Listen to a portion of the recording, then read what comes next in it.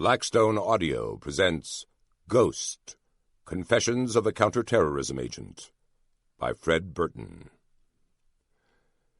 This book is dedicated to Special Agent Brad Smith, deceased, Counterterrorism Division, Diplomatic Security Service, U.S. Department of State.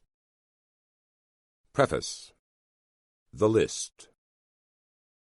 I carry a list of names with me at all times. It is written in the black ink of a fountain pen, in a hardback black Italian moleskin journal, and it travels with me around town in my weathered Gurkha shoulder bag, or, when I'm on the road, in my small Zero Halliburton aluminum case, right next to my Smith & Wesson Model 637 5-shot revolver. There are about 15 names on the list at any given time, but really the number varies, depending upon the speed of justice in the world. Some of the names on the list are known actors, while others are aliases or secret code names. I classify some as unsub, spook language for an unidentified suspect.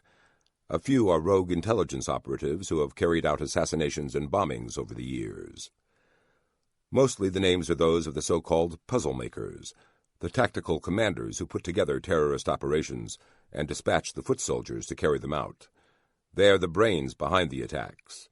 Every attack has a cycle of planning and execution, and I have always been fascinated by the planners who can put it all together. A few of the names on my list are those of the Watchers, a phrase stolen from John le Carré's stories about George Smiley of British intelligence. The Watchers conduct the pre-operational surveillance, the crucial first phase of the attack cycle, lurking in the shadows or operating openly with a laptop perched at a Starbucks table. They study a target in detail to find openings to attack. The good ones move like a gentle breeze, are never noticed, and rarely leave a trail. Others on my list have been trigger pullers in an assassination operation, placed a bomb on a plane, or attacked a building containing innocent children. These are the cold-blooded knuckle-draggers, the shooters. In the bloody aftermath of most of these things, a political group will claim credit under the banner of jihad. But in my mind, the prime responsibility goes to the one who squeezed the trigger or connected the detonator's wires. They are special to me. Each name on my list has eluded pursuit and is still out there, on the loose. There is a story behind every one. Images of their victims still hover in my view. Some are frozen in time, forever young, with loved ones and family members and children standing by grave sites, left, sometimes forever, to wonder what happened. I have been told that it is normal to forget, that time heals. For some reason, that has not been true for me. Some nights, after the kids are in bed, I sit and look at the list and pick up my Parker rollerball pen to make updates, add new names, or relish the opportunity to finally cross one off when he has been arrested or slain. The fate of some will never be known. That troubles me the most of all. I don't need the list to remember their names, for they are all burned into my memory, like the sharp flash of a revolver in a dark alley. I close my eyes and recall the sophisticated street dances of surveillance, the code names and radio traffic chattering in my earpiece, while my feet ached from standing so long on post, the sharp smell of a lit time fuse, the feel of an Uzi bucking in my hands, or the satisfying final crimping of a blasting cap. The shadow work, the attack cycle, safe-house meetings, eyes-only back-channel cables, black diplomatic passports in various names, cash reward payments in standard-issue black Samsonite briefcases, hotel rooms with signed receipts under code names, airplane fuselages split by explosions, and kidnapping victims chained to radiators. I remember the bodies of children, made unrecognizable by the blast of a truck bomb, embassies lying in rubble, body bags on an airport tarmac. Unfinished business, all of it. I have been told that James Jesus Angleton, the legendary CIA spy master known by the code name of Mother, kept such a private, handwritten list. Upon his death, Mother's list was cremated along with his body by the old boys at the agency, letting him take his secrets to his grave. My own list remains as current as today's headlines. Most of the names have long been forgotten by the public, but not by me. I take it personally when justice has not been done, and I intend someday to catch up with every one of them, to help in some way to bring them down. Only then will I remove them from my list. I have been fortunate enough to have had a hand in scratching off a number of those names. I helped create and lead the Counterterrorism Division of the Diplomatic Security Service of the U.S. Department of State. Very few people have ever heard of us. My training for that work was as a street cop, back when terrorism was in its infancy. In the old days, we cataloged what we knew about terrorists by hand, on index cards.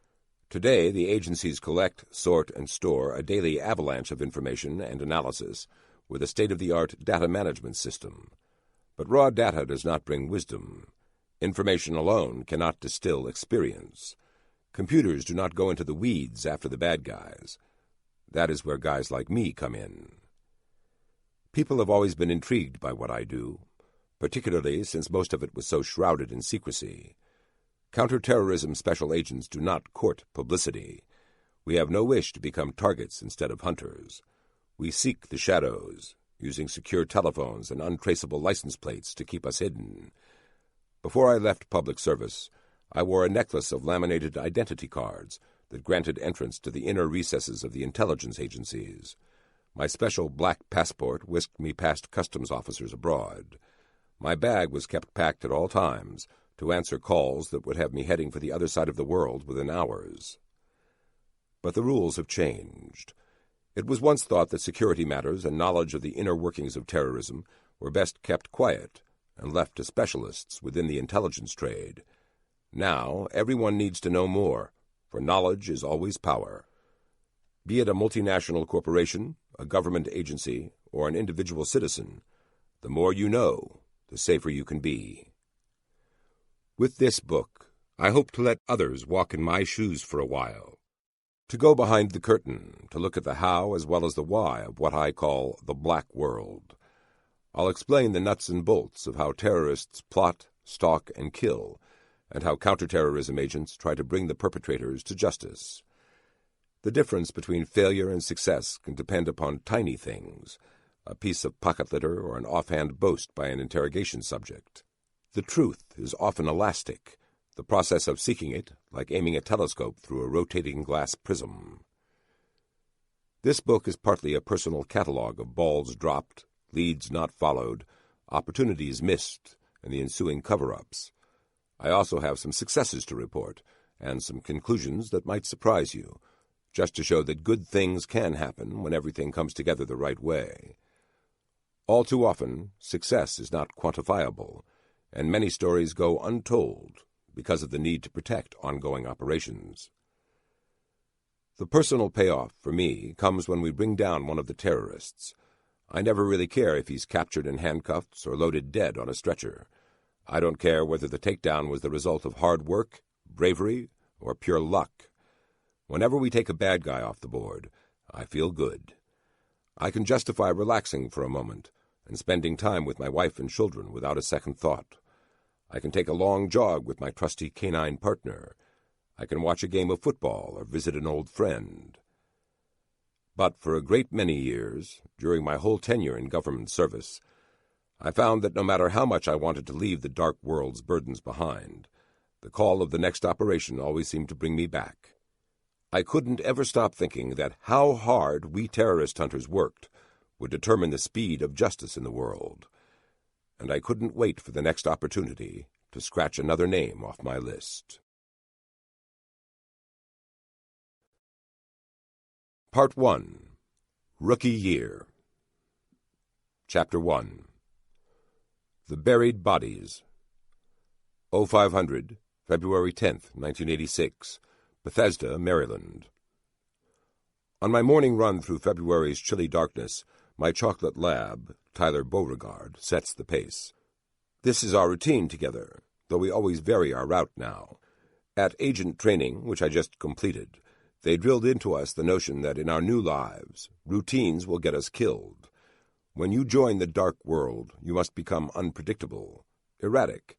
We must strip away all the conventions of our old lives and fade into the background. We've been trained. We've practiced. Today I begin my life as a ghost.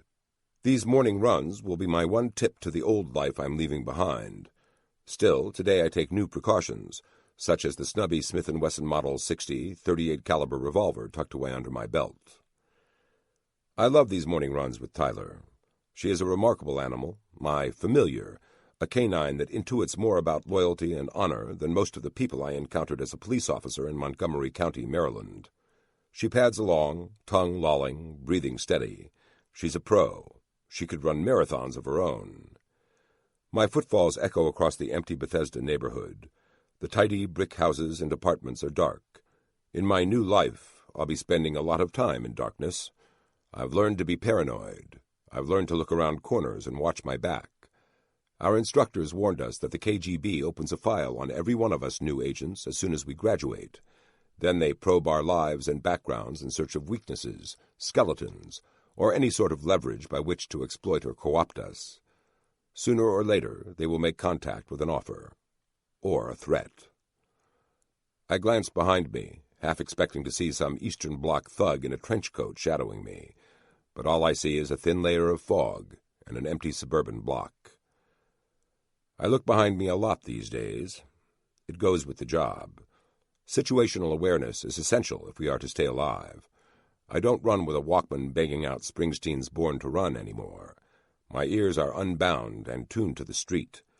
Every little sound, every shuffle or distant downshift of an automobile on MacArthur Boulevard registers with me. I file each new noise away in my mind, cataloging it so I'll notice anything out of the ordinary. I've been trained to be an observer. Since I started my training last November, I hone and refine this skill on every morning run. Tyler picks up the pace. She's taking me toward Glen Echo, a small town on the Potomac. We reach a little jogging trail that runs along Reservoir Road. Here we escape the suburbs and plunge into the woods. Just before we enter the tree line, I steal a sidelong glance behind me again. I practice this move every day. It is something we learned in training. The trick is to be unobtrusive, to not reveal that you're clearing your six. It has become automatic for me now. No tails. We're not being followed. Today my life changes forever. I have no idea what is in store for us new guys. I just know that a year ago I was a Maryland cop. I protected my community. I loved law enforcement, but I wanted something more.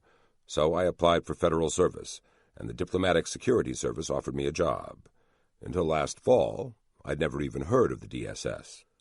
I started my training in November 1985, just a few weeks after terrorists hijacked the cruise liner Achille Lauro and executed Leon Klinghoffer for the crime of being an American citizen and a Jew. They shot him, then dumped him overboard in his wheelchair. The world needs more cops. Only 3 out of every 100 who start the training get to the finish line. I felt lucky just to be there.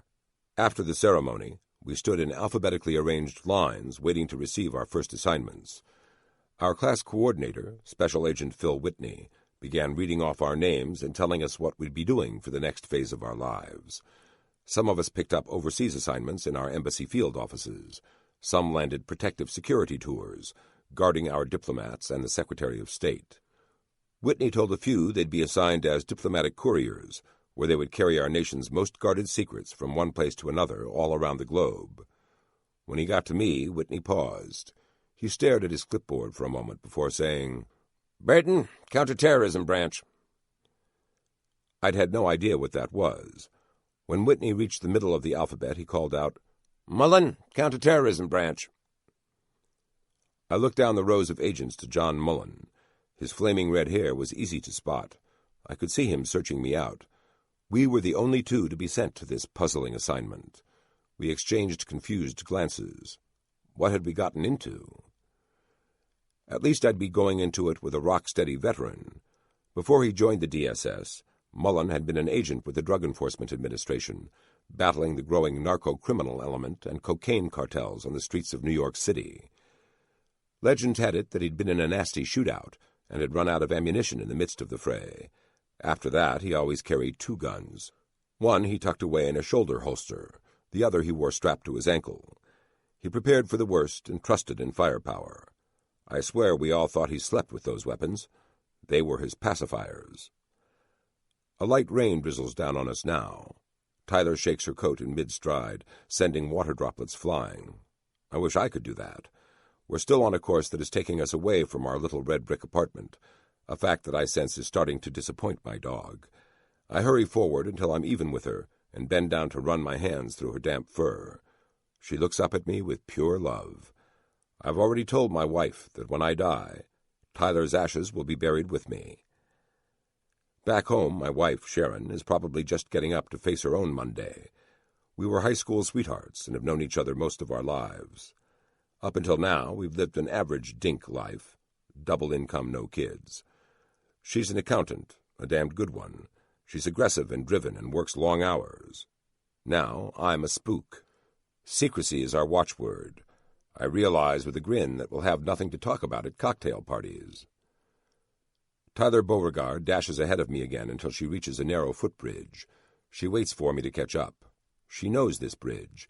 We've investigated it before. It is top on the list of dark world sites to see in Washington, D.C. Of course, there are no plaques or markers noting this piece of spy history. To the average workaday American, guys like me until 4 months ago, it was just a little bridge over a small creek. But now I know its dark side. This was Kim Philby's dead drop point. Philby was the KGB's first true super spy, a British intel operative who embraced communism while at Oxford in the 30s. He compromised hundreds of agents, destroyed scores of operations, and sold out the lives of countless patriots. When his cover was finally blown in the 60s, he escaped to Moscow and got what he deserved, a hellish life under the regime he had helped sustain. In the dingy concrete apartments he later called home, he devolved into a bitter, broken alcoholic, given to frequent bouts of complete incoherence. His conscience became his enemy. He died in shame, his name a byword for treason. In the late 1940s, Philby was posted to Washington, D.C. It was said that he somehow learned the true size of our atomic stockpile, which was not large at the time. He passed that vital tidbit of national security on to the KGB by taping a tube full of documents under this bridge. Legend has it that the information the Russians retrieved here emboldened Stalin to blockade Berlin in 1948. This is my world now. The days of chasing speeders, driving drunken high school kids home, and taking down burglars is over. At least for me. Tyler senses I'm brooding and sets off again. This is her way of telling me it is time to return to the warmth of our apartment. I trail along behind her, my breathing easy. As I watch her galloping for home, it strikes me that she too has a connection to the dark world. She's from Winchester, Virginia. I bought her from a breeder there in town when she was just a pup. That's John Mosby country. He was a Confederate colonel, a renegade guerrilla nicknamed the Gray Ghost, who struck terror into the hearts of Union rear area types during the height of the Civil War. Now I'm counter-terror, whatever that means. I suppose, like every American who watches the evening news, I've seen Americans abroad fall victim to political violence. One terror attack after another has darkened the nightly broadcasts. The Achille Lauro, plane hijackings, car bombings, Beirut. We're a nation still scarred by the Iran hostage crisis and that 444-day nightmare. Will I be fighting against this sort of criminal now? I'm not sure, but I hope so. Time to find out. We run through the morning, never retracing our steps. Periodically, I check my rear. No KGB agents pick up my tail. When we reach the apartment, we're still alone. A half hour out in the neighborhood, and we never saw another soul. It is refreshing to have such privacy. A quick shower and a hastily downed breakfast soon follow our arrival home. I dress carefully. I toss my Casio watch onto the nightstand. I use it only for running. In its place, I strap on a black-faced Rolex Submariner. There's no way I could afford such a luxury at retail price on my salary. A government special agent makes $22,000. But on our honeymoon to the Virgin Islands a few years ago, I snagged this one for $750. In the closet, I find my Joseph A. Banks suit. Brown. Standard spook issue. The company gives us agents a discount. I button up a white dress shirt and throw on the one thing that will give me any distinction among my colleagues, a duck-patterned Orvis tie. No sense in totally obliterating my identity with my government threads. Finally, I reach down to find my Johnston & Murphy lace-up shoes. I used to wear loafers when I wore a suit, but that's a no-no in the dark world. Our instructors taught us to always wear lace-up shoes. Why? If you have to kick someone while wearing loafers, chances are your shoe will fly off. Lace-ups stay on through hand-to-hand combat. I wonder who I'll need to kick in the months to come. I slip a Parker rollerball into my shirt pocket, then check my briefcase. Inside is a small black pouch with the holy grail of our business, 5 little pins designed to be affixed to our left lapels. Each one is color-coded, black, red, blue, green, and gold. Depending on the day and the mission, they denote to other agents that the wearer is on protective security duty. That's basically bodyguard detail, like what the Secret Service does for the president. In agent training, we were told that if we lose these pins, it would automatically trigger an internal affairs investigation. In the briefcase next to the pouch is my custom-made radio earpiece. It was molded specifically for me and my left ear. When in the field, this will be my lifeline to my fellow agents. I pull my credentials out of the briefcase. They look like an average wallet until you open them. Inside they're marked, "This special agent holds a top-secret clearance and is worthy of trust and confidence." Our gold badge sits next to those words. I fold the creds up and tuck them into my left jacket pocket. I'm agent number 192. Last, I strap on my belt holster. It holds 2 speed loaders for my Smith & Wesson Model 19 .357 Magnum. I slide the ebony weapon into its sheath and snap the strap in place. With the 2 speed loaders, I've got 18 rounds. That should be enough. If you can't get the job done with 18 shots, you'd better run. I'm ready for work. Well, almost. It's a cold day, and I'll need a jacket. Inside my closet hangs a green Barber Beaufort. This is a standard-issue piece of cold-weather gear for the British MI5 and several other intelligence services. They're warm and have inner pockets that are perfect for hiding an extra revolver or a small radio. The pockets are lined and keep hands toasty even on a snowy day. This allows us to forego gloves, making it easier to draw our weapons. Or so the veteran spooks have told me. Back in the day, special agents preferred tweed. Look around D.C. in the 60s and 70s, and the spooks from Langley and the Hooverite FBI agents all wore brown tweed with elbow patches. They looked a bit like college professors, only cooler and in better shape. And well-armed. That's old school now. We new guys go with the Barber Beauforts. One of my instructors told me just before graduation that, in a pinch, if you need help while out on the street during an assignment, look for the Barber Beaufort jackets. Chances are they'll be keeping a spook warm. But for which side? By now it's almost 6. Sharon's coiffed and ready for work. We kiss and both of us depart, leaving the apartment to Tyler. She'll take good care of it. My gold Jetta awaits. It is not James Bond's Aston Martin, just the best we could do on our salaries. I climb aboard and head for MacArthur Avenue. I check my rearview mirror every few seconds, memorizing the cars behind me. Are any following? I merge onto Canal Road and pass along the outskirts of the Georgetown University campus. It seems like such a normal commute in an average part of America, yet I know that today is going to be different.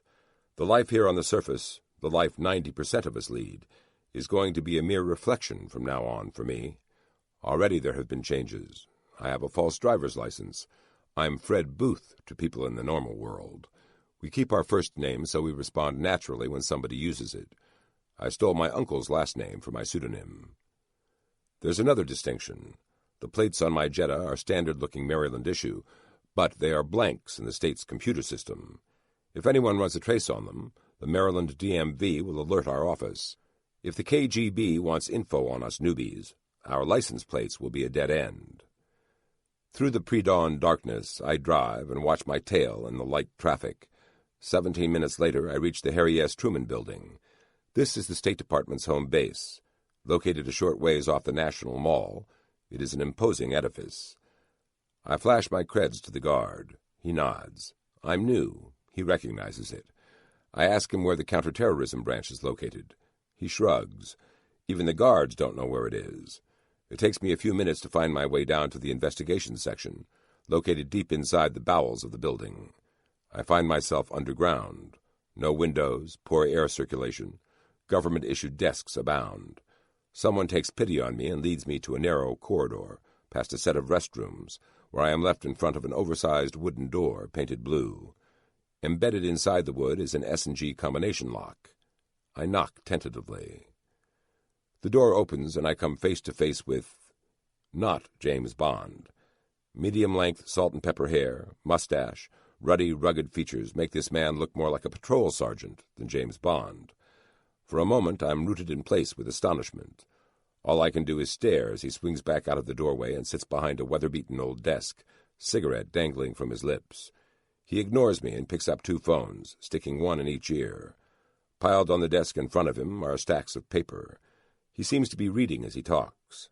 Using a red pen, he scribbles something across a piece of paper, even as he shouts into one of the phones. Then he slams it down, takes a long drag on the smoke, and stares up at me. I look around the room. The walls are bare.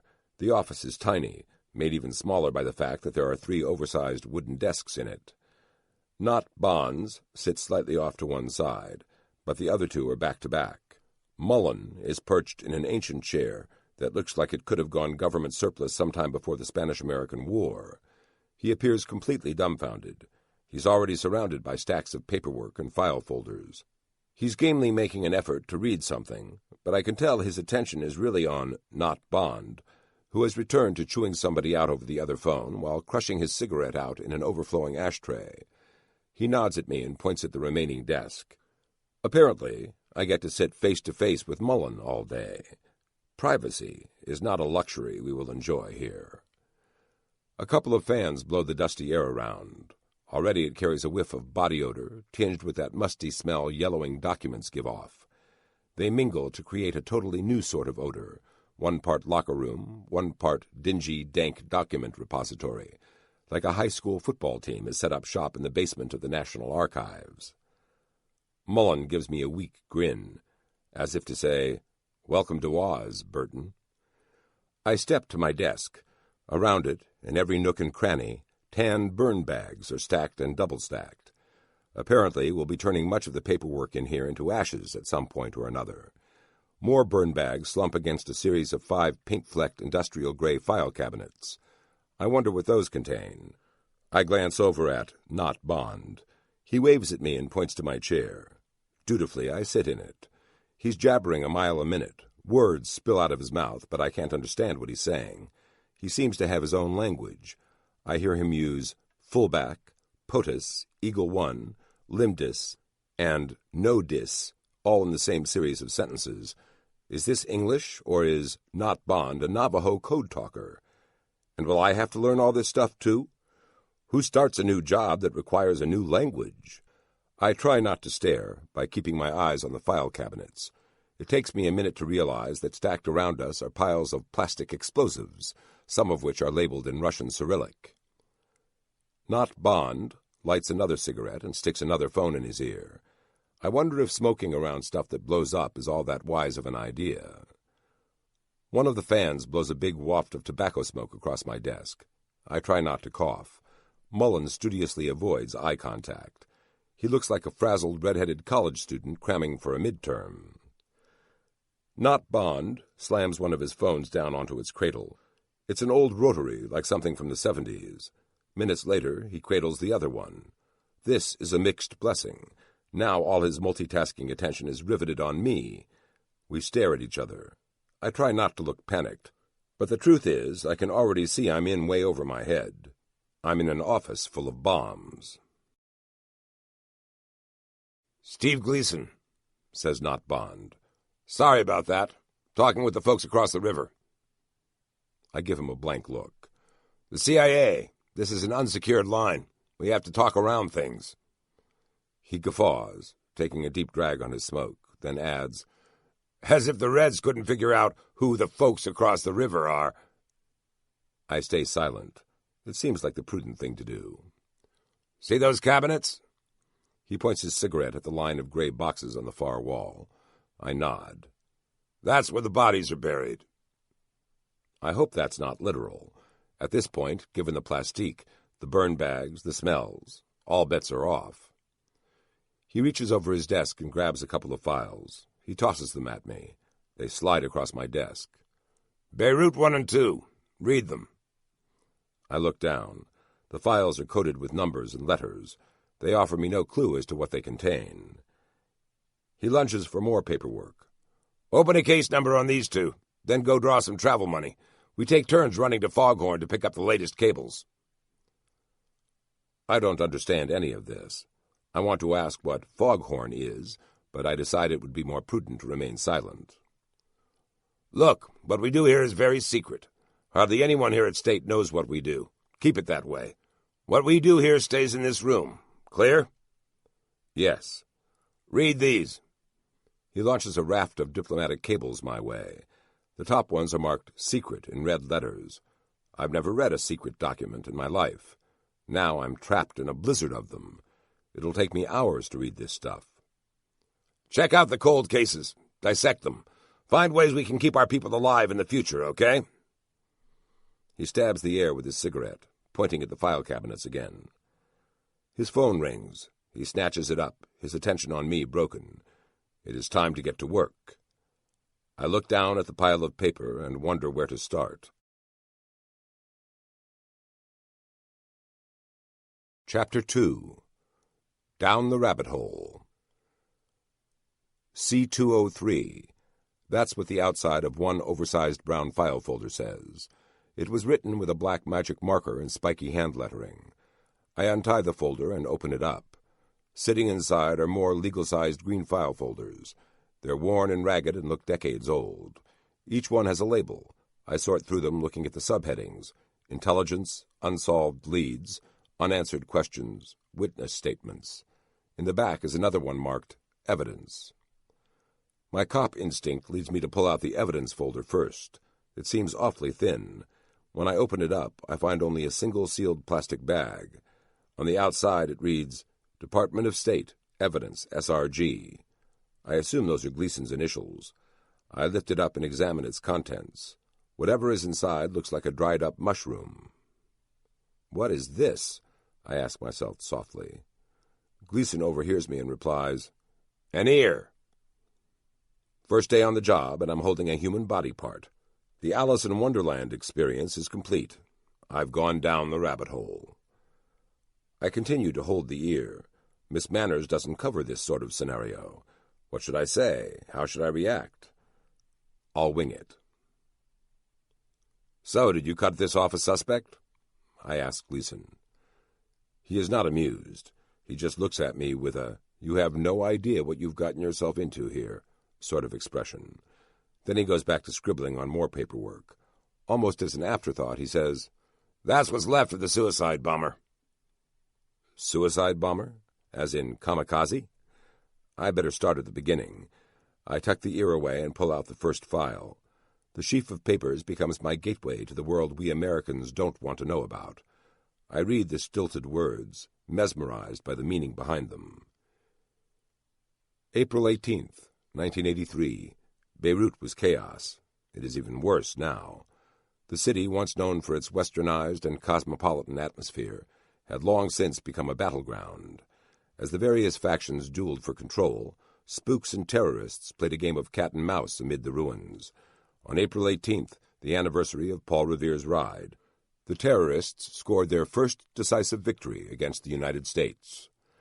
At 1300 hours local time, a van passed through a security checkpoint and drove up to the front of the embassy. The driver parked under a portico, then detonated the 2,000 pounds of explosives stuffed into the back. Now I understand why there is only an ear left. The explosion tore apart the entire front of the U.S. Embassy, killing 63 people and wounding 100 more. I vaguely remember hearing about it on the news 3 years ago. I never heard who carried out the attack. What possesses a man to blow himself up while murdering scores of innocents at the same time? What is the motivation? I suspect those are questions I'll be wrestling with for a long time. The attack was orchestrated by Islamic Jihad, which has been in the news a lot lately. The intelligence folder has plenty on Islamic Jihad, and before lunch I learned that it is really just a name. The real player is Hezbollah, and the power behind that name is Iran. The Iranians blew up our embassy in Beirut. Hezbollah, controlled, directed, and supported by Iranian intelligence, provided the foot soldiers for the attack. How is this not an act of war?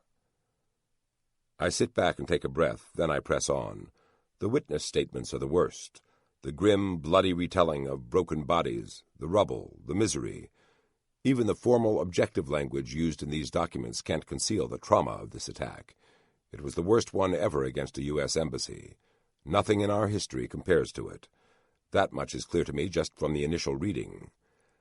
I delve further, flipping through well-worn pages, many of which were written by Gleason himself. One thing begins to stand out. The timing of the attack was peculiar.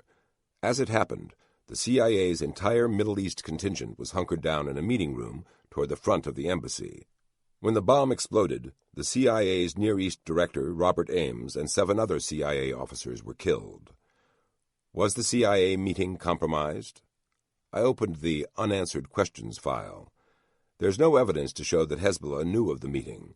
Then again, with all the foreign nationals working in the embassy, it is quite possible that word of the meeting had been leaked.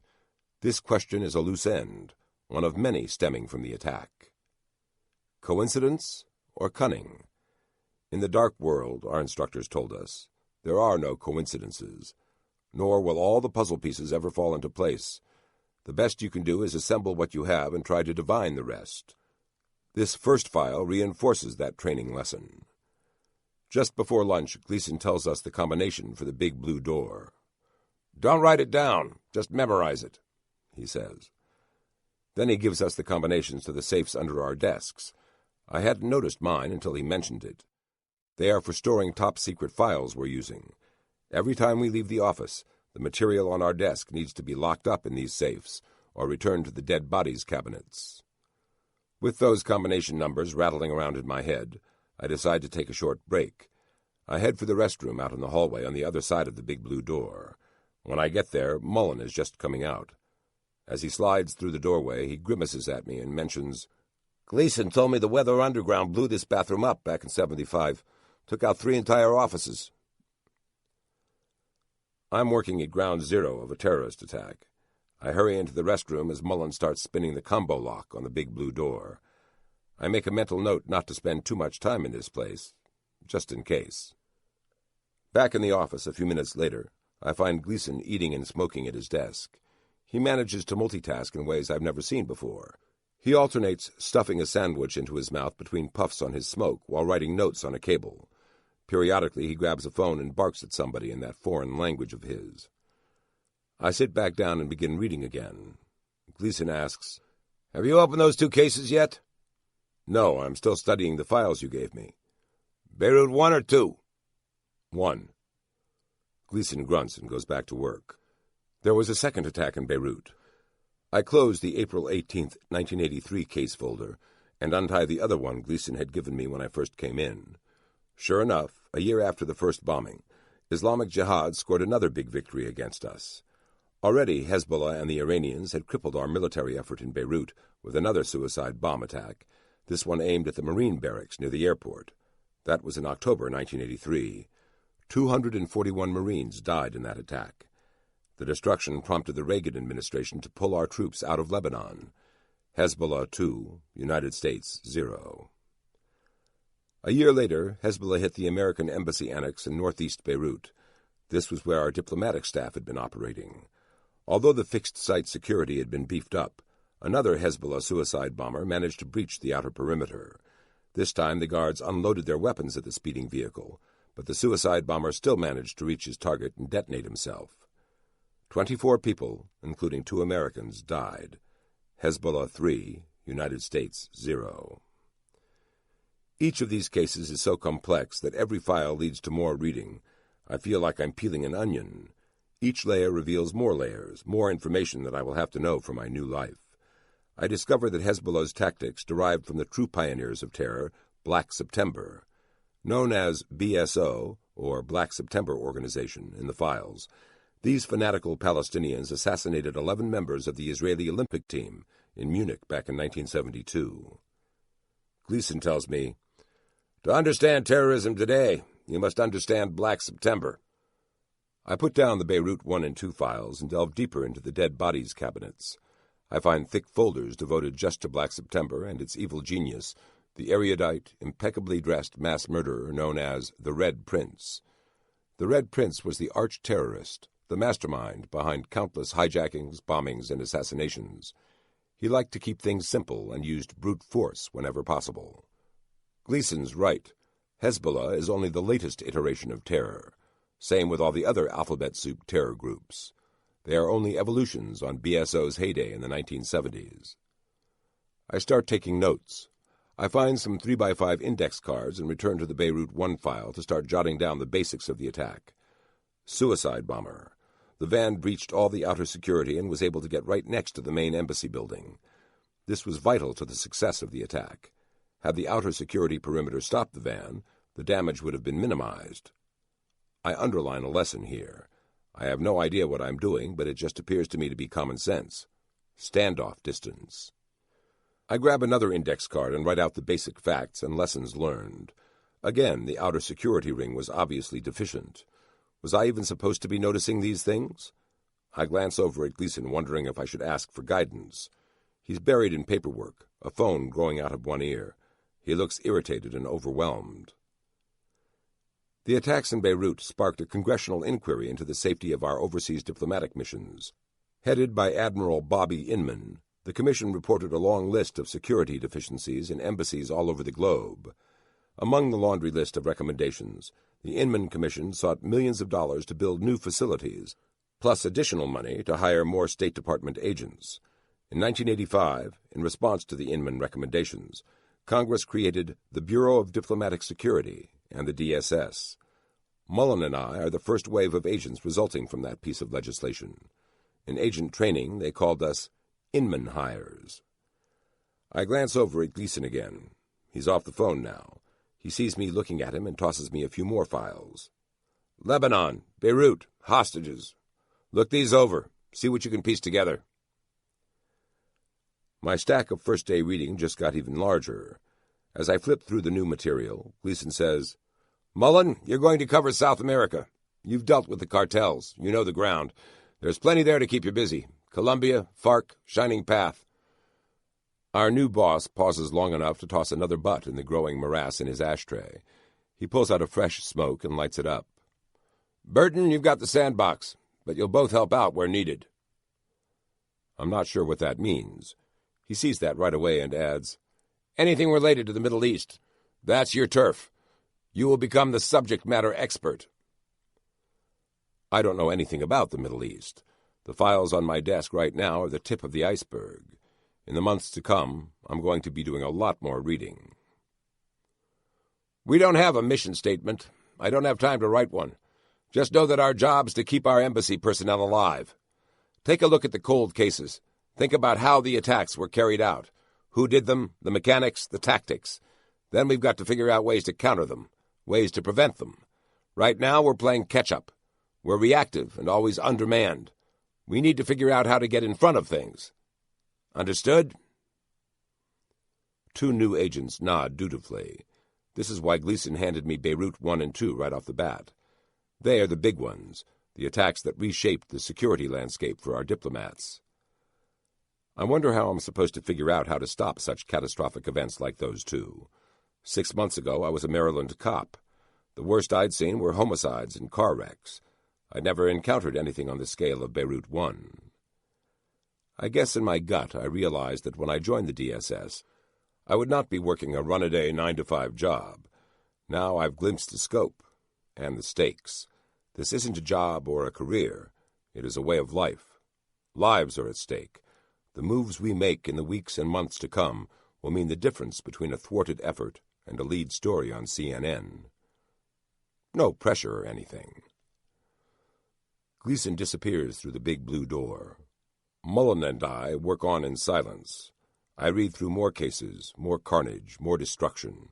The same names keep popping up. Hezbollah, Imad Fayez Mughniya, Abu Nidal. I discern that there are 3 major players in the Middle East terror game: Iran through Hezbollah and its cohorts, Libya through its own intelligence service and its surrogates, and the Palestinians through the Palestine Liberation Organization, PLO, its splinter groups, and Black September. I have much to learn. The curve is steep. Gleason returns and hands me more files that he's taken from the dead bodies cabinets. They land on my desk with a heavy thump. I'm getting a crash course in human depravity. It is tough to take, and after a while, all the human misery resident within these pages starts to blur together. The parade of violence, the car bombings, the suicide attacks, the machine gunning of civilians, hostage-takings, hijackings. File after file describes horrific events. It leaves me numb. The world is on fire, and I had no idea. Late that afternoon, Gleason leaves the office again. Mullen and I work on in silence, continuing our crash course in world terror. A few minutes later, he returns with another raft of diplomatic cables. Okay, this is the latest from Foghorn, our communications center. All incoming messages are sent there and prioritized. I'll show you where it is later. As he squeezes by my desk, Gleason says, Burton, we've got a source who says our ambassador to Chile is about to get assassinated. You're meeting the informant tomorrow in Charlottesville. When you're done there, write it up, then get up to Philadelphia. Philadelphia? Yeah, we've got a source who says his family is Hezbollah. He says he knows where the hostages are in Beirut. For $150,000, he'll spill his guts. Go see if he knows anything. He hands me 2 more files on these informants. Get familiar with them tonight. In the meantime, you'll be traveling on a moment's notice from here on out. Keep an overnight kit packed, okay? So much for on-the-job training. Tomorrow, the real game begins. Chapter 3. Night Train. February 13th, 1986. Outside of Philadelphia. The Amtrak coach rolls and sways as we clatter along the old tracks between D.C. and Philadelphia. Most of the passengers around me are trying to doze, but a few are busy reading under spotlights, clicked on from the overhead panel above each seat. Periodically, we stream past a freight train, and I watch scores of boxcars swish past my window. I love train travel. It harkens back to a more genteel time, when manners and style reigned unchallenged by the speed and utility of modern airliners. Indeed, this short voyage tonight on Amtrak's rails should be a chance for me to relax far away from the rush of my new office. But I am not relaxed. Tonight, when I exit this car at the 30th Street station, along Philadelphia's Schuylkill River, I will meet with a source I know nothing about. Gleason merely told me the rendezvous point and the recognition signal. Since I'll be alone on this mission, I'm mimicking Mullen's habit of carrying extra firepower. Before I left D.C., I strapped my Smith & Wesson Model 60 into the ankle holster, now riding on my right shin. The source says he knows something about our hostages in Lebanon. For the past few years, Hezbollah and criminal gangs have snatched American citizens off the streets of Beirut. The gangs sell their catches to Hezbollah. Right now, there are dozens of hostages in their hands, including one very special one, William Francis Buckley. Before I left for Charlottesville and my first rendezvous with an informant on Tuesday, I read through the Buckley file. He was grabbed as he left his house in Beirut. For him, it started out as any other day. His pattern rarely varied, which was an obvious mistake. He'd get up, get dressed, have breakfast, and walk out to his car.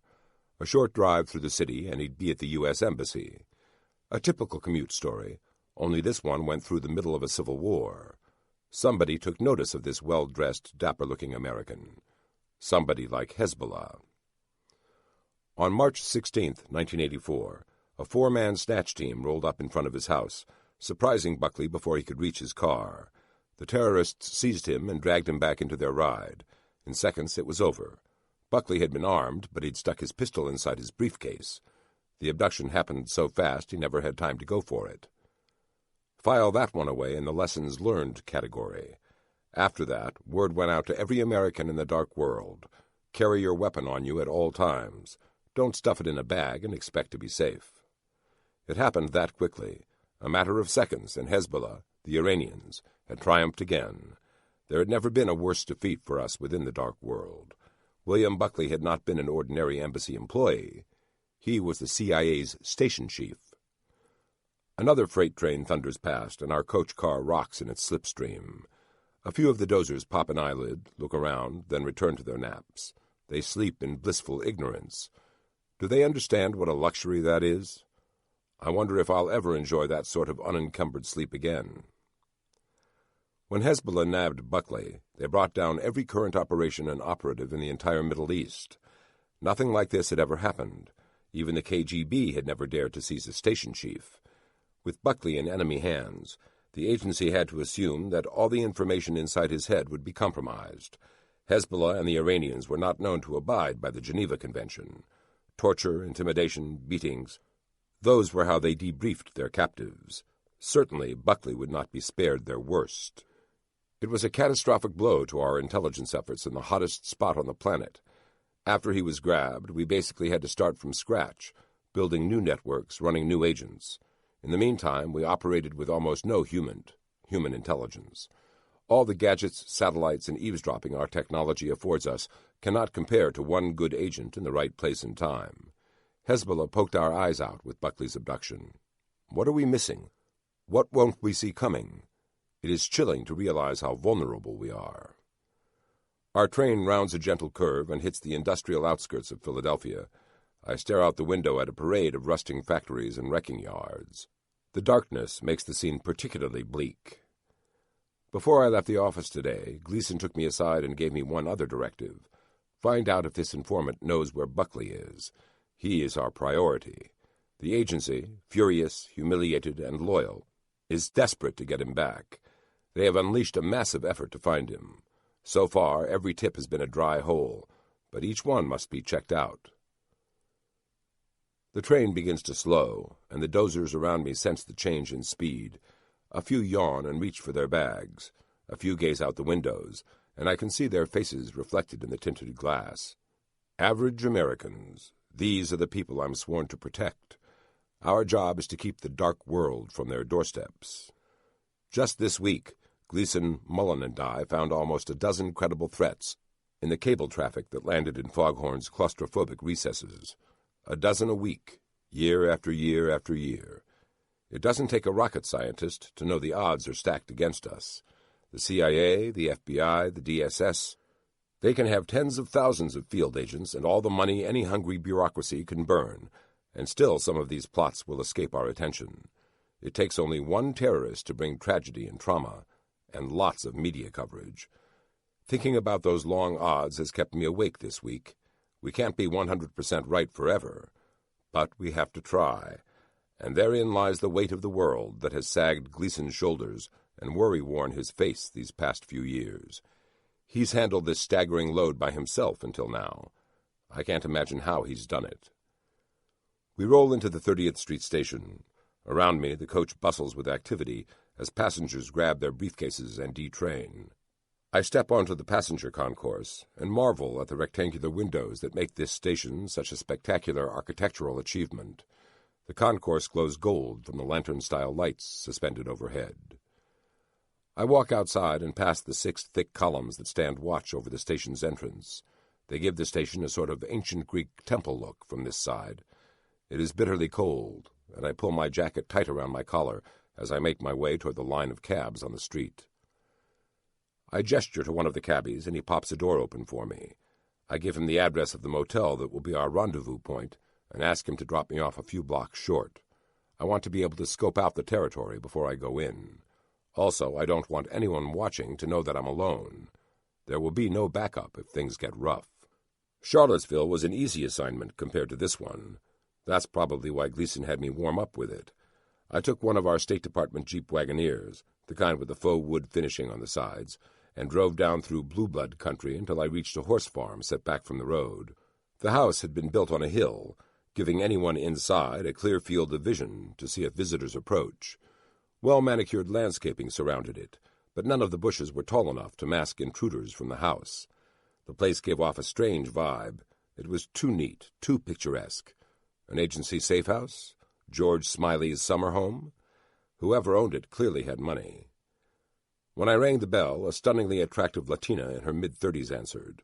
Her white blouse accentuated her tan, and she'd pulled her dark hair back into a ponytail that gave her an athletic look.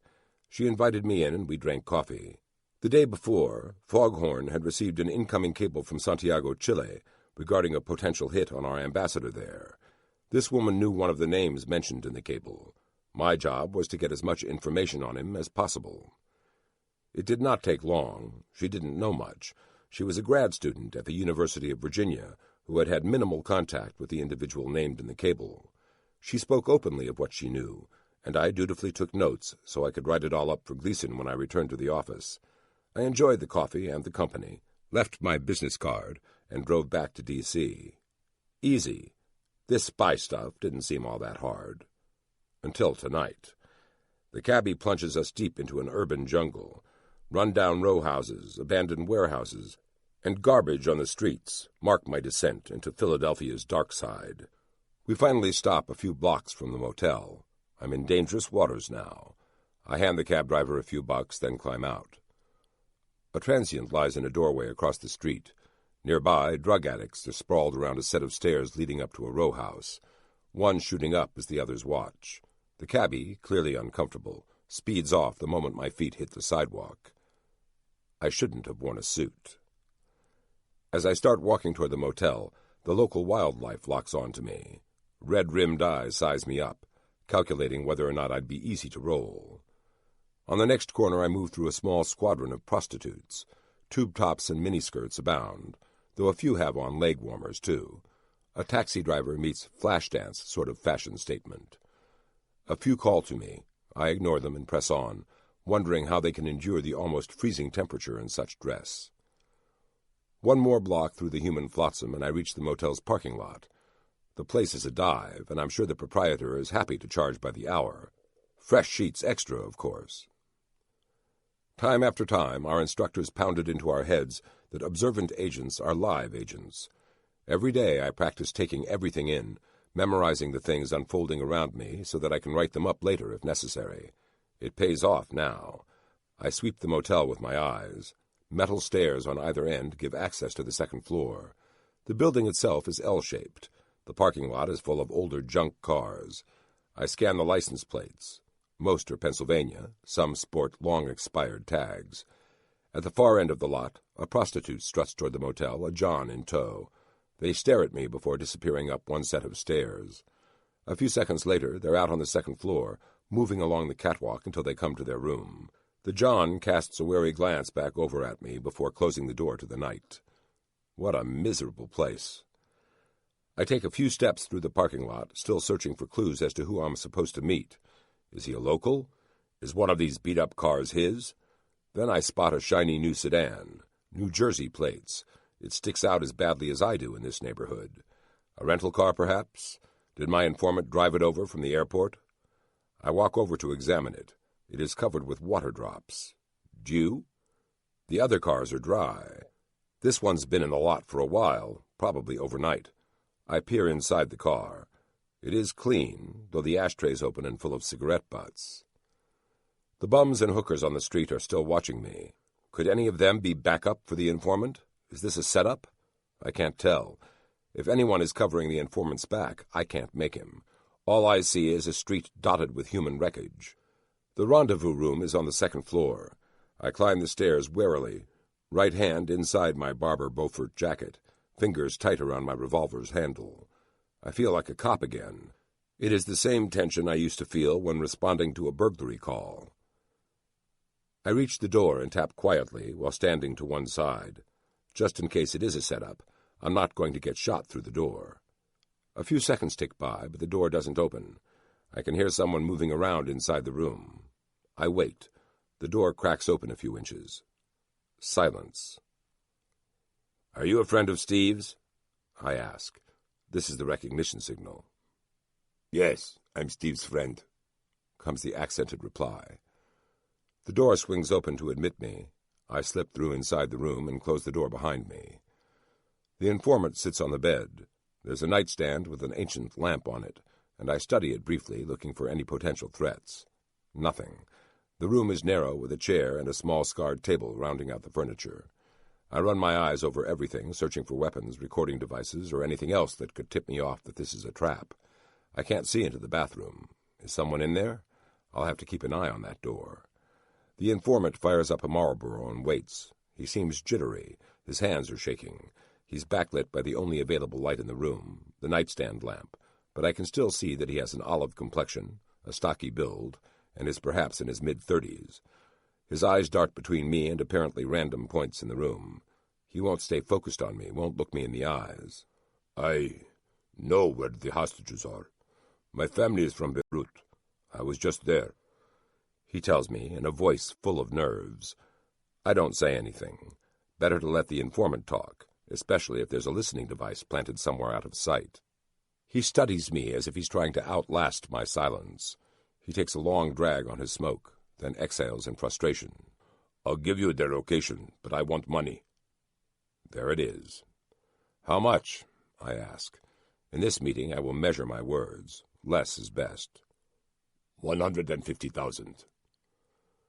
I back against the wall across from the bed. A quick glance toward the bathroom door, then my attention refocuses on Steve's friend. He stares at the frayed carpet at my feet. Is he ashamed or afraid? For that kind of money, you'll need to give us something first. What do you mean? How do we know you know where the hostages are?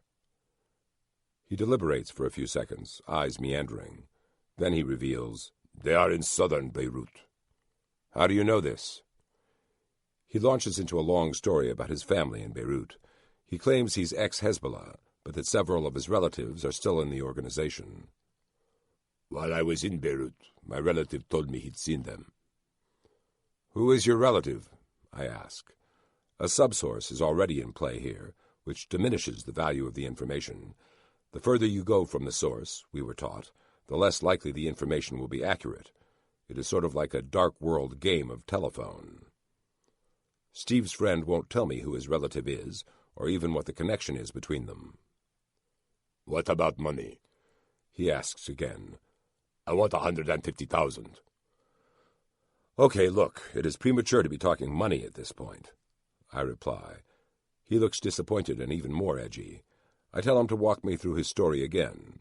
This time I pull out a notebook and start scribbling. 2 hours later, he's told me everything he's willing to give up. He says nothing about specific hostages, no mention of Buckley. He rambles on about his family, his association with Hezbollah, and Beirut. In the process, he actually tells me very little. His family lives in West Beirut. Somehow, this relative of his saw hostages in the southern part of the city. No information on how many hostages or who they were. No more specifics, no more details. I press him, but he doesn't divulge anything else and makes it clear he won't until he has been paid off. I'll report this to Steve and he'll get in touch with you. The informant looks disappointed. I think he expected me to shovel bags of cash at him.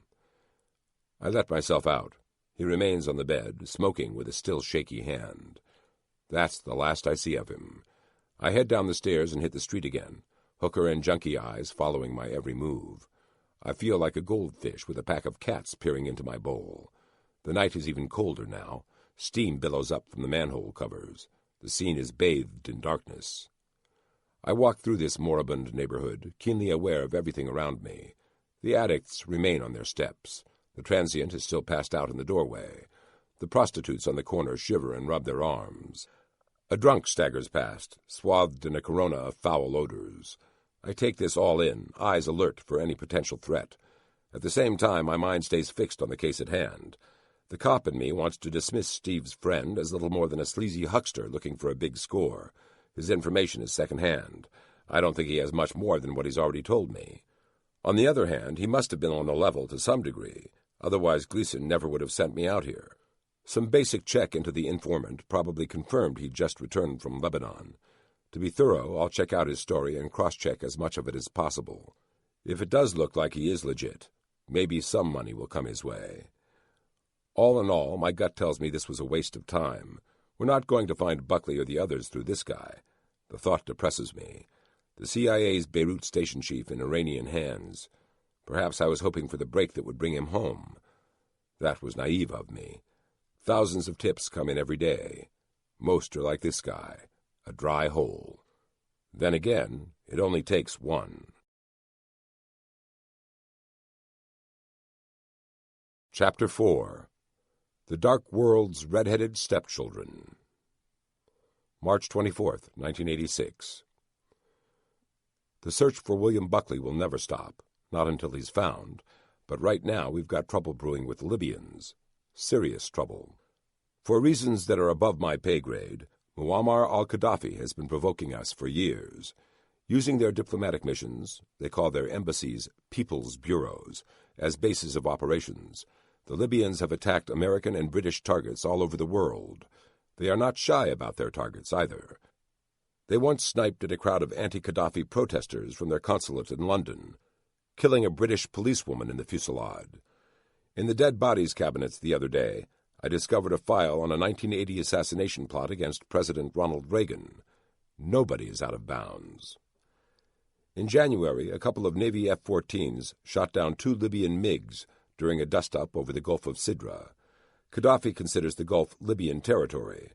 The rest of the world considers the Gulf international waters. The U.S. Navy is the only force capable of challenging Gaddafi on this point of law. President Reagan has sent 3 carrier battle groups into the Mediterranean Sea to drive home to Gaddafi the seriousness of our objections. The Libyan dictator has proclaimed a line of death across the northern boundary of the Gulf of Sidra. Cross it, he says, and he will strike.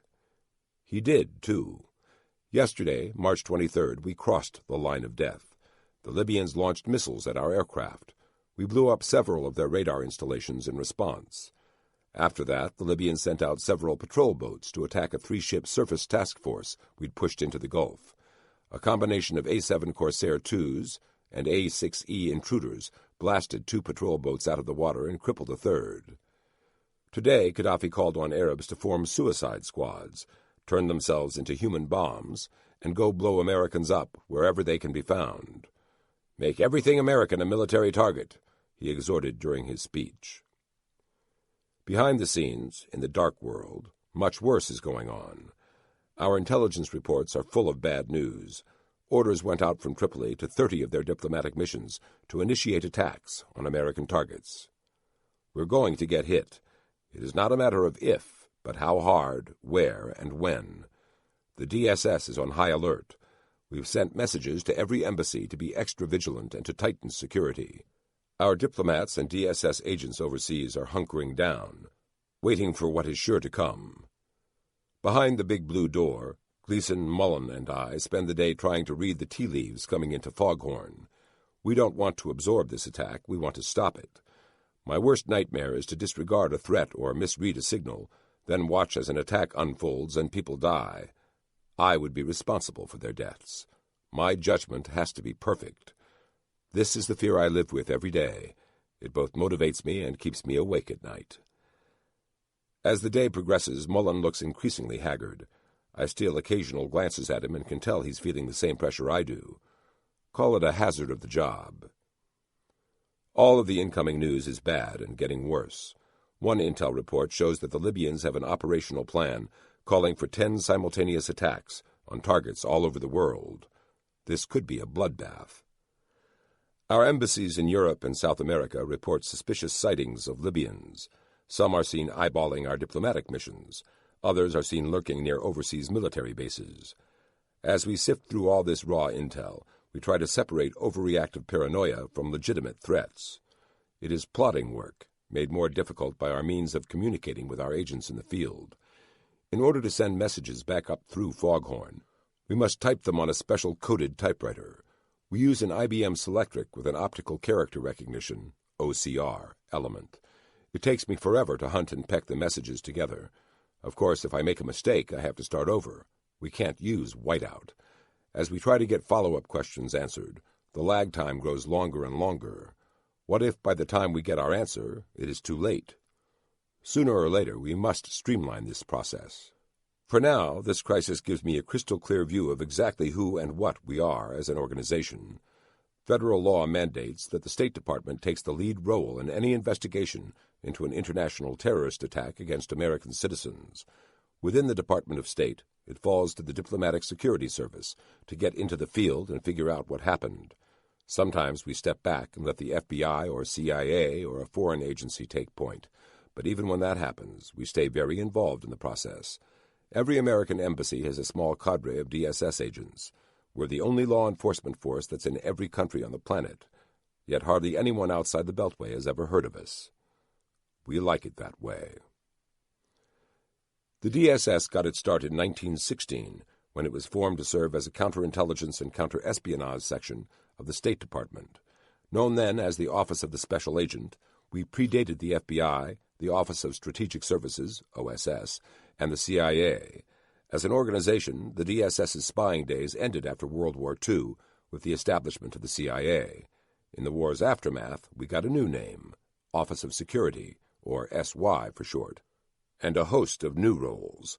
We protected our ambassadors and our embassy staffers. We covered the Secretary of State, like the Secret Service does the President. We also guarded foreign heads of state and visiting dignitaries when they came to the United States. And, of course, we investigated crimes against Americans overseas, passport fraud, visa fraud, and other issues involving foreign nations, such as illegal arms sales.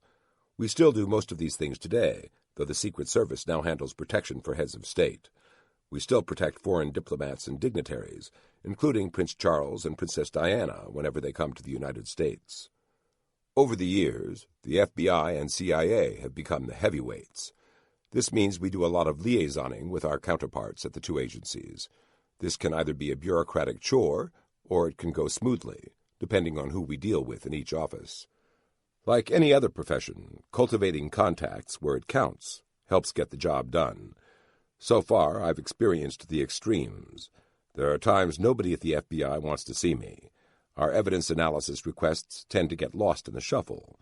Lab time is at a premium at the FBI, and every organization has high-priority issues that need to be addressed. The DSS sometimes ranks low on their list of agencies to please. The CIA is a different matter.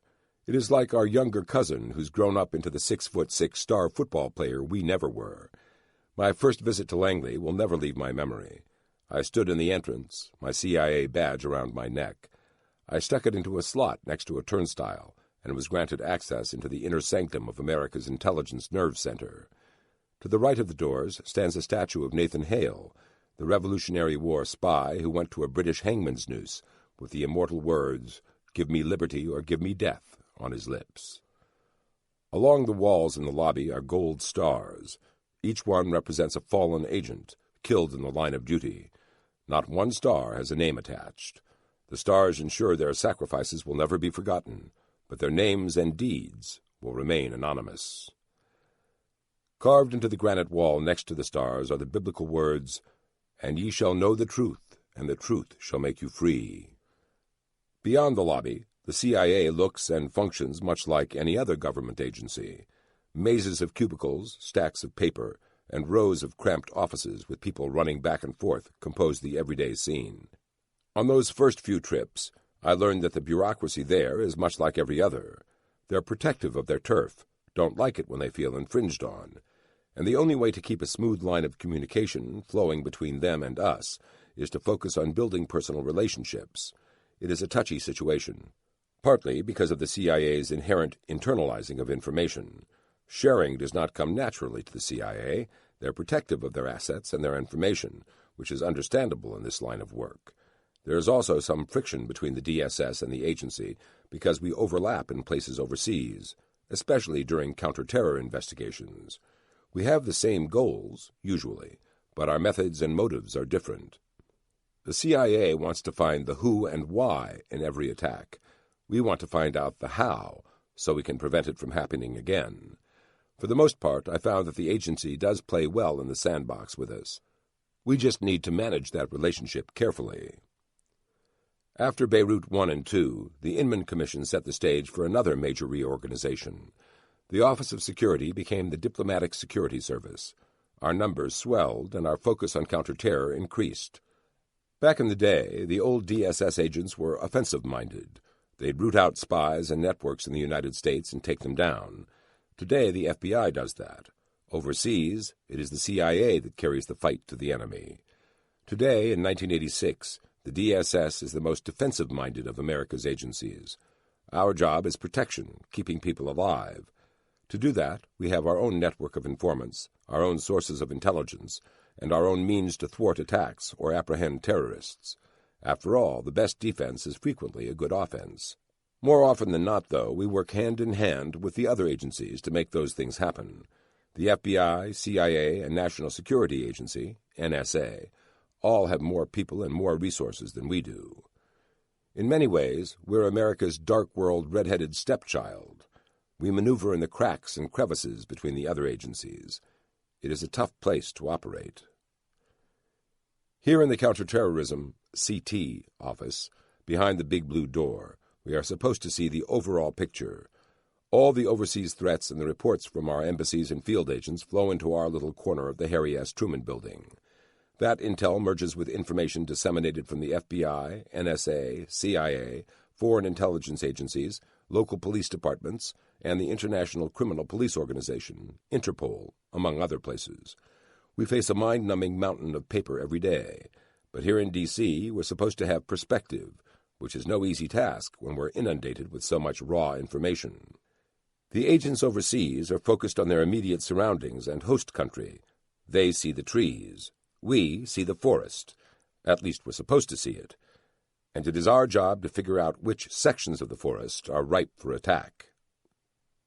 Over the past month, I've seen all sorts of threat indicators and sent those back out into the field. A tip from Bangkok comes in via foghorn. The source there says an embassy in the Middle East is going to be hit with a car bomb. We route that to our regional security officers, RSOs, the senior agents in charge at our embassies, with a flash warning to pay particular attention to vehicular traffic and unattended automobiles. Behind the big blue door, we are the tripwire. The threats come in. We figure out the best way to handle them and send out warnings. In a sense, this makes Mullen, Gleason, and I managers and filters for all the incoming chaos. At the same time, while keeping our eye on the big picture, we must also delve into the field. Already I've had to investigate several terror attacks on American interests overseas, including the bombing of our embassy in Lisbon, Portugal.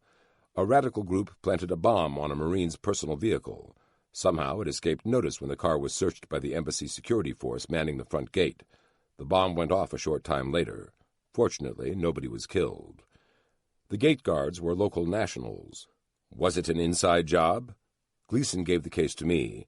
It turned out they had just missed the bomb during the search. There was no conspiracy.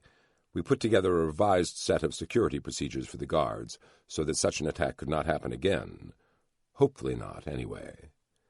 If we can't stop an attack before it happens, before the smoke clears over the target, we open a CT investigation. Once a counter-terror investigation is opened, our office has one major objective: find out what went wrong. Again, it is a defensive role. We want to study the attack, break it down into its individual components to see how the terrorists carried it out. Once we figure out how they succeeded, our security flaws become evident. This knowledge will save lives in the future, as we can devise new security tactics that fill the gaps the attack exploited in the first place. Frankly, we're way behind the ball right now, struggling to catch up to our enemies. That is what makes us vulnerable. That's also why our tripwire efforts are so important. If we can divine the target of the next attack, we can warn our men in the field. They can counter the threat and hopefully deter the terrorists. 1 month into my job, and this much is obvious. If we miss the warning signs, it'll be too late. Once the truck bomber starts his mission, the chances of it succeeding are almost 100%. The only sure way to prevent an attack is to stop it before he gets behind the wheel. There are 2 ways to do that: find and bring down his network, or change tactics and security around the target in such a way that the terror cell aborts the attack. All day long, Gleason, Mullen, and I work feverishly to find those little nuggets, those genuine threat indicators we can pass along to our agents overseas. Dinner is forgotten. The cafeteria closes at 6, and I didn't have time to get up there anyway. I eat a granola bar at my desk and plow through more incoming cables. Close to midnight, I'm exhausted and need a break. I finally work my way to the parking garage and find my Jetta. A short drive home, and I fall face down into my waiting pillow. I sleep with a portable phone next to my ear and a code card on my nightstand. In the event of flash cable traffic, Foghorn will call me with the news. Flash is the highest priority cable we can receive. They demand immediate attention, even at 4 a.m. Other times we get NIACT cables. These are flagged night action and are also cause for a call in the dead of night. Over the past month, I've not gone more than 1 night a week without being woken up by Foghorn's night duty officer, telling me in cryptic phrases that something bad has happened again. I hardly fall asleep when the phone rings. "Venus has reported a threat in Crowbar." I grab my code card and start scanning for Crowbar. The code words change frequently, and I don't have the time to memorize them. I know Venus is the FBI. Crowbar eludes me. "Can you help me out here? City?" He gives me an elliptical clue. I figure it out. Beirut. I have to deal with this one. Sleep forgotten, I start making phone calls. Morning. A quick run with Tyler Beauregard fails to shake me loose from the bone weariness I feel. Even when I want to sleep, need to sleep, I have a hard time. Tyler senses how stressed I am, and she stays close to me today. She lopes along right by my side, and I feel the comfort of her fur as she brushes against my legs every few strides. Did I say I love this dog? She's doing her best to take care of me. I reach the office before 0600, and it is already a madhouse. Mullen appears unwashed and unslept. Has he been here all night? Probably. Gleason looks more than ever like an overtasked patrol sergeant. Eyes bulging, he's already chewing somebody out over the phone. A stack of incoming traffic awaits me on my desk. I get to it. March 25th, 1986, looks to be another really bad day. The U.S. Navy and the Libyans are still fighting in the Gulf of Sidra. Everyone is jittery. The Italians are almost apoplectic, as this is unfolding right in their own backyard. The French are playing coy, which doesn't surprise me. Rumor has it that the French have cut a deal with various terror groups, including the Palestinians and the many-striped jihadists. France will leave them alone if they do not attack the French homeland. As a result, many of our terrorist enemies have started camping out in Paris, using it as their home base for strikes elsewhere in Europe.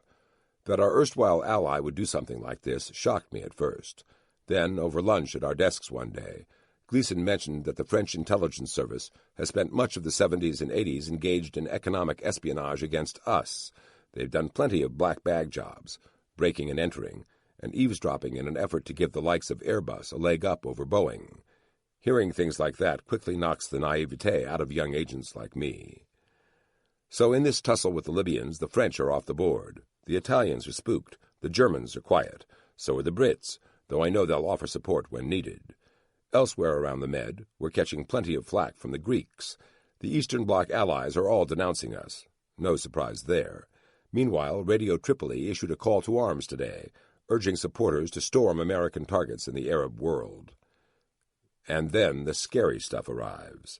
First, we get a flash message warning that the Libyans are recruiting Palestinian and European assassins to be proxies in attacks against our interests.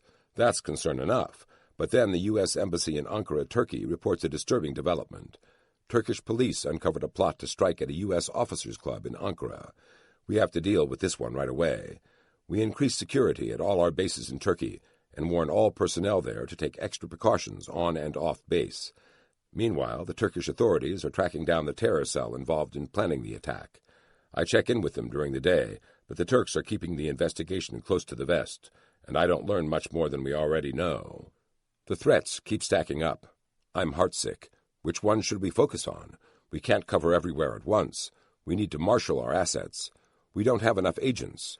In crises like this, it would be terrific if we had a strategic reserve of counter-terror teams ready to fly to a regional hotspot at a moment's notice.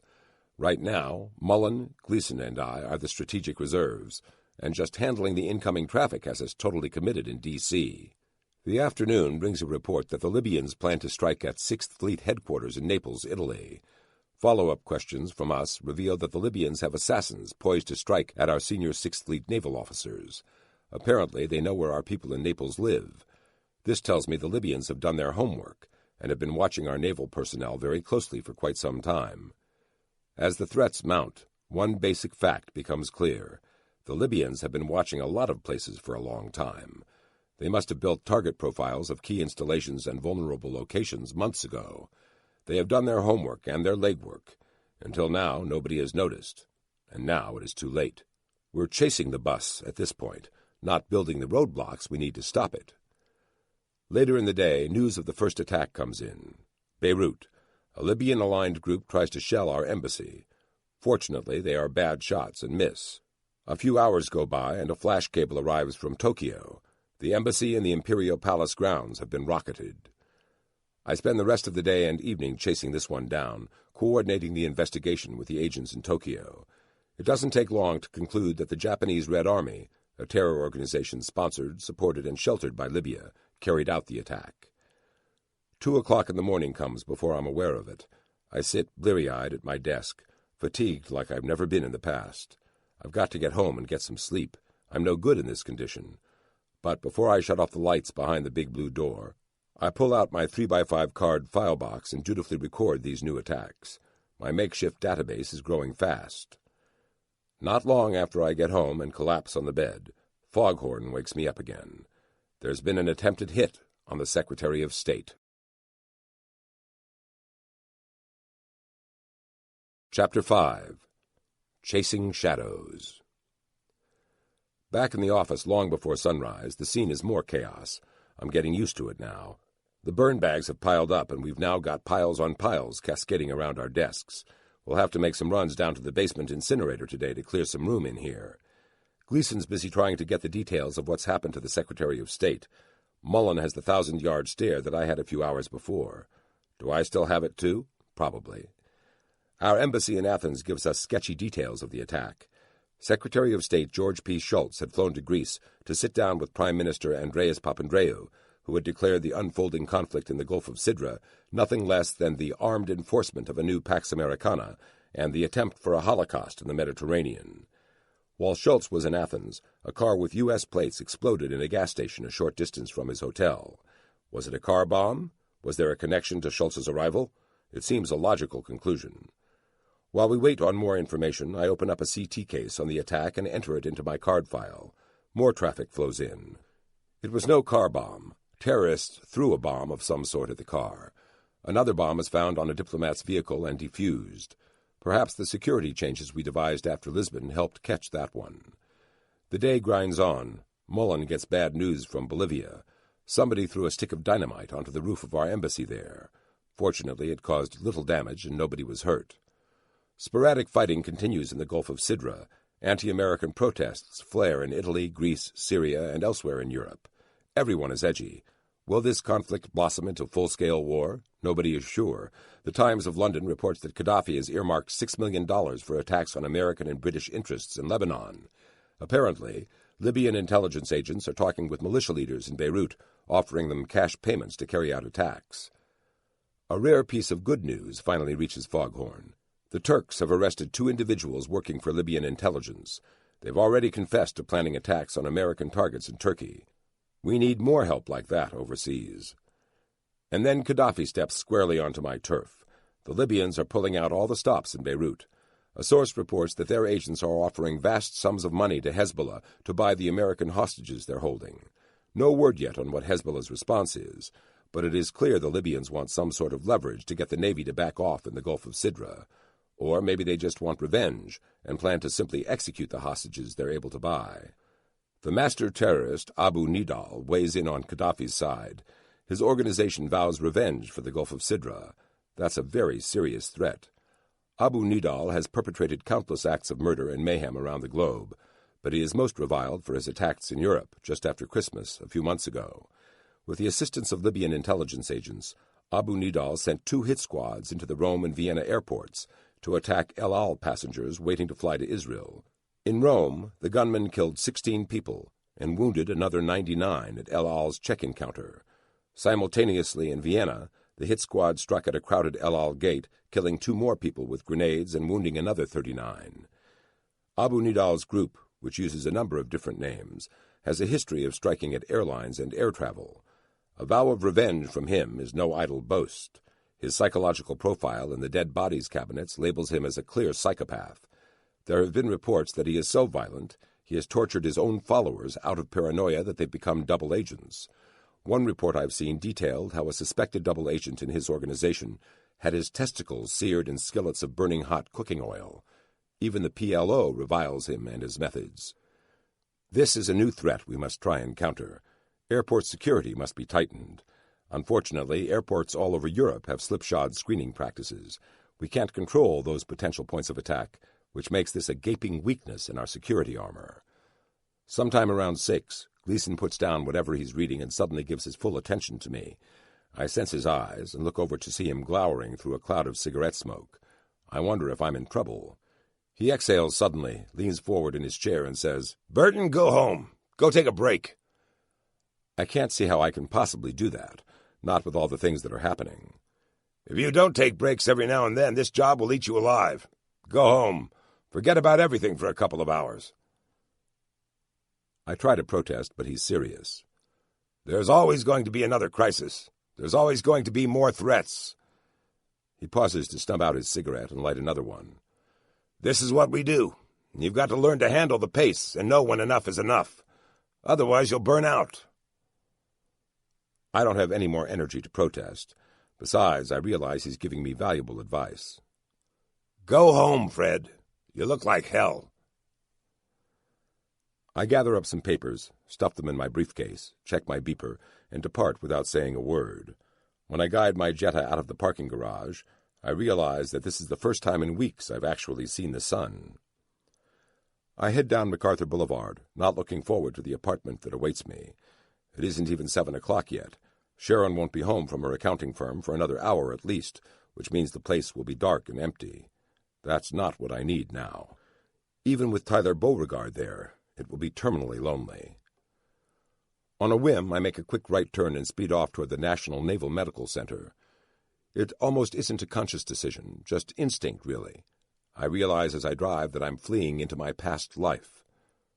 Brant Place. That's where I need to be right now.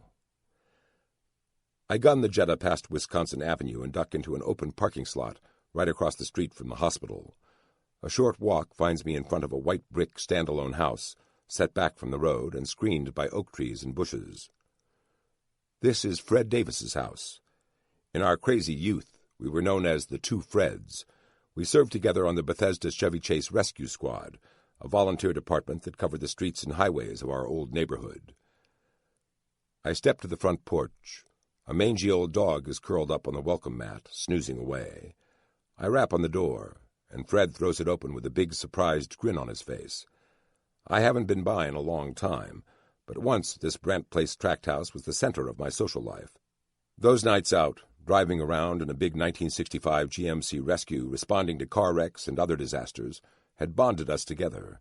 I feel relief at his warm welcome, guilt that I haven't seen more of him recently, and fear that perhaps we've grown apart now that we've gone in different directions. Come on in. You want a beer? No. Got any coffee? I'll put some on. In his cluttered bachelor's kitchen, Fred brews up a pot of coffee. He's dressed in jeans and tennis shoes, but he's still wearing his badge and pistol. I take off my coat, revealing my shoulder holster and the Smith & Wesson tucked inside. A few minutes later, we settle into a couple of chairs on the front porch. We shoot the breeze, just like the old days when we'd come off shift. The rescue squad was a pivotal time in both our lives. We recognize that now. The volunteers who staffed the place were cops and EMTs and firefighters from the local departments. Working alongside them left an indelible mark on both Fred and me. The experience led us both into a life of law enforcement. Fred put himself through EMT night school by working construction during the day.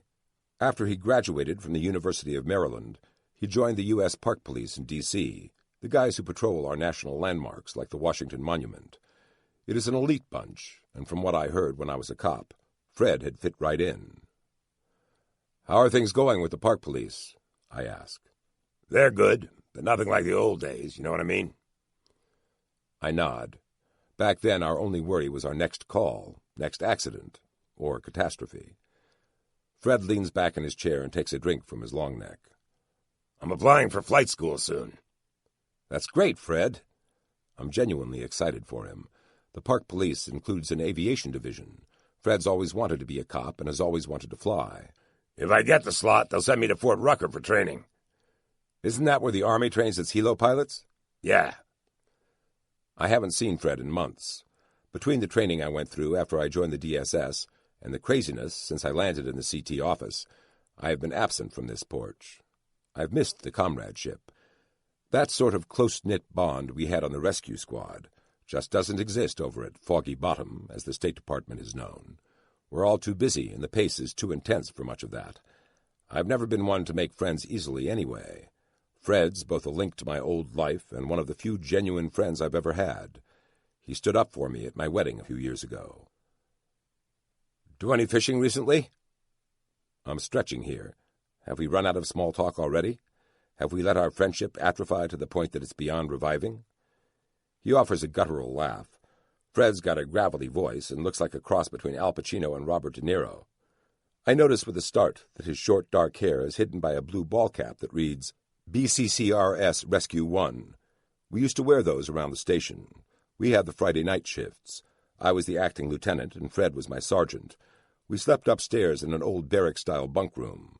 Whenever a call woke us up in the middle of the night, we'd leap onto a polished brass pole and slide down to that old 65 GMC.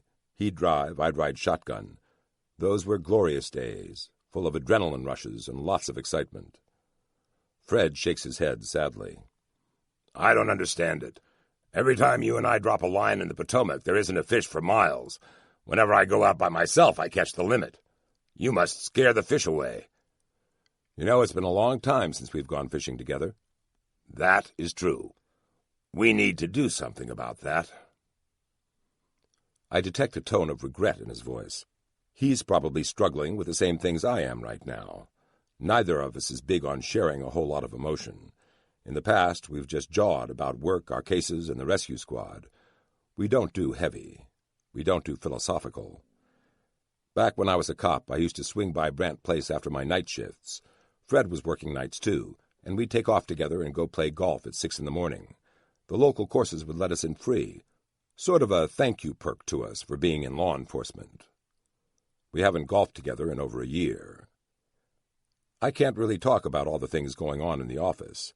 Most of it is classified secret or above, and with the park police, Fred's cleared up to top secret. So even though I could discuss all this stuff going down in the world, the thought of rehashing it churns my stomach. I'm here to get away, not indulge. We limp on with the small talk, each of us searching for a way to reconnect. Then Fred's roommate, a lawyer, steps onto the porch. He sits down and joins in the conversation. The limping devolves into a crawl. Lawyers and cops aren't usually a good mix, and I've never really understood why Fred lives with this guy. At one point, the lawyer asks how we know each other.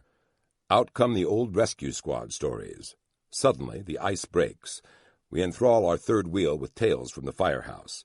We responded to all sorts of incidents back in the early 80s before we'd even grown into men. In 82, a man drove his car through the front of the local IBM plant, then opened fire and killed 2 people and wounded several more during a 7-hour standoff. We responded to that and carried away some of the injured in our rigs. In January 1982, an Air Florida jetliner crashed into the Potomac after skipping off the 14th Street Bridge. Scores of people were in the water, and rescue crews were hampered by a sudden blizzard that swept the area. My crew was staged nearby, and we carried some of the survivors to the local trauma center. We had 2 political assassinations in our neighborhood as well. One was an Iranian, the other an Israeli fighter pilot who worked at Israel's embassy in D.C.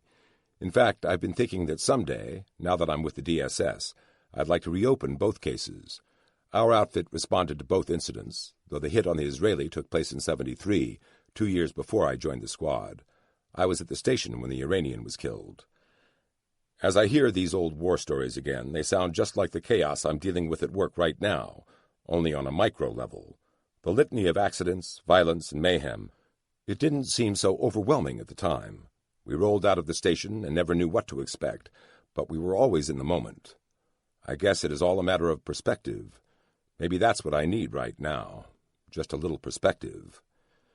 We've warmed up to the subject, the initial awkwardness of our conversation long left in the dust. Fred's chatting now with his usual animation.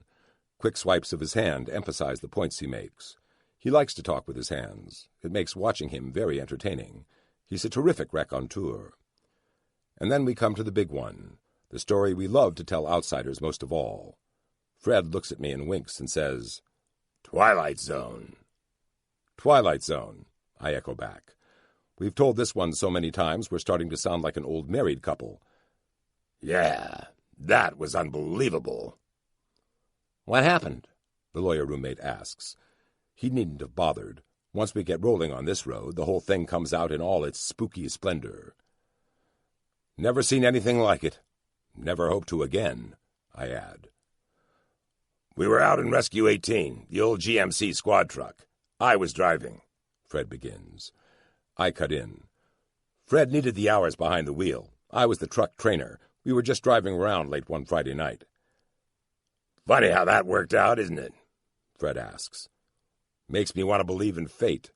Yeah, me too. So we're up on Wilson Lane, just driving and shooting the bull, Fred continues, when we get the call. The call? I chime in. Dispatch tells us there's been an accident with one pinned near River Road and Wilson Lane. We were only a few blocks away, Fred says. The lawyer looks puzzled. What's one pinned mean?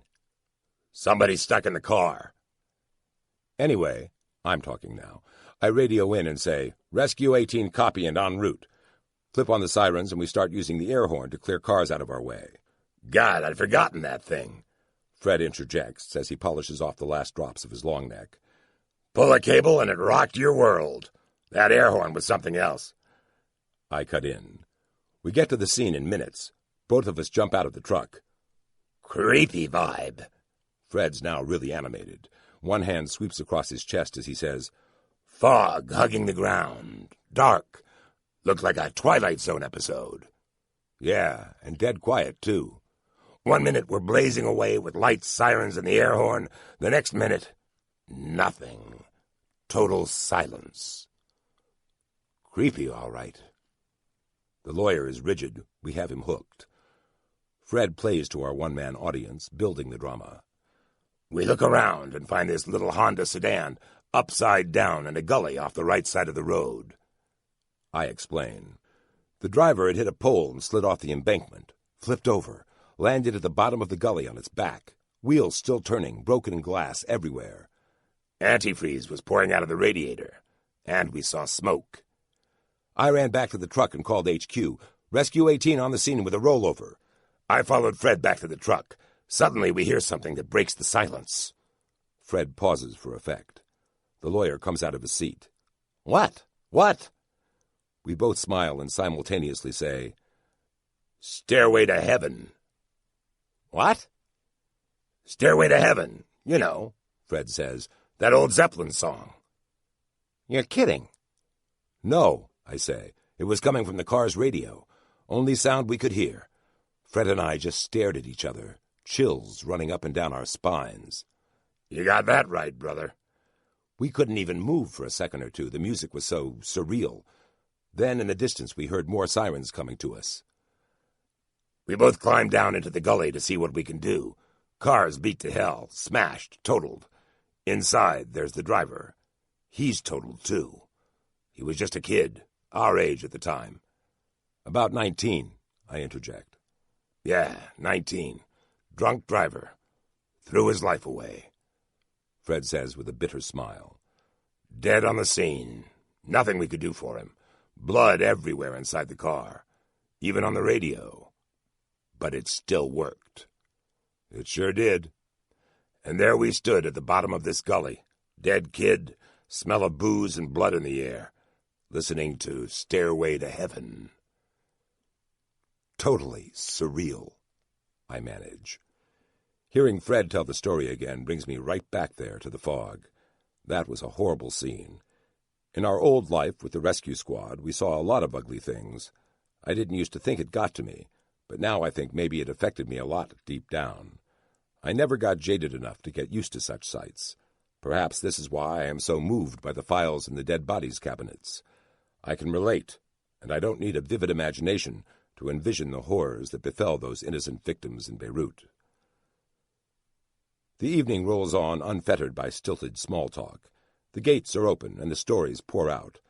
The Twilight Zone night was the foundation for our relationship at a time when we were brothers coming of age together in this unique and terrifying world. I relax for the first time in months. I slump deep into my chair, put my feet up, and try to soak up every bit of this moment. It seems like old times as Fred and I regale each other with tales of the macabre. Cop stories, rescue stories. They spill out one after another, but we never discuss the DSS. That's off limits. Before I know it, 3 hours have gone by, and I've got to get home. With Mullen and Gleason, life is all business. Here, on this porch with Fred, it is all about old friends. Though he never even mentioned Libya or Gaddafi or terror attacks, I feel refreshed. Gleason was right. Sometimes you just have to get away, lest the dark world eat your soul.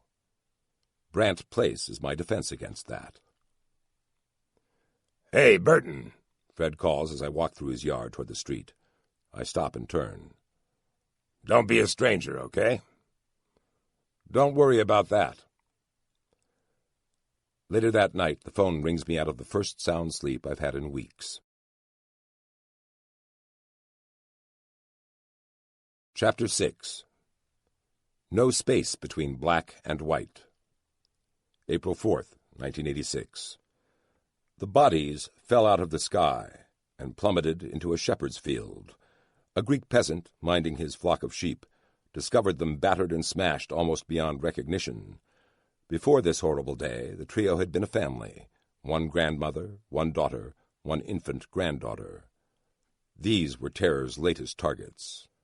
A fourth body was later found in some bushes, still strapped into seat 10F of TWA Flight 840. I sit at my desk behind the big blue door and stare at the photos. They fell from 11,000 feet. How long did it take? Probably long enough to know the awful fate that had consumed their lives. Did they have time to make their peace with God? Did they shriek and cry until the impact came? My imagination roams. I know that I won't be able to sleep tonight. The images play in my mind like I was there. The infant is the worst. 9 months old. She died in her mother's arms. I want to cry. I turn next to a small folder of photos that have just come into the office. They show the damage to Flight 840, which was a Boeing 727. A ragged hole, roughly the size of a wheelbarrow, scars the starboard side of the fuselage just forward of the wing. Tattered aluminum strips flower out from the hole, making it clear that the explosion that befell this jetliner came from inside the cabin. Flight 840 was en route to Athens from Rome when the bomb went off. The pilot had already started the descent for Athens and was counting on about 15 more minutes before touching down. A blast, then chaos. People watched as their fellow passengers got sucked out of the cabin by explosive decompression.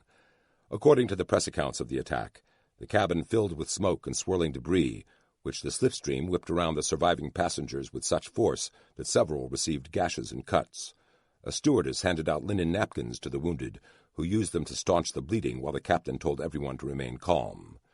He promised to have the plane down in 10 minutes. It took 13, and he executed a perfect emergency landing. Who pulled this off? The truth is, we don't know, and that's a real issue right now. The administration wants a smoking gun that points to Libya. If this is retaliation for the Gulf of Sidra, Reagan will strike back hard, but the evidence needs to be overwhelming. So far, we have a few clues, but nothing that implicates the Libyans. In fact, Gaddafi denounced the attack, calling it an act of terrorism against a civilian target, and I'm totally against it. It was hard not to laugh when we heard that one.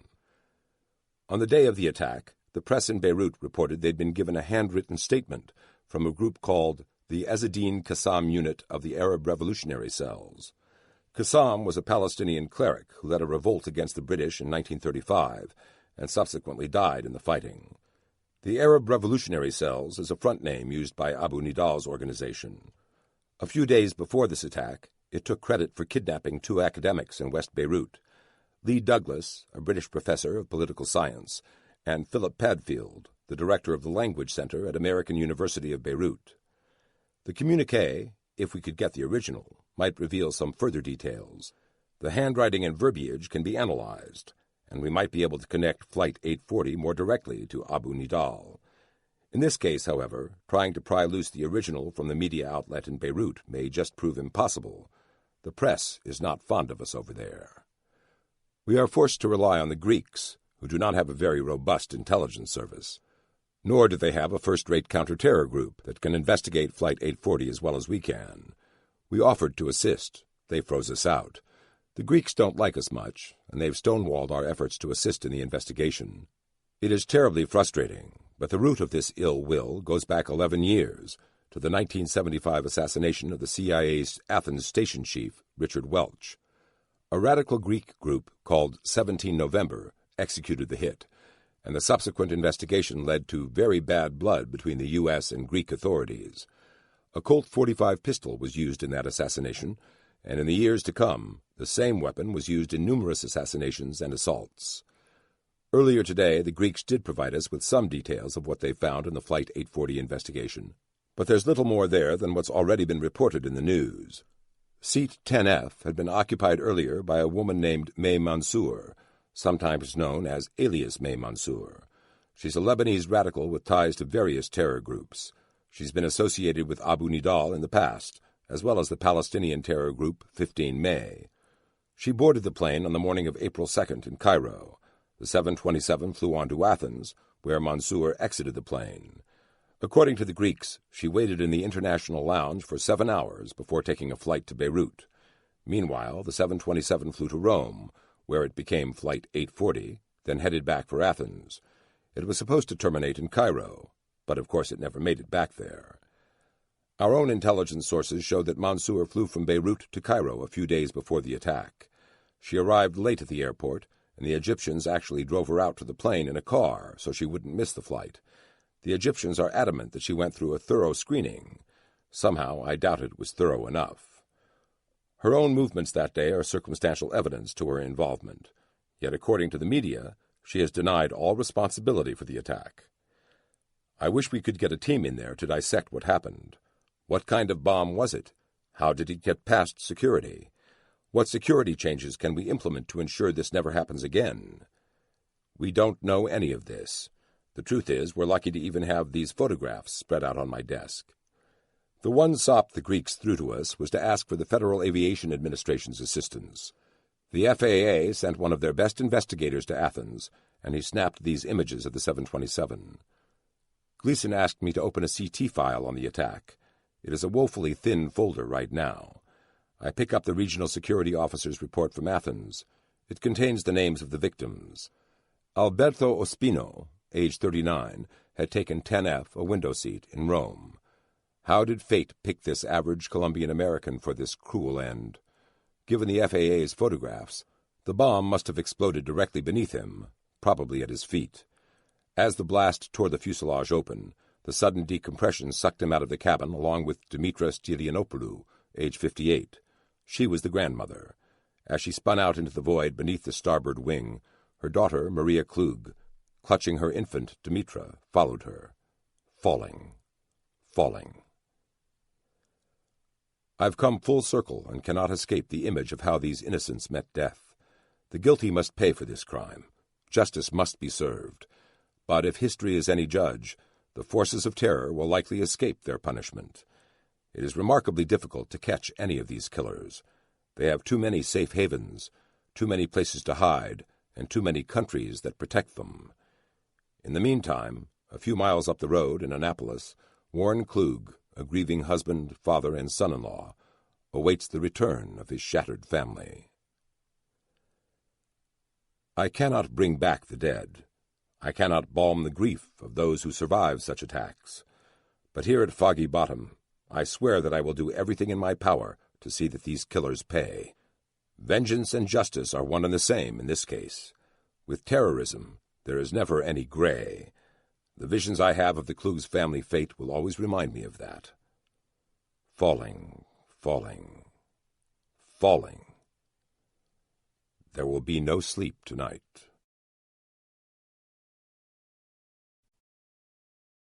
Chapter 7. The Mad Dog of the Middle East. April 5th, 1986. The Libyans are running us ragged, and thanks to their plots, every nerve in the intel world is lighting up with warnings. They're coming in from every conceivable corner of the globe, from informants in dozens of countries. Police agencies, foreign intel services, they're all adding to the chatter. It's like being in a crowded dance hall with everyone talking at once, and our job is to find the one person we need to listen to. We don't know who that is, so we've got to listen to everything. The trouble is, we're being buried by all the incoming information. Historically, this happens all the time. After an event like Pearl Harbor, Beirut 1, or the Marine barracks bombing, it is easy to sift through all the traffic and find the smoking gun that warned us of the impending disaster. Hindsight is always 20/20, and knowing what to look for separates the chaff right away. In real time, though, we don't have that luxury. We don't have that vision. All we see are mountains of cables and thousands of clues, all of which must be checked out lest the one valid warning go unheeded. On top of all this, word has spread throughout the DSS network that a true CT office is now up and running.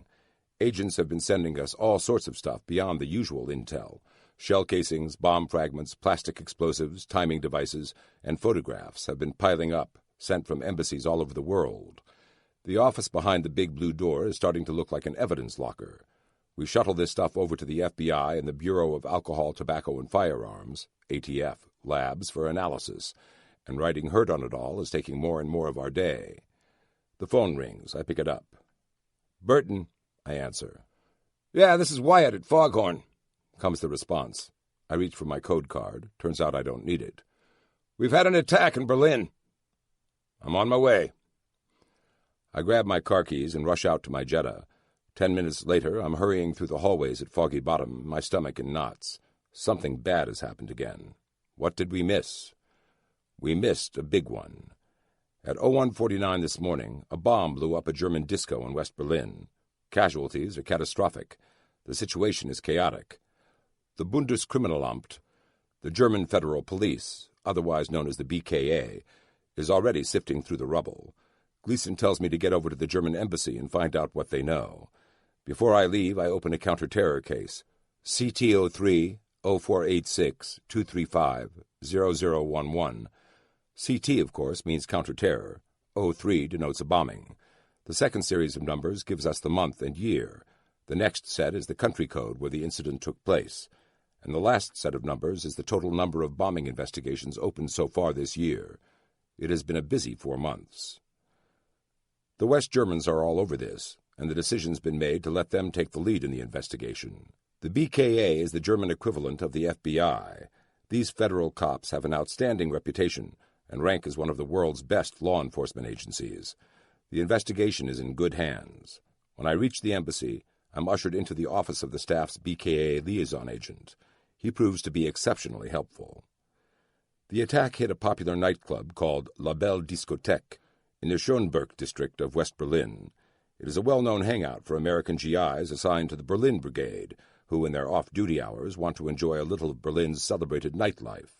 The BKA agent tells me there were at least 500 people inside when the bomb exploded. The blast buckled walls and caused part of the ceiling to collapse. Chaos and panic ensued. Wounded by the dozens staggered out. A Turkish woman and her GI date were killed. Another American soldier is in critical condition. "Right now, we are being told that there are 200 injured," the BKA agent tells me. 200?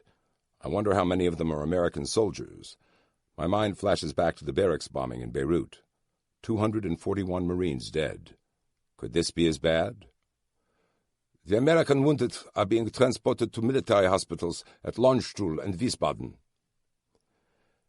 As the agent talks, I scribble notes in my pocket-sized spiral-ringed notebook. The German tells me they already suspect the Libyans. Their agents had detected an uptick of Libyan activity in West Berlin the previous week, which included the sightings of several Libyan diplomatic types who have been suspected of being involved in past terror operations. Shortly before the bomb detonated, a Libyan agent left East Germany bound for Tripoli on an airliner. That was our needle in this pile of needles we've been searching through. We wrap things up, and I drive down to Langley to coordinate with the agency. By the time I get there, more developments have taken place. First, it turns out we had received a warning last night of an impending attack. The Libyan People's Bureau in East Berlin had sent a message to Tripoli, announcing an operation was now underway against U.S. soldiers in Berlin. That piece of intel was routed immediately to the U.S. Army, and they were in the process of getting the word out on the street when the bomb exploded. We were 15 minutes too late to head off the attack. In those 15 minutes, at least 2 lives hung in the balance. We have got to do better next time. By late afternoon, the picture comes into focus. 229 people suffered injuries from the bomb blast or falling debris inside the club. The bomb itself had been planted near the DJ's booth. It was a simple device, composed of only a small amount of plastic explosives with a timing device to detonate it. More than 50 American soldiers are among the victims. Many have ruptured eardrums and shrapnel wounds. Sergeant Ken Ford, a 21-year-old non-commissioned officer, was killed in the blast. His girlfriend, 29-year-old Nermeen Haneh, was the second victim. Another American GI, Staff Sergeant James Goines, a North Carolinian, is in critical condition. The docs aren't sure if he will make it. Back at Foggy Bottom, I report back to Gleason and tell him what I've learned. He says there's been a lot of traffic between the Libyan embassy in East Berlin and Tripoli. One message, shortly after the attack, bragged that the operation was a success. Tripoli responded with a "job well done" communique. We still aren't certain who was behind Flight 840. This one, on the other hand, looks cut and dried. The Libyans did it. Okay, Fred, we know enough of what happened to get the word out. Push out the MO to our agents in the field so they can help review off-post security. I'm on it. I hit the old IBM typewriter and start hunting and pecking away. Maybe we can prevent a rerun of this disaster. The day and evening pass quickly. A quick run home Saturday night, and I'm back in the office Sunday morning. President Reagan just got back into town after spending the week in Santa Barbara for Easter. He's furious, and the administration wants confirmation that the Libyans were behind La Belle. A response must be in the works. We spend the next week chasing down leads and getting further details on the bombing. Gleason has me monitor the status of the wounded at Landstuhl and Wiesbaden. Our intel agencies work overtime, putting together a case against Colonel Gaddafi. It is as airtight as a dark world case can get. We're all convinced the Libyans pulled this one off. There is some evidence to show there were Palestinian and Syrian agents involved, but the genesis behind the attack clearly originated in Tripoli. In the meantime, more threats pour in. Mullen and I deal with a report that a sedan with Libyan tags tailed a busload of American school kids in South America. Our embassy in Beirut comes under attack again. This time, rockets are fired at it. 2 more bombings, one in Bangkok, the other in Stockholm, take place against American targets. We get word that the Libyans are planning to hit our consulate in Munich, kidnap an American ambassador somewhere in Africa, and bomb more embassies. Another report comes in warning that Tripoli has ordered attacks on American airliners. No wonder President Reagan recently denounced Gaddafi as the mad dog of the Middle East. Washington starts leaking like a sieve. Press reports hint that we've been able to break Libya's diplomatic code. The Libyans read that and change their ciphers. Such reporting is flagrantly irresponsible, but our news agencies seem to care less about their national responsibilities than about getting a scoop. Other reports show up in the Wall Street Journal and Washington Times, claiming we're about to attack Libya. One media outlet even names a potential target, Bab al-Zizia, a sprawling compound near Tripoli that's part terrorist training base, part headquarters for Gaddafi's regime. He even uses it from time to time as his personal residence. The story doesn't escape Gaddafi, who mentions it in an interview with reporter Marie Colvin. The international press, including American TV reporters, flock to Tripoli. Flights into the potential war zone are suddenly booked solid. More hints and innuendo flow from highly placed sources within the administration. The American ambassador to West Germany, Richard Burt, is interviewed on the Today Show and says, "There are clear indications that there was Libyan involvement in the La Belle attack." Later in the week, an Italian bishop and 4 Franciscans are kidnapped in Tripoli. Gaddafi, knowing something is afoot, starts rounding up foreign workers and placing them under guard at high-value military targets. He's using them as human shields. On Monday morning, we all know something is about to happen. Senator Richard Lugar tipped off the media yesterday that President Reagan has called for a meeting with congressional leaders at 4 o'clock today. The press took that as a sign that military retaliation is imminent. Behind the big blue door, Gleason is quieter than usual. He chain smokes and takes a few phone calls, but otherwise he's focused on other things. Later in the day, he gets called away to a meeting of liaison agents from multiple agencies. He returns in the afternoon and huddles with Mullen and me. Okay, we're about to hit the Libyans. The attack will take place tonight. We need to be prepared for any sort of retaliation. When the attack begins, I want you two to warn our troops. Send out word to every RSO. We're in for a long night. In an effort to move into the modern age, we've now got a small TV in the office, tuned to CNN. The congressional leadership gets briefed as scheduled at 4 p.m. This is 11 p.m. Libyan time. Our Air Force planes are airborne, heading for their targets. The clock ticks by. The minutes drag. The wait slows time to a crawl. Then Senator Robert Byrd and Senator Claiborne Pell show up on TV, telling the world that the president plans to address the nation at 9 p.m. Eastern Standard Time. We shake our heads in frustration. This is another tip to the enemy. Will our planes be flying into a hornet's nest? Somewhere over the Mediterranean, brave flight crews are getting ready to make their final runs into their target areas. This is our opportunity to hammer a foe who has caused the deaths of countless innocents. This is our chance to avenge not just Libel, but every attack the Libyan diplomatic service has initiated against us these past years. Libel just gave us the smoking gun that Reagan needed to pull the trigger. At 12:30 a.m. local time, our carriers in the Med launched their strike packages. The pilots and crews are worried. The press has been reporting their every move. The element of surprise seems to be lost. Simultaneously, a wing of F-111 Aardvark fighter bombers has flown from England, down the Bay of Biscay, around Spain and Portugal, and has entered the Med over the Strait of Gibraltar. The attack will be a 1-2 punch. The Navy planes will suppress the Libyan air defenses, while the F-111s hit their targets. At Foggy Bottom, we of the Counter-Terror Office head over to Foghorn to rally our troops. The moment the last bomb falls, our job begins in earnest. It'll be up to us to help deflect the counterattack Gaddafi's intel service is sure to launch. Chapter 8. 2 Hits for El Dorado Canyon. April 16th, 1986.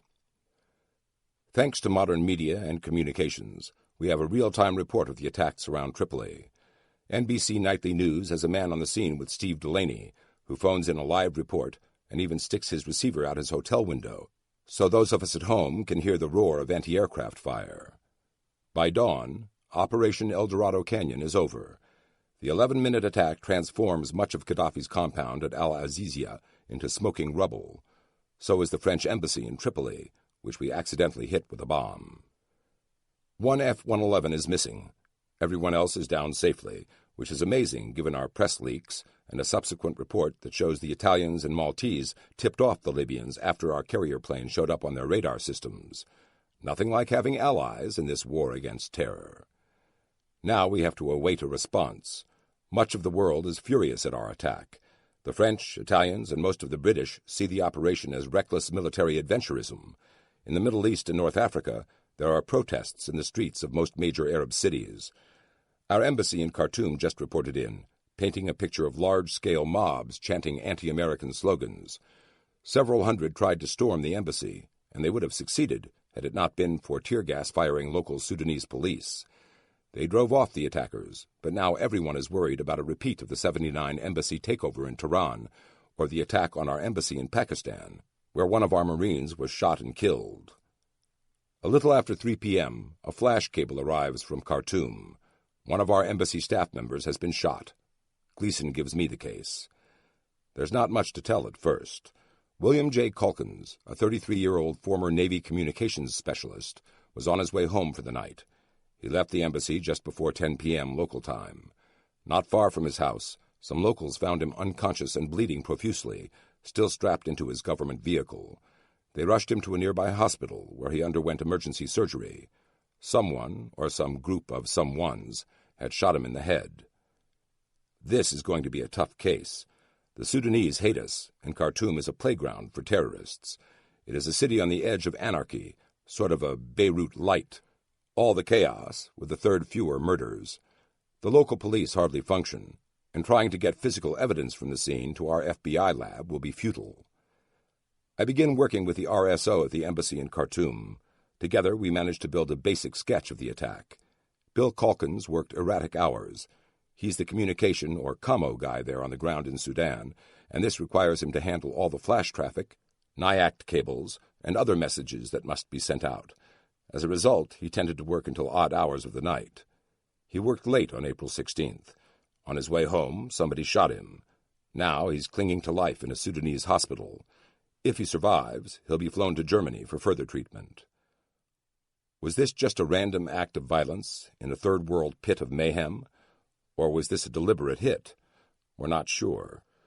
A day later, our RSO in Khartoum reports back to us. He's found some witnesses. According to them, a small sedan with 3 males inside picked up Bill Calkins' vehicle and began to tail him. Somewhere along the road, the sedan swerved to the left and accelerated until it was even with Bill's car.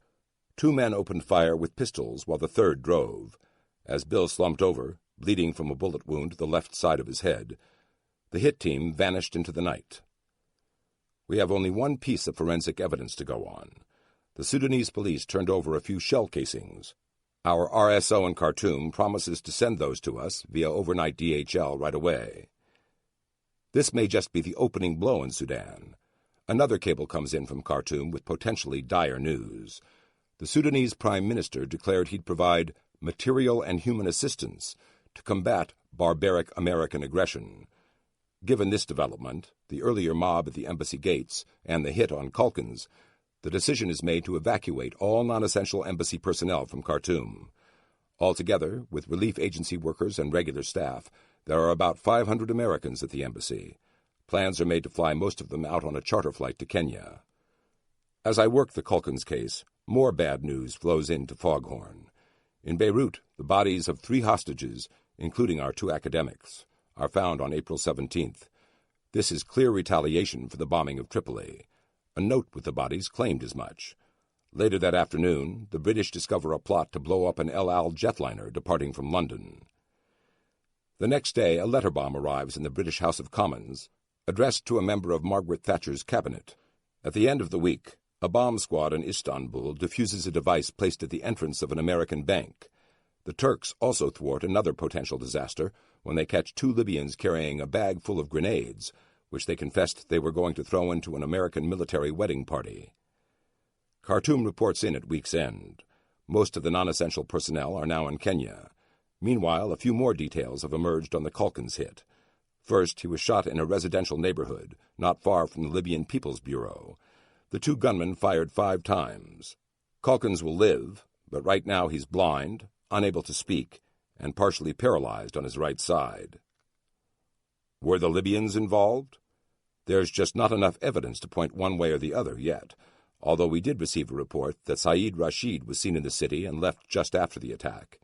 Rashid is a well-known Libyan intelligence operative and a member of the Revolutionary Committee's Bureau, which is Gaddafi's elite terror and subversion organization.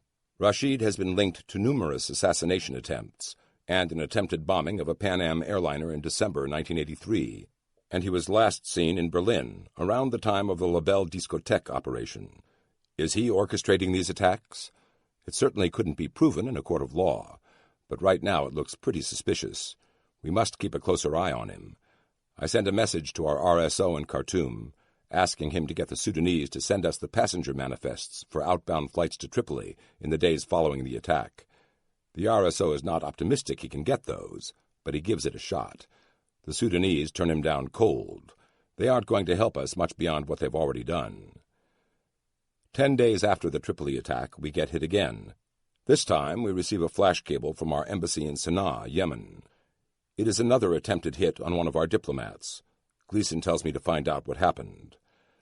I contact the RSO, who sends word that the victim is another communications officer, just like the hit in Khartoum. Arthur Pollock was on his way to the embassy when a car overtook his and shot him up. According to our agent on the scene, Art was shot in the leg, shoulder, and head. Somehow he managed to stop his car and limp back to his house, where he called for help. He's going to live, but he suffered serious wounds. Fortunately, he'll be able to talk to me. 10 days after the Khartoum hit, Bill Calkins is still unable to communicate. He's out of the woods, but he'll have permanent injuries, according to the doctors in Germany. The 2 hits are extraordinarily similar. We need to get to the bottom of this quickly so we can prevent further attacks. In a few days, I'll be able to sit down with Art and debrief him. Hopefully, he'll give us something to go on. In the meantime, I send a cable to Sana'a, asking the RSO there to get to the crime scene and take some photographs. Within 24 hours, some of the pieces start to fall into place. First, Art has identified his assailant's vehicle. It was a Toyota sedan, which the Yemeni police discover going into the Libyan embassy later that day. The sedan also carries Libyan diplomatic plates. How careless is that? Of course, maybe they wanted us to know who pulled this off. Or maybe they just don't care. Either way, this is pretty brazen, even for the Libyans. The Yemeni police also find spent shell casings by the side of the road. The gunmen fired multiple shots, and we've now got 5 more shells to run ballistic tests on when they arrive here in D.C. Coordinating this investigation, getting our RSO to ask specific follow-up questions, and trying to work with the Yemeni police through our agents on the spot proves unwieldy and time-consuming. I shouldn't be shackled to this desk here in Foggy Bottom. I need to be out in the weeds, eyeballing this stuff for myself. I make a mental note to talk this over with Gleason. In the future, we need to send a team in to assist the agents on the spot. Between their normal security and protection duties and trying to ride herd on a multinational investigation, our RSOs are getting overwhelmed.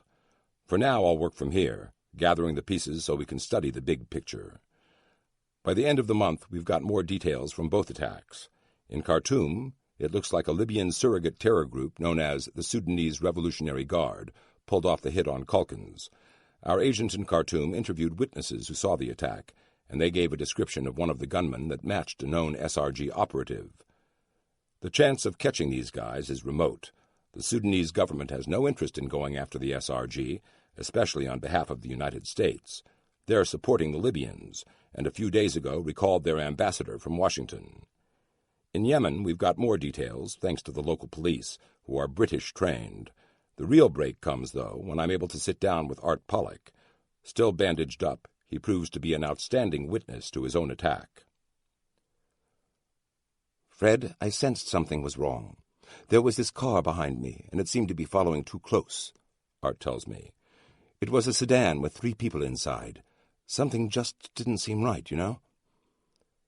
Art's memory of the incident is crystal clear. His balding head is still bandaged, but he's as sharp as they come. I had this feeling. Not sure how to describe it, but it was unsettling. I glanced in my rearview mirror, but the car was gone, he continues. So I looked over my left shoulder. As I did, the window shattered. Glass went everywhere. 2 of the men were shooting at me with pistols. Art's quick glance to the left probably saved his life. One of the first bullets hit him in the head just as he turned it. The bullet entered his forehead and followed the curve of his skull around until it exited near his left ear. That shot should have killed him. Instead, it blinded him in the left eye. He's a lucky, lucky man. I wish Bill Calkins had been as fortunate. 2 weeks after his attack, he's only now starting to regain his speech, and most of his right side is still paralyzed. "Did you notice anything unusual before the attack?" I ask Art.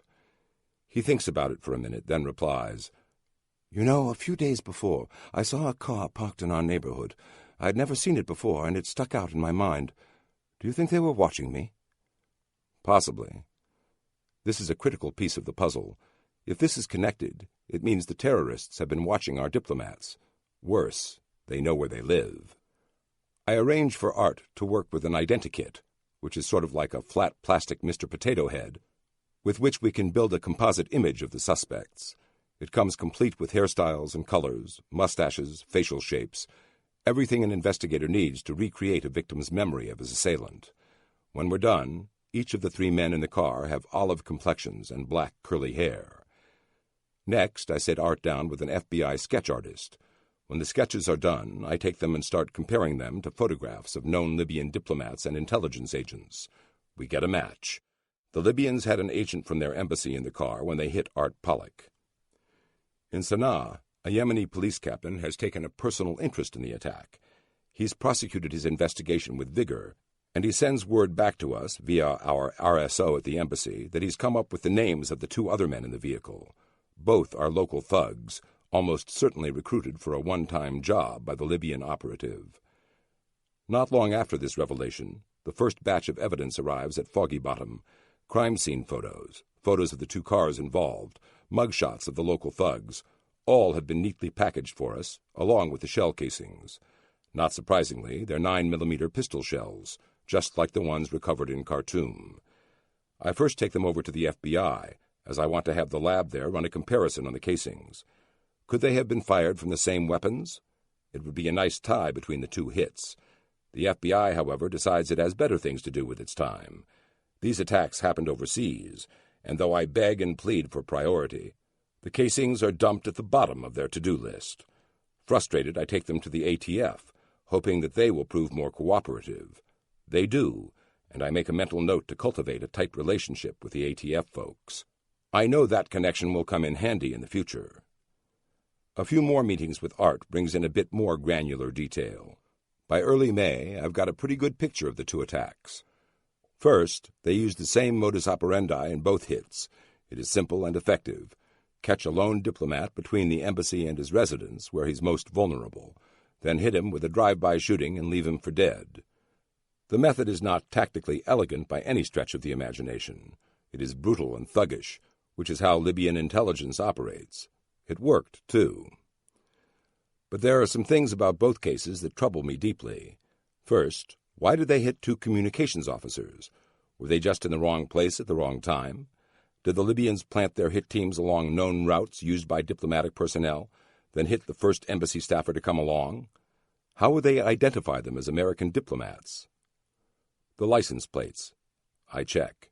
In both cases, Art and Bill were driving rigs with U.S. diplomatic plates. That's got to change. We can't have our people advertising who they are anymore, not with what's going on in the world these days. We've got to be more discreet. There are no coincidences in the dark world, and as I study the puzzle pieces, I'm convinced that the gunmen hit 2 communications officers for a reason. The one thing Bill and Art shared in common before the attack was the odd hours they kept. They moved between their homes and their embassies at night, in the early morning, and during the day. Their erratic movements must have been detected, and if I'm an agent watching these 2 guys come and go, what would I conclude? I'd conclude they were agents. Most embassy staffers keep regular hours. The ones that work late or come in exceptionally early are usually intelligence types. CIA.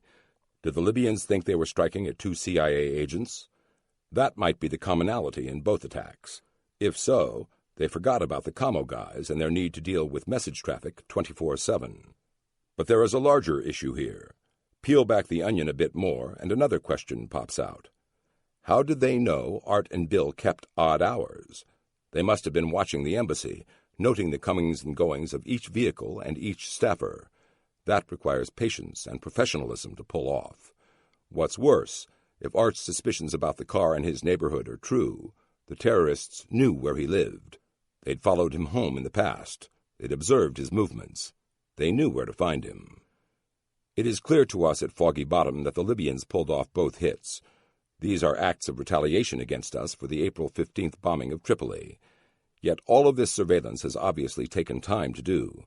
They had bided their time and gathered information about our embassy staff movements, their residences, and routes they drove between the 2 places. Then, when they were given the attack order from Tripoli, all the legwork had already been done. They knew where to go to lie in wait for their victims. They've been watching us for a long time, and we never even knew it. We've been blind to just how closely our enemies observe us. If we don't open our eyes, we're going to lose more people. A lot more people.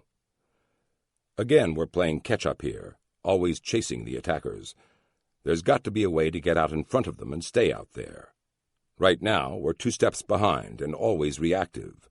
Perhaps if we'd noticed the surveillance teams, we could have done something to prevent both hits. We need to change our thinking. We need to change our tactics. But in what ways? Chapter 9. Human Poker Chips. July 23, 1986. Foggy Bottom. My desk is stacked and double-stacked with cables, documents, leads, my own notes, half-eaten donuts, and an empty can of Coke. Mullen's looks identical. Gleason's is its own unique disaster area, with top-secret and above documents scattered about. Gleason has anointed me our in-house specialist on the Beirut hostages. Number 1 priority, of course, is still William Buckley. Plus, I've spent weeks investigating the 2 post-Tripoli hits. I feel like I'm in a maze, running in circles. At the same time, we've had to cover a plethora of other threats that we received in response to our airstrike on Gaddafi. There's a knock on the big blue door. Mullen gets up and opens it, revealing a frail-looking man with a small briefcase in one hand. He announces that he's an auditor of some sort.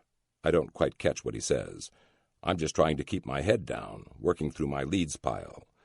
Next to me is my own database of terror, the 3x5 card file box with all my notes from every case I've read or been involved in since February. I've almost filled the box already. Maybe I need a computer, but we don't have a single one in the office. The auditor steps forward to stand near Gleason's desk. Cigarette stuck between tight lips. Gleason looks impatient. He stares at the uninvited guest with a, "Get on with it. The world's on fire, and we're up to our armpits in alligators," sort of expression. The auditor begins with a bombshell. This office is not in compliance with regulations regarding classified material. What? Who is this guy? I turn away from my notes and surreptitiously watch what happens next. Gleason's shocked into momentary silence. The auditor takes advantage of the lull and adds, Your open storage of all these files is an issue. Before he can finish, Gleason points at me and says, Fred, go close the door. I spring to my feet, brush past our guest, and close the door behind him. It slams shut with an echo not unlike a hatch cover might make on a submarine.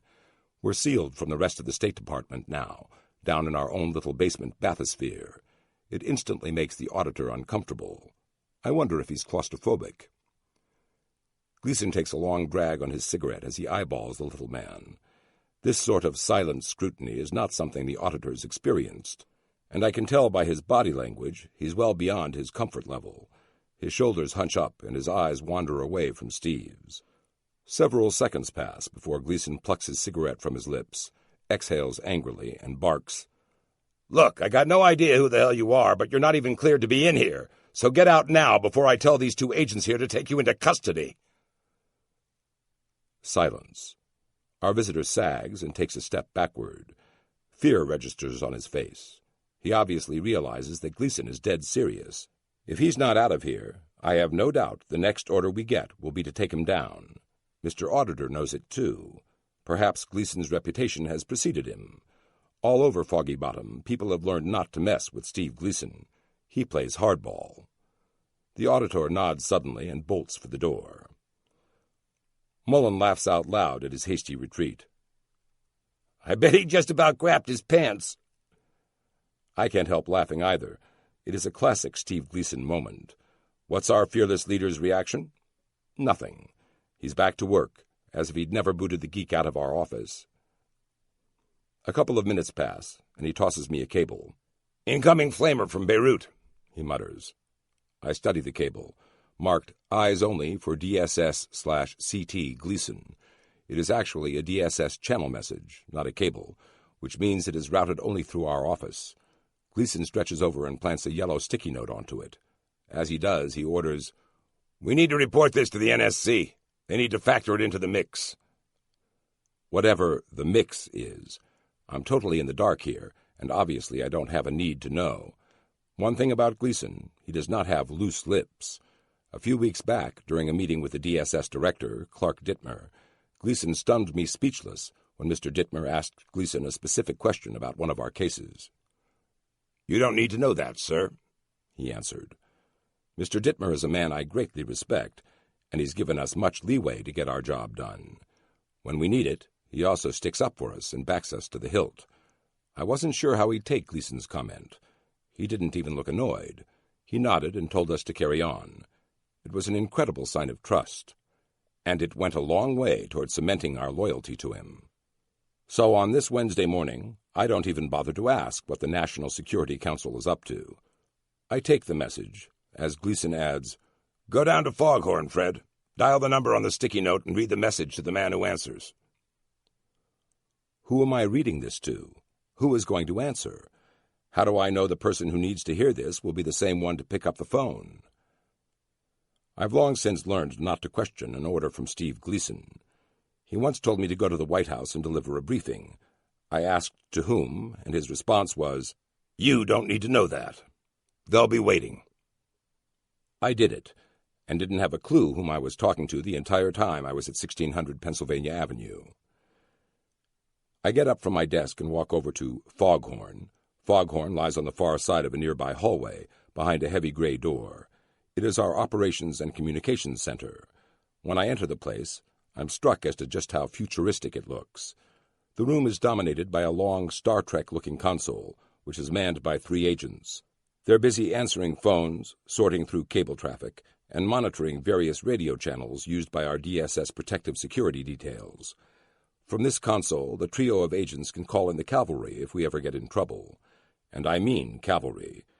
They have the ability to order fighter jets into the air, mobilize Army resources in just about any location, and can get the White House on the horn in a matter of seconds. All of this, plus they can run ops, move assets around, and vouch for our undercover agents if they happen to get nabbed by local authorities. This is our service's nerve center, the Cheyenne Mountain of the spook world. Of course, the place is as cluttered as our office. Dunkin' Donuts boxes abound. Half-smoked cigars sit in overflowing ashtrays. Novels are stacked haphazardly about, and there are several new coffee stains in the carpet. I greet the agents and tell them, "I need to use the bat phone." They nod and go back to whatever they were doing. I walk over to the far corner of the room where an old rotary phone hangs on the wall. It isn't just old, it's ancient. Scuffed green housing with white numbers and a black dial. This thing has probably been in service since the JFK hit, which I just read a bit about in the Dead Bodies Cabinet last week. Whenever I get a free moment, I've come to enjoy launching little fishing expeditions to see where all the bodies are buried. I'll open a drawer at random and poke through the files until I find something interesting. Once, I even looked to see if we had a file on alien contact at Roswell, New Mexico. There wasn't anything on it. Given all the other stuff that's in those cabinets, I've concluded that if it is not in there, it didn't happen. The bat phone is a secure line we can use to call any number of agencies and embassies. On it, we are allowed to discuss anything up to top secret. I look down at the number I'm supposed to dial. There's only 5 digits. Who am I about to call? I don't have a clue. And who in the world has a 5-digit telephone number? I spin the dial. The phone bleeps at me like British phones do. On ring 6, a no-nonsense voice says, "Yes?" Not a question, just yes. What is going on? "This is Agent Burton from CT," I offer. Silence. The line makes faint, funny electronic noises. "I have an incoming from Beirut that my boss wants me to pass along." A heartbeat's hesitation follows. Then I hear the voice reply, "Okay, go." I read the message, slowly and clearly. When I finish, I say, "Over." "Got it. Out." The line goes dead. I look at the receiver for a minute, then sling it into its cradle. I could have been talking to the Wizard of Oz, for all I know. I beat feet back to the big blue door. When I reach my desk, Gleason gives me a sharp look and says, "Hey, Fred, did you pass that back channel to Ollie?" "Ollie?" "Just got done." "Good, thanks." Ollie. There's only one person anyone calls Ollie in our line of work. He's part of the National Security Council. I'd been talking to Lieutenant Colonel Oliver North, the gray ghost of the dark world. I've heard rumors about him, but few people have ever seen him. He's a shadow whose comings and goings have led to many whispers within the spook community. Who knows if they are true or not? But I know one fact about him now. For whatever reason, Oliver North has an interest in our Beirut hostages. William Buckley is one of them, but there are others. Father Martin Jenko, a Catholic priest, was grabbed off the streets about 1.5 years ago. No word if he's still alive. Terry Anderson, an AP journalist, has been missing for months now after his abduction. Thomas Sutherland, the dean of the agricultural school at Beirut University, has been in Hezbollah's hands since last June. His colleague, David Jacobson, was snatched only a few weeks before that. 5 Americans. Each file I've created now has a photo of an abductee. They're hard to look at, as it brings home the human dimension of this crisis. More innocent victims caught up in the dark world. I pack things up just before 6. I'd love to get home early and be with Sharon. I'd barely parked the Jetta in the garage when the phone rings. I look at the time, 6:30. With a sigh, I answer it. "Fred?" It's Steve Gleason. "Yes?" "Be at Andrews at 2100 hours for a trip. Pack for a week, maybe 2. "Okay, where am I going?" "You don't need to know that yet." Click. So much for an evening with my wife. I've got 2.5 hours to get to Andrews Air Force Base. In the bedroom, I find my Hartman's suit bag and slide my gray Joseph A. Bank into it. 2 button-down shirts and an extra pair of lace-up Johnston & Murphys soon follow. I zip it up, grab my carry-on bag, and stuff it full with my earpiece, protection pins, badge, creds, some gum, 2 newspapers, and a John le Carré novel. I'm reading The Honorable Schoolboy at the moment. Sharon comes home, and I say a hasty goodbye to her. It must be tough on her, but she's stoic about this development, even though she won't have any idea where I will be for the next week. I get to Andrews just before 9 p.m. The gate guard looks at my creds, then gives me a smart salute and directs me to the Special Air Mission hangar. An Air Force sedan rolls up a few minutes later, red light flashing on the roof. The driver waves me to follow him, and I throw the Jetta in gear. He leads me out to a remote hangar, where he points to a parking slot. I slip the Jetta into it, cut the engine, and pile out. The sedan disappears into the night, leaving me alone, bags in hand. This area of Andrews seems all but deserted. Not a soul is in sight. No airplanes are warming up or coming in. The silence is almost eerie. I turn to walk into the hangar, which is swathed in darkness. Only a few lights are on inside, creating little pools of brightness in the cavernous interior. "Can I help you? Are you here for the flight?" A voice calls to me. I spin around, searching for its source. A second later, an Air Force Master Sergeant crosses into one of the puddles of illumination. "I guess so," I reply. I don't know which flight he's referring to, and suddenly I get a stab of anxiety. What if I catch the wrong secret flight and end up in Togo when I'm supposed to be in Beirut or Cairo? "My name is Agent Fred." With a wave of his hand, the Master Sergeant cuts me off. He's 10 feet away now, regarding me severely. "No name, sir. We don't need your name. Just wait here." He turns and vanishes into the darkness. The roar of jet engines draws near, and down the taxiway I see a huge green Air Force transport jet cruising toward me. As it gets closer, I can see it is a Lockheed C-141 Starlifter. Is that my ride? Sure enough, it turns toward the hangar, and I get a head-on view of its 160-foot-long wings. They droop slightly, giving the huge plane a beleaguered look, as if its 4 massive Pratt & Whitney turbofans are too much of a load for the wings to bear. A moment later, the engines shut down and the crew emerges. One of the pilots, an Air Force officer about my age, 28, spots me and walks over to talk. "Looking for a ride?" he asks. "Yes, I guess so." "Great. Where are we going?" "You mean you don't know?" The pilot shakes his head. "No idea." He seems matter-of-fact about this. It must be standard procedure. We stand together in silence as I puzzle this through. Then Gleason bursts through the door with 5 or 6 other spooks in tow. He huddles with the pilots, then comes over and sits next to me. "Fred, we're heading to Rhein-Main Air Base in Germany. We'll stop there and drive to Wiesbaden. A hostage is coming out." "Is it Buckley?" I ask hopefully. "Don't know. We'll talk about it in the plane." A half-hour later, we climb aboard the Starlifter and spread out.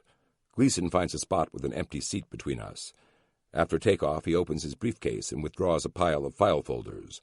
I notice that the stack includes my hostage profiles. Without comment, he hands me part of the stack. I start flipping through what he's given to me and find that the top file is Jeremy Levin's debriefing report. Levin had been a CNN reporter held hostage by Hezbollah. He'd managed to escape on Valentine's Day, 1985. The second one is a thick file full of debriefings related to the Tehran embassy crisis in 1979. As I leaf through it, I discover that our boss, Clark Dittmer, conducted them. "Look those over," Gleason tells me. "Figure out what questions to ask, what we need to know." "What are we looking for?" I ask. "Everything. Find out how he was taken, who took him, where they took him. Get details of every place he was held. Pick up anything that might be useful to Delta Force and the Special Operations teams at Fort Bragg. Maybe if we can get enough, we can launch a rescue operation for the rest. Okay?" "Roger. Am I doing this alone?" "I'll be there for a while. There'll also be one agent from the FBI and one from the CIA asking questions with you. You'll be lead on these debriefs for us after this one." I start plowing through the files. I scribble notes and use my own knowledge as a cop. If I were leading a rescue operation, what sort of intel would I want? Guards. Number and armament? What sort of training? Professionals or thugs? How did they hold their weapons? That alone can telegraph how alert, disciplined, and prepared they are. When did they change guards? Were they on a regular schedule? How many were there? Are they paid lackeys or committed jihadists? Location. Where do they lock the hostages up? Rural farms? Urban basements? How many windows in the rooms or cells? How do the doors swing, into the room or out? Where are the hallways? Dimensions. Did they move the hostage around? If so, how did they transport him? Day or night? How about sounds and smells? We must dig up anything and everything that might help our analysts find Hezbollah's makeshift prison cells holding our people. 2 hours into the flight, and I'm shivering in my Barber Beaufort. The freezing mid-Atlantic air is turning the passenger bay into a refrigerator. Leaning across the empty seat between us, Gleason says, "Look, Fred, we've got to confirm if Buckley is still alive or not. You know Islamic Jihad announced they executed him." I nod. Last October they tipped the media and sent along a few fuzzy photos of a corpse to prove it. The jury is still out on his fate. "He's one of us. He's a legend in the business. Company commander in Korea, Silver Star, Soldier's Medal, 2 Purple Hearts, Military Assistance Command in Vietnam. He was William Casey's fair-haired boy, had lots of latitude, made some enemies. The agency wants him back at all costs, okay?" "And if he's dead?" "Then we find out who did it and who interrogated him." I make a note to check with the hostage, provided he isn't Buckley, and find out if there were Caucasians working with the Hezbollah cell who kept him. If so, that means there's probably KGB involvement. If the KGB got to Buckley, it would be a disaster far worse than if the Iranians had squeezed him. Buckley's been with the agency since before Vietnam. He worked with the CIA's assassination program during the war, then later served in Cambodia, Egypt, and Pakistan. The stuff he knows could fill volumes. "Look, Fred." Gleason's voice drops an octave and takes on a tenor I hadn't heard before. "I've been doing this for 2.5 years without any help. I'm getting out soon. You and Mullen will be the institutional memory around here. I know I've left you in the dark a lot. I'm sorry for that, but there is a reason. I've been through a leak investigation. You don't want to go through that. The one thing that will help you survive is a reputation for tight lips, okay? Not everyone is with us."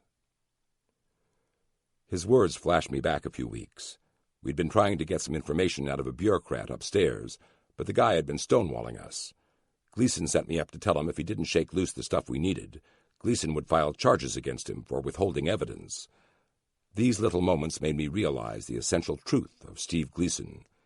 He will get the job done at all costs. If somebody becomes an obstacle to his objective, he will go around him or through him, or arrest him. Whatever it takes. I've felt lost these past months, struggling to learn on the fly all the 1,000 things I need to know in order to do my job. In a way, my own game of catch-up mirrors our counter-terror effort. Now, as I've progressed along the learning curve, Gleason's starting to put his trust in me. He's given me this assignment to get me ready. This is my step forward from rookie agent to veteran counter-terror investigator. He'll hold my hand for part of the time, then he'll cut me loose to sink or swim in front of the FBI and agency guys. Gleason leans back in his seat. "It's been a long 2 years, Fred." "I don't know how you did this by yourself." He ignores my comment. "We're going to get more help before I leave. You and Mullen won't have to hold the fort down alone, okay?" He stands and heads up the aisle to talk with one of the other spooks. I'm left alone, wondering if I'm ready to fly solo. This is what I wanted when I first decided to join the DSS. I wanted to do something more with my life than breaking up high school keggers and getting in the middle of domestic fights. I wanted a bigger role, and federal service seemed to offer it. This trip is my final exam as far as Steve's concerned. Pass it, and my apprenticeship will be over. I bury myself in the files again. Hours pass, and my notes pile up. Gleason returns and says, "After the debrief, each agent will file a report. We'll send it flash precedence." "Roger, sir." "Bring your A-game, Fred. Your report will go directly to the NSC and to the White House.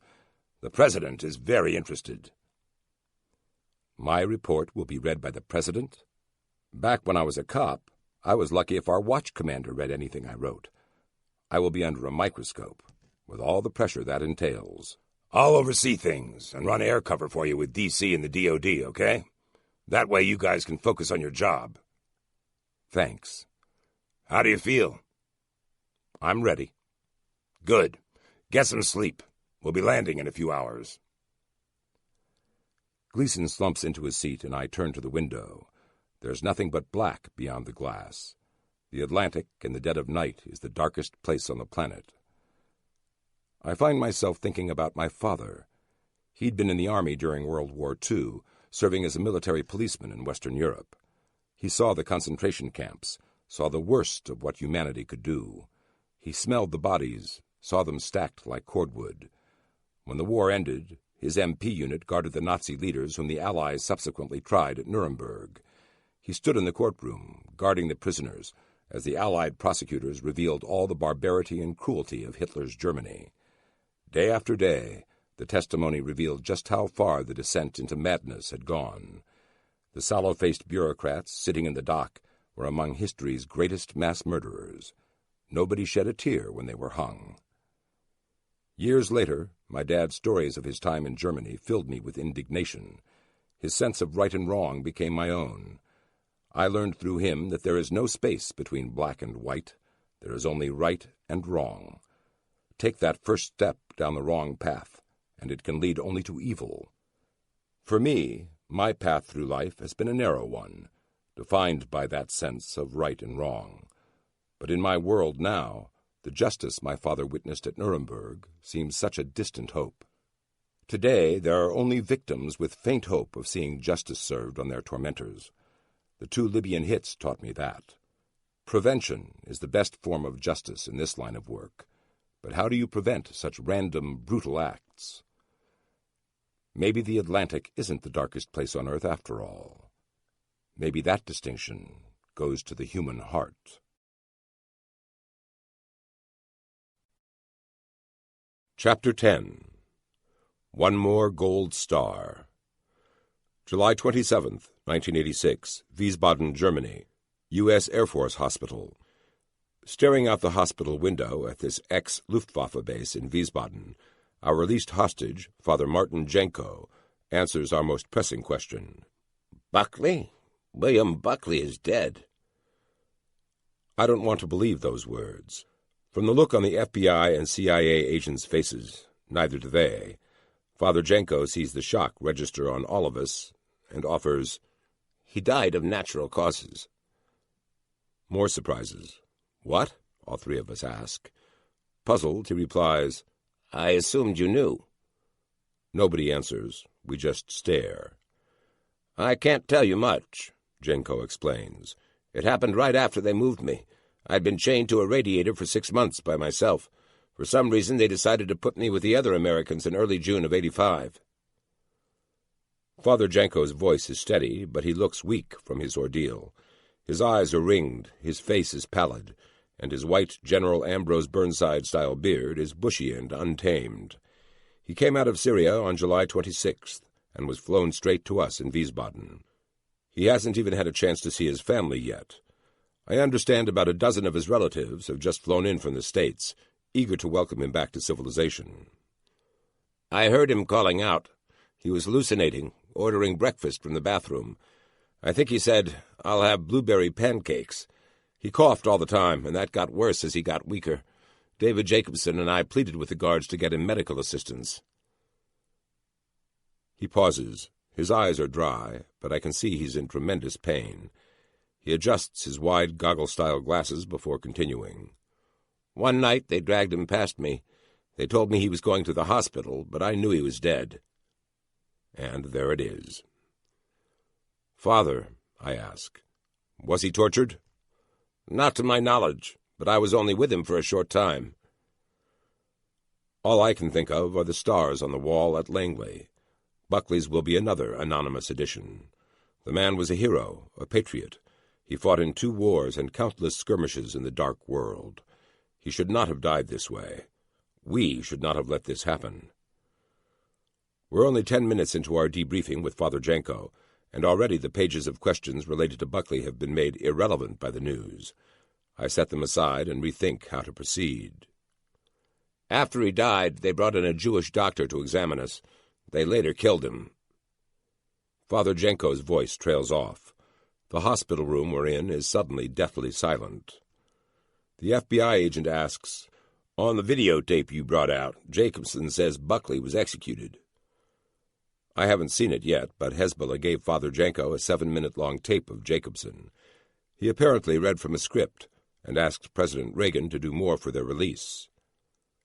"I don't know about that," Jenko replies. Nods all around. This wouldn't be the first time Hezbollah claimed to have executed somebody who died of natural causes in their hands. With Buckley, though, we need to learn more. What had happened to him? "Do you know what they did with William Buckley's body?" The agency man asks. "No, I'm sorry. I don't know. I was almost always blindfolded. I was in chains. I never saw much." We need to start at the beginning. I shuffle my notes. What do I need to learn from Father Jenko to help keep others alive? First off, we need to know how he was abducted. If we can dissect Hezbollah's snatch-and-grab tactics, maybe we can construct some counters to them that will dissuade further attempts on Americans in Beirut. Father Jenko, please, let's start from the point you were abducted. How did they do it? The priest takes a deep breath and begins the story of his ordeal. As his words tumble out, the angst on his face grows. He looks frail and even wearier than ever. It does not take long to understand why. 564 days ago, Father Jenko climbed into his car and sped off to work. He served as the head of a Catholic relief operation in Beirut. Because he was well known around the city and because he helped everyone equally, Muslims, Christians, Jews, he did not fear abduction. What would they want with a priest, anyway? Well, they wanted him. An 8-man team stopped his car not far from his office. The men, all armed with automatic weapons, dragged him out of the car, bundled him up, and threw him into the trunk of their getaway vehicle. At first, they kept asking him if he was Joseph Curtin, and seemed confused that he was not. Curtin had been Father Jenko's predecessor at the Catholic Relief Service in Beirut. They had abducted the wrong priest. But they held on to him anyway. In the first days of Father Jenko's ordeal, the Hezbollah guards wrapped him in packing tape until he resembled a mummy. Stuffing a rag into his mouth, they carried him to a truck and crammed him into the spare tire well under the frame. They drove him into southern Beirut, leaving him limp from the exhaust fumes and claustrophobic conditions. This was the first of several times they moved him in this fashion. The weeks that followed were a blur of degradation, humiliation, and torture. They kept him blindfolded and chained by the ankle. They threw his paltry meals on the floor, forcing him to eat with his hands. Cheese and water sufficed for breakfast. Sometimes they gave him rice and beans for lunch. Dinner was little more than bread and jam. The guards varied from polite and respectful to barbaric and sadistic. One thug stuck a pistol to Father Jenko's head and told him he was about to die.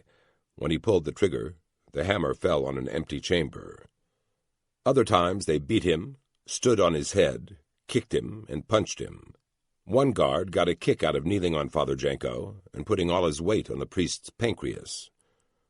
And for what? Why had they taken this man of the cloth? Their stated demands have not varied. They wanted the Dawa 17 released. This was a group of terrorists who had bombed the U.S. and French embassies in Kuwait in 1983. They are murderers and fanatics, whom the Kuwaitis will never let out of prison. They are far too dangerous. However, Hezbollah's éminence grise, Imad Mughniya, has a personal stake in the fate of these terrorists.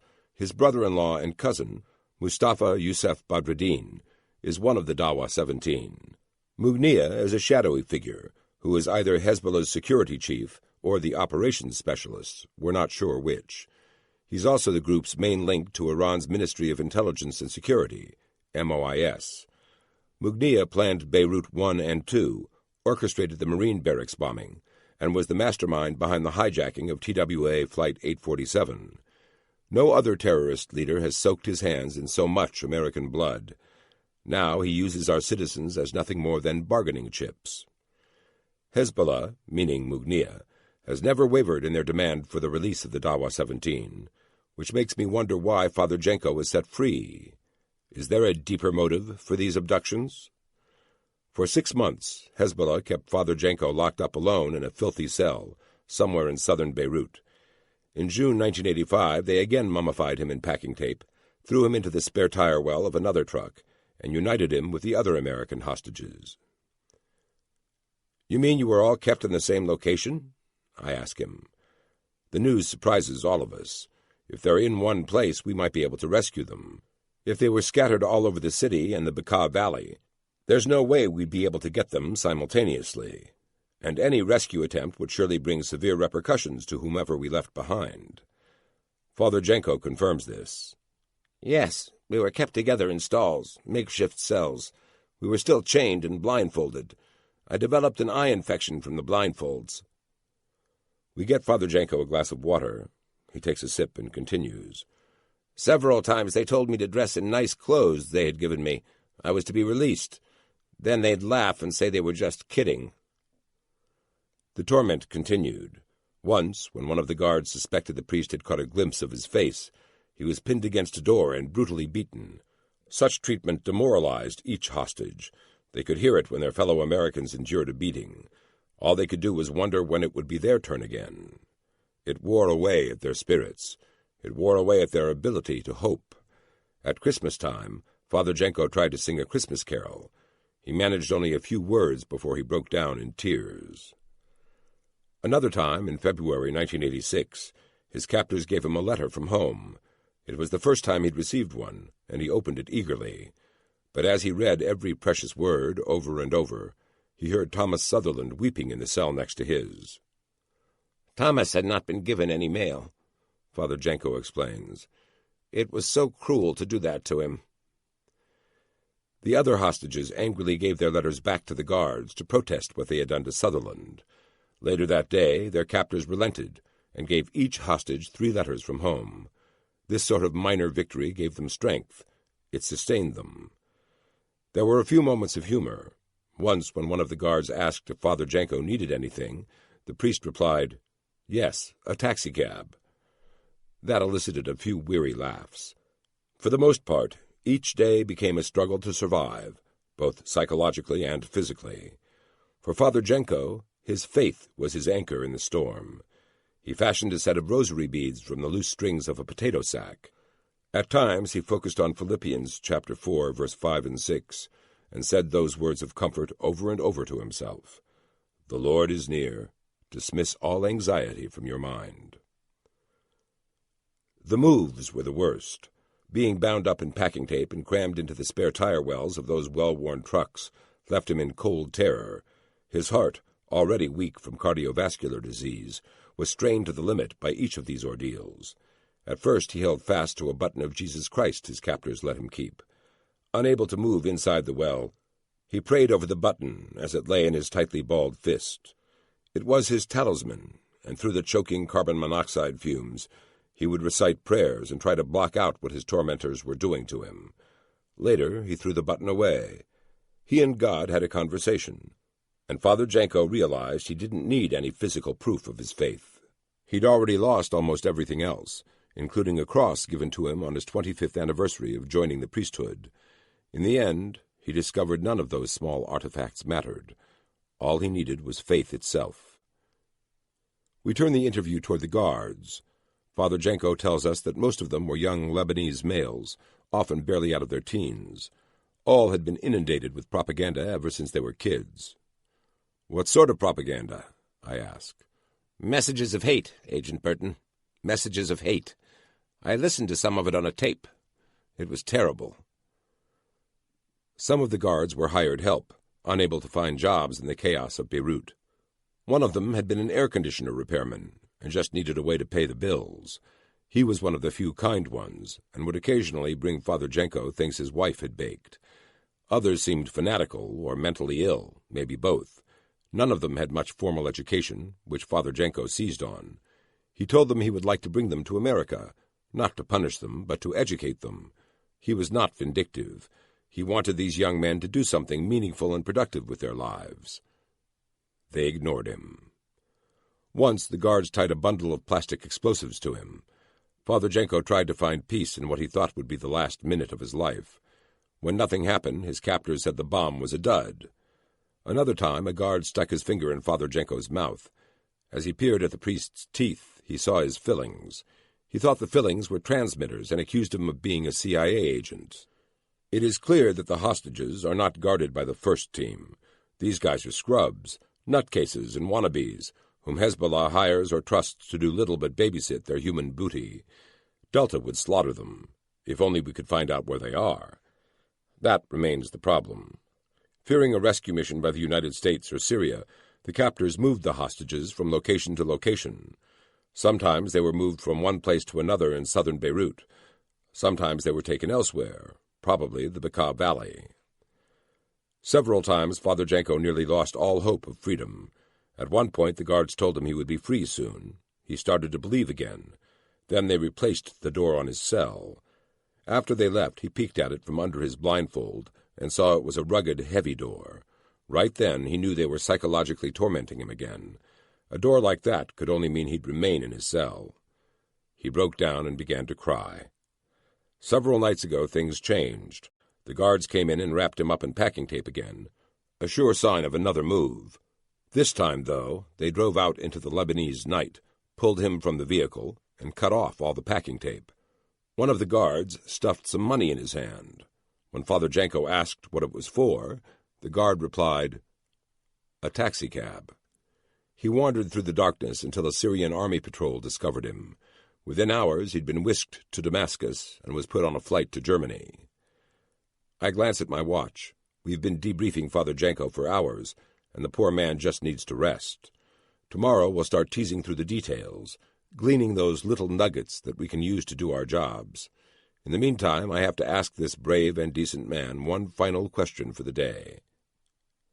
"Father, how did you endure? You must have felt like Paul." Martin Janko sadly shakes his head. In a self-effacing voice he says, "Paul survived so much more than I, Agent Burton, and I was weak at times. I learned hate, which I had to overcome with forgiveness."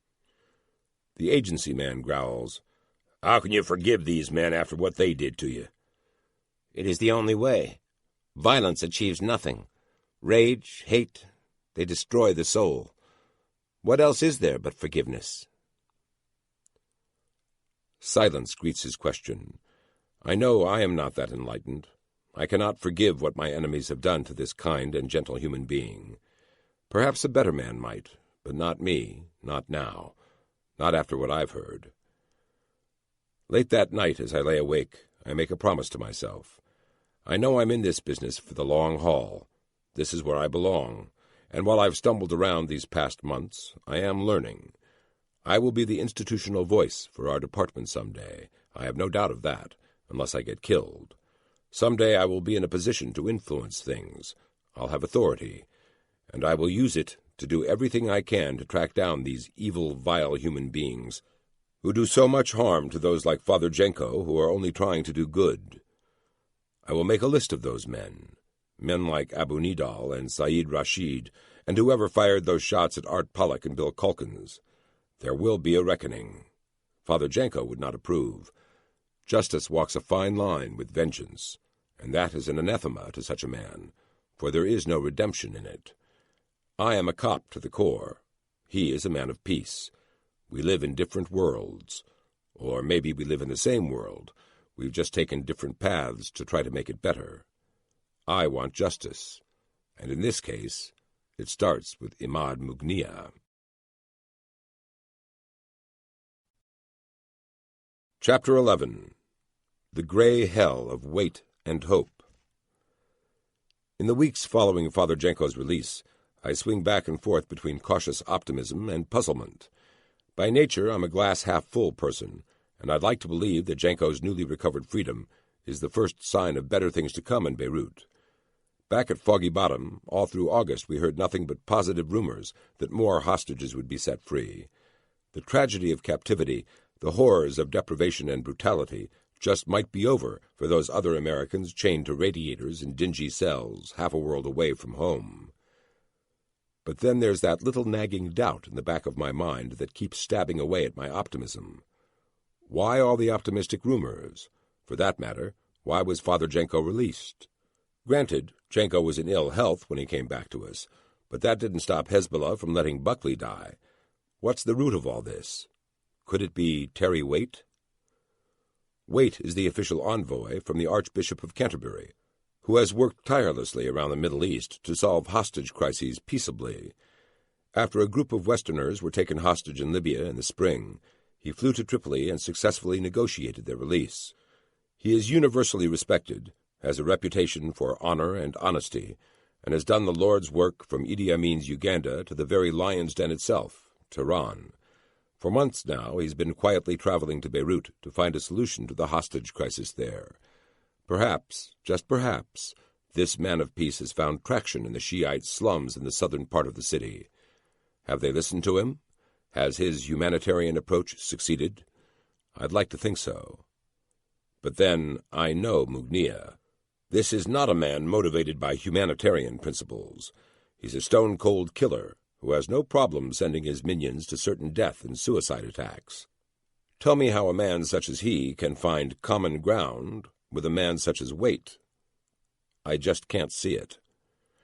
Right after Father Jenko was released, a Hezbollah communique announced that the United States should proceed with current approaches that could lead, if continued, to a solution of the hostage crisis. The American response was quick and vehement. The administration denied that any approaches were being used and castigated the Hezbollah statement. I can't help but wonder. Wheels within wheels are always turning in the dark world, and at the very least, somebody in Washington had had advanced notice that Jenko would be released.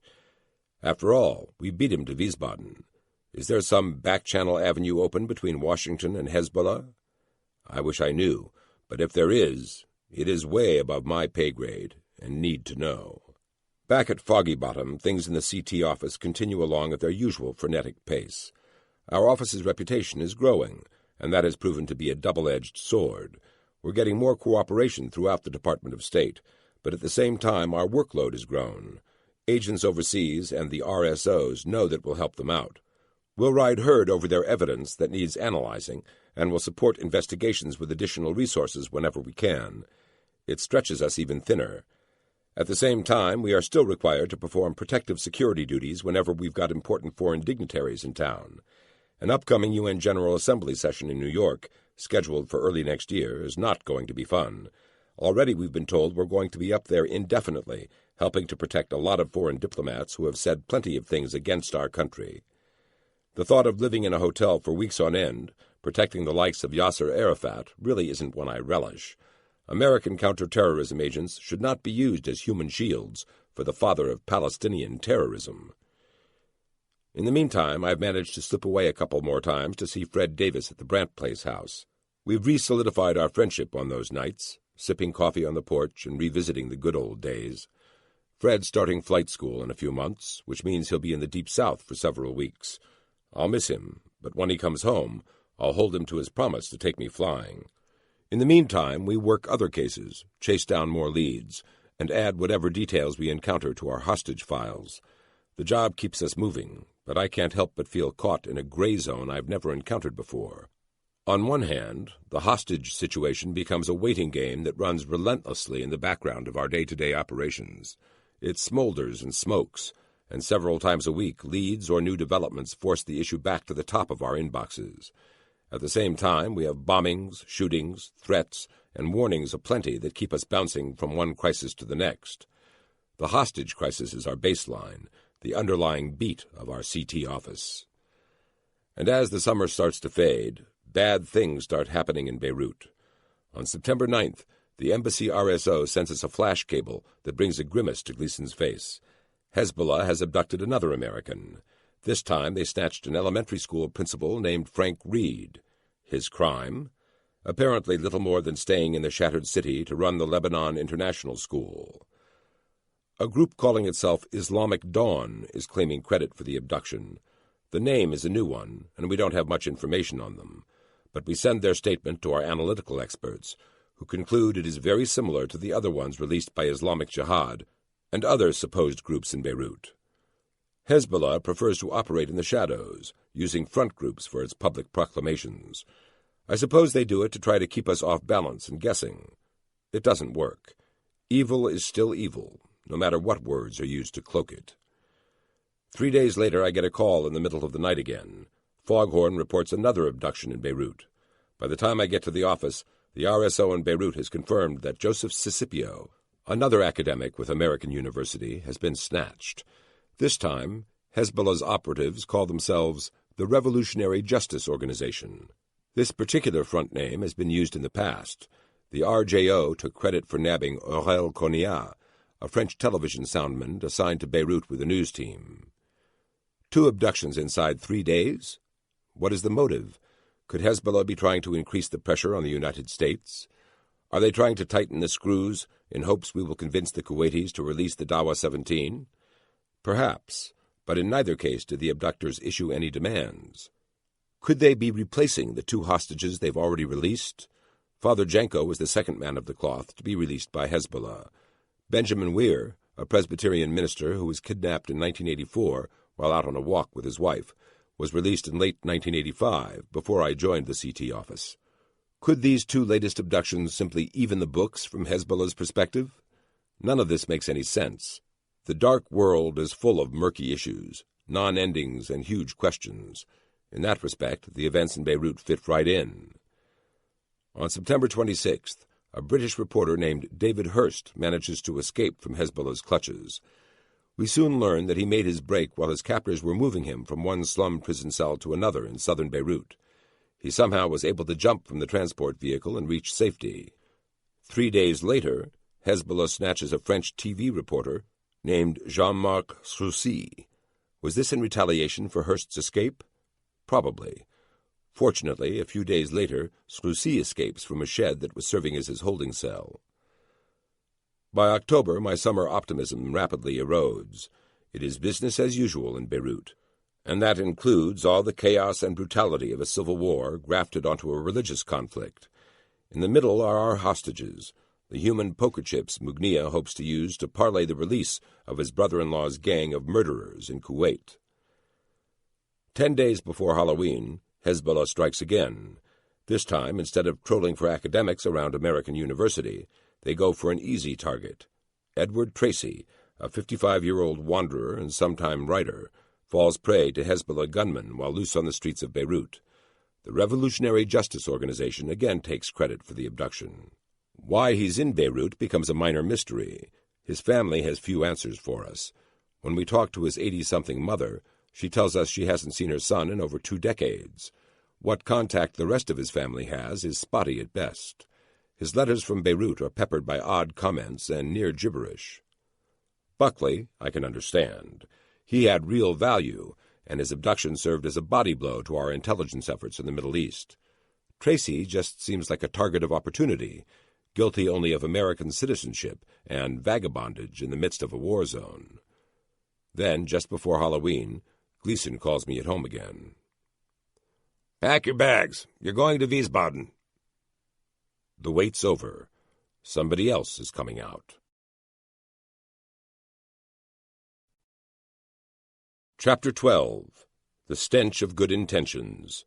Saturday, November 1st, 1986. Wiesbaden, Germany. 3 were supposed to come out. That was the gist of my transatlantic brief this time, as I tried my best to relax and enjoy another 10-hour C-141 Starlifter flight to the nation my dad helped subdue a generation ago. Now we're back in Wiesbaden, playing the waiting game again. I had hoped to see Sutherland, Jacobson, and Anderson here at the hospital, ready to return home and be reunited with their families. So far it hasn't happened. They were supposed to come out on Friday. Friday came and went, with no word from Beirut. Today, the debriefing team has waited around all day for them to show up. We've cleared out the upper floor of the Air Force Hospital on base. When and if our people get released, they'll each have a private room with a separate bath and lounge. Down the hall, we've set up a temporary communications room, complete with an STU-3 secure phone. This is our portable version of the Foghorn Bat phone. The wait gives me time to analyze the situation. Terry Waite's been very busy, traveling between the United Kingdom, Germany, and Beirut, as he works his contacts on behalf of the Archbishop of Canterbury. Has he scored a breakthrough with Hezbollah? If so, he transmitted his success and tipped us off so we could be here when the hostages arrive. Nevertheless, the forewarning unsettles me. Granted, it could very well be that Waite's keeping us in the loop. On the other hand, I sense there's something else going on, way above my pay grade. It doesn't seem right. This time we received almost a week's notice of the impending release. Fortunately, the press has not picked up a whiff of it. That in itself is unusual, given how leaky Washington is at the moment. Secrets are hard to keep in the current climate. Gleason's tight-lipped approach to everything is an anomaly. Usually, some bureaucrat can't wait to spill the beans to his favorite pet reporter. Instead, things are very quiet. I've been on the job long enough to know that this in itself is a cause for concern. I just don't know what it means yet. On Sunday, the STU-3 rings in our makeshift commo room. The U.S. Embassy in Beirut passes us word that David Jacobson is now in friendly hands. He was released earlier that day in the Christian-held sector of the city. He's at the embassy now, awaiting transport to Wiesbaden. Only one of three. Jacobson is the director of American University in Beirut. He was snatched off the street while taking a walk almost 1.5 years ago. I wonder what sort of condition he'll be in when he gets here. Hopefully he'll be in better shape than Father Janko was. The day passes quickly. The principals on the debriefing team sit down and gameboard our plan. This time, instead of asking questions on the fly, we've prepared a meticulous list of questions that should take 2 days to get through. This time, our team consists of representatives from the CIA, the FBI, the Defense Intelligence Agency, DIA, and the Joint Special Operations Command, JSOC. We each have areas we'll focus on in the course of the interrogation. Mine will be the mechanics of how Hezbollah kidnapped Jacobson and how they moved him around the city, the mechanics of terror. If we break them down, we might be able to figure out how to stick a crowbar in their gears. The next day, we gather at the airfield as Jacobson arrives. The place is a mob scene. Once Jacobson reached our embassy in Beirut, somebody notified the press. The media have flooded to Wiesbaden to capture his return to freedom. Flashbulbs fire so often I start to get dizzy. CNN covers the moment, and dozens of other TV crews jostle for position on the tarmac. When the plane from Cyprus finally arrives, the mob goes crazy. Jacobson is given a rollicking welcome. After he has a chance to see his family, we squirrel him away on the top floor of the hospital. The base is besieged with reporters, but Air Force security keeps them at bay. Jacobson appears haggard and world-weary when we sit down with him later Monday afternoon. Still, he looks better than the ashen-faced Father Janko, and that is a relief. Perhaps they'd been treating the hostages better since July. Wishful thinking. Jacobson's tale is one of horror upon horror. The torture, beatings, and brutality we heard from Father Janko were compounded after the priest's release. It started with the videotape Father Janko gave to us. In it, Jacobson ad-libbed a couple of lines, which included a note of concern for William Buckley's wife and kids. Buckley didn't have children, and when the video reached the media, television newscasts focused on that segment and postulated that Jacobson was trying to send a coded message to us. Well, Hezbollah watches the news. The terrorists saw that speculation, and it fed their inherent paranoia. They became convinced that Jacobson had done something nefarious. The hostages lost all their few privileges. Books, radios, and pen and paper were taken away from them. Later, the guards stuffed them into trucks and moved them to a dank underground cell. From early August until yesterday, Jacobson had languished in a vile hole. Sitting on the edge of his hospital bed, Jacobson begins, September 19th. Then raw anguish swallows his long, gaunt face, and his words trail off. His head drops, and he covers his eyes with both hands. For a moment, he tries to continue, but the emotions of whatever happened to him that day assail his self-control. He surrenders to it. His bones seem to sag under the weight of his experience. We stare on in sympathy. This poor man only wanted to educate, to help build Lebanon through higher learning. Instead, the ignorance he strove to erase rose up from the gutters and claimed him as a victim. Finally, looking resolved, he turns his eyes on us. They came to get me. Who? Mahmoud, one of our guards. I knew it was going to be bad. As he pulled me to my feet, I heard him say, I'm sorry. Mahmoud took Jacobson into another room, where his other captors beat him senseless. They bound his feet and whipped him with a rubber hose. They punched him and kicked him, laughing all the while at the punishment they inflicted on this slender-faced academic. They laughed even as he screamed in agony. Somebody battered both his ears, leaving him in excruciating pain. Other blows fell upon his arms, legs, and genitals. At one point, they turned him upside down so his shoulders and head were on the ground, and his legs were exposed in the air. Then they flogged the soles of his feet with the rubber hose. He pleaded for them to stop. He begged them to just shoot him and get it over with. Instead, the rain of blows continued. "When they finished," Jacobson says, his voice choked with bitter tears, "one of the guards said, 'Relax. The boys were just having some fun.'" This was punishment for the coded message he'd inserted into the July videotape. Thanks to the media's speculation, David Jacobson had nearly been beaten to death. As our debriefing evolves, it becomes clear to us once more that the guards are little more than armed thugs, and that their own security is shockingly lax. Jacobson tells us that not long after the September beating, the guards left a fully loaded AK-47 hanging on the wall next to his cell. After some serious introspection, he decided to try and snatch the weapon and shoot his way out of his cell. One night he reached for it through the bars in his cell door. He pulled the rifle off the wall, but it was too big to fit through the bars.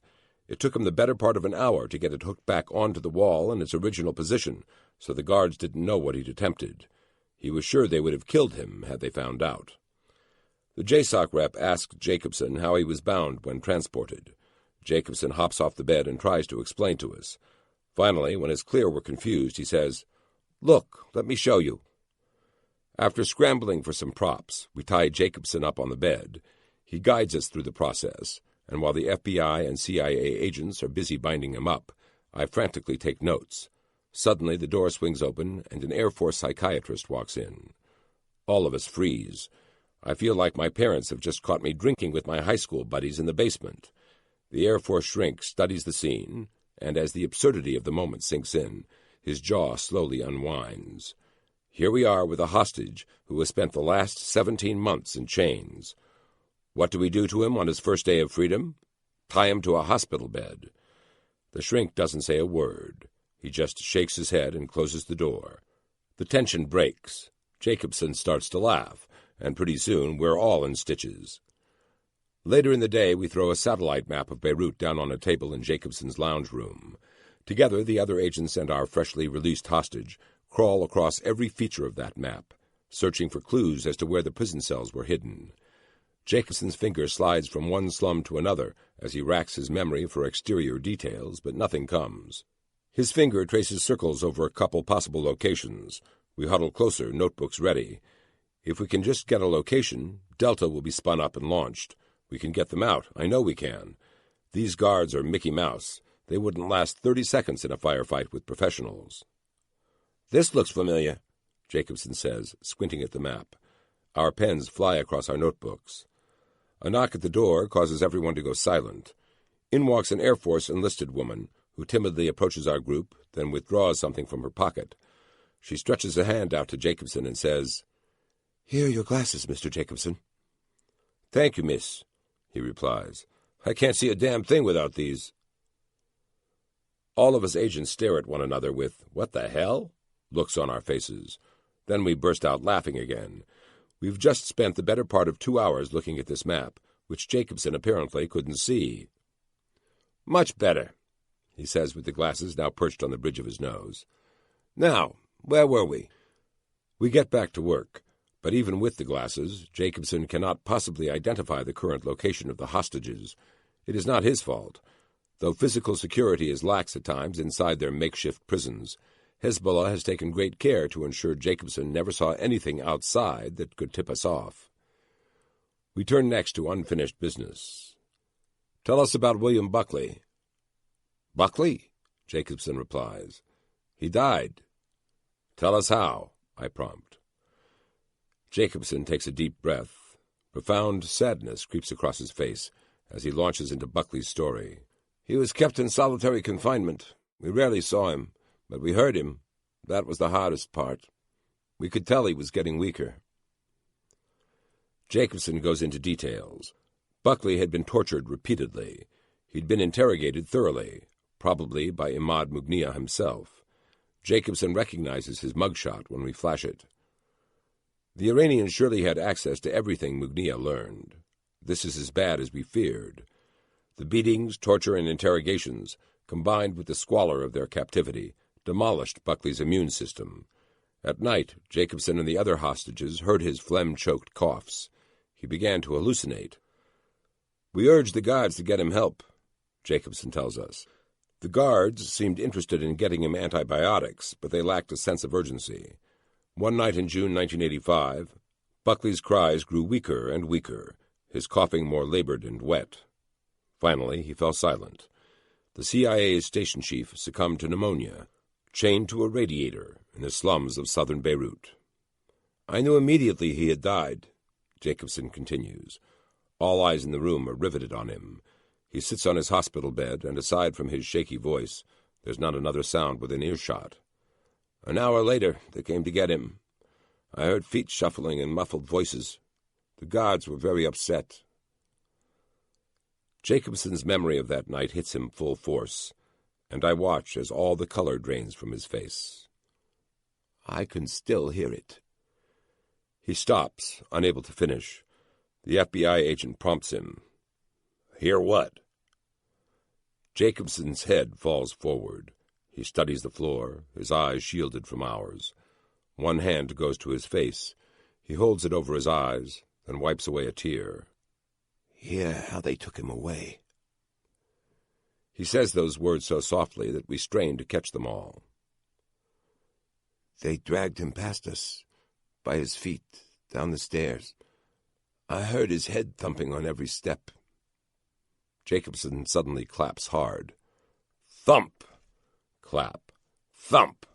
Clap. Thump! It is a slow and terrible cadence, and I wince every time his hands slap together. When he finishes, the silence leaves us shuddering. Buckley hadn't just died of neglect. He'd been defiled. Even in death, they had granted him no dignity. I can't speak. Neither can the other agents. Nobody even tries. The minutes pass. Jacobson stares at the floor, tears flowing freely now. The rest of us are so wrung out that I know we're done for the day. I stand up, put my hand on Jacobson's shoulder, then leave the room. This will need to be reported back to Foggy Bottom, so I head for the temporary commo room. I turn left out of Jacobson's room and walk to an intersection in the hallway. A quick jog to the right and through a door, and I'm in our communications hub, a hospital room with the beds removed. Inside, I run into Robert Oakley, a career diplomat who is currently serving as the director of the State Department's Office of Terrorism. I'm surprised to see him here in Wiesbaden, but he greets me pleasantly enough. I fill Oakley in on what we've just learned. He shakes his head angrily, then tells me to report back to D.C. Just as I reach for the STU-3, someone else walks into the room. I turn to see who it is and freeze, receiver in hand. Standing in the doorway is Terry Waite. What's he doing here? I thought he was in Beirut. He takes a step into the room. He's a giant of a man, but his size is not imposing, thanks to his gentle demeanor. He greets us with an easy grace. Oakley and I nod and say hello. Waite walks up to me and hands me a slip of paper. I need to talk to Ollie. Can you dial this number for me? There's a connection between Oliver North and Terry Waite. I look at the number. It is a direct White House line. I glance down at the STU-3 and wonder what I should do next. Something doesn't smell right here. Why is Waite tied in with the NSC? Is Waite the administration's go-between with Hezbollah? I thought he was only working on behalf of the Archbishop of Canterbury. I bring my eyes up and study Waite. He looks anxious and tense, like something's wrong. He's trying to cover that up with a low-key, matter-of-fact approach. Wheels within wheels. That's how the dark world works. I dial the White House number. It rings twice before an NSC official answers it with a hurried, "Hello." I begin slowly. "Yes, this is Agent Burton in Wiesbaden." He waits a beat before responding. "Go ahead, Burton." "I have Terry Waite here with me, and he wants to talk to Ollie." Another pause. The phone makes all those odd background electronic noises. Finally, I hear the NSC official say, "Ollie's en route from Beirut, but let me talk to Waite." I hand the STU-3 to Terry Waite. Oakley and I start to leave to give Waite some privacy, but he waves to us to stay. "What's going on?" he asks into the phone. Standing next to Waite, I can hear the man's voice on the other end, but I can't hear what he's saying. Waite goes green. By the time he finishes the conversation, he looks like he's seasick. He thanks us and hurries from the room. Oakley and I exchange, "What just happened?" glances. I pick up the STU-3's receiver. I still have to call the office and report what we know about Buckley's death. Gleason answers my call and listens silently as I relate Jacobson's story. When I finish, my boss says, "Okay, Fred, keep your head down. Bad things are happening." "Okay, I will." "When you get back, the FBI wants to talk to you." The line goes dead, but Gleason's final words linger. Am I in some sort of trouble? I return to Jacobson's hospital room. The mood is somber, and everyone is fatigued. After a spell, it is clear that Jacobson and the other agents are done in and will need to pick it up in the morning. A little small talk ensues before the group disperses for the evening. As we leave, one of the other agents takes me aside in the hall and asks, "Have you heard?" "Have I heard what?" "A paper in Beirut ran a story about an arms deal." "Arms deal? Between who?" "Us and Iran." "What?" "Yeah. We gave them anti-tank weapons. They gave us hostages." "That can't be true." The agent shakes his head. "The press is going crazy. I just heard that Ollie North and Robert McFarlane were in Iran in May." Oh, my God. Chapter 13. Shipwreck. By the time I return to Andrews Air Force Base, a media tempest has engulfed Washington. Every hour, more details of the secret negotiations between the United States and Iran are revealed on the news. The sordid mess grows steadily worse. The Iranians confirm the negotiations publicly. Locked in a bloody World War I-style conflict with Iraq, the Iranians are desperate for modern weapons that can break the front-line stalemate. They don't seem to realize how devastating these revelations are in the West. We made a deal with the devil. Terry Waite was just the cover for the real negotiations, ones that treated each hostage as capital that the Iranians and Hezbollah could use to buy tow missiles. No wonder Hezbollah grabbed 3 more Americans in September and October. They weren't bargaining chips at all. They were currency. My stomach is twisted in knots. I haven't slept. We bargained with the enemy. There are few countries the American people despise more than Iran. The embassy hostage crisis 6 years ago filled our nation with a collective hate for Iran that was only inflamed by Beirut I and II and the barracks bombing.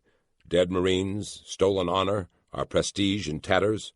That's what Iran has done to us. And now we've been caught selling them missiles that will help sustain their war effort. There's talk of a congressional investigation. Already the FBI has unleashed its hounds. Everyone's scrambling to save their own skins. I wonder if my career will end before it really begins. 6 months on the job, and I'm already on the edge of the storm. Was it worth it to get the hostages out? Do the ends justify the means here? I don't know. I struggled with this all afternoon as I reviewed the paperwork that had piled up while I was gone. Neither Father Jenko nor David Jacobson had any idea why they were released until the story broke on the major networks. I can't even imagine Father Jenko's reaction. He must be horrified that his life was traded for weapons that surely will kill countless Iraqi soldiers. Ignorance of the drama playing out over my head may save me. I don't know anything. I'll have nothing to offer when I'm interviewed. All I can do is tell them what I know. And what I know is nothing. Nothing beyond Terry Waite's suspicious phone call from the commo room in Wiesbaden. Waite must be reeling as well. He's been negotiating with his contacts in good faith. Now it turns out that Ollie was using him as nothing but legitimate cover. He's been used, and his reputation has taken a huge hit. Before I left Wiesbaden, I heard he was going to return to Beirut and try to repair the damage to his reputation. I hope he doesn't do that. Hezbollah shows little mercy. I get home well after midnight. I come through the door of our townhouse feeling dispirited and exhausted. Sharon wakes up and greets me. "I know you were in Germany," she tells me. "I saw you on CNN when that hostage was released." I wish I could tell her everything. I can tell her nothing. Instead, I must keep my silence and face the FBI in the morning. Sharon soon falls back asleep. I lay in bed, my mind running through all the things that have happened. Periodically, it flits back to the hospital room, and I see Jacobson, head down, clapping his hands as he described Buckley's head smacking on the steps outside their apartment prison. Thump! Clap! Thump! Clap. Thump. It was a fate no patriot like Buckley should have faced. If only we'd been able to get to them. If only we'd been able to find where Hezbollah had them stashed. If only... And what of Hezbollah? What sort of game is Mugnia playing? All along, his public demands have focused on the Dawa 17. Hezbollah's hostages would be freed when the Kuwaitis released Mugnia's terrorist brother-in-law and his cell. Was that just a cover, too? Was it always about weapons? Nothing is ever as it appears. Washington is seething right now, and it is axiomatic that D.C. will eat its own in the flame fest that is sure to follow in the weeks to come. I just hope I don't end up as collateral damage. Morning comes. Tyler Beauregard and I go for our pre-dawn run. It is cold and dark on the street, and my beautiful dog senses my foul mood. She stays close and casts anxious looks my way. She knows something is dreadfully wrong. She doesn't know what to do, but reveals her loyalty to me by refusing to budge from my side. That makes me wonder if true loyalty can really exist outside a man's relationship with his dog. A quick shower back at our townhouse, and I'm ready to face whatever is to come. I strap my Smith & Wesson into its shoulder holster, throw my coat over one shoulder, and head for my Jetta. I reach the office before 6. 3 hours later, the FBI comes calling. I head for a conference room where an agent greets me with a perfunctory hello, and then the grilling begins. It is obvious from the outset that I don't know anything about the negotiations. The agent is still thorough. He goes through a list of questions, almost none of which I can answer. I was never in the loop. This time it looks like my ignorance will save me. The interview reveals the depth of the machinations at work. A witch hunt is afoot. People will go to jail for this. The search for scapegoats has begun. By lunchtime, I'm back behind the big blue door. Gleason looks burnt out. Mullen is nowhere to be seen. He's probably on assignment somewhere. I'm shaky after the grilling. I try to get back to work, but my mind refuses to focus. The whole deal has the smell of good intentions gone awry. I heard a rumor on the flight home that President Reagan met with Father Janko's brother shortly after Hezbollah grabbed the priest. Janko's sibling demanded to know what the president was doing to get his brother out of captivity. Reagan tried to assure him that the government was doing everything possible. Janko's brother refused to relent. He was like a terrier, and he shattered Reagan's placid facade. When the meeting ended, Reagan told his staff to do whatever it took to get the hostages out. That is a dangerously broad license for a president to issue, no matter how good his intentions. Now we've been embarrassed, and all the globe has borne witness to our humiliation. Year after year, we have piously proclaimed that we will not negotiate with terrorists. We've totally undermined our international position on that front, and no doubt it will take years to rebuild our credibility. Still, Ben Weir, Father Janko, and David Jacobson are free men because we funneled arms to a rogue nation. I am a man who lives by a strict code. Life until now has been black and white, right and wrong. There's no wiggle room. You're either acting honorably or you're not. Where does swapping arms for hostages fit into this equation? I don't know. Or maybe I do know, but don't want to face it. My country has made a dreadful mistake. The consequences are sure to be sharp and painful. As November continues, the crisis spirals into a full-blown scandal. President Reagan addresses the nation and admits we did try to improve relations with Iran by selling them weapons. He denies we got Weir, Janko, and Jacobson in return. The press continues digging. More revelations emerge. The Israelis transferred the initial shipments. More than just tow missiles went to Iran. We also sent them Hawk anti-aircraft systems, and were negotiating about spare parts for their F-14A Tomcat fleet. They purchased those F-14s in the 70s, just before the Shah fell. There is a deeper, darker side to Iran-gate, as the media is now calling it. The Iranians not only paid for their weapons with our 3 American citizens, they also forked over millions of dollars in cash. Where did that money go? Some media outlets reported that $30 million is missing, and Oliver North's fingers are all over the disappearance. Just before Thanksgiving, Oliver North and his secretary, a blonde named Fawn Hall, get caught shredding documents. 4 days later, Attorney General Edwin Meese releases the truth.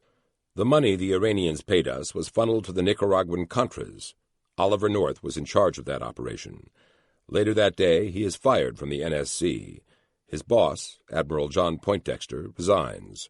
It looks like both will face criminal charges for what they have done. The disaster is complete.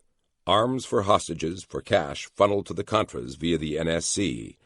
It is a media feeding frenzy extraordinaire. Late that afternoon, I closed the open files on my desk and stuffed them into my safe. I'm done for the day. I've got to get away from this craziness before it eats me alive. A half hour later, I'm on the Brant Place porch, drinking coffee with Fred Davis. I can't tell him what's going on, but I suspect he knows. "I saw you on CNN the other night," he tells me.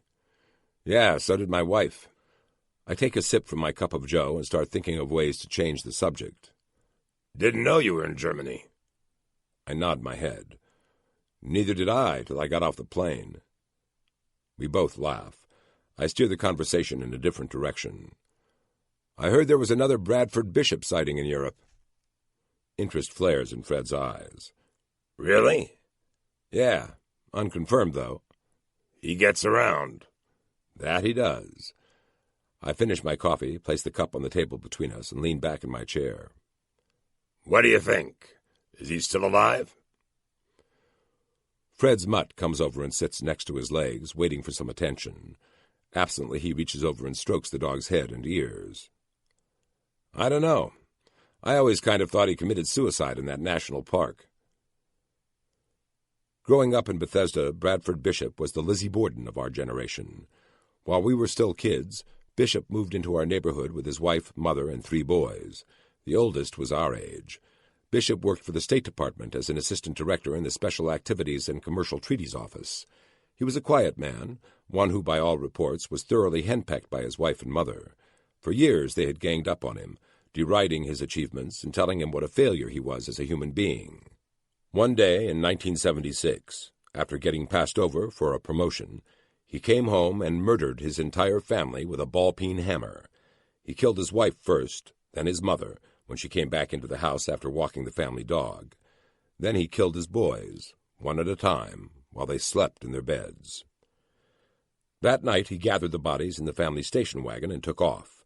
He drove to North Carolina and burned them in the woods. It was 3 weeks before anyone discovered the family was gone. The Bethesda Chevy Chase Rescue Squad responded to the house once a neighbor and police officer discovered blood on the front steps. Inside the house, blood was everywhere, in the living room, on the walls, the bedrooms, and the beds. Sitting around the station house on the weekends, the old-timers would tell us stories of that crime scene. It was a chamber of horrors. One of the boys' bedrooms was drenched in blood from floor to ceiling. By the time the bodies in North Carolina were linked to the crime scene in our neighborhood, Bishop was long gone. The station wagon later turned up at a Great Smoky Mountains National Park campground, but there was no sign of Bishop. The station wagon was covered in dried blood. Some of it had pooled and congealed in the spare tire well. For years, on slow nights at the station house, we would speculate on what had become of Bradford Bishop, the henpecked bureaucrat turned mass murderer. It led to endless discussions on his whereabouts. I reach forward and scratch the mutt's ears. He growls happily and tilts his head my way. I'm glad for this diversion. I'm glad to be thinking about anything other than the hostages and North, and the unfolding national embarrassment that has exposed so much of the dark world to media scrutiny. Well, they never found any evidence that he committed suicide, I offer. We've been over this ground many times before. It is comfortable, and it sets me at ease, even if the subject is a gruesome one. True, but none of the sightings have ever really been confirmed. Being a diplomat, Bishop knew how to travel incognito. I think he stayed off the grid all these years by moving frequently and using false identities. Well, remember a friend of his spotted him in Sweden back in '78. Fred shakes his head and says, Tentative at best, just like the one in Italy when that other DOS guy said he saw him in a bathroom. We discuss the other possibilities. Some say he defected to the Soviet Union. There's no evidence of that, and he's never surfaced in Russia. I don't buy it. More than likely, he's living the life of a fugitive, staying one step ahead of the authorities with frequent moves and ID changes. Well, someday I'll look into that case, if I ever get any authority, I tell Fred. He looks at me for a moment and says, Yeah, that one and that other one. You know, where that Israeli was whacked right in his front yard. What was his name again? Alone. Yosef Alone. That's right. Alone. Man, Fred, you have a memory for these things. I guffaw. Yeah, but is it a blessing or a curse? Maybe just your purpose. The sudden sincerity leaves me silent. I'm not sure how to answer that. The old crew responded to Alone's murder, too. That's right. The rescue squad was right on the scene. Alone had been killed only a few blocks from the house I grew up in. He'd been coming home from work that night. He'd been assigned to the Israeli embassy as an air and naval attaché when a car rolled up behind him. As he stood in his front yard, gunmen in the car opened fire on him. 5 shots hit him. By the time the rescue squad's old rig arrived on the scene, it was too late. He died in our neighborhood, victim of a professional hit. Media speculation hinted that he'd been assassinated in retaliation for the death of an Arab militant in Paris.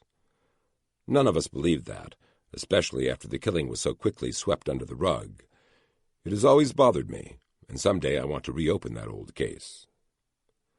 Fred Davis gets to his feet and gives me a smile. When you do get to the bottom of that one, please let me know, okay? You know I will. We wrap things up for the night. I want to tell Fred how grateful I am for this diversion. I just don't know how. Instead, all I manage to do is say goodbye. Thanksgiving comes and goes. Christmas approaches. The country has been rocked to the core by the Iran-Contra revelation. President Reagan's popularity is plummeting. A congressional commission, led by John Tower, is picking through the wreckage, trying to figure out who knew what and when. The special prosecutors are lining up. This one is sure to get ugly. And the main problem remains. Hezbollah still holds 5 Americans hostage. We must find a way to get them out. That is, if Mugniya doesn't decide to quit the game entirely and summarily execute his captives. Given what's happening, I wouldn't put it past him.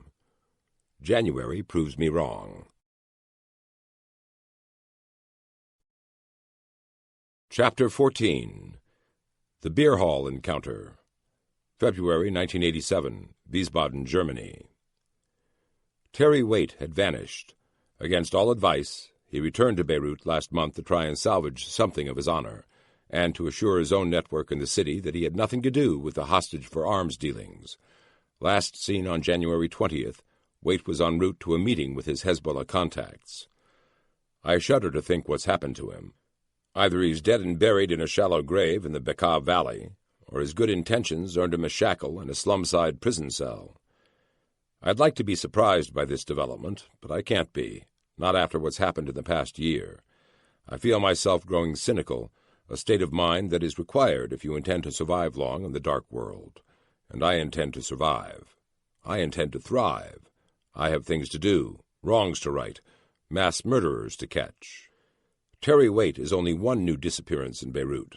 All month long, Hezbollah has declared open season on Westerners in the city. The situation is so out of hand that the American government issued a flat ultimatum to its own citizens. Get out of Lebanon. We can't protect you. And if you get kidnapped, you're on your own. After Iran-Contra, there's no way the Reagan administration can negotiate with terrorists now. Exactly why Hezbollah's gone on an abduction spree is anyone's guess. But from the American perspective, it doesn't make much sense. The time when our citizens were used as currency and bargaining chips is over. The Tower Commission and the special prosecutors have seen to that. The universities and their apparently oblivious staff of ivory tower types are the easiest hunting ground for Hezbollah snatch squads. In one hall on January 24th, they grabbed 3 professors from American University in Beirut. That operation also netted Hezbollah an Indian academic. He must be lonely among all the Westerners. Another Frenchman has been taken as well. He disappeared on January 13th, just before things got ugly with the West Germans. That's one reason why I'm here, back in Wiesbaden. The Germans are now caught up in the hostage crisis, too. Last month, the West Germans arrested Muhammad Ali Hamadi, a Shiite leader and terrorist who worked with Imad Mugniya to plan the TWA Flight 847 hijacking. In apparent retaliation for his arrest, the so-called Strugglers for Freedom bagged 2 West Germans in Beirut. Rudolf Cordes and Alfred Schmidt are now prisoners of Hezbollah. The Strugglers for Freedom is just another front name for Iran's puppet terror organization in Lebanon. Which brings me to this snowy German night in February. I'm alone on a street within the U.S. Air Force Base at Wiesbaden. The weather has driven most folks indoors. I pad along atop the freshly fallen snow, pulling my Barber Beaufort's collar tight to my neck to ward off the cold. The snow is quite lovely tonight. It is still pure white, untrampled by passing cars and people. The Air Force Base is one of those places that has come to symbolize the enduring American occupation of West Germany. Thousands of U.S. airmen and aviators are stationed here at this ex-Luftwaffe airfield, and on weekends they flood into town to fill the beer halls with American voices. The locals have come to accept, if not enjoy, the company of their conquerors-turned-allies. Tonight I have a meeting in one of the local beer halls. It is a small place and poorly lit, but the food is supposed to be excellent and the beer plentiful and cheap. That makes it a perfect spot for two spooks to talk. I make my way to the beer hall, walking past an enormous Luftwaffe eagle painted on the side of a building. Why nobody has bothered to paint over that symbol of Germany's darkest age is puzzling. The paint is flecked in places, but from a distance it still looks almost fresh, as if this is 1943, and the local Nachtjäger Geschwader was just waiting to scramble off the runway and intercept an incoming British bombing raid. A different age, a different war. Who knew that the victory in 1945 would lay the foundations for the chaos we face today? A Cold War between superpowers overlaid atop a growing struggle between the Christian world and radical Islam. I reach the beer hall's door and plunge inside. The place is noisy, with lots of small groups of airmen clustered around tables. Toward the back, in a shadowy corner, I see my contact. He's about my age, 28, and looks totally out of place among the buzz-cut military types taking up the other tables. His blond hair is long and bushy. He sports a droopy, poorly groomed mustache. He wears a brown corduroy jacket with a paisley tie that does not match his shirt. He looks like a cross between Frank Serpico and Sergeant Schultz. I slip into the chair across from him and say, "Good evening." "Good evening," comes the reply. His voice is gravelly, but his English is so good I can hardly detect an accent. I notice he has a leather-bound folder sitting on the table in front of him.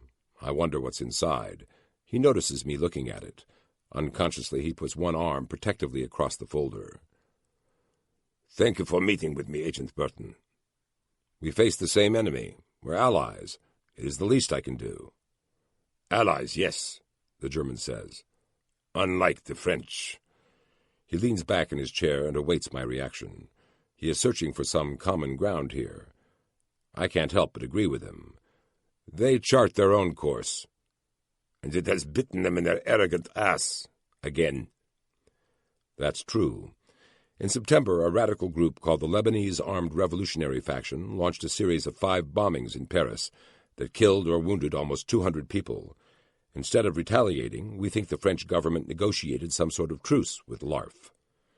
"Do you think they will find the courage to convict Abdullah?" the German asks me.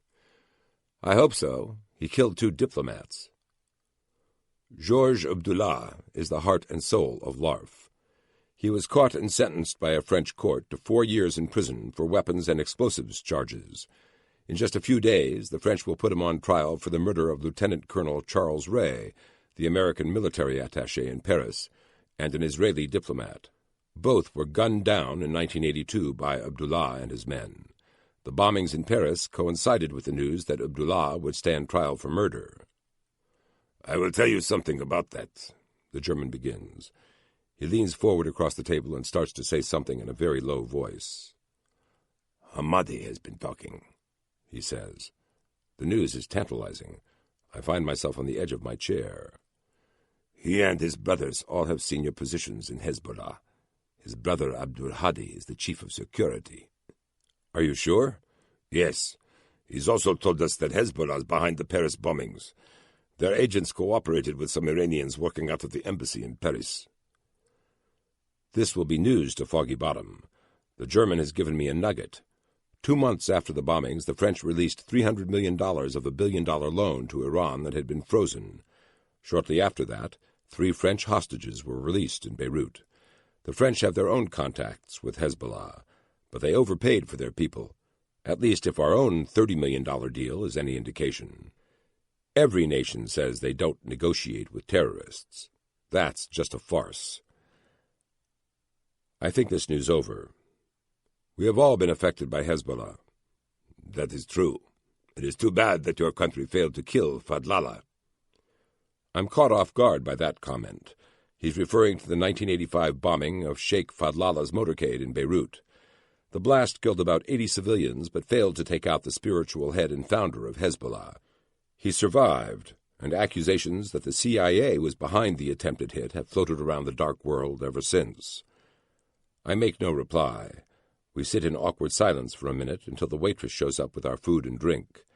The German clutches the pitcher of beer and pours me a frothy glass. Then he fills his own glass and offers a perfunctory toast. We clink glasses and set to work on our schnitzel. Through a full mouth, the German changes the subject. We want our people in Beirut back, but we are constrained by our own laws. I want to say so are we, but after Iran-Contra, such a comment has no credibility. Instead, I stick another forkful of schnitzel in my mouth and avert my eyes. Sometimes I wish we could handle this like the Soviets did. I swallow and smile ruefully. If only. In 1985, 4 Soviet diplomats were kidnapped in Lebanon.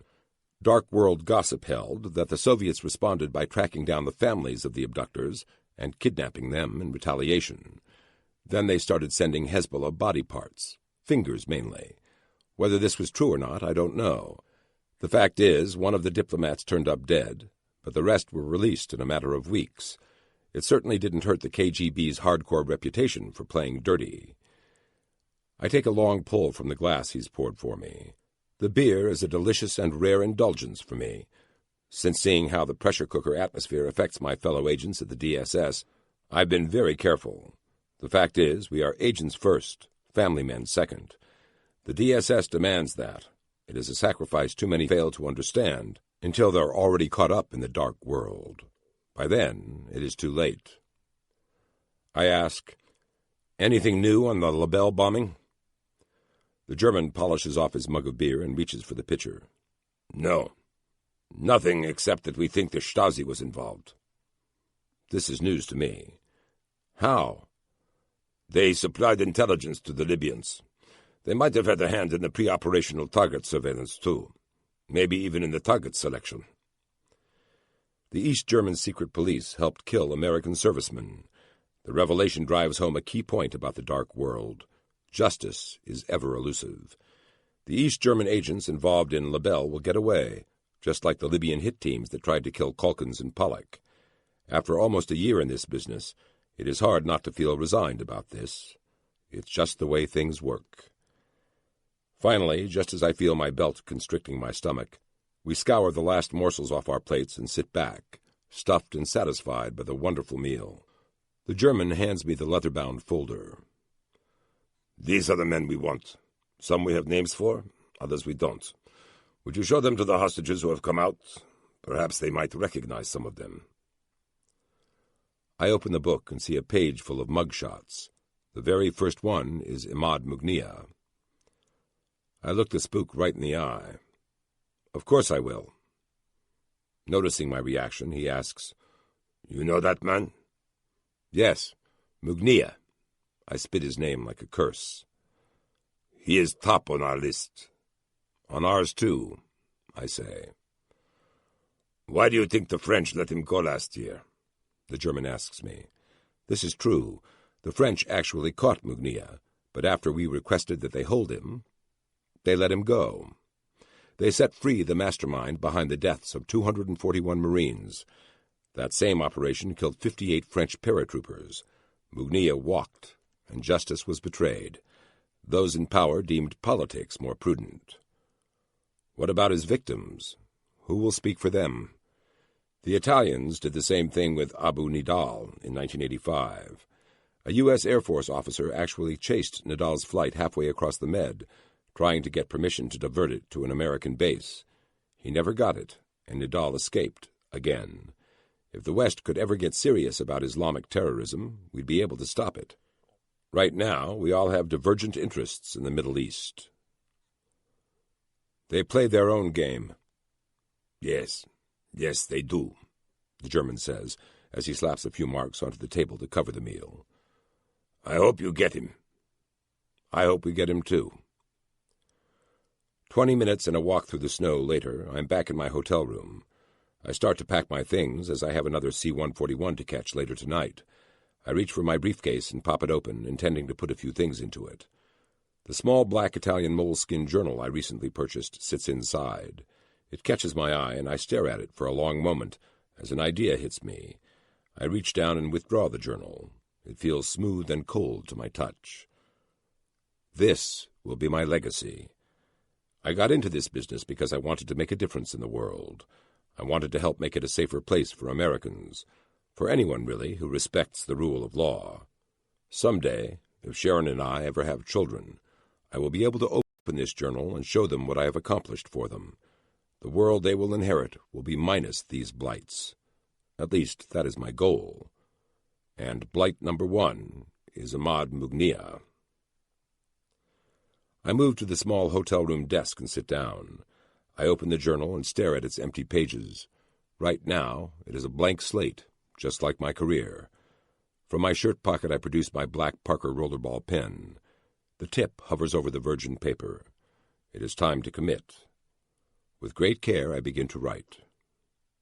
1. The Fox. Mugnia. Imad Fayez. Imad Mugnia is believed to have been born in Lebanon in 1962 to a prominent Shiite cleric. A member of Hezbollah, Mugnia has been linked to nearly every major terrorist operation the group has executed. However, his exact role within the group is unclear.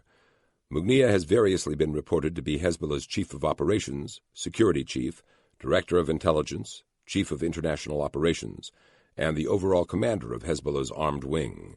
He also allegedly possesses close links with the Iranian Revolutionary Guard Corps and Iranian intelligence, as he appears to act as a bridge between Hezbollah and the Iranian government. He has proven extremely elusive because of his sound operational security and reliance on individuals he explicitly trusts. Mugnia's whereabouts are unknown. Mugnia is the first. There will be others. Before I leave the dark world, I will do whatever I can to see each name crossed off this list. Justice will be served, and the victims will have peace. Part 2. The Veteran. Chapter 15. Little Italy. Not long after my return to Foggy Bottom, Mr. Dittmer calls up the CT office as reinforcements for the protective security details in New York.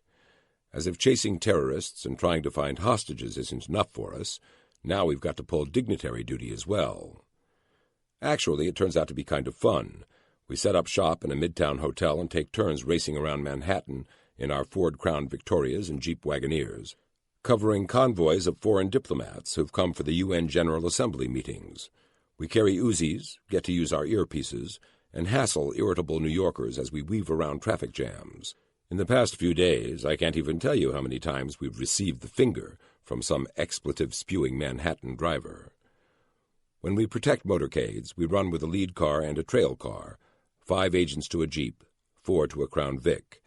The agent riding in the front passenger seat of the lead car scans the road ahead. Both he and his driver carry Smith & Wesson Model 19 revolvers, tucked away in shoulder holsters for easy access. We've learned not to wear hip holsters when pulling this sort of duty. Between the confined spaces in the seatbelt, it takes too long to draw our hand cannons that way. In the back seats, 2 agents cover the sides with Uzis and shotguns. They keep their windows rolled down and their weapons hidden by their doors, so average citizens cannot see them. That way, if a gunfight erupts, they'll be ready to engage in a split second. The Jeeps also have a tail stinger. Where most Americans would put groceries in their Wagoneers, we have an extra jump seat. The 5th agent is stationed there, Uzi at the ready, covering the rear. The lead car, usually a Crown Vic, is the motorcade equivalent of a fullback. It runs interference for the rest of the formation, its driver prepared to swing out left or right and block any incoming vehicular threat. The follow car, usually one of the Jeeps, needs to be heavy and powerful. It is our blunt defensive instrument in case the motorcade comes under serious attack. The driver's job is to deflect any incoming threats, ramming them if necessary. Foggy Bottom assigns me to protect Giulio Andreotti, Italy's foreign minister. We worked up a profile on him prior to his arrival and discovered some disconcerting facts about the guy. Andreotti is one of the doyens of the post-World War II Italian democracy, which means he's been a power broker and cabinet member in some capacity in dozens of governments since the 1950s.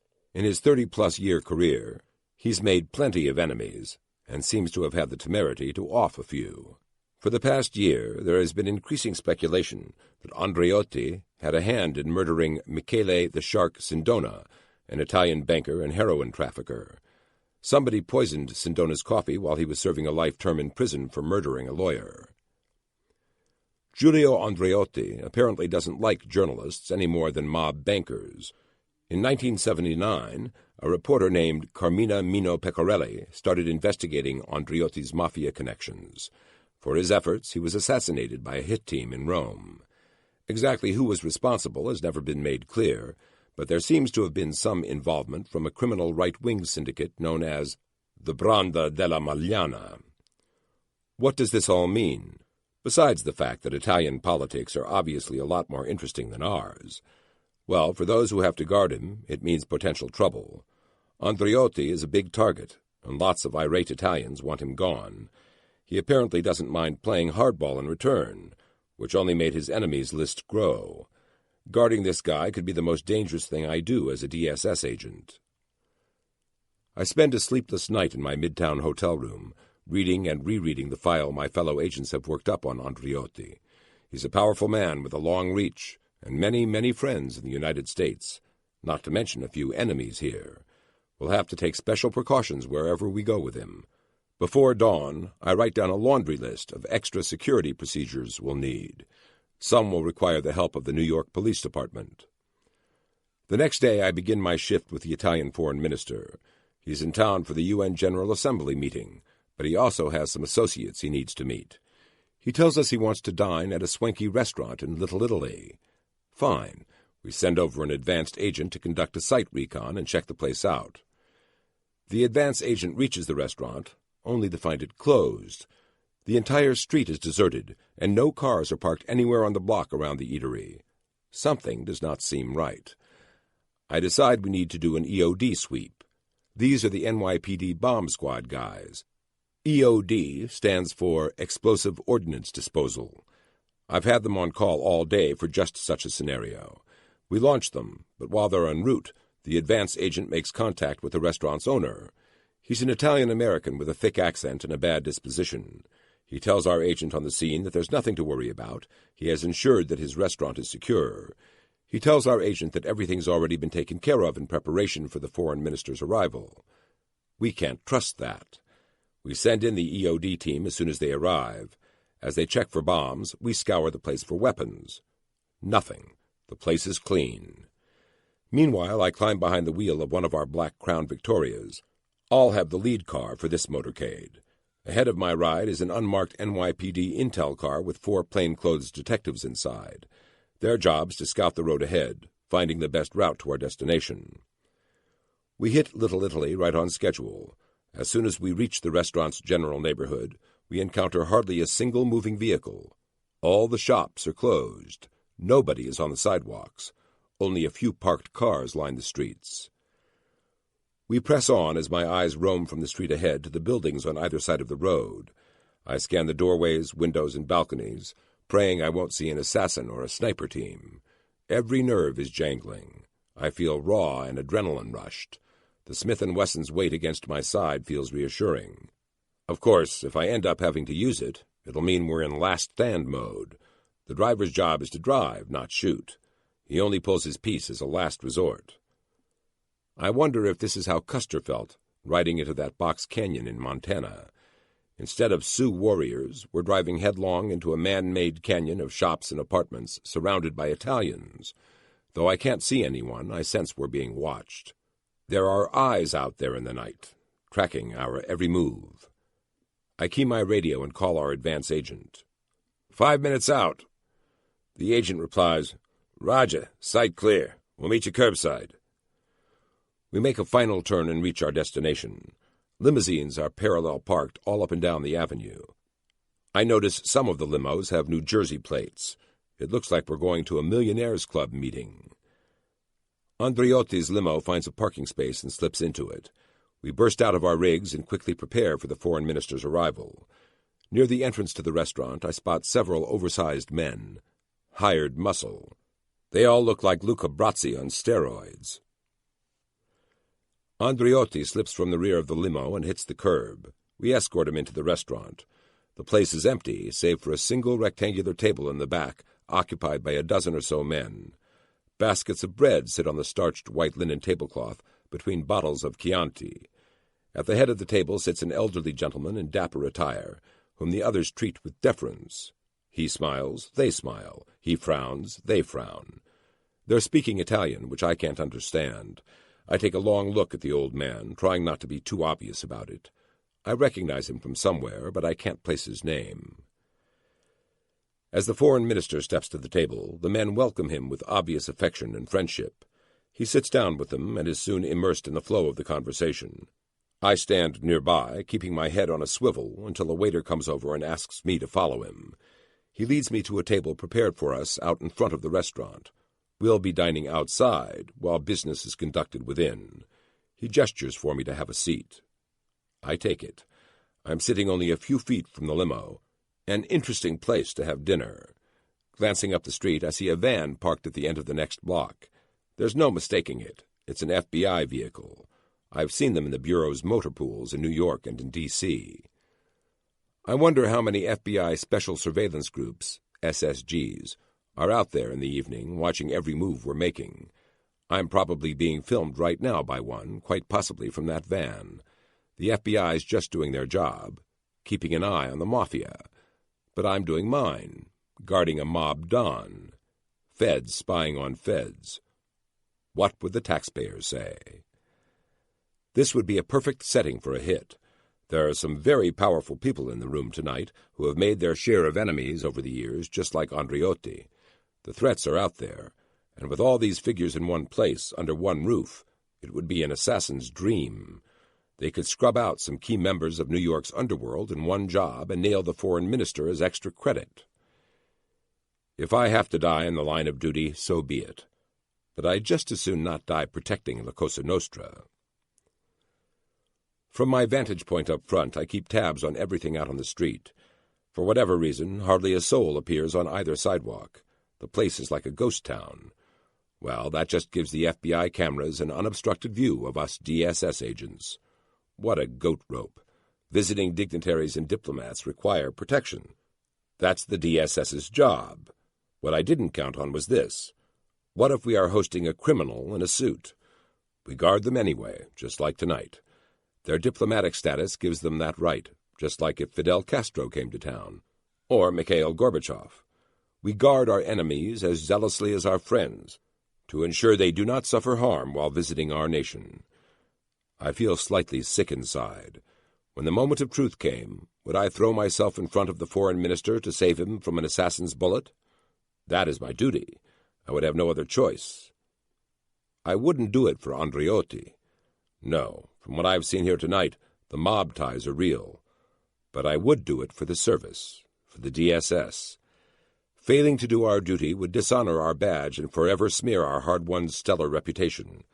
If it came to that, it would be black and white after all. I'd do whatever I had to in order to protect the integrity of my fellow agents. That would be worth the bullet. Before long, the waiter brings us food. Lots and lots of food.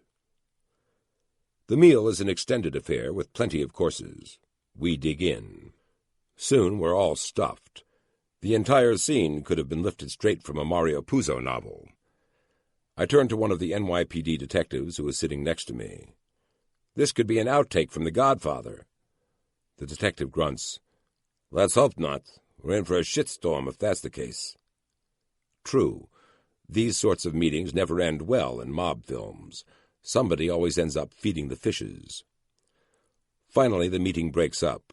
I really wish I spoke Italian. I'm sure I would have heard plenty of things that could be used to indict everyone in the room. Or maybe not. They're probably not that careless. After all, feds are feds, even when they're watching one another. Atlantic City is next on the agenda. The foreign minister is scheduled to fly over to the Trump Castle Casino. Andreotti climbs back into his limo. We scramble for our faux wood-sided Wagoneer and jet-black Crown Vic. As we speed out of the neighborhood, I glance in the rearview mirror. Only blocks behind us, the scene takes on an altogether different character. Cars fill the street again. People suddenly appear on the sidewalk. Lights go on and businesses are opened. Life in Little Italy returns to normal.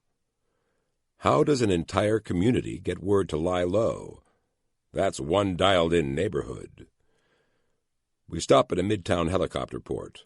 Waiting for us is Donald Trump's personal Sikorsky Sea King. One of the other agents on this detail leans into me and whispers, "It used to serve as Marine One. That helicopter flew presidents around." I climb aboard, along with Andreotti's personal bodyguard. With a pilot and co-pilot, there will only be 5 of us on this flight. I move to the back of the helicopter and marvel at its luxuries. The seats are leather, and each one has a telephone. A wet bar dominates one corner. I'm suddenly in a toy right out of Lifestyles of the Rich and Famous. I feel underdressed. I should have brought a larger gun. With Andreotti aboard, the helicopter lifts off into the New York evening. The pilots take us on a skyscraper-hopping tour of downtown Manhattan. The skyline's beauty leaves me breathless as we weave in and out of the city's major landmarks. We make a complete 360 around the World Trade Center from about 50th floor level. I have to strain to look up and see the top of those awesome silver monoliths. There is nothing more impressive than the Twin Towers on a clear night. They become bright beacons of power, symbols of American economic might. It is hard not to feel a swell of pride as the pilots give our Italian guest an aerial tour of the greatest city on the planet. When we turn for the Jersey Shore, I use that newest of modern conveniences, a cellular phone, to call our detail in Atlantic City. They're ready and waiting for the foreign minister's arrival. We touch down at Trump Castle's helipad. Our agents pick up Andreotti as soon as he descends from the Sikorsky. He leads them down to the casino floor, where he spends the rest of the night gambling. I spend the rest of my night in the casino's ultramodern security center. Trump's chief of security is a knowledgeable and intelligent man, and he walks me through all the safeguards within the facility. It is the most sophisticated setup I've ever seen. There are an impressive number of cameras, and the display terminals make the security center look like a miniature version of NORAD's headquarters in Cheyenne Mountain. Everyone and everything is under constant surveillance. If you are inside Trump's casino, Big Brother is always watching. "How much cash do you move out of here?" I ask the security chief. "You mean a night? About $1 million?" I do the math. No wonder Trump can afford to buy Marine One. Ever seen that old Sinatra film? What was it? Ocean's 11? Yeah, that's the one. Never happened here. How can you be sure? The security chief waves a hand at all the techno-gadgets in the room. They didn't have all this in 1960. Point taken.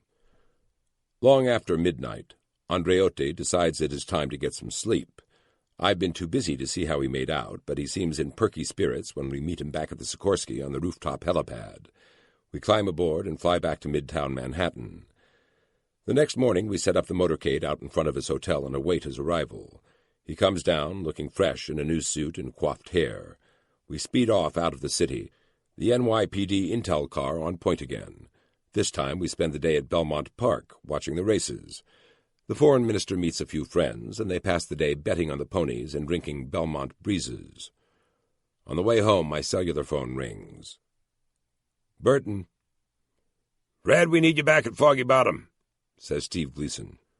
"Okay, but at the moment I'm on my way back to Manhattan with the foreign minister," I report. "Get back to D.C. tonight. Ahmed's coming in." Finally, a well-laid trap we've been preparing for months is about to be sprung. I hit the gas pedal and the Crown Vic surges forward.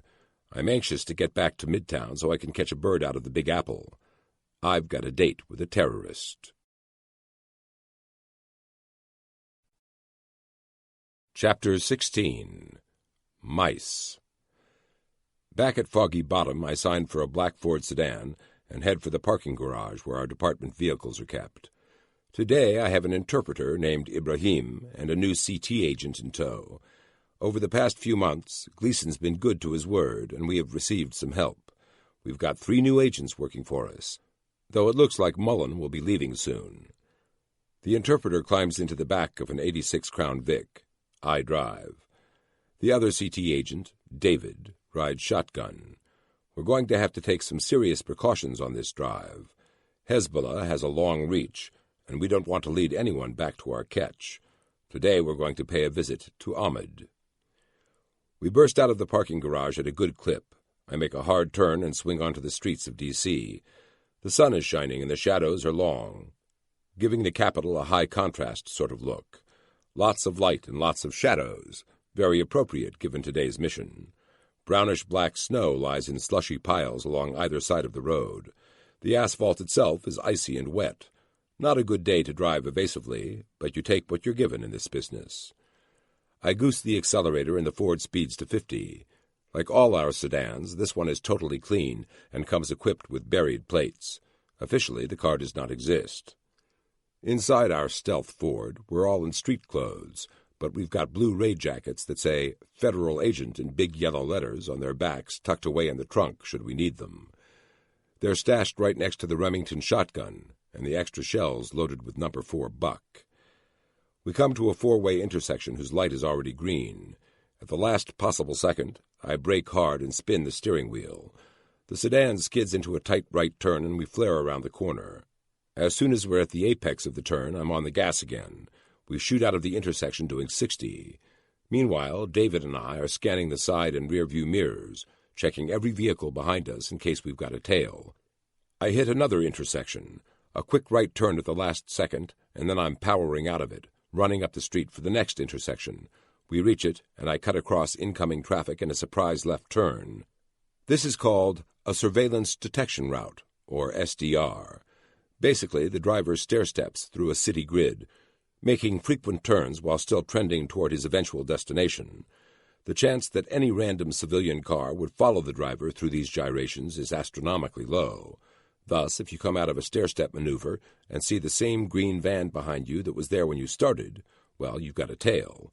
And a problem. I make another sudden right turn and stair-step up a few blocks before careening across the oncoming traffic lane again to dodge into a side street. I check the rearview mirror. No familiar vehicles. In fact, nobody followed us in that turn at all. In the mirror, I catch sight of our interpreter in the back seat. Under his saucer-sized eyes, the rest of his face has turned a nice shade of green. We come to a 7-Eleven convenience store, and it is time to use another SDR tactic we call a timing stop. Without warning, I wrench the steering wheel, and the sedan's back end skids sideways for a second before the back wheels find purchase and propel us forward into the 7-Eleven's parking lot. We find an empty space and park, motor running, eyes on the street. We watch the traffic trickle by, David and I carefully noting every vehicle's color and make. We're trained observers, and we soon have a mental list of sedans, vans, and trucks that have cruised past us. We'll watch for any of them to appear again once we continue our journey. 10 minutes later, we back out of the parking space and drift to the driveway. A quick look left, a quick look right, all clear. I stomp the gas pedal and the sedan lunges onto the street, bouncing on its shocks as we hit the asphalt again. Behind me, the wild maneuver throws our Terp into one of the back doors. I hear him grunt. He hasn't seen anything yet. 2 blocks from the 7-Eleven, the oncoming traffic lane is empty. I spin the steering wheel left. The car heels around, slipping on the ice. We start to spin, and I fight to keep the back end from fishtailing. And then we're 180 degrees from where we started, and it is time to drop the hammer again. The engine roars, and we tear back up the street past the 7-Eleven again. Any civilian watching us would think we're idiots. In the dark world, such tactics keep people alive, and we're exceptionally well trained at this game. "Hell of a U-turn, Fred," David says to me through a big grin. I don't respond. I'm too focused. I take this seriously. If we don't do it right, we could get our asset killed. We roll through one intersection and go up a few more blocks. Just as we reach another one, I swing the sedan into a violent right turn. Behind me, the interpreter blurts, "Oh, God!" I hear him thump into the door again. "Tighten your seatbelt," David tells him. He frantically does as he's told. 20 minutes later, we've stair-stepped all over Roslyn. Both David and I are confident that we don't have a tail. If we had one, we lost him. If they had multiple vehicles set up to follow us, we would have noticed that too. Plus, our random movements would have made intercepting us almost impossible. We break out of the SDR and roll south for Arlington. Before we reach our destination, we execute another series of stair-steps, just to be sure nobody's picked us up. When we're convinced we're clean, we make the final turn to the safe house. Actually, it is a safe apartment. I guide the sedan into a parking lot not far from the safe house. The Terp bails out of the back and mutters something about feeling like a human pinball. These types don't like to hang with us on these sorts of missions. I wonder why.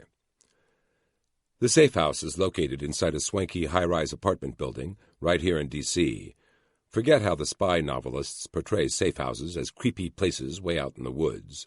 That's the worst place to hide an asset. If you want to hide a needle, where's the best place? In a stack of identical needles. That's the philosophy we use with our safe houses. We hide in plain sight. It works, thanks in part to the many adulterers in the D.C. area. All over the capital, it is easy to find high-rise apartments or condos that are leased to innocuous-sounding corporations like Global Research, LLC. In reality, these are love nests for the rich and powerful.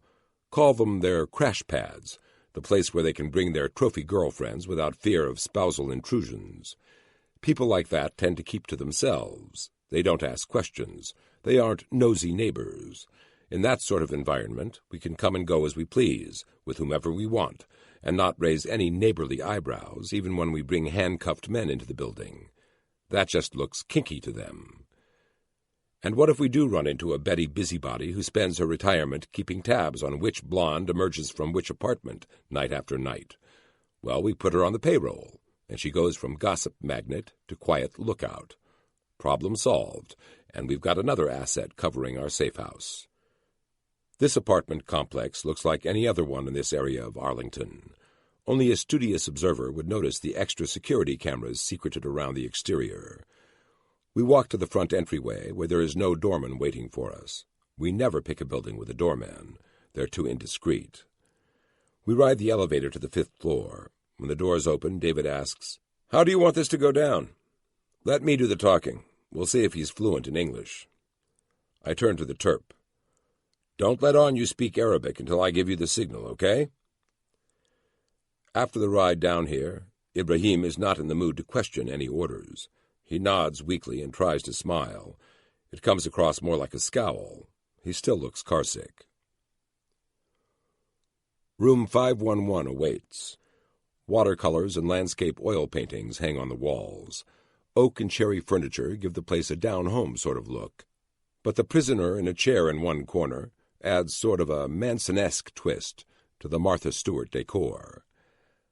I step into the living room. It is bright and sunny, and the apartment is extremely warm. I notice there's a sliding door leading to a balcony. The drapes are open, and the view to the north is spectacular. The Washington Monument stands out above the rest of the D.C. skyline. No wonder CEOs bring their bimbos to places like this one. High rent, good view, all-around cozy love nest. The man does not look very chipper. I ignore him for a minute and check out the kitchen. There's a flock of Chinese takeout containers sitting on the counter, along with a stack of empty Stouffer's TV dinner trays. Bottled water sits next to the sink. I walk to the back bedrooms. The door to one is open. The bed is unmade, but aside from a couple of lamps, there's nothing on the nightstand or the chest of drawers. The next door is closed. I knock, and it swings open. This is normally the spare bedroom, but for our purposes it is Big Brother Central. Sequestered within are a couple of beefy agents looking tired and unkempt. They are the watchers. They've been here since we bagged Ahmed at the airport last night. The room is full of electronics gear. Several TV monitors occupy one wall. There are cameras hidden everywhere in the living room, bedroom, bathroom, and kitchen. The monitors show various angles of the apartment, plus the hallway outside the door, the entry lobby, the parking lot, and the building's perimeter. We have more cameras than a television studio. Audio and video recorders, radios, and other stuff sit on folding tables. The entire place is bugged. Microphones have been placed in every lamp, in the walls and vents, and other nooks and crannies throughout the apartment. Not a word will be spoken that doesn't get recorded. More cartons of Chinese takeout litter the scene. One of the agents is busily pecking away at some crispy beef with a set of chopsticks. "Damn, I hate these things," he complains as he fumbles a slice of beef. It falls back into the carton, and he digs after it. A TV in the back of the room is tuned to CNN, the ubiquitous station of our dark world lives. Next to the TV sit a couple of Uzi submachine guns and a quartet of gas masks. "Gentlemen, we're going to get started." "Roger that, sir." I close the door and head back into the living room. The man cuffed to the chair glances at me with fearful eyes. He's trapped. There's no escape, and he knows it. He's a man who holds no cards in this game. "Ahmed," I ask, "do you speak English?" His dark eyes focus on mine. Through bad teeth he answers, "A little." "Good." I grab another chair and place it right in front of his. When I sit down, my knees are almost touching his. He recoils from the invasion of his personal space and pushes his chair back into the corner as far as it will go. I don't let him off the hook. I sit up and scoot my chair forward until I'm right in his face again. He looks utterly miserable. I'd feel sorry for him if he wasn't a treacherous, murdering scumbag. We've been laying this trap for months, ever since we got word from one of our informants that Ahmed was a relative of his. We persuaded him to write Ahmed and invite him to the United States. He could leave Lebanon and start a new life here in America. Our informant did just that, and Ahmed took the bait.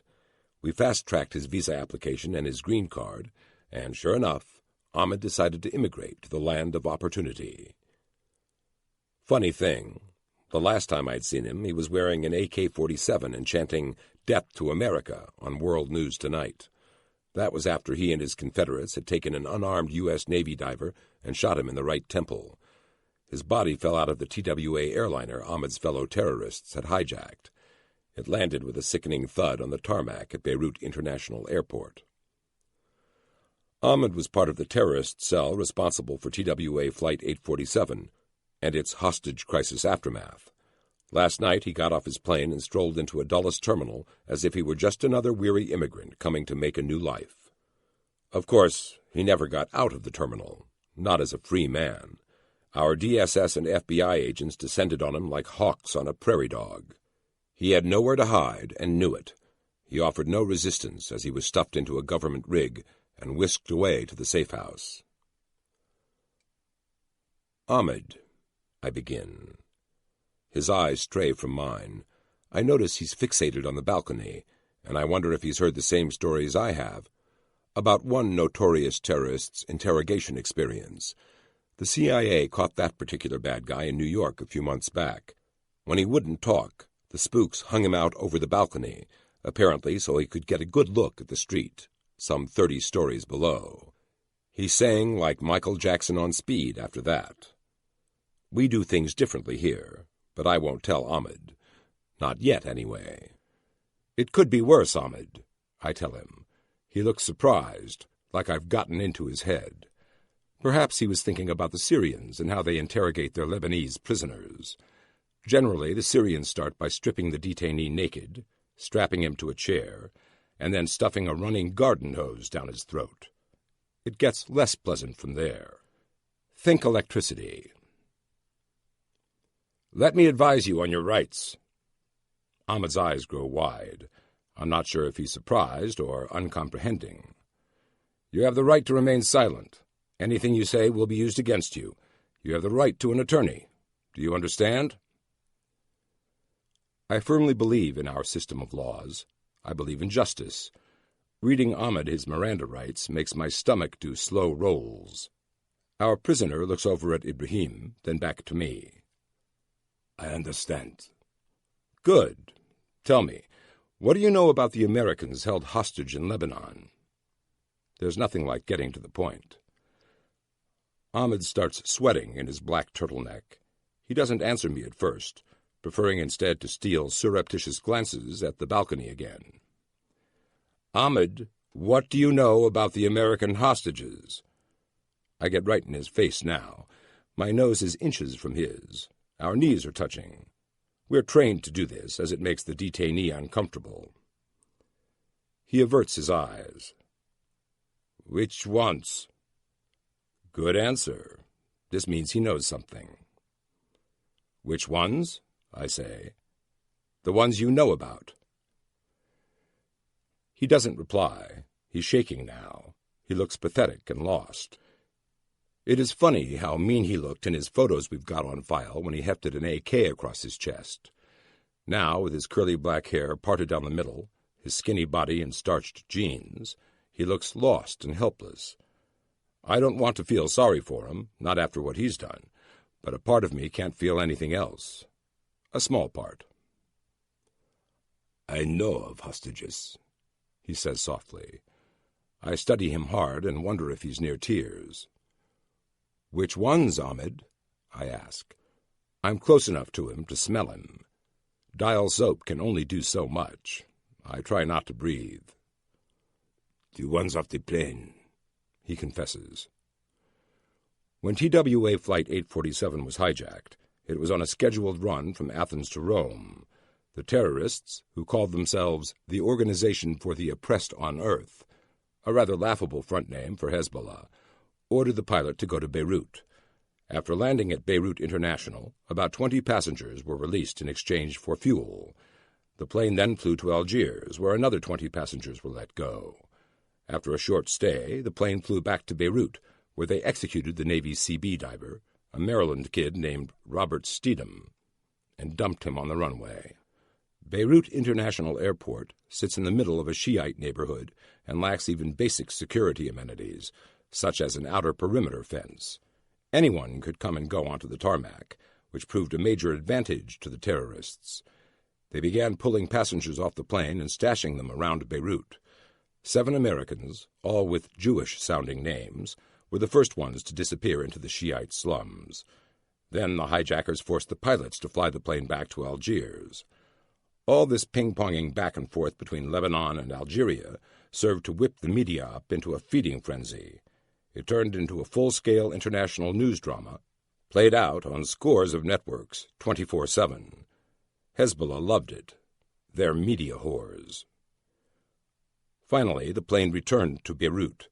The terrorists removed the remaining passengers and locked them up in various parts of the city. Altogether, by this point in the drama, they still held 40 hostages from the flight. Nabi Berri, a local warlord who controlled the Amal militia, ended up with the passengers, and it was his men who guarded them in safe houses scattered around Beirut. At the time, Berri also served as Lebanon's Minister for Justice. Why did Hezbollah hijack Flight 847? Retaliation and leverage were their two main motivations. In their list of demands, the terrorists insisted that the international community condemn the March 8, 1985 attempted assassination of Sheikh Fadlallah. The hijacking was Hezbollah's immediate response to it. At the same time, the terrorists demanded that Israel release 700 Shiite prisoners taken in southern Lebanon. For most of June, the hostage drama continued. In the end, the Israelis released their prisoners. In return, Hezbollah trucked the Flight 847 passengers north and turned them over to the Syrians. Mission accomplished. The axiom that we do not negotiate with terrorists is a huge myth. Every nation has made its own deals with these devils. All too often, terror is a blunt but effective political weapon. As long as it works, terrorism will never be stamped out. I look at Ahmed, one of Berri's foot soldiers in this game. Is he Hezbollah too? We'll need to find out. You saw the passengers off Flight 847 then, right? Yes. Did you see any other hostages besides them? What if this wretched man was one of the thugs who tortured Father Jenko and David Jacobson? Reap the coming whirlwind, my friend. There will be no mercy for you. No, nobody else. Ahmed maintains eye contact with me as he says this. He doesn't squirm or fidget. He looks like he's telling the truth. I feel a little let down. I change the subject. Okay, what about threats against the U.S. Embassy in Beirut? What? Are you aware of any plans to hit the embassy? No, none. What about attacks against Americans in Beirut? I hear nothing. Time to change course again. Do you know anyone in Hezbollah? He laughs bitterly. Of course I know Hezbollah. They are all over the place. Do you know the Fox? Imad Mughniya? Silence. He won't look me in the eye now. The question makes him fearful. Do you know Hassan Izaldin? His eyes drop to the floor. He won't answer. You know Hassan Izaldin. More silence. He looks terrified now, but not of me, of them. Hassan is Mughniya's right-hand man. He helped plan and execute the Flight 847 operation. He and Mughniya are Hezbollah's most dangerous men. Ahmed clearly knows that. He's probably been warned that talking about either man will get his family killed. I try a few more approaches, but he won't talk about Mughniya, though it is obvious he's tied into both Hezbollah and the Amal militia. Mice. Money, ideology, compromise, ego. Our interrogation classes taught us that everyone has a motivation, everyone has a price. It is our job to discover those two things. Ahmed is a poor Lebanese male. He was born into nothing and has accomplished nothing with his short life. He came to the United States hoping for a fresh start. That tells me something about his commitment to Amal and Hezbollah's ideology. It also gives me insight into his motivation. He came here to make money. Okay, let's stroke that. You say you know Hezbollah. Yes. Anyone who lives in Lebanon knows Hezbollah. We could use somebody like you to talk to Hezbollah for us, to find out things. He guffaws and looks away. You could get paid. His eyes lock on mine. I see a flare of hope in them, along with a touch of eagerness. He knows I'm offering him a way out. How much? I ignore the question and add, if you get in trouble, we'll pull you out.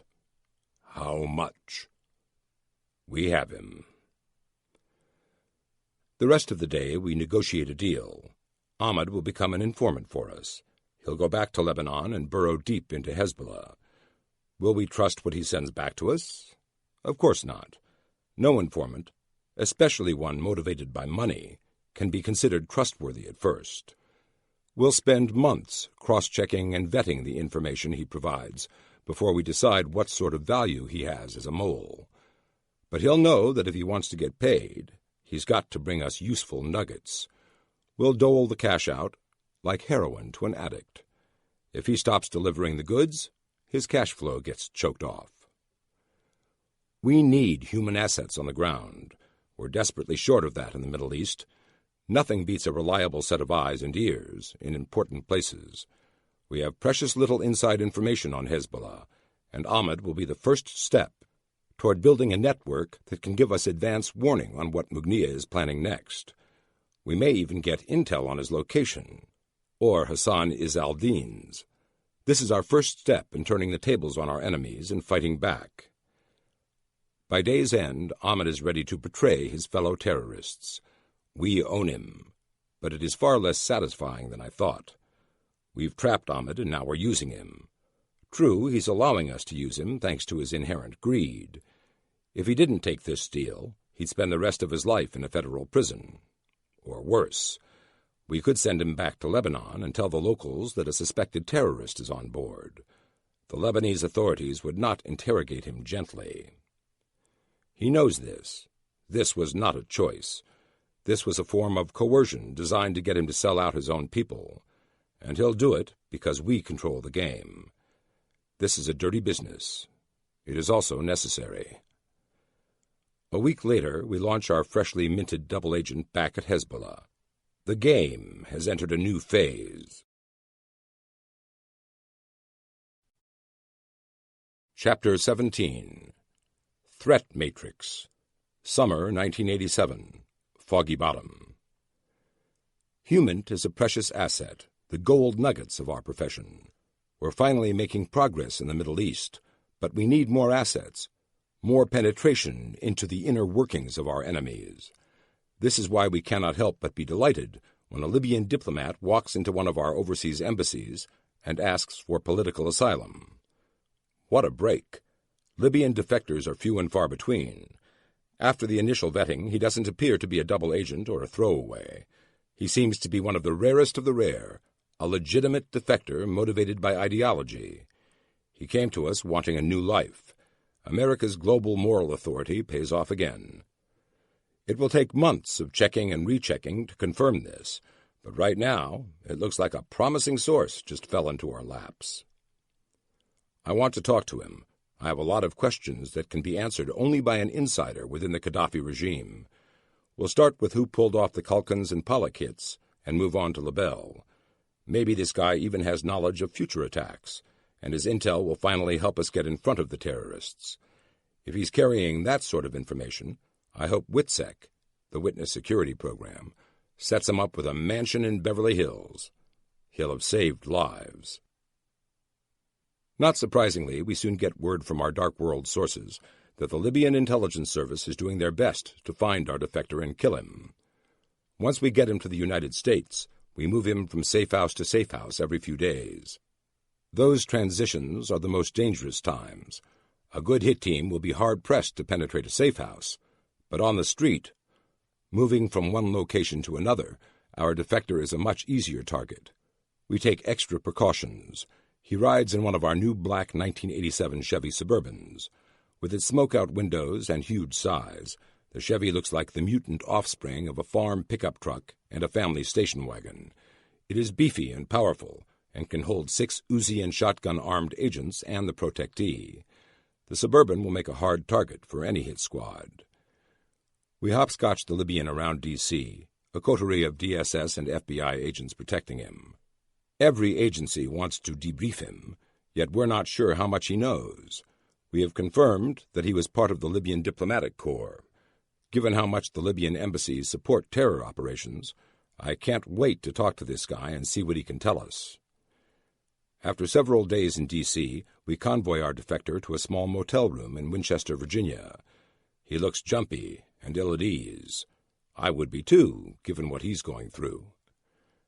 This isn't an interrogation, so I don't sit knee to knee with our defector. Instead, I take a seat across the table from him, as he half rises to shake my hand. After a brief introduction, I waste no time getting down to business. Last spring, we have reason to believe your country's intelligence service tried to kill 2 of our diplomats, one in Sudan, one in Yemen. What can you tell me about those 2 operations? He thinks for a minute before answering in almost flawless English. I have not heard anything about that.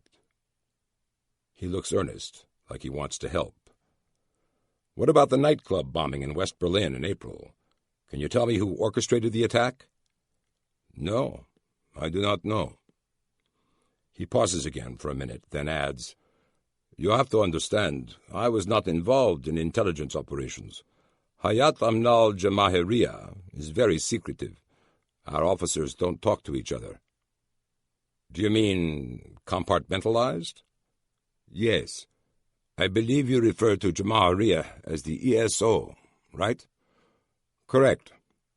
The External Security Organization is Libyan intelligence. It has 2 branches, internal security and foreign security. The Foreign Liaison Office conducts operations and works with other organizations. He's obviously very intelligent and well-educated. I think he's telling the truth. What sort of organizations? You would call them terrorists. Abu Nidal's group, the PLO, Italy's Red Brigade. Hezbollah? He stares at me. I don't know. I change course. Are you aware of any plans against U.S. targets? He shakes his head. No, there have been many, especially after your country almost started a war between Libya and Egypt 4 years ago. That's something that I had just learned about during a fishing expedition in the dead bodies cabinets. In February 1983, Egypt was poised to strike at Libya after it looked like Gaddafi would invade Sudan. The Reagan administration promised air support for the Egyptians if war came. We redeployed several aerial refueling tankers and AWACS, early warning radar planes, in anticipation of the fighting. Nothing ever came of the situation, and the administration later announced that the deployment of air and naval assets thwarted the Libyan attack. The American planes were withdrawn a month later. What can you tell us about Gaddafi? It is a regime run by fear. What else can I say? The conversation continues for an hour. An insider's view of the Libyan regime provides an interesting perspective. There is no initiative. Everything originates from the top down.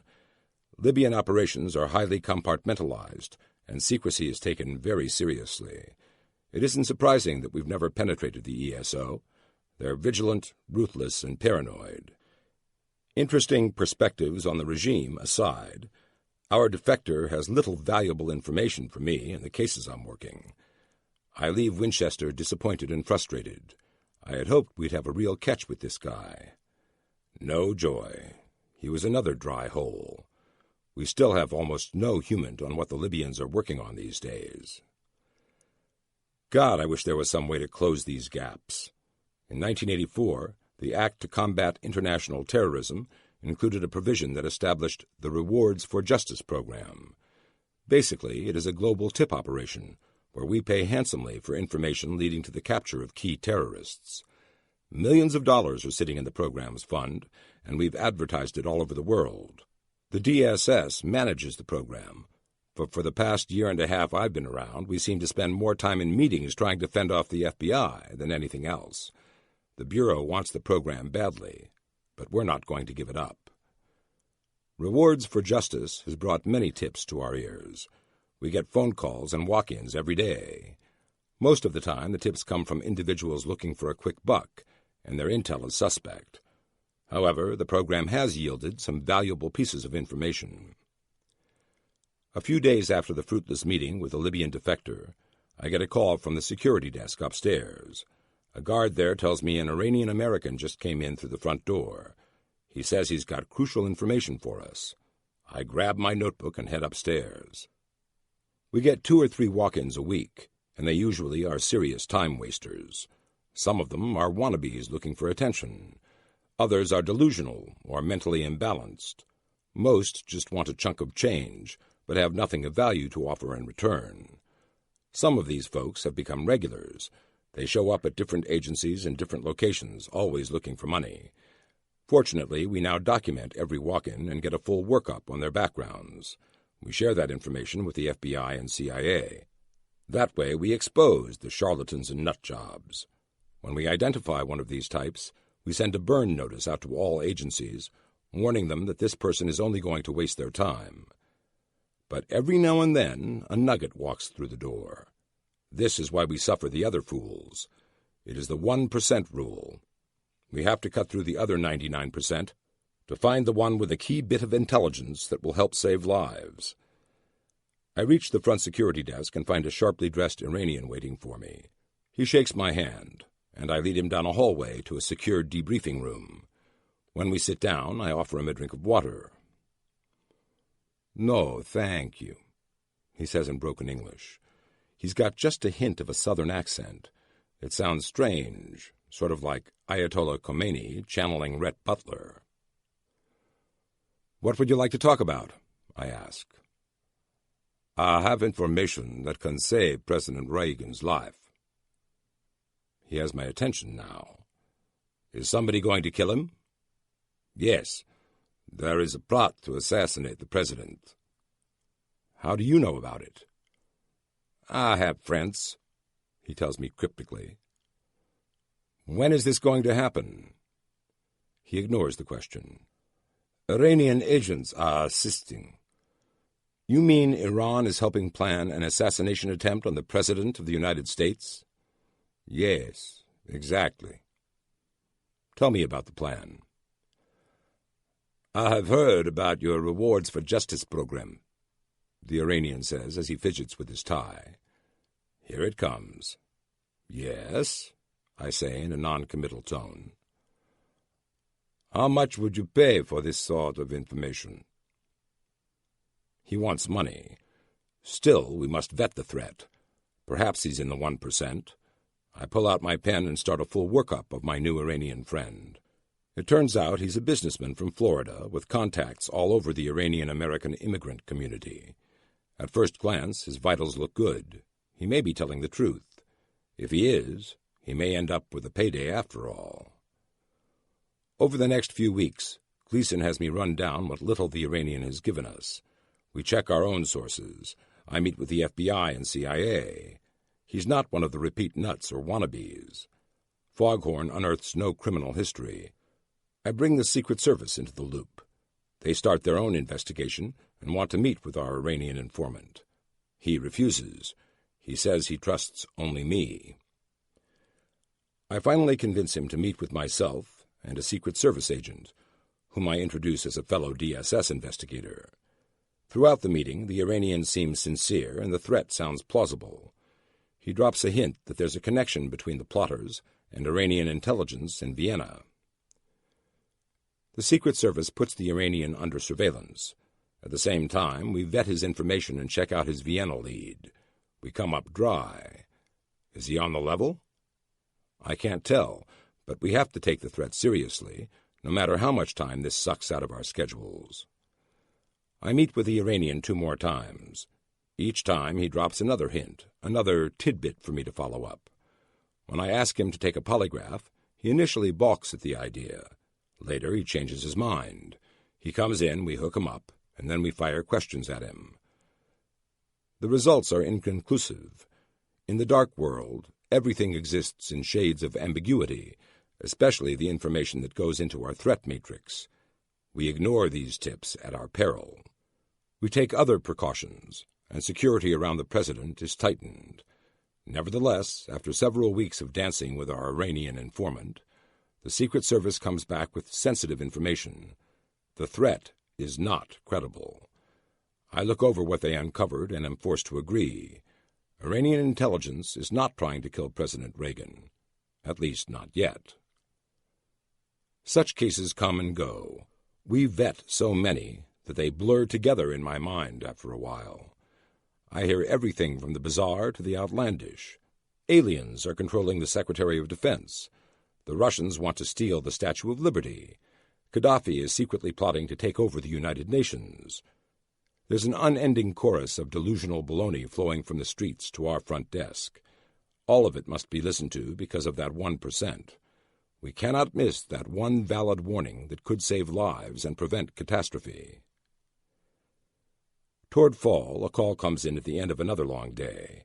It is a tipster, warning us that the U.S. ambassador to Colombia is about to be hit. The drug cartel has it in for him. The cocaine lords play a particularly ruthless game, so we take the threat seriously. I miss Mullen's expertise on the subject. He's gone now, and I'm helping to cover South America until we can develop one of our new agents into the regional expert. During our vetting process, our informant mentions that a Colombian enforcer named Victor may have additional details for us. I run down this lead and discover Victor is now in federal custody. The U.S. Marshal Service has him stashed away in WITSEC. I contact an acquaintance in the U.S. Marshal's office and ask if I can meet with Victor. I might have well asked for a face-to-face with Pope John Paul. The Marshal Service takes witness protection extremely seriously, and they trust no one until proven otherwise. In my case, I'd already worked with several U.S. Marshals during the UN General Assembly meeting back at the beginning of the year. The DSS generally has a good relationship with the Marshal Service, and we worked well together in New York. Nevertheless, before they will let me sit down with Victor, they will thoroughly check my own background. When it comes to the cartels, you never know who is on the payroll. Just before 8 a.m., a few days later, the phone rings at my desk. "Agent Burton," I say into my receiver. "Agent Burton, this is Bob." A pause. I try to think of the Bobs I know, but I don't recognize the voice. "What can I do for you, Bob?" "I understand you want to meet with Victor." I try to conceal my excitement. "Yes." "Okay, 1000 this morning." Bob gives me a D.C. address, then gives me final instructions. "Come alone. Go to the 4th floor and wait. No backup surveillance. No partner. Just you. Clear? Very. See you at 10:00. But I'm talking to a dead line. Bob's already hung up. An hour after the call, after briefing Gleason, I leave the office and head for the street, where I catch a cab. I give the cabbie an address several blocks from the rendezvous point. He drops me off, and I begin to stair-step toward my final destination. Running an SDR is not limited to vehicles. You can do it on foot as well. At each intersection, I make sure to take a casual glance over my shoulder, the one I've practiced so many times while running with Tyler Beauregard. A few times I stop and watch the foot traffic pass my location. I double back twice, then find another observation point and people watch again. Just before 10 a.m., I reach the address Bob has given me. It turns out to be a construction site surrounded by a chain-link fence. I walk the fence line until I find a gap that I can squeeze through. It is a tight fit, but I manage. I step into the ground floor of what appears to be a future office building. It is hardly more than a steel girder skeleton right now. The floors are unfinished. There are no exterior or interior walls. As I climb a set of stairs built into one corner, I'm greeted by dozens of pigeons that have taken roost here. I reach the fourth floor, and my hand unconsciously reaches for my Model 19, snug in its shoulder holster. Gripping the handle, I move off the stairwell into a maze of wires and cables, stacks of cinder blocks, plywood, and tools. Up ahead, there's a room already framed and drywalled. It is the only one finished in the entire building. I approach silently, moving with short, smooth strides until I reach the doorway. Peering inside, I see only 2 chairs. The room is unfinished. The exterior wall has yet to be built. Somebody could be thrown right off the building from that side of the room. I check my watch. 10 a.m. Showtime. I move to one of the chairs and position it so my back is to the outside opening. I cover the doorway. A flock of pigeons soon fly in to settle down along the exterior I-beam. A few wander deeper into the room. They don't even appear to notice me. If they do, they don't seem to care. Footsteps in the stairwell focus my attention. I hear a soft shuffle outside the room. Every nerve is alert. My hand is poised to skin my S&W at a split second's notice. A tool clatters, followed by a soft muttered curse. A moment later, a shaggy-looking transient steps into the doorway. He's dressed in an old army fatigue jacket that has long since seen better days. It is threadbare and covered in stains. His jeans and boots aren't much better. "Burton?" the bum asks. I nod. "I'm Bob." He grins at my surprise. I stand up and shake his hand. He's unshaven and smells like soap is but a distant memory for him. It is an excellent cover. He's obviously a pro. I sit back down. He slides away from the door and asks, "Do you have a gun?" "Of course, 2. "No problems. You're okay." "Yeah, I'm one of the guys in a white hat." We both chuckle. Then he adds, "I checked you out myself." "Trust but verify," I reply. That's one of the cornerstones of our profession. He looks at his watch. "They'll be here in 2 minutes." Like clockwork, 120 seconds later, Victor walks through the doorway, trailed by 3 other U.S. Marshals, all of whom look like refugees from Woodstock. Who's next? Jimi Hendrix? Victor takes a seat, and I'm instantly repelled by the man. His wardrobe looks like a cross between Miami Vice and Saturday Night Fever. It's a pseudo-macho, bottom-feeder meets 40-ish disco junkie sort of look. He's sporting a white leisure suit coat over a button-down shirt that Victor apparently forgot to button. This oversight reveals a tangled, hairy chest and a thick gold chain draped around his neck. I wonder if he's bought this stuff off the rack. Where does one go for such attire? Drug scum emporium? He has long black hair, which he's pulled into a ragged ponytail. It dangles below his collar like a coonskin hat gone bad. It serves to highlight a diamond earring dangling out of his left lobe. His black eyes settle on me. It gives me the creeps watching as he checks me over. This dude has a bad vibe.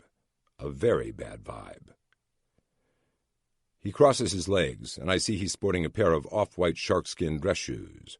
Slip-ons, no laces. Obviously, he doesn't plan to kick anyone. The marshals form a perimeter around us. One of them takes up a position behind and off to one side of Victor's chair. He crosses his arms and scowls. He looks like a hippie bouncer. Victor reaches into his shirt pocket. The move makes everyone tense. He pulls out a cigarette case and extracts a smoke. "What do you want?" he asks. His voice is low, accented and hostile. "I need some information about some associates of yours." Victor scoffs. "Associates?" He finds a lighter in his jacket pocket and spins the flint until he gets a flame. He lights his smoke and watches me. "Associates," I agree with him, "in Colombia." A fleeting expression of fear scrabbles across his face. He quickly stamps it out. His face hardens, and by the time he answers me, he looks utterly ferocious. I find myself missing Ahmed. At least he looked harmless, without his assault rifle anyway. "Who?" he growls. I give him the names. "Bad men, very bad. It's wise to stay away from them." "What are their roles in the cartel?" He shakes his head, blows a lungful of smoke at me, and says, "They are killers." "Assassins?" "Whatever they need to be." I think about this for a minute. This is bad. I may be dealing with the 1% here. "Tell me more about them." Victor flashes me a grin that could send children fleeing in terror. "Bombs. They're like bombs." "What sort? Letter bombs? Grenades?" Victor shakes his head. No. Their specialty is the car bomb. They're very good and very thorough. They kill their targets." This is a key piece of information. We will take precautions with the ambassador to minimize this threat. I ask some follow-up questions and probe for details. Victor answers with short, blunt replies. After 45 minutes, I'm done. Without another word, Victor stands up and storms out of the room. The 3 hippie marshals follow right behind him. I'm left alone with Bob. "Get what you needed?" he asks. "Yeah, not good news, though." "Sorry to hear that." "I appreciate the help," I tell Bob. He shrugs. "No problem. You took care of my guys in New York." "I was very impressed with them. Very good men." "They said the same of you." I nod at the professional compliment. "So what's with Victor?" I ask. Bob steps forward and puts a hand on the back of the empty chair in front of me. "What do you mean?" "He's pretty creepy." I don't really expect an answer, but I felt compelled to mention it. The whole meeting has left me feeling sullied and unclean. Bob leans toward me. He lowers his voice and says, "Victor gave up 3 Colombian cartel members." That's why he's in Witsec. That's why all the secrecy and the crazy rendezvous point. Bob leans even closer. He's only a few feet from me now. "The cartel has $1 million bounty on his head." They must want him bad. Victor obviously burned some powerful people back in Colombia. "No doubt. He's also a killer." I'm not surprised. Bob breaks one hand across his neck as he continues. "He cut an informant's throat with a 4-inch buck knife. Watched him bleed out, like a kid stepping on a bug." Nice guy. Bob shakes his head, stands upright, and walks back toward the door. "You have no idea," he says over his shoulder. "What do you mean?" He turns and leans against the doorway. "If he thought you were dirty, he would have tried to kill you too, even with us here." I go stone cold inside. I have no doubt Bob is right. Victor was like a coiled snake. "Don't worry. We had your back the entire time." Bob gives me a sardonic grin. My mind flashes to the hippie agent who stood behind Victor, arms folded. He had a shoulder holster under that Berkeley Lovin costume he was wearing.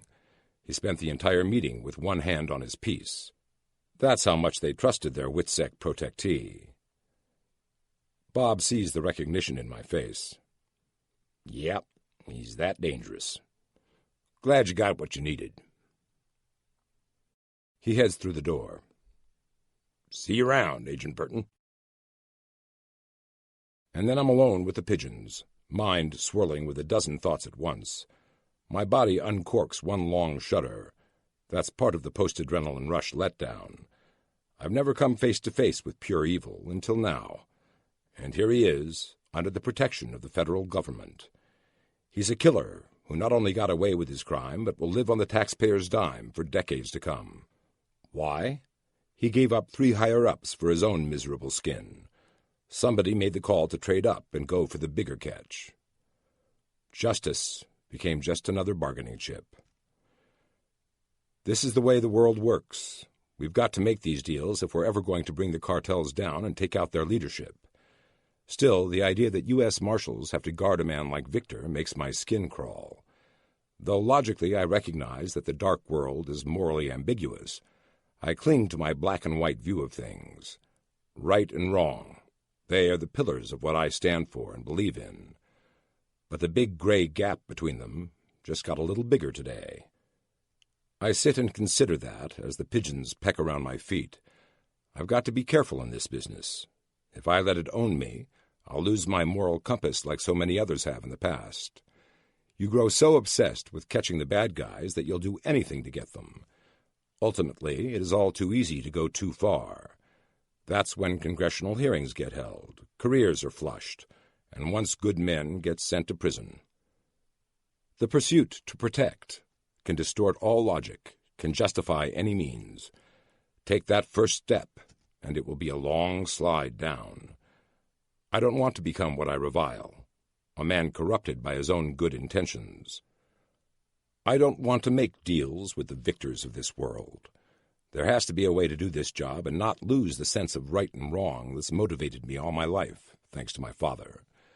That was his gift to me, part of his legacy and an enduring wellspring of pride for both of us. Now I am my own man, and it defines who I am. The pigeons grow curious. They approach me and wait, hoping for some breadcrumbs. I scuff one shoe across the concrete floor. One of the birds flaps its wings and backs off. The others follow suit. For a long moment, they stay at arm's length, studying me, assessing me as a threat. Funny, that's what I came here to do, too. Now I just hope the dark world doesn't take my soul. Chapter 18. The Bronze Star Assassin. November 1st, 1987. Bethesda. This is one of those days I've needed for a long time. Day after day of craziness, threats, terror, bombings, death, and hijackings will drive any man over the edge sooner or later, unless he can take a sanity break. Today, Fred Davis and I finally got a chance to go fishing again. We left early and spent the day casting fruitlessly into the Potomac River, jawing about old times. He starts flight school in a few weeks, so it was good to see him before he heads down to Alabama. After I got home, my wife and I actually got to spend some time together. It is a rare Sunday when we're both free from work commitments, and by dinner time I almost felt happy. Now, with the clock just about to strike 9:30, I'm more relaxed than I've been since joining the DSS. Shoes off, Tyler Beauregard's asleep on the floor next to me. We're kicked back on the couch watching Chris Berman recap all the NFL action of the day. The Skins beat the Bills 27-7. Thank God the strike is over and the real players are back on the field. Of course, football hasn't been the same since Joe Namath retired. Then the Colts broke everyone's heart when they stole out of town in the middle of the night a few years back. The phone rings. Oh, God. Part of me doesn't want to answer it. Today was too perfect. It rings again. I hesitate. Duty compels me to pick it up, but is it too much to ask for one night to myself? It rings again. I know it's just in my head, but with each ring the tone sounds more insistent, like it is trying to warn me of a brewing crisis. By ring 4, I'm off the couch. Sitting on a nearby table is my new STU-3 secure phone. It takes up most of a small briefcase, and every night when I come home I plug it in. It has replaced the old code cards, which were such a pain to use. Now, from the comfort of my own townhouse, we can scramble all calls from Foghorn and talk up to top secret. It is a great invention, but right now I hate it. Burton. It's Foghorn. I listen to the agent on the other end of the line. Then I say, "Okay, going secure." I push a button on the STU-3. After a pause, it switches into scramble mode. We can talk freely now. "Okay, go," I say. His first sentence knocks the relaxation clean out of me. His second has me reaching for the car keys. When we end the call, I make a beeline for the garage. I hardly have time to say goodnight to Sharon, who looks on at my departure with saddened eyes. 15 minutes later, I reach the office and dash down the hallway to Foghorn. The agents on duty watch expectantly as I burst inside our communications center's inner sanctum. My mind is racing. We've got to act fast. "Okay, guys, let's crank up Enlets. Eastern Seaboard. Send out descriptions of the suspect and his car. He's heavily armed and dangerous. We've got to find him." Enlets is the National Law Enforcement Telecommunications System. It allows us to mobilize police agencies all over the country. The duty agents get busy. I get over to another secure phone and call the regional DSS office in Boston. "This is Agent Fred Burton. I need to talk with Special Agent Neely." I am patched through to his line. Neely is the Boston ASAIC, Assistant Special Agent in charge. He was the one who called out the hounds on this one, and now I need more information. Neely tells me everything he knows. By the time I get off the phone, I have no doubt that we've got a serious situation on our hands. A lone nut is on his way to kill the Secretary of State and the President. Rose Gallo had called Neely at 9 p.m. She told him that her son, Edward Lewis Gallo, had been acting stranger and stranger throughout the weekend. On Sunday morning, he watched the TV news programs and suddenly erupted in anger. He paced around the house, screaming obscenities and threats. On one program, he saw both President Reagan and Secretary of State Schultz. That pushed him over the edge. He blew a gasket, shouting, "Kill! Kill Reagan! Schultz, you're dead!" It was in that state that he went for his guns. He'd recently purchased 2 shotguns and a civilian version of the M16. He wrapped them up in an old Army fatigue jacket, dropped them in the trunk of his 1986 Buick sedan, and bugged out of his Worcester, Massachusetts neighborhood, leaving his mother in a state of near panic. She hadn't seen him since, so at 9 o'clock this evening, she made the hardest phone call of her life. All night long we wait for word from the street. The local D.C. cops are supposed to be checking motel parking lots for the Buick. Others are on patrol, hoping to intercept Gallo before he reaches the Capitol. Meanwhile, we alert the Secret Service to the threat and give our own agents guarding the Secretary of State a thorough briefing. Everyone mans their battle stations. We hunker down and wait. A deranged man is coming to kill 2 key American leaders. Our protective security teams are the last line of defense. We've got to trust the local beat cops to do their jobs. They are the front line of this battle. Dawn comes. No word. Rose has yet to hear from her son. She grows so concerned that she reports him missing later in the morning, despite the fact that every law enforcement agency between Boston and D.C. is already out looking for him. This is understandable. She's being a mom. Monday night, and nothing. The evening drags on without a single clue. Gallo's Buick has simply vanished into the vast American landscape. Finally, I have to get some sleep. Before midnight, I head home and fall asleep in my suit. Foghorn's phone call shakes me out of exhausted slumber.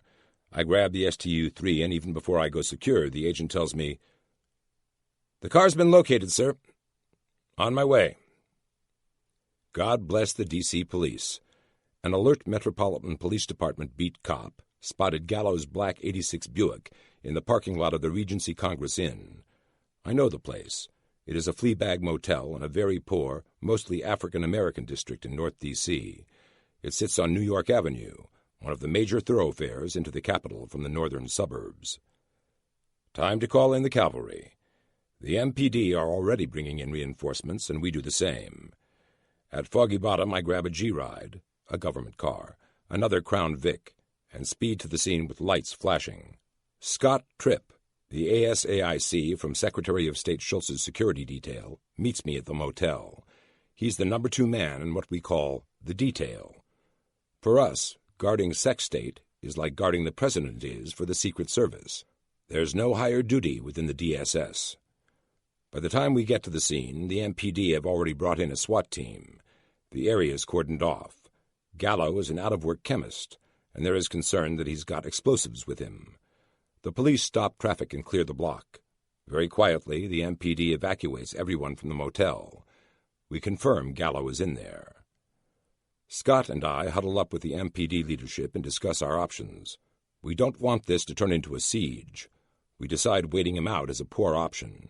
He could be heavily armed in there. Once he wakes up and sees us out here, he could start shooting. Better to surprise him. We decide to send in the SWAT team.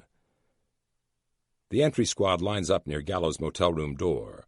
Scott and I are not far away, watching the scene from behind a parked car. Our weapons are drawn. We'll be the SWAT team's backup should things go wrong. The entry team moves to the door. Using a heavy battering ram, they smash the door in just as they start yelling, "Police! Police!" Within seconds, the cheap door crumples inward. Now comes the most vulnerable moment, getting through the doorway. If Gallo's in there waiting, he can kill the entire team should it get hung up in the entrance. That's why doorways are called fatal funnels. The SWAT guys pour inside the room. We hear shouting and the sounds of a scuffle. Then a gunshot rings out. Scott and I look at each other, and without a word we charge across the parking lot, weapons in hand. We reach the doorway, pause on the outside, then together swing through it. We are too late. Edward Louis Gallo is lying handcuffed, face down on the bed. He doesn't appear to be hurt, just pissed off. He's swearing at us. I look over at Mike Brooks, one of the SWAT team members, and ask, "What happened?" Mike shakes his head and replies, "Accidental discharge. One of our guys tripped. Had his finger on his Uzi's trigger." "Damn near blew my head off," screams Gallo from the bed. Thank God nobody was injured. What would we have told Rose Gallo if we'd accidentally killed her son? A D.C. cop walks through the door and announces, "Press is here. The traffic situation must have gotten their attention." I look at my watch. It is after 8. The morning commute has started, and we've got New York Avenue sealed off. It must be a total goat rope out there, especially with the press on the scene now. We get Gallo on his feet and call for a cage car. He looks disheveled in a pair of trousers and a white T-shirt. We stuff him in the back of the car, which will take him to MPD headquarters. We'll follow in a few minutes. Both Scott and I are eager to talk to Gallo and find out what he'd been planning. Before we leave, a bomb squad gingerly opens up Gallo's Buick. There'd been some fear that he'd wired it with explosives, but that turned out not to be the case. However, the trunk contains a mini arsenal. We find the AR-15, the civilian version of the M16. Nestled next to it is a Remington Model 820 Wingmaster 12-gauge shotgun. Gallo had sawed off the barrel and had removed the stock. He'd built himself a nice, compact street sweeper with it. He also had a Mossberg pump shotgun with him. Altogether, we gather up 110 shotgun shells and 9 magazines for the AR-15. That's over 200 rounds of .223 ammunition. Edward Louis Gallo wanted a fight. An hour later, Scott and I reach MPD headquarters. Traffic had been utter gridlock, and local news radio station WTOP covered the scene live. The press is all over this one, and reporters are hanging around the headquarters trying to get some information out of the police. Fortunately, they ignore us as we head inside to meet with our would-be assassin. We link up with a Secret Service agent and an MPD detective. Together, we'll do the first interview. The D.C. cops give us an interrogation room and bring Gallo to us, still in handcuffs. When he sits down across from us, I see that his eyes have a hollowed-out look. It is eerie. Gallo isn't all here. He starts mumbling to himself. Scott and I exchange quick glances. We may not even be able to interview him. He's clearly not well. "Mr. Gallo," I ask, "what are you doing here in D.C.? Without looking at me, he shouts, "I'm a tourist. I'm an American tourist." "What did you come down to see?" "I'm a hunter. I was going hunting." "Hunting for what?" I ask. "What do you hunt with an AR-15? He doesn't respond at first. Then he mutters something under his breath. He becomes incoherent again, but suddenly, through the nonsense, he recites Secretary of State Schultz's private address. "How did you know that?" I ask, stunned by this revelation. Gallo mumbles incoherently. In mid-babble, I hear him say something about his television controlling his mind. 30 minutes later, we end the interview. "The guy's a whack job," the Secret Service agent says as we part ways. "Maybe, but how did he know the sex state's home address?" The Secret Service agent shrugs and heads out. The MPD detective turns to me and says, "We'll probably transfer him to St. Elizabeth's Hospital. Your Fed buddy's right. Gallo's a nutcase." I return to Foggy Bottom, unsettled by the entire episode. Something is not right here. Gallo should not have known where George Schultz lives. That is closely guarded information. We need to do a full workup on Gallo. In the days that follow, Gallo is held without bail on multiple weapons charges. The MPD does transfer him to St. Elizabeth's Hospital, where he receives psychiatric care. In the meantime, the pieces of his past start to come into focus. Edward Louis Gallo was once a brilliant chemist with great potential. He worked for 10 years as a manager at the Upper Blackstone Water Pollution Abatement District in Millbury, Massachusetts. His co-workers had nothing but praise for his intelligence and analytical abilities. He was well-liked and affable enough, though he wasn't close to anyone in his office. His neighbors said the same thing. Nice guy, very smart, kept to himself. Then his dad died in 1982. His grandfather passed away not long afterward. Gallo was devastated by their deaths, and he never really recovered. He began hearing voices. He flew into fits of rage without any provocation. Sometimes the neighbors would see him standing in his front yard, screaming and cursing at invisible people. At work, his performance deteriorated. He got into verbal altercations with his co-workers. He developed an explosive temper and sometimes threw books around when upset. A couple of times his peers found him walking in frantic circles around a bench outside their office. In 1986, Gallo lost his job. He spent the next 14 months watching television and living with his mom. He grew angrier, and his rage gradually focused on two individuals, President Reagan and Secretary of State Schultz. He would curse them every time they came on his television. He would shout their names and scream that he would kill them. When he finally left the house on Sunday, November 1st, he'd been fixated on the two men for months. Edward Louis Gallo may be a mentally ill chemist, but he is also a combat veteran. After graduating from college in 1968, he joined the Army and served as a young lieutenant in Vietnam. He was a 90-day wonder, and he served with great distinction. His unit saw heavy combat around Saigon, and before he came home in the fall of 1970, Gallo had been awarded the Bronze Star for valor. Bronze Stars for meritorious service are a dime a dozen from Vietnam, but Gallo's is for bravery on the battlefield. He's a war hero. His military records also show that he is an expert marksman. Gallo is not your off-the-rack, loser, lone gunman type. He doesn't fit the profile. I need to talk to him at length. In mid-November, I make arrangements with St. Elizabeth's to sit down with Gallo for a series of interviews. When I arrive at the hospital, I'm shocked at Gallo's transformation. They have him medicated, and instead of a delusional, muttering lunatic, I'm met by a calm and highly intelligent human being. Whatever had gone wrong inside Edward Louis Gallo could obviously be controlled. "Mr. Gallo, how did you know Secretary of State Schultz's address?" He answers matter-of-factly, "I followed his motorcade." "What? How did our agents not detect him?" "How did you do that?" Gallo shrugs and replies, "I sat on a bench outside the Truman Building, watched the motorcades come and go. After a while, I figured out which limousine was the Secretary of State's. It wasn't that hard." He goes on to recite a typical day for George Schultz. He's spot on, and his description is chillingly detailed. He concludes by offhandedly mentioning, "One day I parked near the VIP entrance and just followed him home." Unbelievable. I'm reeling at this. "What did you do once you followed Schultz to his house?" "Watched things. That guard in the front yard with the Uzi made it tougher, but I still was able to do it. He starts recounting our security arrangements.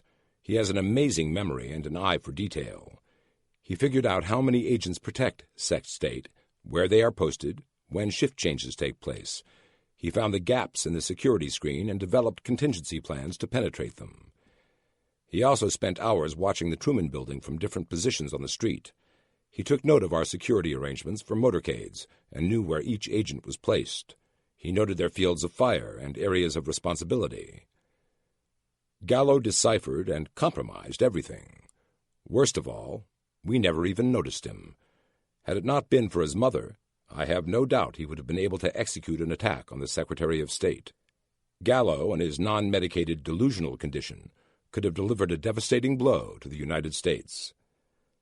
I spend hours debriefing Edward Louis Gallo. When I come away from our meetings, I can't help but feel sorry for the man. He had built a successful life for himself, only to see it ruined by family tragedy and mental illness. Once treated, he seemed utterly normal, but by then it was too late. His career had been derailed, his relationships had frayed, and his delusions drove him to attempt assassinations. Now he's a brilliant but ruined man who will spend years behind bars. At the same time, he has highlighted profound weaknesses in our security operations. How was he able to conduct such extensive surveillance without attracting our attention? How was he able to follow the detail around, snoop out our tactical deployments at Schultz's house, and figure out the best places to launch an attack? Clearly, we need to do something different. We never saw him coming. That fact haunts me. It underscores our vulnerability and makes it blindingly obvious that we need to totally revise how we do business on protective security details. If we don't, somebody in our charge is going to die. Chapter 19. Pack 1 down.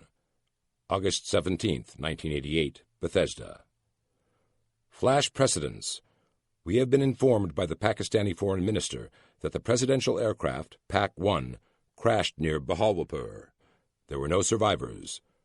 President Zia-ul-Haq, Ambassador Rafel, and U.S. Army Brigadier General Wasim, plus the Pakistani Joint Chiefs of Staff, were killed in the crash. Pakistani military units are en route to the scene and martial law has been declared. Post requests further guidance by flash precedents. From my desk behind the big blue door, I reread the cable with a sinking feeling.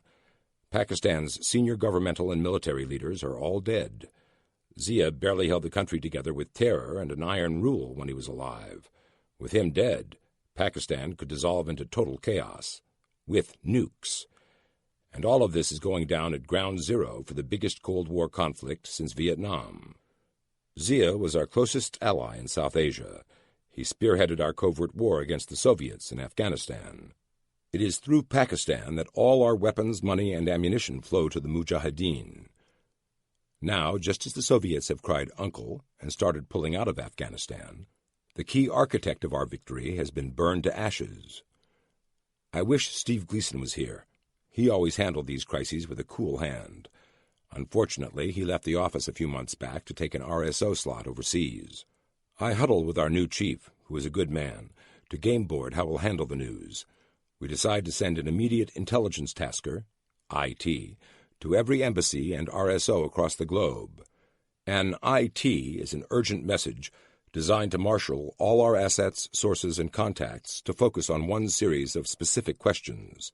It is our way of broadcasting a need for detailed information, and fast. We don't know if Pack 1's destruction was a result of an accident or assassination. We've got to find out if there were any threats leveled at Zia or the ambassador prior to the flight. That's question number 1 for our tasker. Question number 2 assumes the worst. If it was a hit, is anyone taking credit for it? Is anyone boasting about it? Are there any clues out there?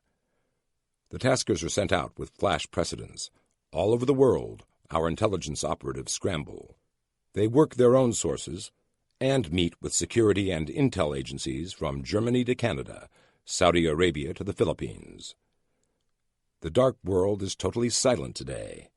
No threats are reported. No bragging or credit-taking is heard. This has never happened before, at least not since I joined the DSS.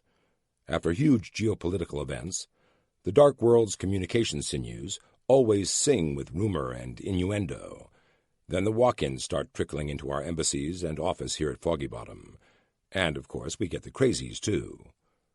With this crisis, there's nothing. Not even the whack jobs come out of the woodwork this time. What's it mean? In Washington, the CIA, FBI, NSA, DIA, NSC, and the State Department all frantically review their files, looking for anything that we collectively might have missed. Was there some warning that got overlooked? Other than the typical saber-rattling between Pakistan and India, and the Soviet Union's hostility toward Pakistan over their defeat in Afghanistan, there's nothing specific to indicate a plot against President Zia. Maybe the crash was an accident that happened to wipe out the better part of an ally's leadership. There are no coincidences in the dark world. This smells like a hit. If it was, it'll rank as one of the most successful in history. The assassins essentially decapitated Pakistan's command and control leadership with one event. Within a couple of hours of the crash, the situation in South Asia has deteriorated even further. The Pakistani Army and Air Force are at each other's throats, tossing accusations and recriminations back and forth. The surviving members of the government are paranoid that a coup is underway. Simultaneously, India has increased its military's alert status. Some Pakistanis suspect the Indians have assassinated their president. The tension between the two nuclear-armed nations is growing by the hour. Troops are massing along both sides of the border, and their nuclear readiness has been increased. In the middle of it all, we still have the CIA running a covert war out of Pakistan against the Soviets in Afghanistan. My phone rings. Mr. Dittmer and our new CT chief want to see me ASAP. Apparently, I'm going to Islamabad. Chapter 19. Pack 1 down. August 17th, 1988, Bethesda. Flash precedents. We have been informed by the Pakistani foreign minister that the presidential aircraft, Pack 1, crashed near Bahawalpur. There were no survivors. President Zia-ul-Haq, Ambassador Rafel, and U.S. Army Brigadier General Wasim, plus the Pakistani Joint Chiefs of Staff, were killed in the crash. Pakistani military units are en route to the scene and martial law has been declared. Post requests further guidance by flash precedents. From my desk behind the big blue door, I reread the cable with a sinking feeling. Pakistan's senior governmental and military leaders are all dead. Zia barely held the country together with terror and an iron rule when he was alive. With him dead, Pakistan could dissolve into total chaos. With nukes. And all of this is going down at ground zero for the biggest Cold War conflict since Vietnam. Zia was our closest ally in South Asia. He spearheaded our covert war against the Soviets in Afghanistan. It is through Pakistan that all our weapons, money, and ammunition flow to the Mujahideen. Now, just as the Soviets have cried uncle and started pulling out of Afghanistan, the key architect of our victory has been burned to ashes. I wish Steve Gleason was here. He always handled these crises with a cool hand. Unfortunately, he left the office a few months back to take an RSO slot overseas. I huddle with our new chief, who is a good man, to game board how we'll handle the news. We decide to send an immediate intelligence tasker, IT, to every embassy and RSO across the globe. An IT is an urgent message designed to marshal all our assets, sources, and contacts to focus on one series of specific questions. It is our way of broadcasting a need for detailed information, and fast. We don't know if Pack 1's destruction was a result of an accident or assassination. We've got to find out if there were any threats leveled at Zia or the ambassador prior to the flight. That's question number 1 for our tasker. Question number 2 assumes the worst. If it was a hit, is anyone taking credit for it? Is anyone boasting about it? Are there any clues out there? The taskers are sent out with flash precedents. All over the world, our intelligence operatives scramble. They work their own sources and meet with security and intel agencies from Germany to Canada, Saudi Arabia to the Philippines. The dark world is totally silent today. No threats are reported. No bragging or credit-taking is heard. This has never happened before, at least not since I joined the DSS. After huge geopolitical events, the dark world's communication sinews always sing with rumor and innuendo. Then the walk-ins start trickling into our embassies and office here at Foggy Bottom. And, of course, we get the crazies, too. With this crisis, there's nothing. Not even the whack jobs come out of the woodwork this time. What's it mean? In Washington, the CIA, FBI, NSA, DIA, NSC, and the State Department all frantically review their files, looking for anything that we collectively might have missed. Was there some warning that got overlooked? Other than the typical saber-rattling between Pakistan and India, and the Soviet Union's hostility toward Pakistan over their defeat in Afghanistan, there's nothing specific to indicate a plot against President Zia. Maybe the crash was an accident that happened to wipe out the better part of an ally's leadership. There are no coincidences in the dark world. This smells like a hit. If it was, it'll rank as one of the most successful in history. The assassins essentially decapitated Pakistan's command and control leadership with one event. Within a couple of hours of the crash, the situation in South Asia has deteriorated even further. The Pakistani Army and Air Force are at each other's throats, tossing accusations and recriminations back and forth. The surviving members of the government are paranoid that a coup is underway. Simultaneously, India has increased its military's alert status. Some Pakistanis suspect the Indians have assassinated their president. The tension between the two nuclear-armed nations is growing by the hour. Troops are massing along both sides of the border, and their nuclear readiness has been increased. In the middle of it all, we still have the CIA running a covert war out of Pakistan against the Soviets in Afghanistan. My phone rings. Mr. Dittmer and our new CT chief want to see me ASAP. Apparently, I'm going to Islamabad.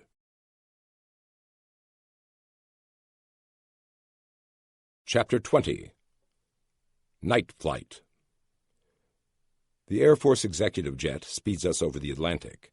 This time I cross the pond in comfort.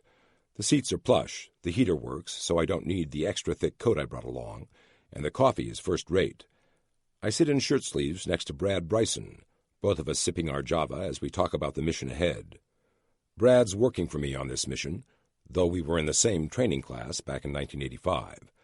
He joined the CT office only a few months ago, and now he's getting the same hardcore introduction to the dark world that I did. He's not much older than 24. Time to brief Brad. Okay, here's the situation. Pakistan is coming unglued.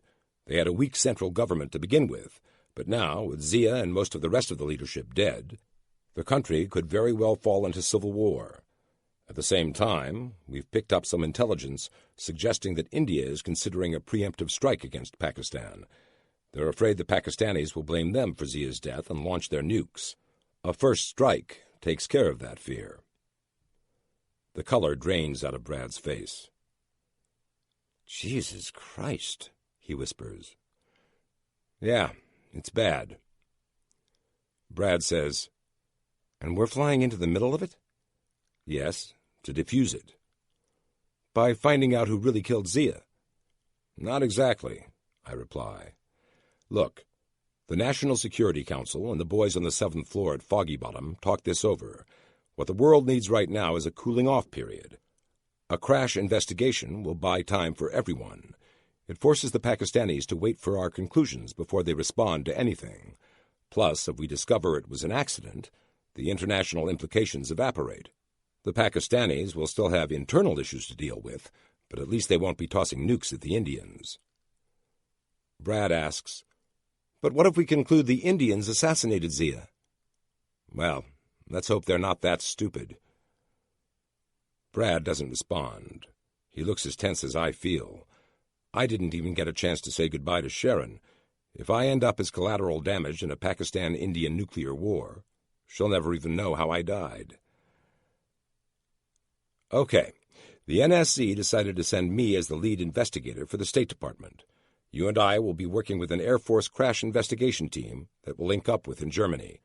We'll fly out to Islamabad together. Brad starts taking notes.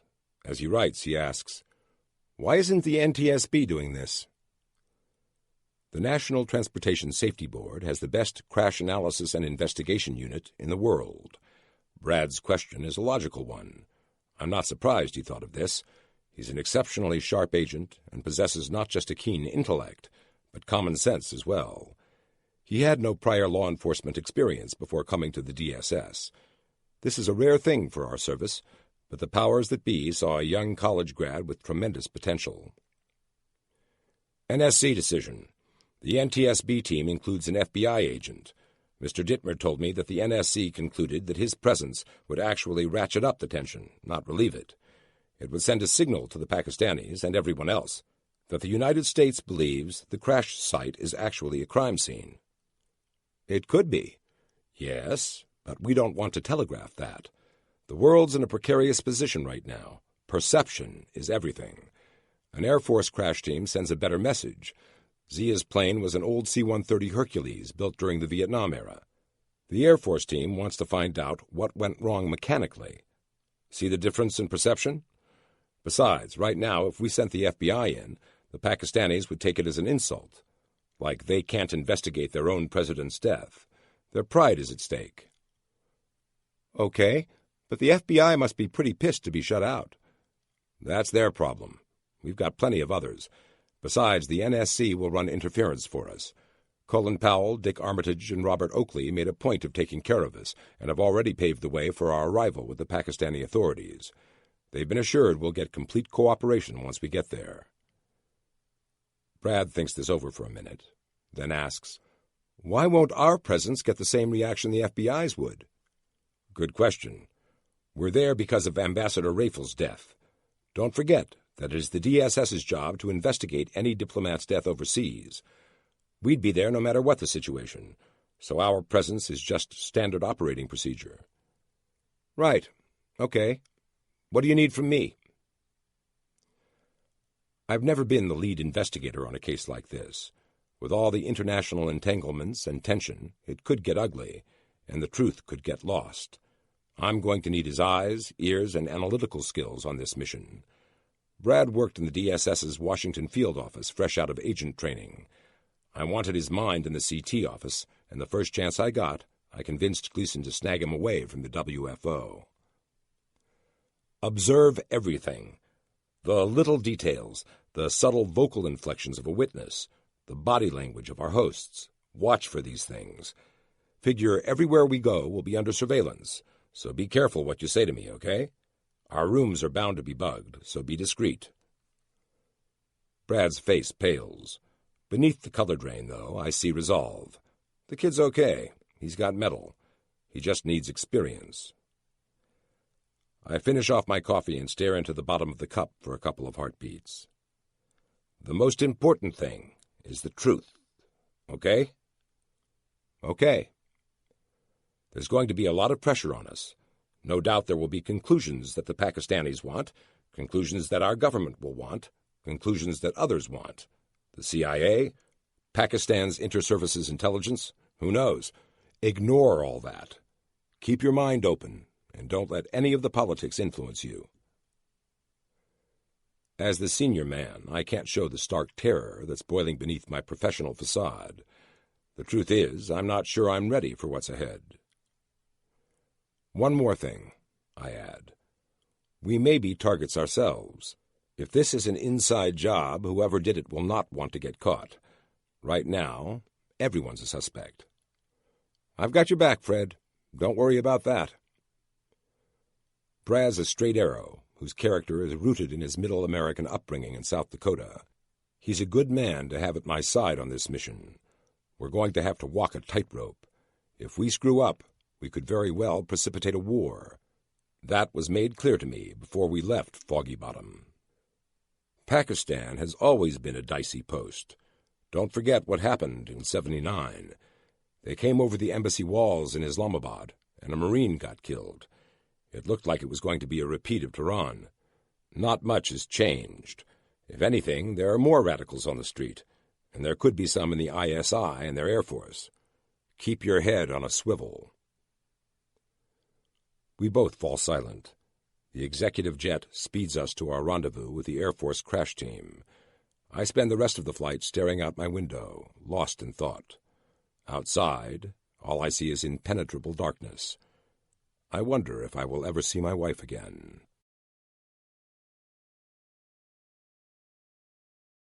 Chapter 21. In Country. In Germany, we bid adieu to our executive jet and climb aboard a cavernous monster of an aircraft. The Air Force calls it a C-5A Galaxy, but I think that name is an understatement. The thing can hold a battalion of troops, or a pair of tanks, or even a couple of helicopters. Looking around in the cargo bay is like standing in the hold of a supertanker.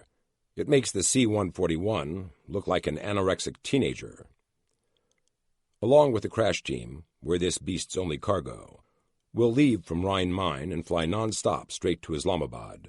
Besides being the largest plane in America's inventory, it also has a true global reach. Galaxy pilots think nothing of flying to destinations half a world away. They do it all the time. It's going to be a very long flight. We stow our gear aboard and find seats. We've still got about an hour before departure. The crew is busy with all their pre-flight duties, and we're pretty much on our own until it is time to go. Brad and I decide to take this time to go meet the Air Force guys. I find the crash team's commanding officer, Colonel Dan Sawada, standing near the C-5's back ramp. Brad and I go over and introduce ourselves. "What do you make of the report so far?" I ask Colonel Sawada. "Well, we're gathering as much information as we can right now on prior C-130 crashes. But I will say this. C-130s are used all over the world. They fly hundreds of thousands of hours a year. They don't just fall out of the sky." "That's for sure," his team's engineer confirms as he walks up to introduce himself. "The Herc is one of the most reliable planes we've got. That's why so many countries use them." "Most of the ones produced are still flying, even the ones built in the 50s. I ask, "When was Zia's plane built?" The engineer responds, "In 1962. Came off the line in Marietta, Georgia. It was a C-130 BLM. The B models had better engines than the early variant, the A." "Still, the plane was 25 years old," Brad says. "True, but most of the C-130 fleet is that old anyway." Sawada says, "Let's not jump to conclusions. We've got to do this one right and be thorough." "Agreed," I say.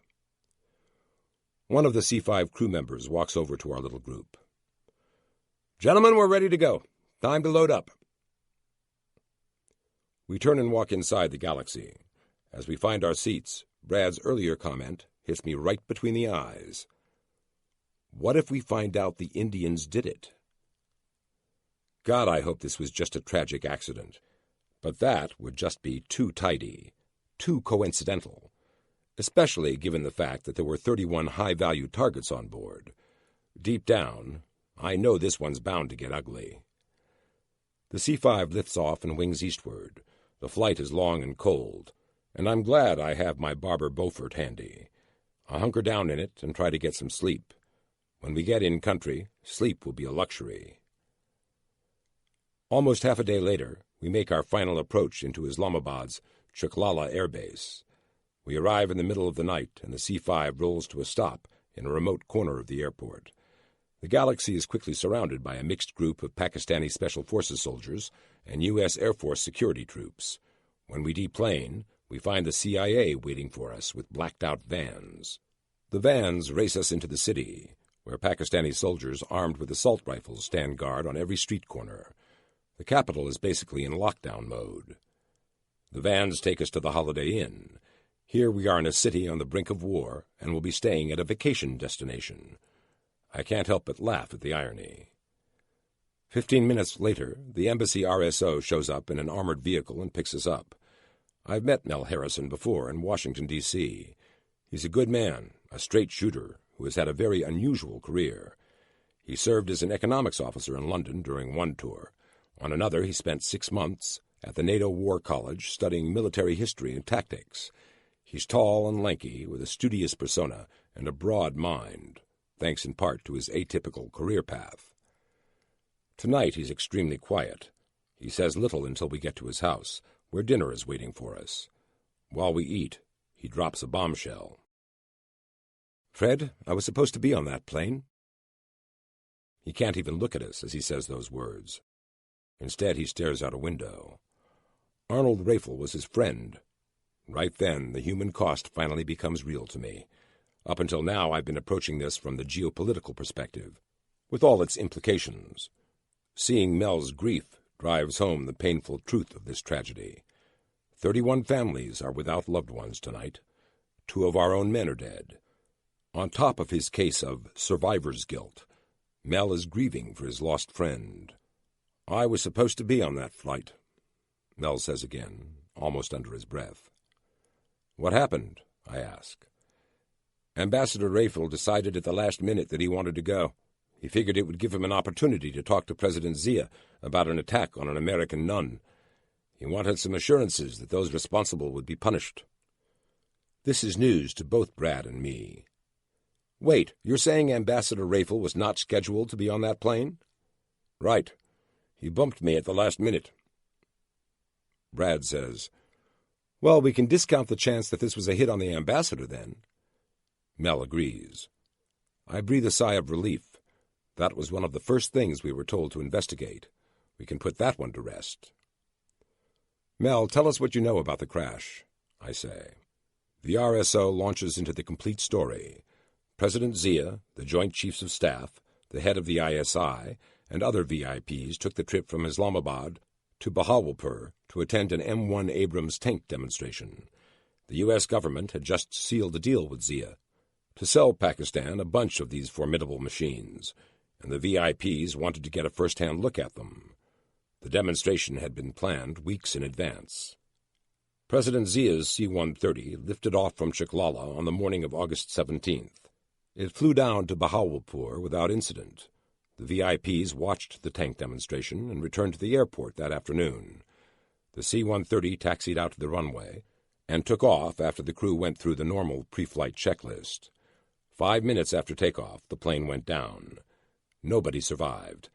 It was a catastrophic impact. Only pieces remain of the aircraft. "Tomorrow morning, you'll get an introduction and full briefing by the Pakistani Air Force. After that, they will fly you down to the crash site," Mel says. I have many questions, but Mel looks weary. He probably hasn't slept since the crash. "Were there any prior threats against President Zia?" I ask. "None that we picked up." "Any warning indicators at all that an operation was underway?" "No, we never saw this coming. If it was sabotage, it was done very quietly." "What about the ISI?" Brad asks. Mel shakes his head. "They had no threats on the board either." He hesitates for a second, then changes his statement. "Let's put it this way. If they had any information on an imminent threat, the ISI did not share it with us." "Would that be unusual?" I ask. "No. I wouldn't put it past the ISI to hide something from us. But if they had a warning, they've shredded all evidence of it by now. And Zia did have a long enemies list." "If that's the case, we'll never learn the truth," Brad says. "Maybe. But look, given all the things we know so far, I'm inclined to believe the plane crashed because of mechanical failure. The weather was clear, so that couldn't have caused the crash. If somebody was planning to hit Zia, we probably would have had something come in, some sort of a threat. There's been nothing. It is hard to keep an operation of this magnitude totally blacked out." "That's true." "Well," he says while staring out the window again, "I hope it was mechanical failure. The implications are too grim if it wasn't. If it was a foreign-backed plot or a coup attempt, this could get out of control very quickly." Brad and I finish our meals. The table is cleared. We're exhausted from the flight, and I suppose we look as weary as Mel does. He decides to take us back to the Holiday Inn, but before we leave, he gives us a word of caution. "Look, tread lightly on this one, Fred. I know your reputation. Be careful, okay? When it comes to the truth, I'm not really sure how to tread lightly, but I try to reassure him. That's why we're here, Mel. The NSC didn't want to send the wrong signal with an NTSB team or the FBI. Good. One other thing. What's that? Your hotel. Mel falters for a minute. He seems to be trying to phrase something in his head and is having a hard time finding the right words. Look, there's a lot of anti-American sentiment on the street here. Plenty of people hate us. Your hotel is where most Americans stay when they come to the city. We'll be careful, Mel, I assure him. Good, because the hotel's been bombed several times already. Brad and I exchanged looks. I doubt either of us will sleep tonight. Chapter 22. Pakistani Two-Step. Back at the Holiday Inn, I lie awake in a strange bed, in a stranger city, awash in tension. I sense that the days ahead will be some of the defining ones of my life. If we help to avert a war and save lives, it will more than validate my decision to turn Fed and leave my old neighborhood and precinct behind. If we blow it and fall off the tightrope, well, I don't want to think about that. We left the United States in darkness, departed from Germany at night, and got to Pakistan after sunset. I've lost all concept of time, and my body doesn't know if it should rest or be up and moving. In the darkness of the night, the Muslim call to prayer blares from speakers all over the city.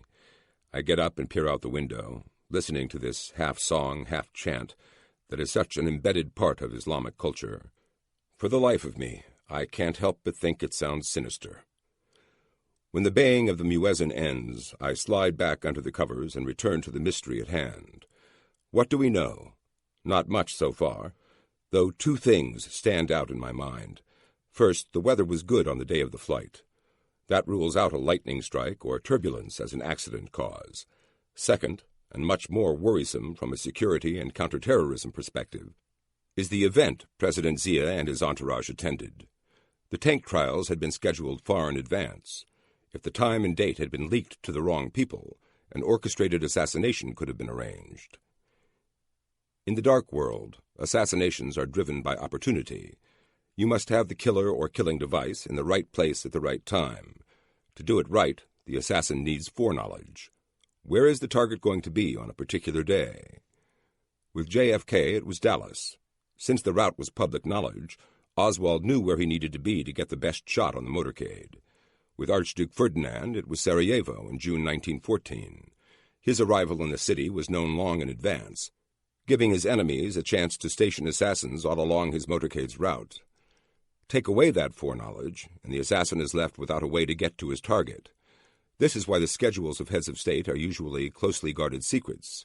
Was Zia's compromised? Did the tank trials make him vulnerable? Yes, they did. Now we need to find out if somebody or some organization took advantage of it. The next morning we're stuffed into the blacked-out agency vans again and rushed through the city toward the airport. Again, soldiers stand on every street corner, assault rifles at the ready. At one point we stop at an intersection, and I look out my window to see one particularly crusty-looking Pakistani, non-commissioned officer. I'm just a few feet away from him, separated only by a tinted window and a few inches of aluminum. He fingers his assault rifle's trigger and stares at our van. How easy would it be for him to kill us all right now? Our security is zero. We're in the middle of a city full of hostility toward Americans. If something went down, we would not stand a chance. My pucker meter is pegged, but all I can do is hang on to my seat rest and keep my head on a swivel. If they come after us, at the very least they'll have a fight on their hands. I have 15 rounds, and I will make every one count. Very few people are out and about, which I take as a good sign. If there were mass protests and riots going on, the surviving members of the government might overreact. They're already paranoid that somebody's orchestrating a coup. Put crowds on the street and soldiers with guns on every corner, and nothing good can come of that. Just ask the British after the Boston Massacre. We reach Chaklala Air Base and go through security again. We're taken to Pakistani Air Force headquarters and ushered into a conference room full of officers and Pakistani ISI types. One intel officer wearing a general's uniform glowers at us from the back corner of the room. Spooks can almost always pick up other spooks in this sort of situation. This guy's eyes say to me, "We see everything, and we are watching you." Point taken. We may have some trust issues here. Brad and I are introduced to everyone in the room. Most of the leftover senior military leadership has come to greet us and listen in on this first briefing. The Air Force colonels and generals, standing nearby, appear nervous and downcast. I'm not surprised. Pac-1 was their most important bird. Now that it has crashed, their necks are on the chopping block. Literally. Pakistanis do not suffer failure well. A round-faced, slightly bug-eyed Pakistani colonel introduces himself and shakes my hand. With his big, bushy mustache, he reminds me of Cheech Marin from the early 80s Cheech and Chong movies. "Welcome to Pakistan, and thank you for coming," he says. From his eyes and body language, I don't think he's happy we're here. He turns to Colonel Sawada and continues. "Anything you need, please tell me. I am here to make sure your team has full cooperation." "Thank you, Colonel. We appreciate that," Sawada replies diplomatically. "Gentlemen, please find a seat. We will give you a full briefing." Cheech steps to a podium at the front of the room and surprises us with his first words. "We have already solved the mystery. We know how Pac-1 went down." He has a flair for drama, I'll give him that. A brief caesura follows this opening statement. It gives me time to think. It took us 24 hours to get from the United States to Pakistan. Did something break in the interim? If so, why didn't Mel know about it last night? Cheech reaches down behind the podium and produces a ragged chunk of metal. He holds it up and announces, "This is a piece of Pac-1's fuselage. Notice the hole in it." He points to it and pauses again. "This proves a missile struck the C-130. This is the entry hole." Silence. Is anyone buying this? I steal a glance around the room. The Pakistanis look grim and serious. The ISI spook in the back spears me with his eyes. This is one hostile dude. I wonder what his beef is with Americans. Cheech continues to hold up the fuselage piece for everyone to see. The exterior side still has some of Pac-1's paint on it. "It was a surface-to-air missile, probably shoulder-fired. This happened once before, 7 years ago, and almost brought down Pac-1 then. Fortunately, that missile missed." Colonel Sawada doesn't look impressed. He and Brad watch me, expecting me to respond. I need to be a leader here, and I need to remember all the warnings we've had. Tread lightly. This is a precarious situation. Diplomacy is paramount. "So, we've solved the mystery," Cheech repeats. Between the lines, I read, "Which is why you Americans don't need to be here. Thanks for coming. Bye-bye, then."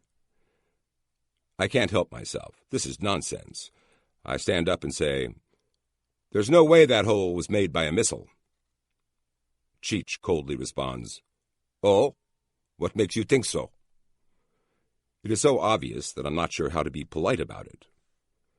"Well," I begin, "if you look at the way the hole is torn in that piece from the fuselage, you'll see whatever went through it went from inside to outside. That hole was made by something exiting the aircraft, not penetrating it." "How do you know this?" Cheech's face reddens. Is he angry or embarrassed?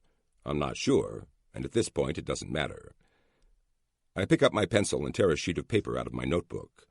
I hold them both up and push the pencil through the paper. See how the paper's torn edges push outward from the hole I've just made? They follow the path of the pencil. Take a look at that piece of metal. See all the jagged pieces flowering out of the hole? They are bent the wrong way for a missile hit. Something came out of the C-130 through that hole. There's no way to dispute that. With a room full of generals and colonels staring at him, Cheech looks utterly humiliated. Obviously, he'd staked his credibility on his theory, and I've just yanked his pants down in front of his superiors. Off in the corner, the ISI spook starts taking notes. That can't be good for Cheech, or me, for that matter. This was my first diplomatic test, and I blew it. Still, there's something to be said for the tone I just set.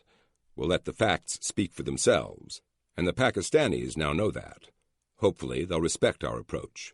We won't be bullied into any conclusions. Cheech stands in silence. The room waits expectantly, and as the awkward moment continues, I realize I may have really done some damage here. Time to get things moving again.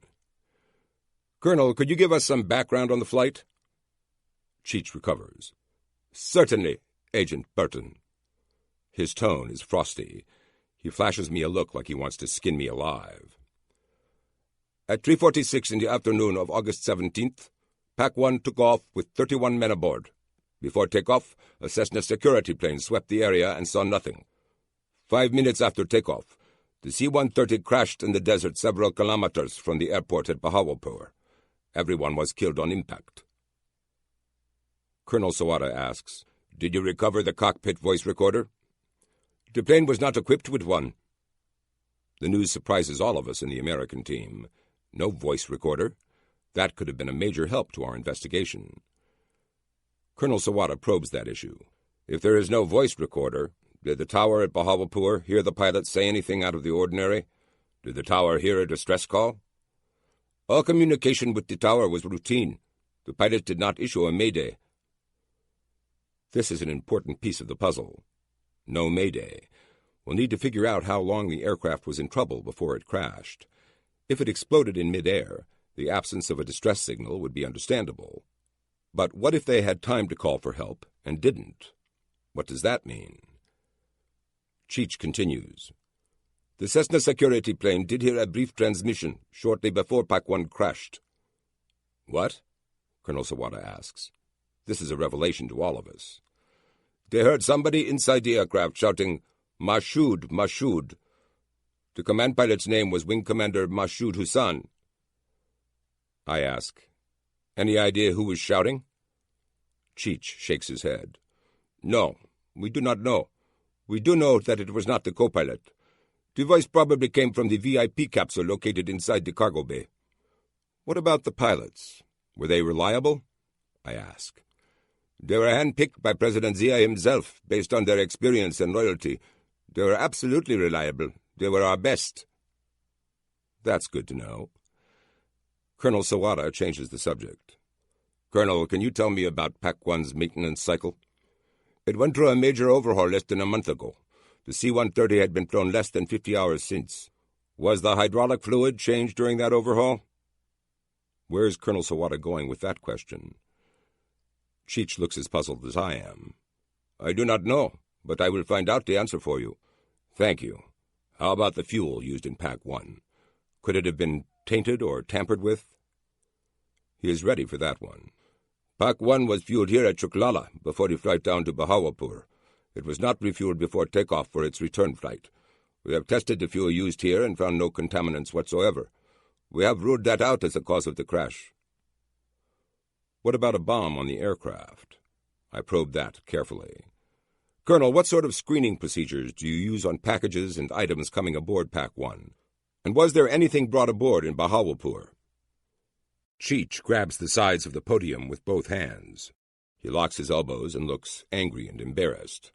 I do not know the answer to either question, but I will find out for you. The meeting breaks up a few minutes later. Cheech makes a point of avoiding me. Dealing with him from now on will be like waltzing with a porcupine. As we leave the room to convoy back into the city, I notice the ISI spook's eyes never leave us. He's setting the tone, too. Big Brother, Islamabad style, is watching. We stop at the embassy, where we meet with Mel Harrison and the Deputy Chief of Mission, Beth Jones. Beth underscores the need for us to be diplomatic. I don't have the heart to tell her I already blew my chance to learn the Pakistani two-step. The truth doesn't dance. We brief them both about what we've learned. In return, they tell us that things are reaching a boiling point with India. Publicly, the Indians have declared 3 days of mourning for President Zia, which is clearly a gesture designed to defuse the growing tension. Behind the scenes, though, both the Pakistanis and Indians have escalated their readiness. Their fingers are on hair triggers. One twitch, and a lot of people are going to die. It makes me think of that scene on Lexington Green 200 years ago, when the British Army confronted Captain Parker and his Minutemen. Both sides were cocked, locked, and ready. Who fired the shot heard round the world? Nobody will ever know. If it happens here, will it matter who launched first?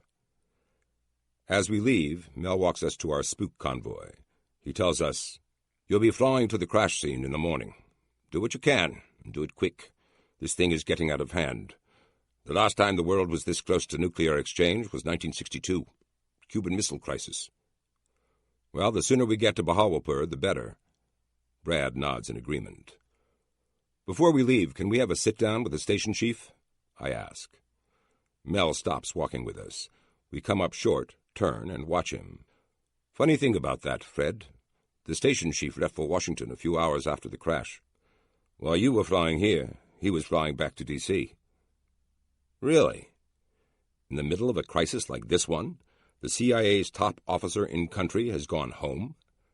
That is very odd. Yeah, strange, isn't it? You can talk with his deputy after you examine the crash site.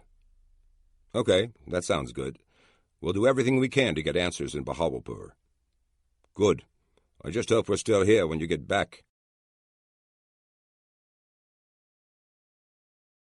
Chapter 23. 1 hour to Nowheresville. You've got to be kidding me, Brad Bryson says to me. We're standing side by side, looking at our ride to Bahawalpur. It is an ancient-looking C-130 Hercules, just like President Zia's. Remind me to cuss out the CIA for not giving the Pakistanis newer planes.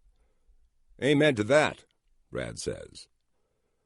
We're dressed in jeans, boots, and khaki button-down shirts covered by tan vests. Brad and I look ready to go on safari. All we need are pith helmets. The absurdity of the moment is just too much. We're going to check out a smoking crater that was once a C-130, and we're flying to it in a near-identical aircraft. Don't they say these things happen in threes? Brad asks. Yeah, I hope we're not number 2. Cheech comes over to us and must sense our trepidation. Agent Burton, we have assigned 2 of our best pilots for your flight. That's a comfort, seeing as number 1 and number 2 are in pieces somewhere in the Punjab desert. Should I say that? No, Beth Jones wouldn't consider that being diplomatic. I bite my tongue. I have answers for you to your questions from this morning. He seems to be genuinely trying to be nice. Maybe I didn't get him in trouble after all. Okay, there were some items brought aboard Pak 1 at Bahawalpur. 2 crates of mangoes and a couple of model aircraft. I think this over for a moment. Were they screened for explosives? Yes, they were visually inspected. Okay, that's something. What about bomb dogs? Dogs? Cheech asks, puzzled. I sense a hint of disgust in his voice. Bomb-sniffing dogs. Were any used to check out the things that came aboard? Agent Burton, dogs are filthy creatures. We would never have them anywhere near the presidential aircraft. I'm not sure how to respond. He went from cordial to borderline hostile again. As he walks away, he tosses another bone our way. I checked with the maintenance officer. The hydraulic fluid was replaced last month during the routine overhaul. Please convey that to Colonel Sawada. Once he's out of earshot, Brad notes, Muslim culture believes dogs are vile animals. I'd forgotten that. I'm now 2 for 2 with Cheech. I've insulted him and humiliated him. So much for that relationship. A few minutes later, we pile aboard the C-130 through the back cargo ramp. The seats are all positioned sideways in the bay, which means we'll be looking at one another from opposite rows on either side of the fuselage for the entire flight. I guess it might be better that way. If we crash, at least we won't have to see the ground spinning our way. Colonel Sawada's team feels right at home. I'm sure they've traveled by C-130 before, as they strap themselves in without a hint of concern. Brad and I fumble with our seat straps until we finally figure them out. Just as we get settled, a Pakistani airman walks through the cargo bay to hand each one of us a set of earplugs. I take mine, tear open the package, and say, Guess we won't be talking much on this flight. The pilots arrive and move to the flight deck. They go through their checklist, flipping switches and turning knobs. They finish, and the engines fire up. Holy cow! The earplugs do no good. There are 4 gigantic turboprop engines over our heads, turning 16 massive propeller blades. The din is staggering. The entire plane vibrates and shakes, and the roaring sound of the engines burrows straight into my head. It engulfs us, and within seconds my senses are overloaded. God, we're not even off the ground yet. The pilots go through another checklist. When complete, the Hercules starts to move. We taxi toward the runway, and the pilots stop for one more pre-flight check. The engines are run up, and the cacophony grows to the point where it feels like my skull will split open. I'm vibrated so badly that I wonder if my fillings will break loose. Brad shouts something in my ear. I have no idea what he's trying to say. Across from us, Colonel Sawada and his team appear placid and at ease. I hope that's just for show. Otherwise, I would have to throttle them all. The Hercules lurches forward as the pilots get off the taxiway and position the big bird for takeoff on the main runway. Once again, they open the engines up, and we thunder along, gaining speed. The cargo hold is racked with noise. We're being rattled to death.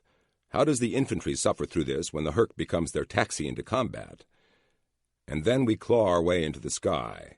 A whining sound and a sudden clunk indicate the wheels are up and retracted. We're airborne, and I breathe a long sigh of relief.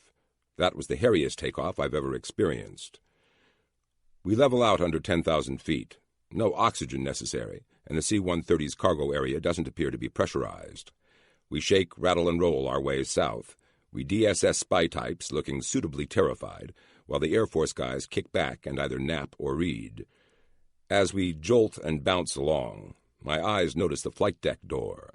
It is open. Is that standard procedure for the Pakistanis? Is this how PAC-1 was operated? If so, everyone aboard has unrestricted access to the pilots. It's a terrorist's best-case scenario. Looking at the door, I realize this flight may not be just an exercise intended to cause premature aging in us non-aviators. It also is an opportunity to see how a Pakistani flight crew operates an identical aircraft to the one we will soon study. The in-flight procedures and routines could be very illuminating. Already I've noticed that the crew went through not just one pre-flight check, but at least 3 before we finally took off. That's pretty thorough. They tested the engines and a host of other systems. Everything worked fine, obviously, or we never would have taken off. The same was probably true with Zia's plane. The pre-flight checks detected nothing out of the ordinary. Otherwise, they probably would have scrubbed the flight. But that open cockpit door worries me. It fits with another piece of the puzzle given to us yesterday. Somebody outside the flight deck shouted for the pilot just before PAC-1 crashed. Surely the radio in the cockpit would not have picked up that voice over all the engine noise if the door had been closed. Another clue. Somebody had keyed the radio. They had an open mic for at least a few seconds, but neither pilot spoke. What does that mean? An hour later, we land at Bahawalpur. The cargo ramp drops, and together we exit the aircraft under the tail. The moment we hit the tarmac, we're assailed by heat so intense it feels like we've just walked into an oven. I'm bathed in sweat in seconds. "Welcome to the Punjab Desert," one of the Air Force guys says. We are in Nowheresville, the end of the earth. I stop and turn in a circle, checking out our surroundings. There's nothing but a vast and empty sea of sand and reddish-brown dirt in every direction off the runway. In the distance, it's a small terminal building. The only sign of civilization on the horizon. A sudden wind blows across the desertscape, kicking up dust devils in its wake. They dance and spin as the gust slams into us. It feels like somebody's just hit us with a blowtorch. "It's like a blast furnace here," Brad remarks. "Be sure to stay hydrated. Do you have any water?" No. "Neither do I." Well, we'll get some from our hosts. We walk toward the terminal. Brad nudges my arm. "Take a look at that." In the distance, we can see a bunch of Pakistanis all dressed in white. They just seem to be milling around on the runway. "This was the airport PAC-1 landed and took off from, right?" Brad says. "Yeah." "Well, what kind of an airport allows civilians onto the runways?" I stop walking and study the airport's perimeter. No fencing, no security. Not even an outer fence. "Anyone could have walked in here," Brad says. "We'll have to find out if the plane was under guard while it was here." "They wouldn't leave the president's plane unsecured, would they?" "I hope not." When we reach the terminal, we're greeted by Pakistani soldiers, who lead us to a collection of beaten and weary World War II-style machine-gun-armed jeeps, a few four-wheel-drive trucks, and a couple of Range Rovers. We load up, and soon we're tearing off down a rutted dirt road. An officer riding a shotgun talks to us over his shoulder as we bounce along. "It will be dark soon. We will go to the crash site in the morning." "Where are we going?" "Our barracks. We have rooms waiting for you. We drive deeper and deeper into this desolate countryside. Every now and then we come across a small village. Our convoy sends the locals scrambling away from the road. We see herds of goats with shepherds standing watch over them. A stray chicken here and there runs from our wheels as we pass through these little hamlets. We've driven out of the 20th century into a scene that could have come straight out of the Bible. Minus our machine guns and gas-powered vehicles, we're bearing witness to a way of life unchanged for thousands of years. Not a tree or even a hint of green exists in this harsh and sun-baked land. In the small villages, every structure is layered with dirt. I don't see any signs of recent construction. How the occasional farms grow anything out here is anyone's guess. We slow for another settlement. Locals line the street and gawk at us. They're dressed in traditional Pakistani clothing, which is as filthy as their dwellings. With the fierce winds and dust storms, I imagine it is impossible to stay clean out here. A small boy waves at us. It is the only friendly gesture to come our way. Everyone else just looks at us with a mixture of curiosity and hostility. On the far side of the village, our rat patrol convoy slows down. An ancient-looking farmer, his face lined and scarred, blocks the road ahead. He's struggling with a camel who seems to have a mind of its own. The farmer pulls a lead and the camel balks. We inch past him. The camel eyeballs me as we go by. This is just too surreal. The air carries a unique bouquet so typical of the Third World. It is a mixture of manure, sewage, and garbage. As we come to the next hamlet along the road, the odor takes on a new pungency. Smoke rises from a heap of trash at the edge of the village where they're burning their garbage. The thick smoke nearly makes us gag. Just before dark, we reach a Pakistani army outpost. It is a small governmental oasis in this barren place. The white stucco buildings look almost new. We're led into one of the barracks, where our Pakistani officer-host tells us, "You'll have to share rooms." "That is not a problem," I say. We walk down a long hallway toward a toothless and wizened old man sitting in a chair. As we get closer, the officer points to a pair of Old West saloon-type double doors. "That is for you. My houseboy will remain outside in case you require anything." Houseboy? That guy looks 100 years old. We enter our quarters and find two bare metal bunks, a utilitarian chest of drawers, and a small doorway leading to a bathroom. No air conditioning. The room smells foul and is sweltering hot. We stow our gear, and the Pakistani tells us they're serving dinner at the mess hall. We make our way to the mess. Inside, we find a buffet waiting for us. Mangoes, juice, meat of some sort. The Pakistanis went to great lengths for us, and we try to show our appreciation. Toward the end of our meal, Cheech reappears and tells us, "We'll leave for the crash site after breakfast tomorrow morning." We thank him. He gives us a cryptic grin and warns us, "When you wake up, watch your feet." "Our feet?" I ask, perplexed. "Yes, snakes like to get out of the cold during the night. They crawl into the barracks." "Are they dangerous?" Cheech gives me a wicked look. "Oh, yes, they are quite poisonous." "Great. Thanks for the warning." "My pleasure. Good night, Agent Burton. Sleep well." What do you know? Cheech can play the game, too. Chapter 24. The Buffet at the End of the World. Brad and I stir shortly after dawn.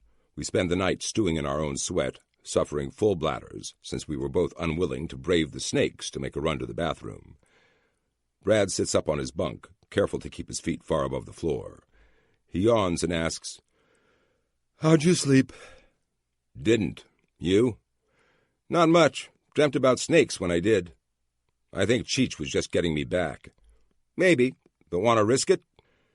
The thought of a poisonous snake biting me out in this hellhole does not appeal to me. "No." "Well, you're the lead investigator," Brad says grandly. "After you." I look down at the floor. No snakes. I'm not going to take any chances, though. Sitting nearby is a metal wastebasket. I reach over and snag it. "What are you doing?" "Scaring the snakes," I answer. Brad shakes his head. I sidearm the wastebasket across the room. It skids over the concrete, bangs off the doorway, and spins into the corridor. Outside our room, I hear a sudden crash and someone exclaiming in Pashto. Brad burst into laughter. "You just scared the hell out of our 90-year-old houseboy." "Sorry, just trying to scare the snakes." Cautiously, I plant my feet on the concrete floor. No nibbles. I check under both bunks and find them slither-free. Now to clear the bathroom. I step to the doorway and gingerly peer around inside. The place is filthy and reeks. Third-world bathrooms are never very pretty. This one looks like a bacteriological experiment gone wrong. "All clear," I announce. "Good, because I have to use the John," Brad says with relief. 20 minutes later, we're dressed and ready to go. We scarf down some yogurt, mangoes, and juice and head out to the Rat Patrol convoy. Cheech is there, waiting for us. "How'd you sleep?" he asks innocently. "Oh, very well, thank you," I tell him. I won't give him the satisfaction. "The crash site is very remote," Cheech explains. "It is a bumpy ride." He wasn't kidding. Our convoy sets off in a cloud of dust and follows a rutted road through another series of tiny villages. Somewhere along the way, we turn off into the desert and go off-road. We're thrown around in the back of the Range Rover, and by the end of the trip I start longing for the C-130. It was so much more comfortable. The landscape is flat to the horizon in every direction. The desert exudes hostility. Man should not live here. A half hour later, several small structures come into view. They look like lean-tos and a few World War II-era army tents. Cheech calls out, "We're here." We pile out of our rigs, and the smell assaults us. It is a combination of aviation fuel, burned rubber, and burned flesh. "Keep breathing," I tell Brad. "I've had to deal with this before. You get used to the smell." "I'll never get used to this," Brad says miserably. We walk across the sand to one of the lean-tos. It's been thrown together with a couple of metal poles and a makeshift roof of colorful rugs.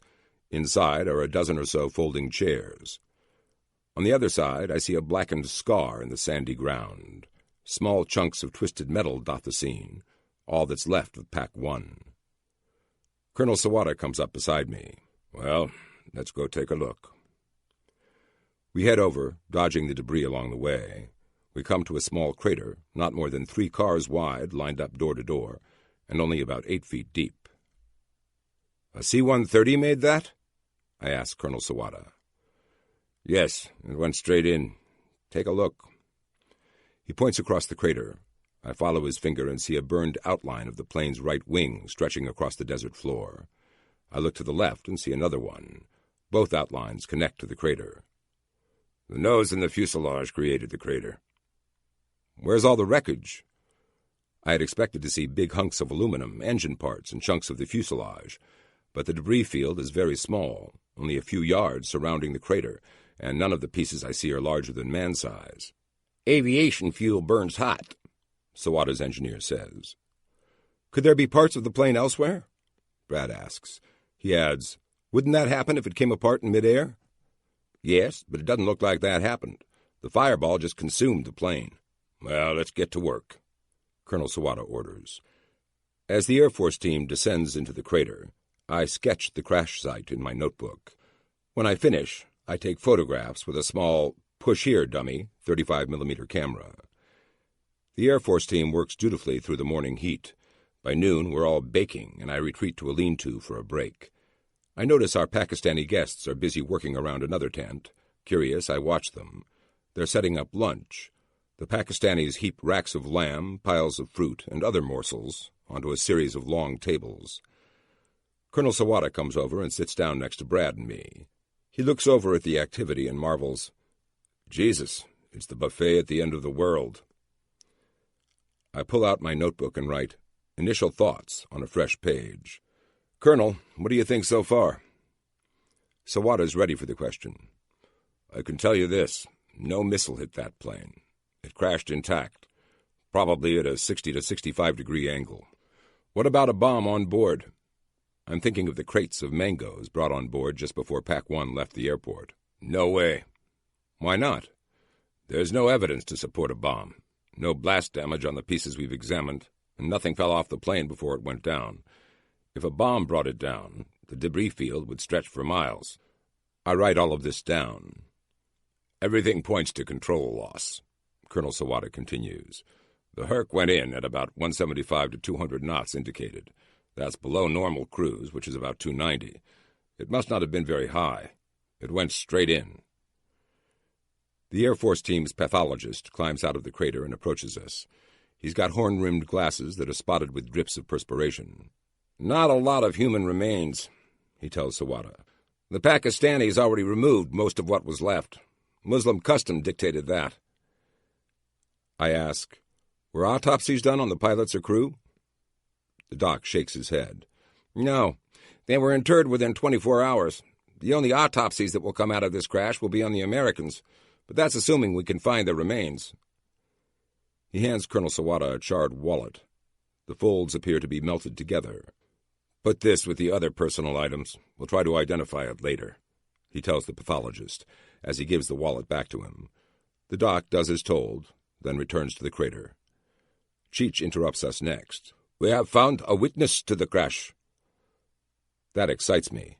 Right now I'm feeling like a third wheel. "Can we interview him?" "Yes, we will take you to him after lunch." "Thank you, Colonel." Cheech departs for the crater. Colonel Sawada and I return to our conversation.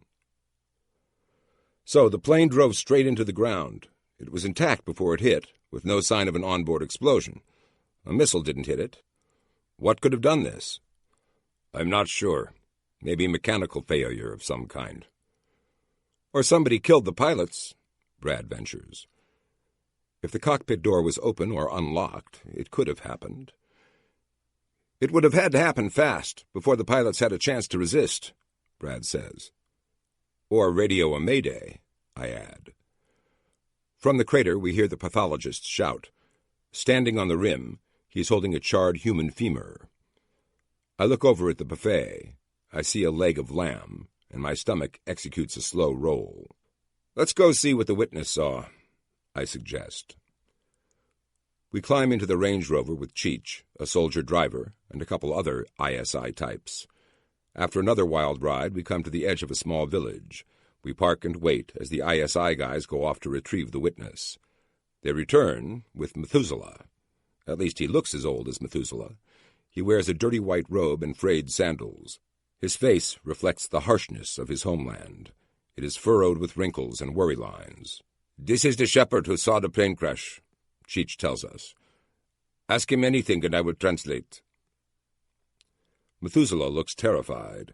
With wide eyes, flanked by deep crow's feet and topped by big, bushy gray eyebrows, he practically trembles with fear, no doubt because of all the ISI interest in the case. The ISI spooks are not known for their gentle demeanor inside Pakistan. I try to set him at ease. As I offer my hand, I give him a wide, friendly smile. This surprises him, but he takes my hand and tries to smile in return. He doesn't have a tooth left in his mouth. In a perfect world, we would have an embassy staffer translating for us, and we'd be interviewing this witness far from the intimidating presence of Pakistani intelligence. But we have no control here. We've got to go with what we're given. "Colonel, please ask him to describe what he saw for us." Cheech says something in Pushto. The shepherd replies. Cheech turns to us and says, "He was with his goats when he saw the plane. It was low. At first, he says it was flying straight." The shepherd interrupts and tells Cheech something. "He says it started to go up and down." "Up and down?" I ask. "Yes, just a minute." Cheech starts talking in Pushto again. Methuselah gets very animated. With one hand, he makes a porpoising sort of gesture. His hand oscillates up and down. It looks like he's describing a roller coaster ride. "He says the plane went up and down, up and down. It grew worse and worse until it went nose down and crashed." "How long did it make those movements?" Cheech asks Methuselah. "He says at least several minutes." "Several minutes? Are you sure?" They have an animated discussion. Finally, Cheech reports, "Yes, he's sure of it. He watched the plane nose up and nose down across much of the sky in his view." I make the same gesture the shepherd just made with my own hand. The shepherd nods vigorously. "Ask him if he saw something hit the plane, or if he saw pieces fall off." The shepherd shakes his head as he answers the question. Cheech tells us, "No, nothing hit the plane. It was flying along normally 1 minute, the next it was going up and down. No pieces fell off that he saw. Ask him if he saw a missile fired at the C-130. Cheech does this, then grudgingly reports, "He does not know what a missile is, but he didn't see any streaks of fire or light rising from the ground." How high was the plane when it started to go in? He is just a shepherd. He knows nothing of flight. A stick lies on the ground nearby. I pick it up and point to the sky. Where between the stars and the ground was it?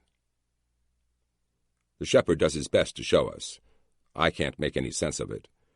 How are we going to get an altitude estimate from this man? I scan the sky, mind racing. In the distance, I see a bird circling lazily. That gives me an idea. Was the plane flying as high as an eagle flies, or lower? Cheech asks him. About as high as an eagle flies. He says he doesn't see many planes. This one, when it crashed, made his goats panic. They ran away, and it took a long time to find them again. One last question. Colonel, ask him about the weather. Was there any lightning? Could lightning have hit the plane? What about wind? He says it was a clear day, hot. Little wind, no lightning. He's sure nothing hit the plane. We thank Methuselah for his time. I'd like to do something for him, give him something for what he's given us, but I have nothing of value on me. We part ways after another round of handshaking. Cheech slips into the front passenger seat, then twists around to get his eyes on us. Did you get what you needed? Absolutely. But if we need to talk to him again, can you find him? Of course. We can find anyone in our country. Anyone we wish, at any time we want. No wonder Methuselah was so frightened. We drive back to the crash site in silence. Chapter 25. Puzzle Pieces. Back at the crash site, we find Colonel Sawada's team huddled together in a lean-to, absorbed in a discussion. The conversation stops, and everyone listens as we describe the plane's final maneuvers before it went in. When we finish, somebody says, "Hydraulic failure." Somebody else replies, "That could be it." Sawada says, "Good work, Fred. You've just given us a huge clue." What does it mean? Not sure yet, but it could indicate some sort of control failure. He turns to his team and says, "Okay, let's focus on the hydraulic boost system for the elevators. We need to find whatever we can from it." The team gets to their feet and starts for the crater and debris field. "Colonel?" I ask. He stops and waits for my question. "Let's say the hydraulics do go out. Is there a backup system or some kind of redundancy built in?" "Yes, there's an auxiliary system, and the pilots could fly on manual control only."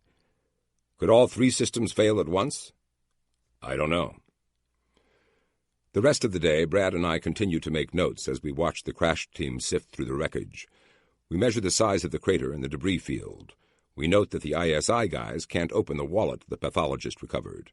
It is too badly burned. Somehow, though, they are sure it belonged to one of the Pakistani passengers. Later, a few more human remains are unearthed. The doc tells us, Given what your witness described, there could have been enough G-forces to drive the passengers' organs right out of their bodies." I can't tell if he's kidding or not. During my time as a cop, I came to know some of the medical examiners in our area. They have a penchant for black humor. Either way, that's not something I needed to know. Later, Brad and I talked things over. If the plane was pitching up and down so radically, would it have been possible for somebody in the VIP area to come forward and reach the controls? Probably not, especially if the pathologist is right. They'd be thrown around and back or pinned in place. All of this points to one of 2 things, I suggest to Brad. What? Okay, mechanical failure is a possibility. The controls could have failed. But it's much more likely the pilots were incapacitated. However it happened, it was fast enough that both of them had no time to react and no time to issue a mayday. That would explain why the plane flew out of control for so long without a distress call. If an assassin stepped into the cockpit and shot both pilots, they'd fall onto the control columns. Given that, maybe it wouldn't go in right away. Brad's right on the mark here. I write this theory down in my notebook. Was there an assassin on board who gave his life to the cause? it seems possible. This isn't good news, and it certainly won't de-escalate the geopolitical situation we're in right now. We've got a lot more work to do before we can draw any firm conclusions. The next day we return to the crash site. The Air Force team recovers many key parts, including pieces of the critical hydraulic system, some of the instruments, a piece of the cargo door, and chunks of the flight deck. Colonel Sawada gains permission to take them back to the United States for testing. By midday, he's amassed a small pile of additional things to take back and test. Brad and I spend lots of time with the crash team, learning everything we can about what they've found and what it means in relation to the C-130's onboard systems. So far, the team has concluded that the plane's electrical system functioned right up to the end of the flight. The engine-driven hydraulic pumps were also working. That's a possible ding to the theory that hydraulic failure caused the crash. Stateside testing will determine if the hydraulic fluid was contaminated with something. Particles of metal, especially brass, can accumulate in the system and cause valves to stick and controls to jam, which is why changing the hydraulic fluid regularly is important. If this happened to a valve in the elevator's hydraulic booster system, it could cause the C-130 to suddenly nose up or down. The crew's reaction would be to fight that and regain control. It could explain PAC-1's oscillating flight path before it finally crashed. What it does not explain is the lack of radio communication during the crisis. 3 minutes into the flight, PAC-1 suddenly lost control. For 2 minutes it gyrated up and down, sending the passengers and crew on a roller coaster ride. Not once did the Cessna security plane or the Bahawalpur Tower hear a mayday or the pilots giving any sort of indication that something was wrong. In fact, the pilots didn't use the radio at all after the tower cleared PAC-1 for takeoff. The Air Force engineer admits that the hydraulic failure theory has some holes. Even if a valve had jammed, the command pilot could have reached down and flipped a switch, shutting the hydraulic booster system off completely. That would be like driving a car down the freeway and shutting off its power steering system. The driver would still be able to control the car.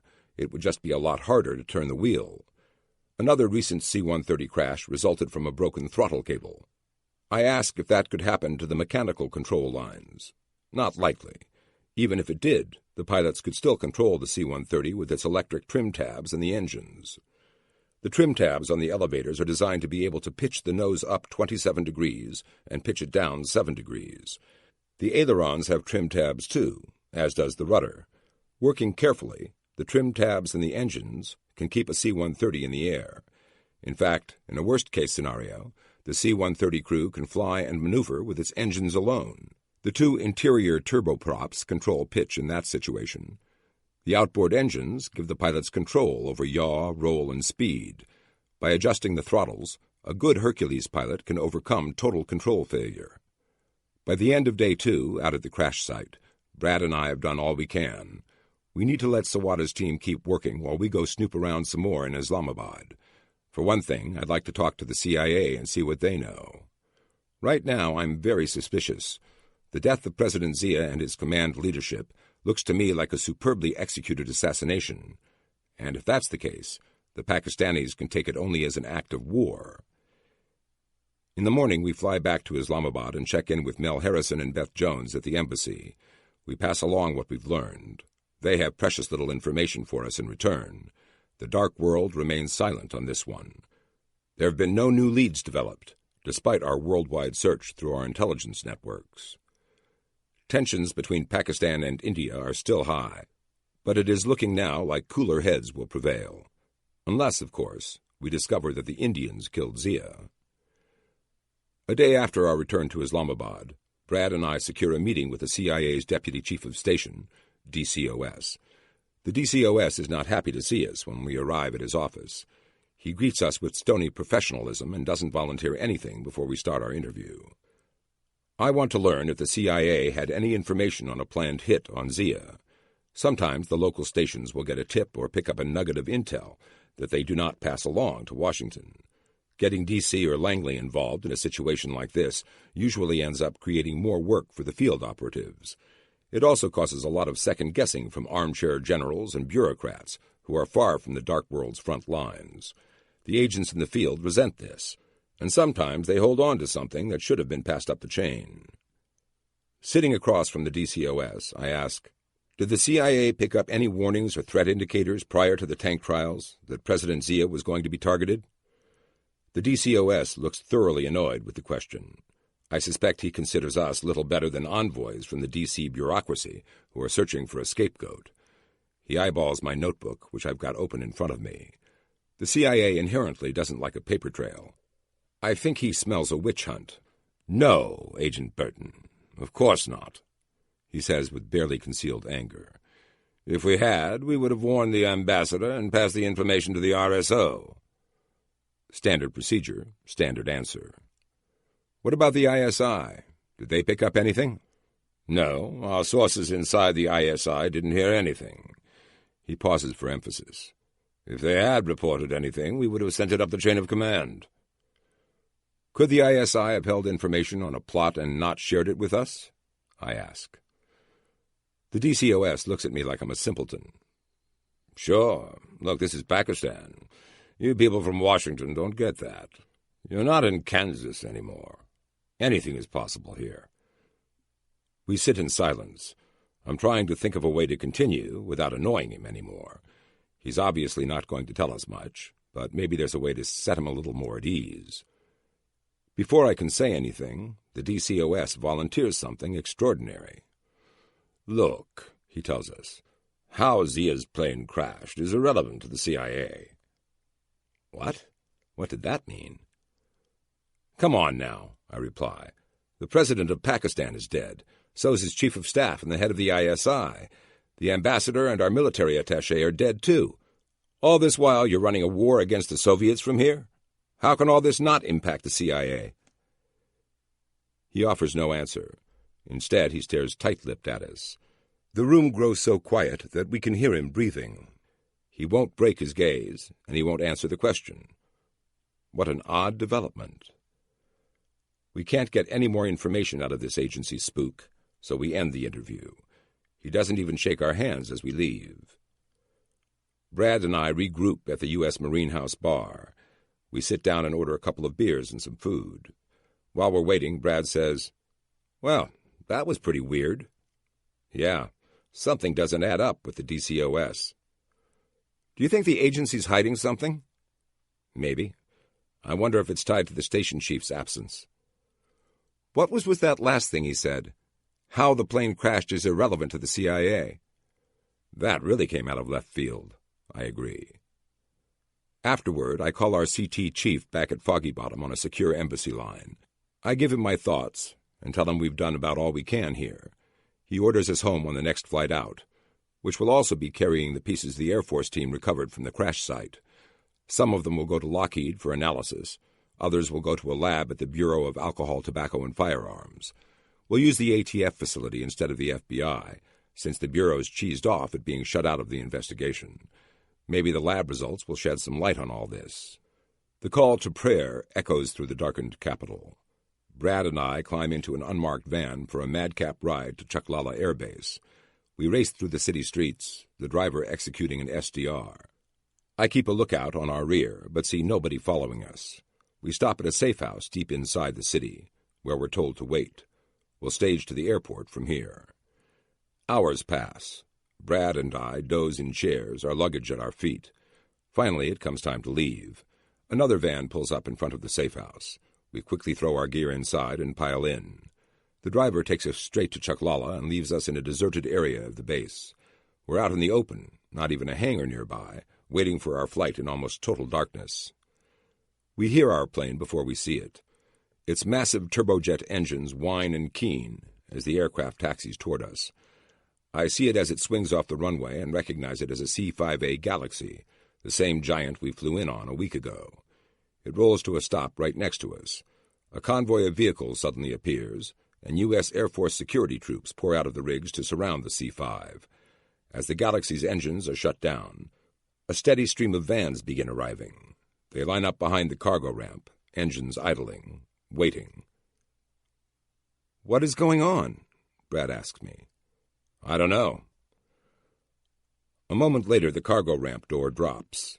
Dozens of wounded men hobble out of the C-5's cavernous interior. Some are walking with crutches. Others limp along, supported by one or two buddies. Heads are bandaged. Arms are in slings. It is a parade of battered and injured men. They start loading into the vans, and once full, the vehicles speed away, destination unknown. Brad and I are utterly bewildered. From out of the darkness around us, Cheech suddenly materializes. He steps in front of us and says, "Gentlemen, your flight home is here. The items recovered from the crash site will be loaded aboard in just a few minutes.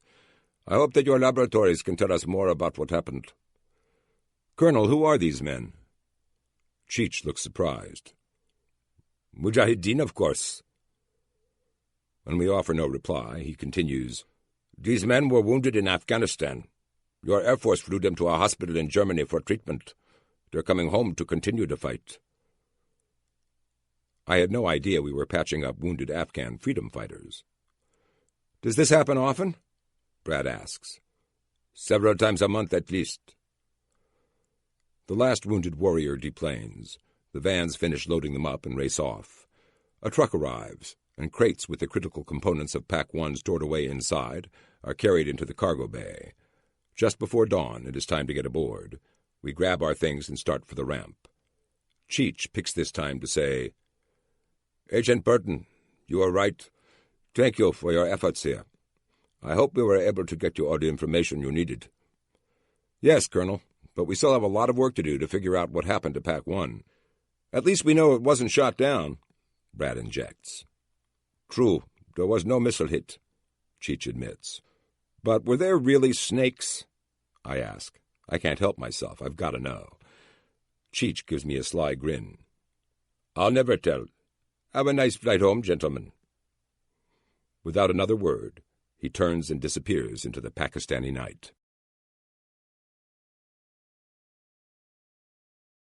Chapter 26. The Perfect Murder. September 1988. Foggy Bottom. The NSC was right. The investigation bought enough time for emotions to calm and tensions to ease. The Indians pulled back from the brink and stood down their military. The surviving Pakistani leaders did not face a coup. Pakistan held a huge state funeral for their fallen leader, and as brutal as he was, they gave him a tremendous memorial. The CIA continues to run the war in Afghanistan out of Islamabad, and the Soviets are still withdrawing their forces from that country. Overall, the world moved on pretty fast, just as it did in 1962. It takes some time, but the test results finally come back. They stun all of us and caused me to rethink some of the conclusions we drew in Pakistan before we left. Mechanical failure did not knock Pack 1 out of the sky. That much is clear. Tests were conducted on the surviving parts of the hydraulic boost system to the elevators. The valves did not stick or jam. The pumps functioned normally, even as the plane flew into the ground. The surviving instruments show that the maneuvers conducted as the C-130 porpoised through the sky could only have been carried out if the control's hydraulic boost system was working. The pilots just wouldn't have had the strength to move the Hercules through those gyrations while under manual control. The hydraulic fluid itself is the one caveat. It was contaminated with particles, including bits of brass. Analysis could not determine why or how this happened. The fluid had been replaced only 50 flight hours before the crash. Nevertheless, the amount of particles found trended to the high end of acceptable levels. Still, the valves functioned fine. In the final analysis, the crash team determined this could not have caused Pack 1 to go down. With mechanical failure ruled out, there can be only two remaining answers: pilot error and sabotage. The pilots were in peak physical and mental condition. Their fitness reports spoke volumes about both how well respected they were and how they were trusted by President Zia. The fact that they did not call a mayday is supremely unusual. It strongly suggests that something, or somebody, incapacitated them at the controls. Brad and I had been thinking an assassin shot them both. The findings of the Air Force crash team do not support that theory. No weapons were recovered from the crash site. That in itself is not damning evidence, as we do know some of the VIPs were carrying weapons. They were immolated in the fire. However, Colonel Sawada's men did not find any evidence of a firefight in the cockpit. At close range, a pistol shot would stand a good chance of going through a human target. The bullet would exit and lodge in the instrument panel or another part of the cockpit. No such bullet hole was found among the pieces recovered from the flight deck. Although fatal gunshots cannot be ruled out, the possibility looks remote now. But there is another, far more sinister explanation. The ATF lab results disclose the truth. Their tests discovered traces of antimony, chlorine, and phosphorus in the cockpit and on a recovered mango seed. The rear cargo door tested positive for peanut, a type of explosive compound. Antimony, phosphorus, chlorine, all are ingredients in various types of nerve gas. One of the most deadly, VX, causes near-instant paralysis followed by death within seconds. Somebody planted nerve gas in the cockpit.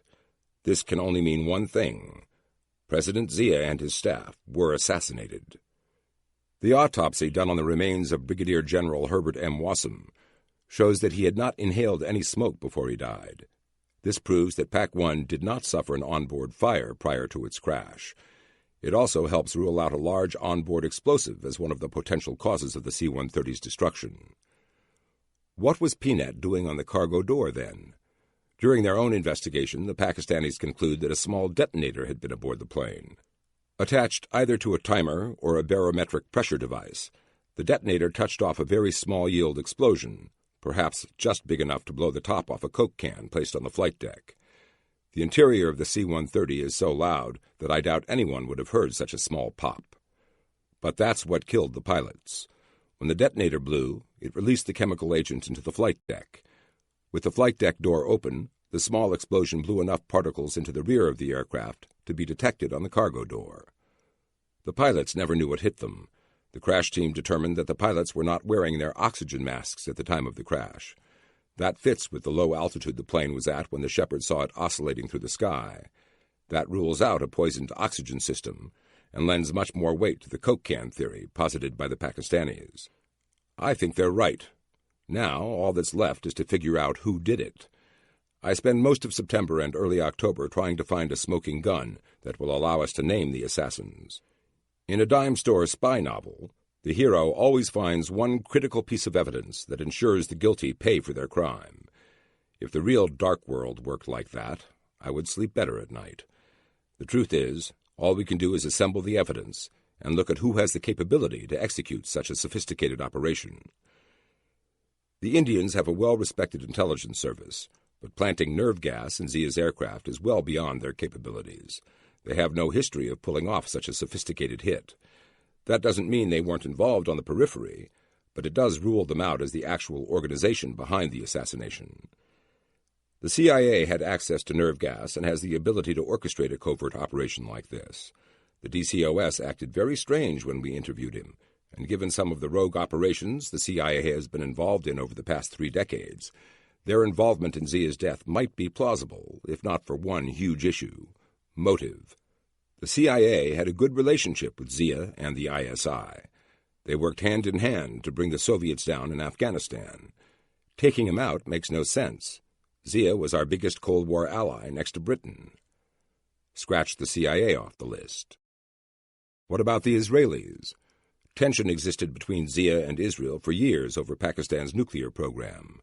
The Israelis took out Iraq's nuke program in 1981 with a stunning air raid that signaled to the rest of the Muslim world that Israel was prepared to go to any length to ensure an Islamic country did not get the bomb.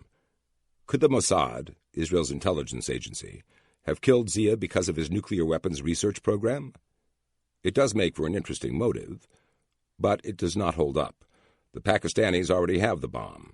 They joined the nuclear club in late 1987. Killing Zia in August 1988 doesn't change the fact that Pakistan now has nukes. The timing of the attack makes the Israelis look like poor suspects. I doubt they had anything to do with this. What about Pakistani extremists or dissidents? Zia was hated in many circles in his own nation. There had been several attempts on his life, and he'd recently angered the radical Shiite community when one of its leaders was assassinated. Zia's government was blamed for the hit. That is a good motive for assassination, but the Pakistanis lack the capability to execute such an attack. Only a few countries have such sophisticated chemical agents. The Pakistanis, especially the radical Shiite dissidents, have no access to such a specialized, highly technical weapon. That leaves the KGB. The Soviets had about 15,000 motives for doing away with Zia. That's how many Red Army soldiers have died in Afghanistan since 1979, thanks to the insurgency we've sustained through Pakistan. Zia played a key role in defeating the Soviet juggernaut, something that the Hungarians failed to do in 1956, and the Czechs couldn't do during Prague Spring in 1968. Since World War I, the Russians have not lost a war, until now. They are bitter and angry over the disaster that befell them, and that makes them exceptionally dangerous. A few weeks before PAC-1 went down, Eduard Shevardnadze, the Soviet Union's Minister of Foreign Affairs, publicly stated that Pakistan would pay dearly for its support of the Mujahideen. Payback. That's a big motive. As the Red Army withdraws from Afghanistan, the KGB took one parting shot at a key enemy. This makes the most sense of all. The Soviet-trained Afghan intelligence service, known as COD, has agents operating everywhere in Pakistan. Could the KGB have learned of the tank trials? Yes. The Indians could have picked up that bit of intelligence and passed it to their Russian friends. That would have given the KGB the time needed to plan the operation. Using a WAD operative, a nerve gas container could have been planted aboard PAC-1.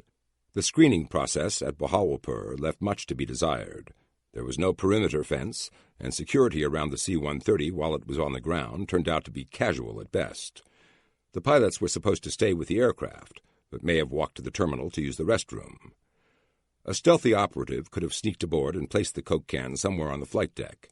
The detonator, set to explode at either a certain time or a specific altitude, would have barely drawn attention from the pilots as they flew the aircraft at full throttle on takeoff. The engines, only a few feet above their heads and on either side of them, certainly could have masked the sound of the agent being released. What next? Both pilots inhaled the gas. In seconds, they are either dead or paralyzed. The plane flies out of control. Nose up, nose down, nose up, nose down. The VIPs in back are thrown around, prompting somebody to call out to the command pilot. Of course, he can't respond. Finally, the Hercules pitches up one more time and stalls. The nose drops, but this time there is no recovery. The C-130 plummets to the ground. It explodes, and almost everything is consumed in the fireball. It is the perfect murder. The KGB loves to use arcane chemical compounds to kill its adversaries. For proof, one needs only to look at the assassination of Georgy Markov, a Bulgarian defector who died when jabbed by a poison-tipped umbrella in 1978. The KGB is the only player in this game with motive, opportunity, operational capability, and a history of similar attacks. In the dark world, you rarely get a complete picture. There will always be missing pieces to the puzzle. All you can do is assemble the pieces you have and draw the most logical conclusion from what you've got. And in this case, the evidence points to the Soviets. At the end of September, I write up a report and submit it. A few weeks later, Mel Harrison sends us the summary of the Pakistani crash investigation report. One copy was delivered to our embassy in Islamabad.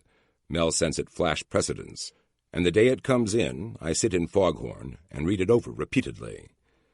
The full report runs 350 pages, but all we get is the summary, which totals about 40.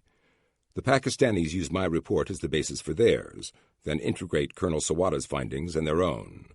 The report concludes that President Zia and his senior military leaders died at the hands of unknown assassins, who probably planted a chemical agent in the cockpit. Had this been known in August, I wonder if the news would have pushed the Pakistanis over the edge. Their report does not accuse any nation or organization of the assassination, which is a good thing. But in August, with emotions running hot and the nukes on a hair trigger, these conclusions could have tipped the scales for war. Now, 2.5 months later, the findings seem to be swept under the rug. Here at home, the Pakistani findings are never made public. My own report vanishes in the bureaucracy. My careful notes from the crash site, including the sketches I made of the crater, disappear from the dead bodies cabinets where I had filed them.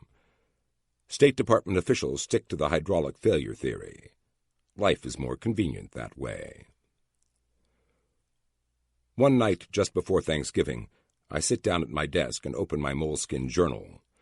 So far, my list contains 2 names, Imad Mughniya and his right-hand man, Hassan Izaldin.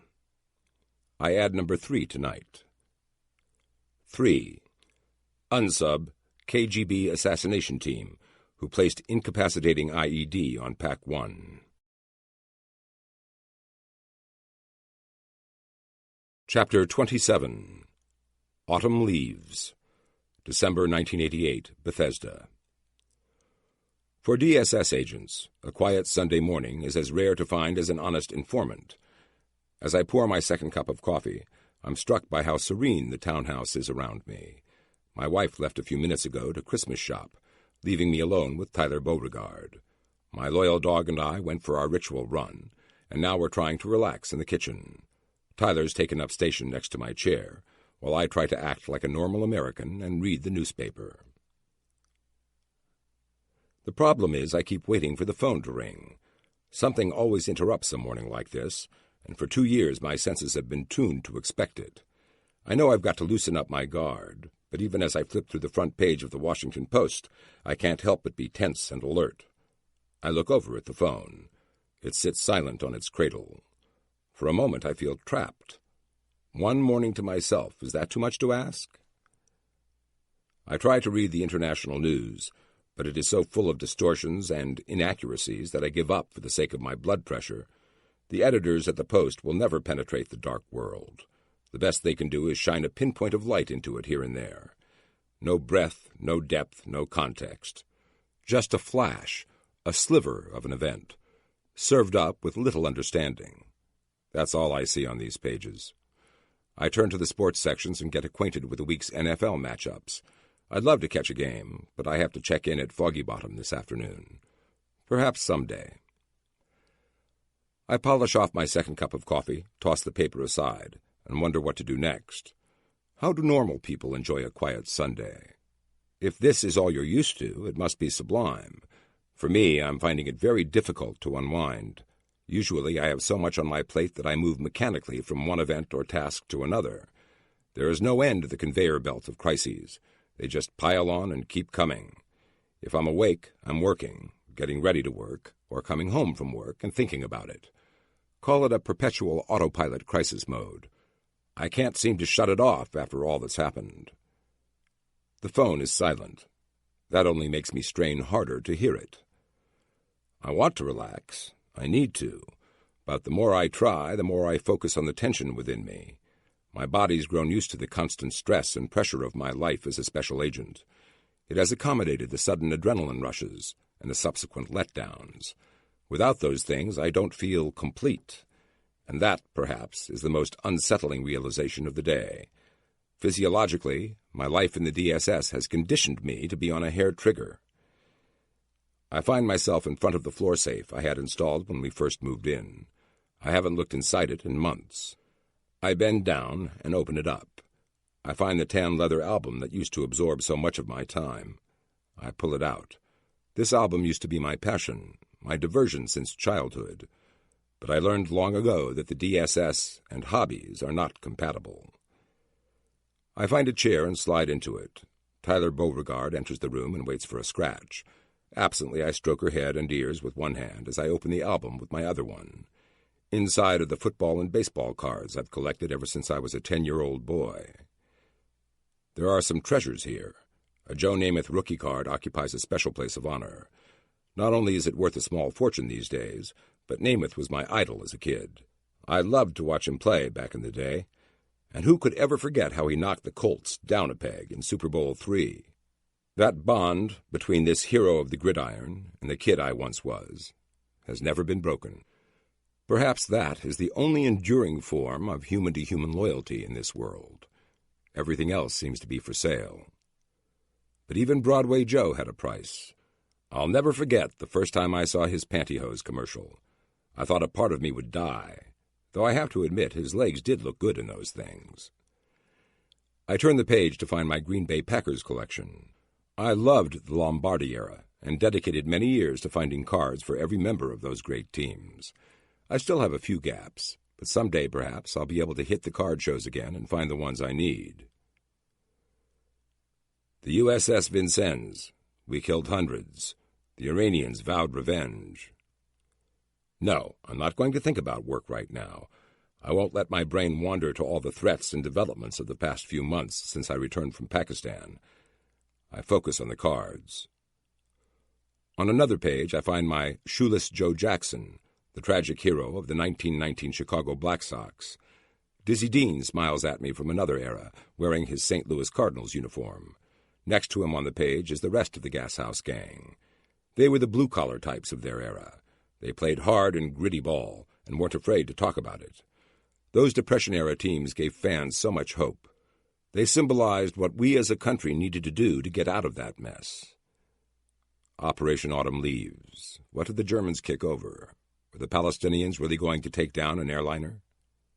No, not this morning. This is my time. I've earned it. Several pages are full of Mickey Mantle cards. At last count, I had almost 30 of them from the 67 and 68 seasons. I traded one years ago to a buddy for a satchel page. Now there was a man who overcame everything thrown his way. He was one of the first African-American pitchers to be named to an all-star team.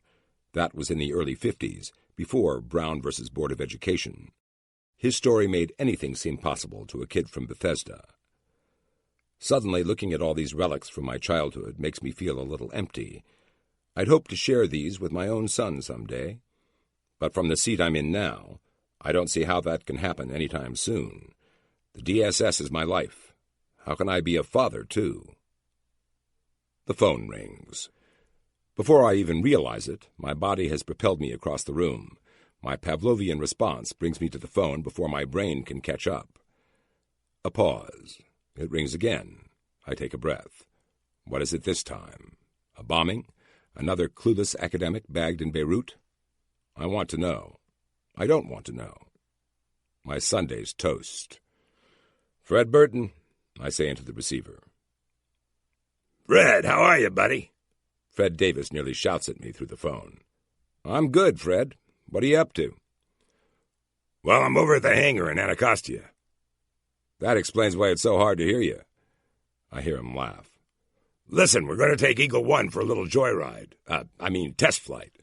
Want to tag along? Heck yes. Let me get my car keys. Don't bother. We'll come and get you. At noon, Fred Davis arrives in his new ride, a Bell Jet Ranger helicopter.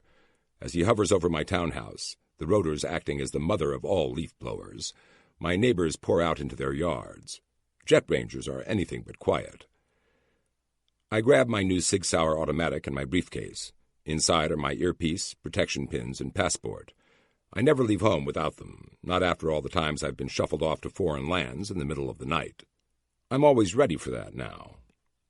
The chopper settles into a field behind our townhouse. The blades spin and debris flies. I charge out the back door, looking deadly serious, briefcase in hand, Sig stuffed in my shoulder holster. The neighbors gawk. As I pile inside the bird, I can only imagine what they must be thinking. Well, that was subtle, I shout to Fred. He's in the pilot's seat and turns to give me a face-splitting grin. He's finally done it. My best friend is behind the controls of Eagle 1, the Park Service's aerial eyes for the capital. The pride in his eyes over this accomplishment is so clear that I can't help but grin back and shout, "Way to go, Fred! I knew you'd do this!" He motions to the jump seat, behind and between the two pilot seats. As I strap into it, I notice that the co-pilot is another old friend, Ron Gailey. He was a member of the rescue squad with us back in the day. Ron hands me a radio headset with a microphone, and I put them on. "Let's go do some sightseeing, the right way," Fred says into the intercom. I key my mic and reply, "Sounds great. Congratulations, my friend." "Thanks. Your neighbors are going to talk about this for weeks." "Yeah, they probably think we're whisking you away to Camp David or something," Ron says. We soar over the Potomac River, marveling at the last of the autumn colors. Winter is fast approaching. Today is clear and chilly. The sun's high and the shadows are short. The river is a splendid shade of blue, flanked with reflections of the green, gold, and red leaves of the trees that grow along its banks. I feel at home within this brotherhood of the badge. "Hey, did you hear anything about a Contra narcotics chopper getting shot up in Colombia?" Fred asks over the intercom. "No, but I can check it out for you." "Not like we don't get shot at here," Ron interjects. "What do you mean?" I ask. Fred banks Eagle 1 into a turn circle over the Jefferson Memorial. "People over in Anacostia," he says. They like shooting at the man's eye in the sky, you know? Anacostia is a dangerous place for beat cops, but I didn't know that it is hazardous to fly over as well. We make another circuit over the Jefferson Memorial. I've never seen it from such a vantage point before, and I'm taken by its perfect symmetry. The grass surrounding it is so lush and green, it stands out among all the other colors of this dying fall. Fred continues, We were lighting up a crack house after a reported shooting one night. They took some potshots at us. Nothing serious. Part of Eagle One's job is to use the powerful searchlight slung under its nose to illuminate crime scenes and suspects trying to escape. At night, the chopper offers law enforcement in the area a unique advantage. With Eagle One overhead, the bad guys can't escape. We turn for another run down the river. We come to the 14th Street Bridge. I'll never forget that day, I say into my microphone. Both pilots nod, but remain silent. The Air Florida crash in '82 was a tragedy that will never be far from any of us who were there. Fred drops the Jet Ranger's nose and we speed up. Pretty soon we're racing along at low altitude, following the course of the river. It is euphoric to be up here, seeing the sights as we talk shop.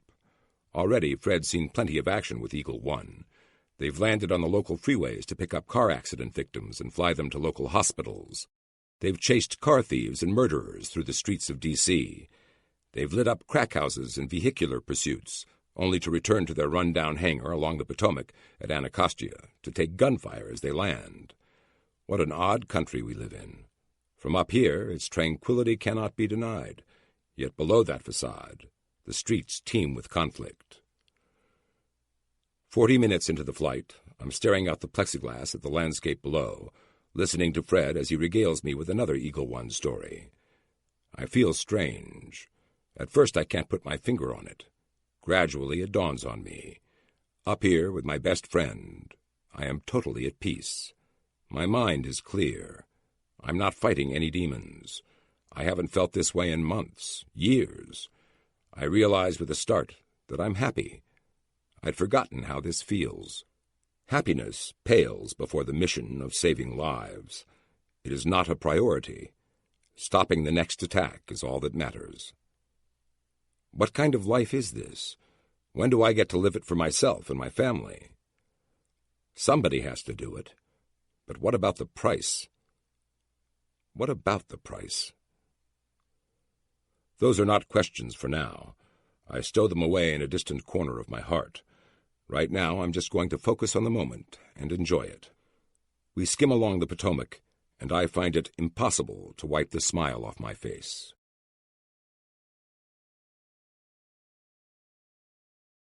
Chapter 28. 2-Minute Freefall. December 21st, 1988. Behind the new Big Blue Door. I reached the office before sunrise on this Wednesday morning, coffee in hand, and a few power bars in my pocket that'll serve as both lunch and dinner. Though elsewhere in the country most of my fellow Americans are preparing for Christmas, here behind the Big Blue Door there will be no vacation. We're chasing down dozens of threats that have come in from all sorts of strange nooks and crannies within the dark world. Things are tense, and the expectation is that sooner or later we'll get hit again. 10 days ago the constant tension and pressure had worn me out. Now, thanks to my Sunday flight with Fred, I feel rejuvenated. I need to be fresh.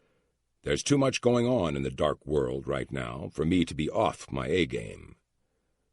Autumn leaves was the first sign. At the end of October, the West German police launched this operation with the intent of taking out the PFLP-GC terrorists operating around Frankfurt. They raided a safe house used by the Popular Front for the Liberation of Palestine, General Command, and took down a cell that may have been planning to blow up an airliner. The police recovered an improvised explosive device built into a Toshiba boombox. About a pound of Semtex, a Czech-made plastic explosive, was hidden inside the stereo. The police also found a Pan Am flight schedule. Could this have been Iran's effort to exact revenge for last July? Possibly. Rumors circulating since the summer indicate that the Iranians may have given the PFLP-GC's leadership $10 million in cash to go after American targets. On July 3, 1988, the USS Vincennes, a Ticonderoga-class Aegis missile cruiser, shot down an Iranian airliner, killing 290 people. Exactly what led to the incident is still murky, but the American warship was inside Iranian territorial waters in the Persian Gulf at the time. Needless to say, relations with Iran have been even more inflamed than ever. Their leadership publicly vowed to avenge the deaths of these innocent civilians, which included 66 children. As quiet as the Dark World grapevine was over Pac 1, Iran Air 655 has caused a flood of conspiracy theories, threats, innuendo, and rumor to flow through Foghorn. We've been inundated with work, sorting through the credible threats and the crackpots. As a result, we've issued travel warnings and have urged American air carriers to beef up their security. Earlier this month, an anonymous caller phoned the American embassy in Helsinki. He warned that Abu Nidal planned to blow up a Pan Am airliner flying out of Frankfurt within the next 2 weeks. Given what the Germans uncovered with autumn leaves, we took immediate steps. The State Department notified its embassies all over Europe and warned the Federal Aviation Administration. The FAA passed the warning along to all U.S. airlines in hopes that the companies would increase their security. Each carrier has its own private security arrangements, which has been a source of friction between the government and the industry ever since hijackings became relatively common in the 70s and 80s. The cost and delays of additional security are the 2 biggest stumbling blocks to building a more robust system to protect our planes. Consequently, even though some of the airlines are charging an extra security surcharge to their passengers, the fact is there are plenty of gaps that can be exploited. Just ask the survivors of TWA Flight 847. The CT office has grown so large now that we've moved out of the Truman Building. The old rat hole in the basement is gone. Now we've got an oversized, ultramodern cell in the middle of a building across the street on Virginia Avenue. We designed it with security in mind every step of the way.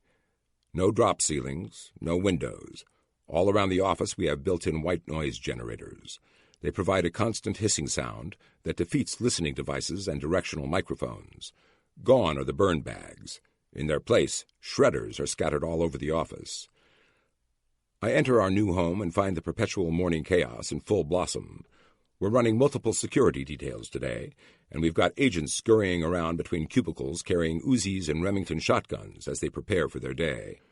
Others have Sig Sauer automatic pistols strapped to their hips. We have our own secure lines now, and I notice one of our newer agents is on one, looking terribly unhappy. Around him the traffic flows. Agents move back and forth between their cubes and Foghorn, which has moved to a new facility right down the hall from us. Radios squawk, phones ring, the shredders grind. The white noise hiss is almost lost in the cacophony of the CT office at work. "Morning, Fred," calls Bob O'Banion in his languid southern drawl. Bob, formerly a Southern Virginia cop, is one of our new agents. He's already proven himself as an outstanding investigator. "Morning, Bob. What's the word?" "Looks like a bad episode of Hill Street Blues around here." I start to laugh. Behind me, somebody quips, "More like Barney Miller." As we've grown, we've been fortunate enough to cherry-pick the rest of the DSS for the best and the brightest. We've assembled a group of first-class agents who've done extraordinary work. They've built a tremendous reputation for our group, and now we're turning agents away who want to join us. We rival the detail as the tour everyone wants. I reach my cubicle and get to work. I go through the morning cable traffic, then read the Rewards for Justice mail. We get tips via our RFJ address all the time now. Behind me, I can hear one of our agents talking to an informant who seems eager to drop a dime on his buddies. For money, of course. The phone rings. The agency wants an update on a case we're involved in, and this absorbs several minutes. As I'm talking, the agent who has been on our secure phone comes over to my cubicle. I hold up a finger and mouth, "Just a minute." He waits until I finish the call and cradle the phone. "Hi, Stick. What do you need?" Scott Stick Stewart is another young agent with tremendous promise. This morning, though, he's looking morose. "Well, I have an agent in Istanbul on the secure line. He's been chewing me out." "What for?" "He sent us some forensic evidence 3 months ago. He says the Turkish police need answers today." "Where'd you send it?" "The FBI lab. You know how they are." "Did you explain that to him?" Stick lets out an exasperated sigh. "Yes, but it just made him scream louder." "When did you get it over to the FBI?" "As soon as we got it here. He says the ambassador's on his back now, too. Anyway, he wants to talk to my boss now. I give this a bit of thought. Okay, give me a minute and I'll be there. Stick heads back to the secure phone. I take care of a few quick things, then follow him over. I pick up the receiver and say, "Who's this?" A very irritated voice spits back, "Who the hell are you?" I ignore this and ask, "What's the problem?" The voice launches into a diatribe. He's been waiting for months for his evidence results. He needs it now, not tomorrow, and we're all at fault for getting the ambassador on his case. "Okay," I reply calmly. "I know you think this is your world, but we've got 25 major things going on in the office here right now." That did it. Before I can continue, the agent in Istanbul explodes. A steady stream of shouted epithets and cuss words flows across the transatlantic line we're sharing. I hold the receiver away from my ear. As I do, I notice the whole office has come to a halt. Agents are prairie-dogging over the tops of their cubicles to catch a glimpse. I interrupt him.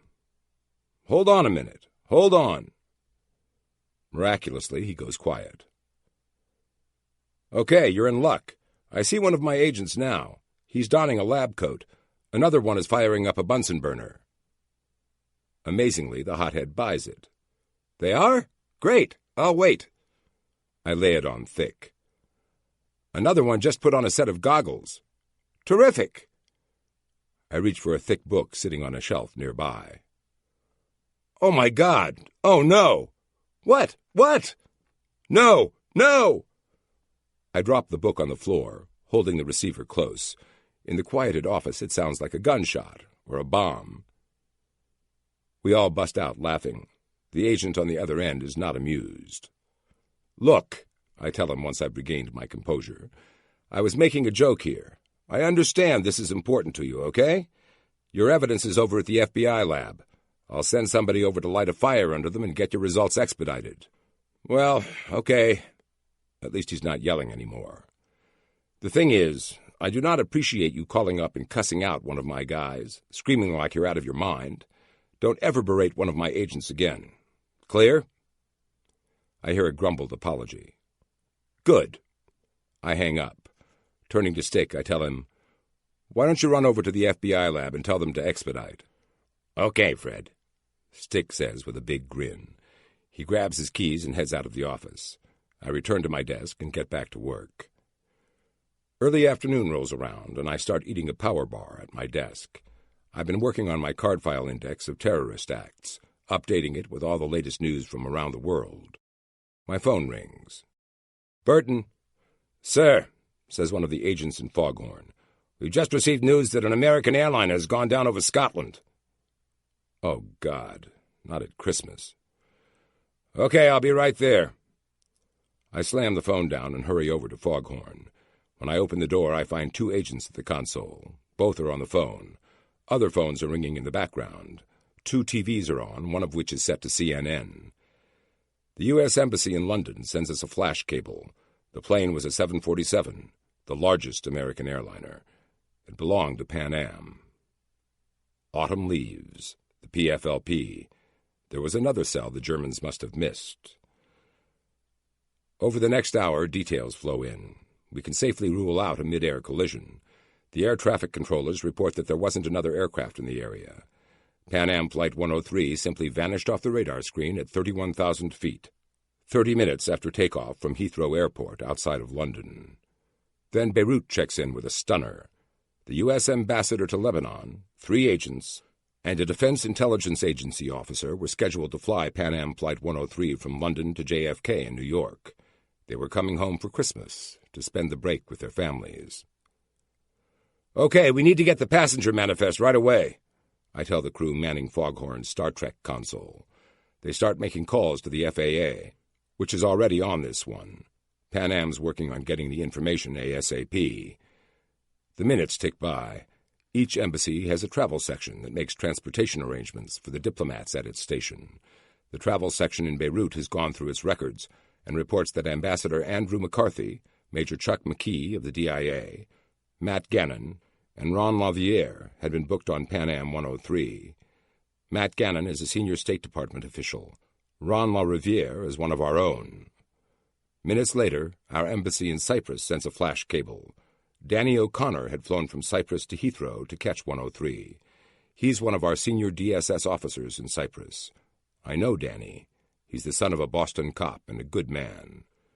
This is a nightmare. I step over to one of the STU-3 secure phones in the room and call the CIA to find out what they know.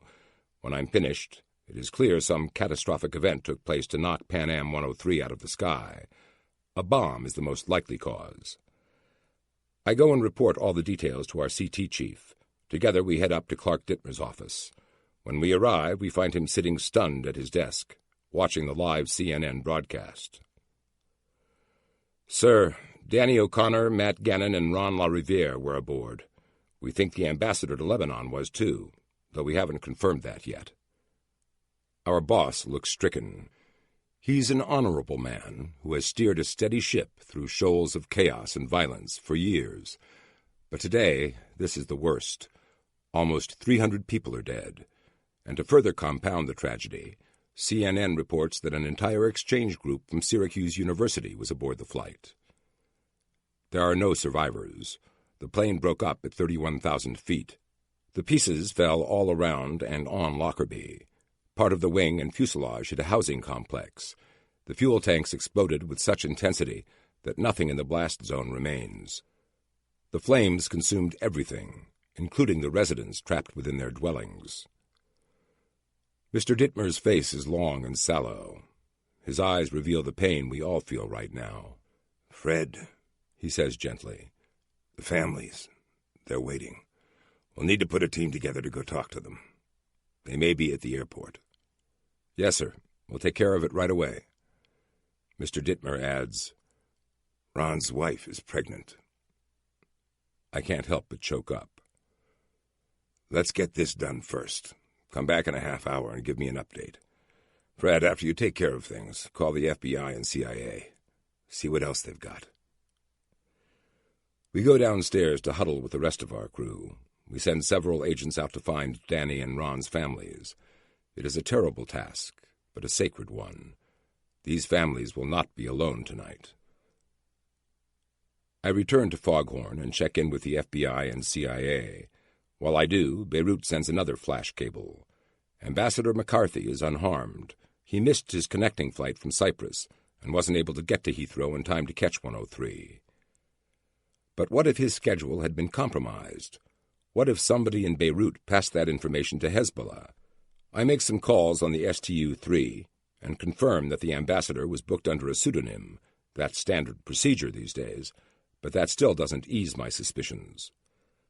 30 minutes later, we meet back in Mr. Dittmer's office. I tell him the ambassador is safe, but that this could have been an assassination attempt. Had his travel plans been compromised, only the luck of the draw saved his life. That's a good point, Fred.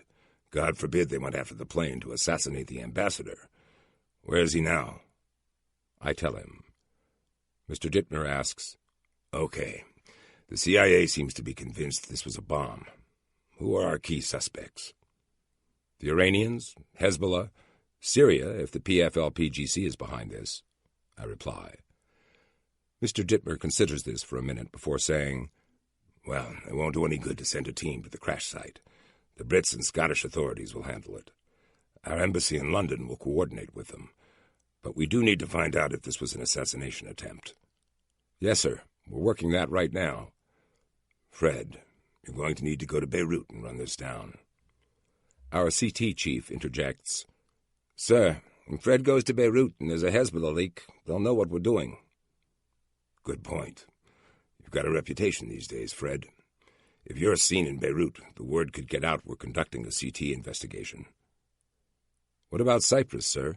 I ask. We could set up in a safe house and bring people in through the Beirut air bridge. That should work, but we need to minimize who knows you're there and what you're doing. We talk logistics for 10 more minutes. I'll go into Cyprus under a false name and passport. With the help of the RSO, I'll set up in a safe house and bring our agents in one at a time from Beirut. If they don't have answers, we'll quietly send them back to get them. You won't be able to tell your family, Fred, Mr. Dittmer reminds me. I know, sir. I'll miss Christmas this year. That's the least of my worries right now, and I have no right to complain. Just ask Ron's wife about that.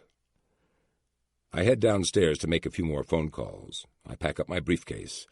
I've already got an overnight bag with me. I keep it in the office for just this sort of emergency. In 30 minutes, I'm ready to go. My flight leaves later that night. As we cross the Atlantic, I can't help but think about the people aboard 103. The most recent reports we received before I left Foghorn included a chilling tidbit. The cockpit, flight deck, and first-class section of the fuselage landed intact. People on the scene reported the pilot's hands were still on the control column. Apparently, the nose section tore off from the rest of the fuselage. It spun through space as the rest of the aircraft fell 6 miles into the Scottish countryside. 259 names are on the manifest the FAA sent us. 259 victims. Were they alive as the plane came apart around them? Some were. 2 passengers were found still breathing on the ground by locals and rescue workers. They both died shortly afterward. Others found passengers still strapped to their seats. One woman was found holding her baby. Yeah, some of them were alive, and while they may have lost consciousness at high altitude, some of them probably came to as the fuselage hit the warmer, more oxygenated air below 10,000 feet. How long did they have to make their peace and say their goodbyes? I do the math in my head. 2 minutes. Those poor people fell out of the sky and knew there was no hope, no survival, no exit but death. The flight drones on. I can't sleep. I don't even try. A 2-minute freefall.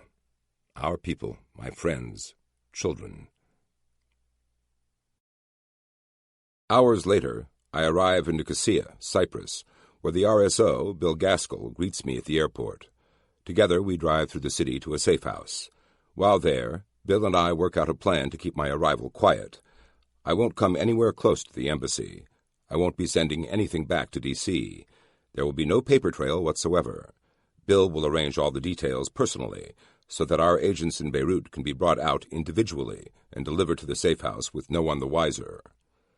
Our agents in Beirut are outstanding people. Most are ex-special forces and have long since learned to operate in an environment of supreme chaos and danger.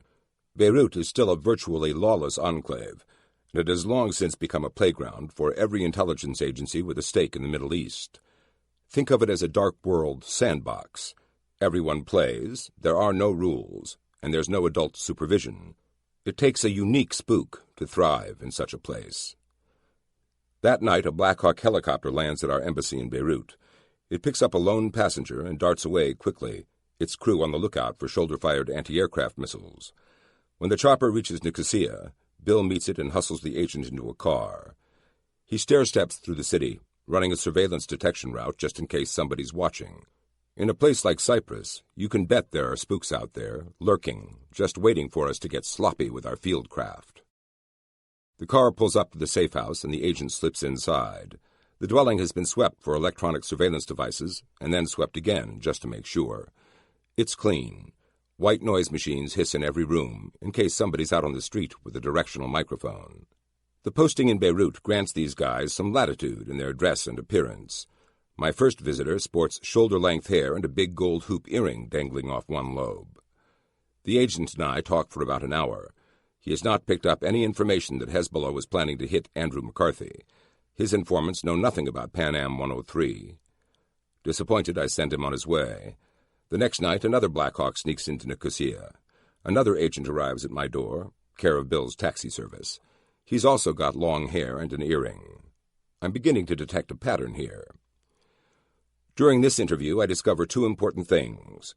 First, it is totally conceivable that the U.S. Embassy in Beirut has been penetrated by Hezbollah agents. The staff includes a large number of local nationals, and they represent every group within Lebanon. There are Druze, Maronite Christians, and Shiite Muslims all working together to help run the embassy. Chances are there are at least a few agents in place among the employees. It has happened before. The other tidbit is more troubling. The embassy uses a private travel agency in the city to make all arrangements for its personnel. Using a local company in a place like Beirut is a huge security risk. I spend Christmas Day in the safe house, waiting for another agent to arrive. Since this is a clandestine operation, I can't even call my family. For all my dad and wife know, I've dropped off the face of the earth. Each night, we repeat the interview routine. But I don't learn anything new. We cannot prove Hezbollah penetrated the embassy's travel arrangements, but we can't rule it out. There are too many holes that good operatives could exploit. 10 days later, I've learned all that I can. Bill books me on a flight home. Before I leave, we head out across the Green Line and drive through Turkish Cyprus until we reach an ancient Greek port called Kyrenia. We find a place overlooking the harbor. Moored boats bob on the water, and couples walk hand in hand along the quay that leads to an amazingly intact Greek castle. Built hundreds of years before Christ, it has withstood the ages. I marvel at it. Its massive turrets and thick stone walls served as a sentinel to the past 2,000 years of human history. No doubt those ramparts will stand watch over the passing of our own era someday. It is a humbling thought and reminds me that all this is just a transient moment in human evolution. Bill picks this time to give me an update on the 103 investigation. There was a bomb on board. It looks like it was placed inside a suitcase that the baggage handlers stowed in the 747's forward cargo bay. With Pan Am's help, a suspicious bag, a tan hardshell Samsonite, has been traced to a flight originating in Malta. It was put onto a Malta air flight that landed at Frankfurt. The ground crew at Frankfurt routed it to Pan Am 103A, a 727 that took it to Heathrow. It was checked through to JFK. It made it through the entire system without getting screened. Even though it was an unattended bag, it did not belong to any passenger on any of the 3 flights. Somebody studied our security gaps and then exploited them. And that somebody wasn't Hezbollah, Syria, or the PFLP-GC. It was the Libyans. Some highly classified intelligence just came in that condemns Gaddafi once again. The nature of the intelligence is so sensitive that it can't be released to the public.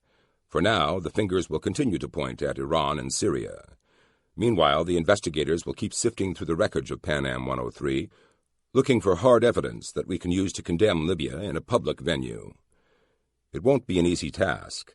When the 747 came apart, pieces fell across 81 miles of Scottish countryside.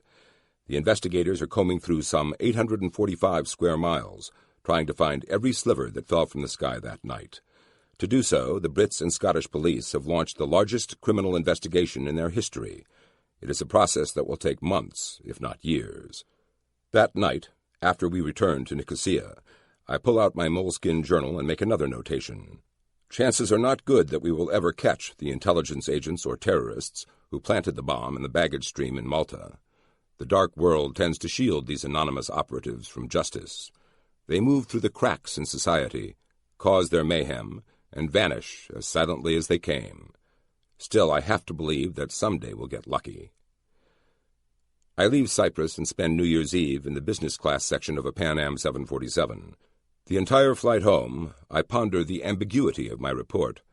I can't rule out an assassination attempt on the ambassador. Could the Libyans or Hezbollah or anyone else have targeted the plane because our agents were aboard? It is maddening to have loose ends that cannot be tied up. The neat little Hollywood endings seen in James Bond films just don't exist out here in the darkness. I return to Virginia Avenue to give my report orally to Mr. Dittmer. As I stand in his office and finish up with my inconclusive conclusions, I can tell he doesn't like it any more than I do. When I reach my cubicle, I find a layer of cable traffic and other reports waiting to be read. As I leaf through them, I see with dawning horror one question has been answered. The rescue crews in Lockerbie found several passengers among the wreckage whose dead hands still clutched crucifixes. One couple was still strapped in their seats, hand in hand. These people knew their fate. The horror of Lockerbie is complete, and it is at times like these that an active imagination is not a blessing for a special agent of the DSS. The nightmares come. Long after midnight, for weeks, I cannot help but replay what those final moments must have been like for those people who did nothing wrong but choose the wrong plane to fly home on for the holidays. Night after night, week after week, my imagination becomes a plague. I cannot escape it. I can only try harder, work harder, see more, do more. It is our job to prevent these catastrophes. My countrymen depend on us to keep them safe. How can I say we didn't let them down? And what of justice? Even if we do manage to catch the culprits, is that enough? A prison term or death sentence for them seems trivial compared to the horrors they inflicted on innocent men, women, and children. Will justice be enough to comfort Ron Laviere's child in the years ahead as he grows up without a father? No. Nothing can rewind the clock and abort this catastrophe. Best case, justice will be but a paltry sop to those whose lives have been devastated by this single, senseless act. But that doesn't mean we shouldn't pursue it. After all, once the last pieces of Pan Am 103 are collected from the Scottish countryside, what else can we do?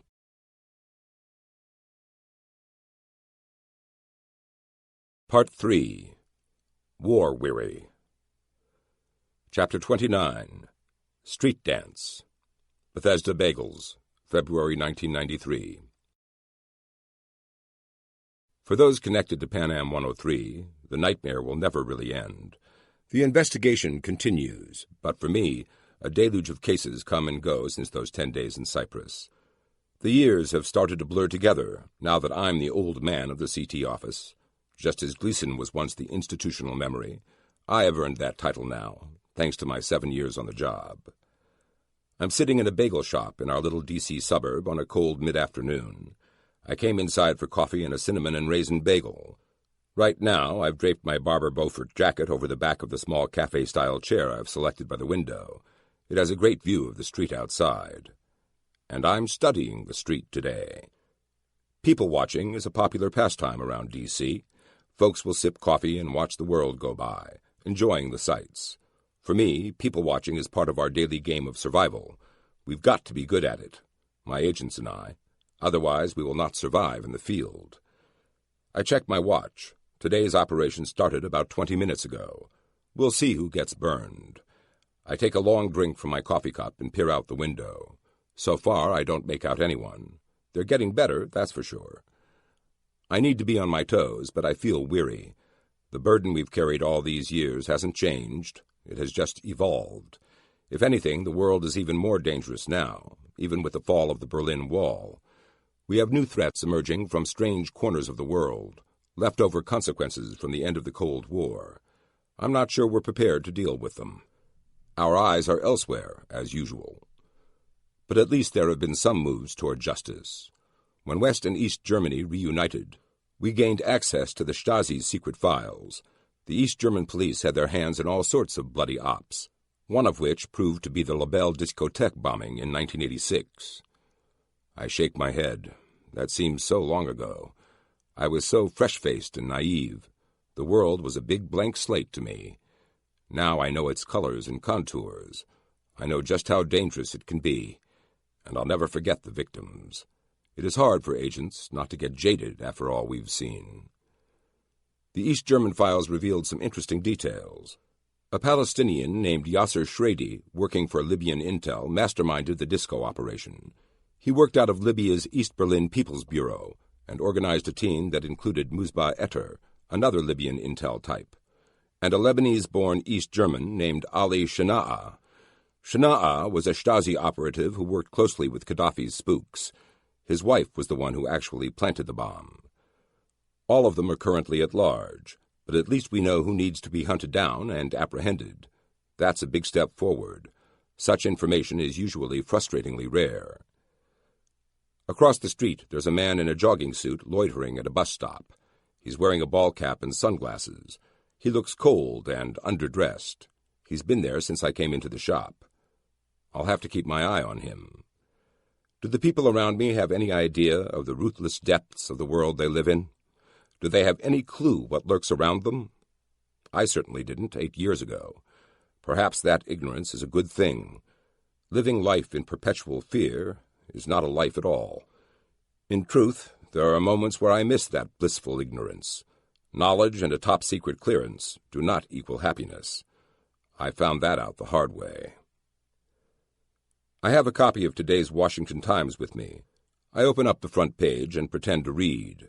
My eyes are focused over the top of the paper and on Mr. Jogging Suit at the bus stop. The end of the Cold War helped solve the Labelle case.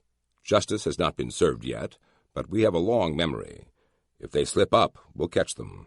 Same with the Pan Am 103 bombers. 2 big breaks in 1989 led President George H.W. Bush to publicly point the finger at Libya the following year. In 91, we were actually able to indict 2 Libyan agents for the crime. We can't get at them. They're somewhere inside Libya, protected by Gaddafi's regime. At least we were able to impose sanctions on the country. Libya does not deserve to be a part of the international community, not after all the violence and chaos it has caused. The first break came in the spring of '89. A sliver of the bomb's timing device was discovered and sent to the FBI lab for analysis. It turned out to be an MST-13 device, built by Mabo, a Swiss company with lots of dealings with Libya. We only knew this because the FBI had an identical timer already catalogued in the database, thanks to the dedication of Special Agent Jim Casey, DSS. In 1986, Casey was assigned to the CT office and was on assignment in Togo, a West African nation where Libyan intel was operating against the regime. After a run-in with some Libyans, Casey recovered a complete MST-13.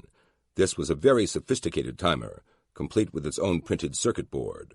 Jim saw it and thought it looked out of place with the other run-of-the-mill dark world gear the ESO types were carrying.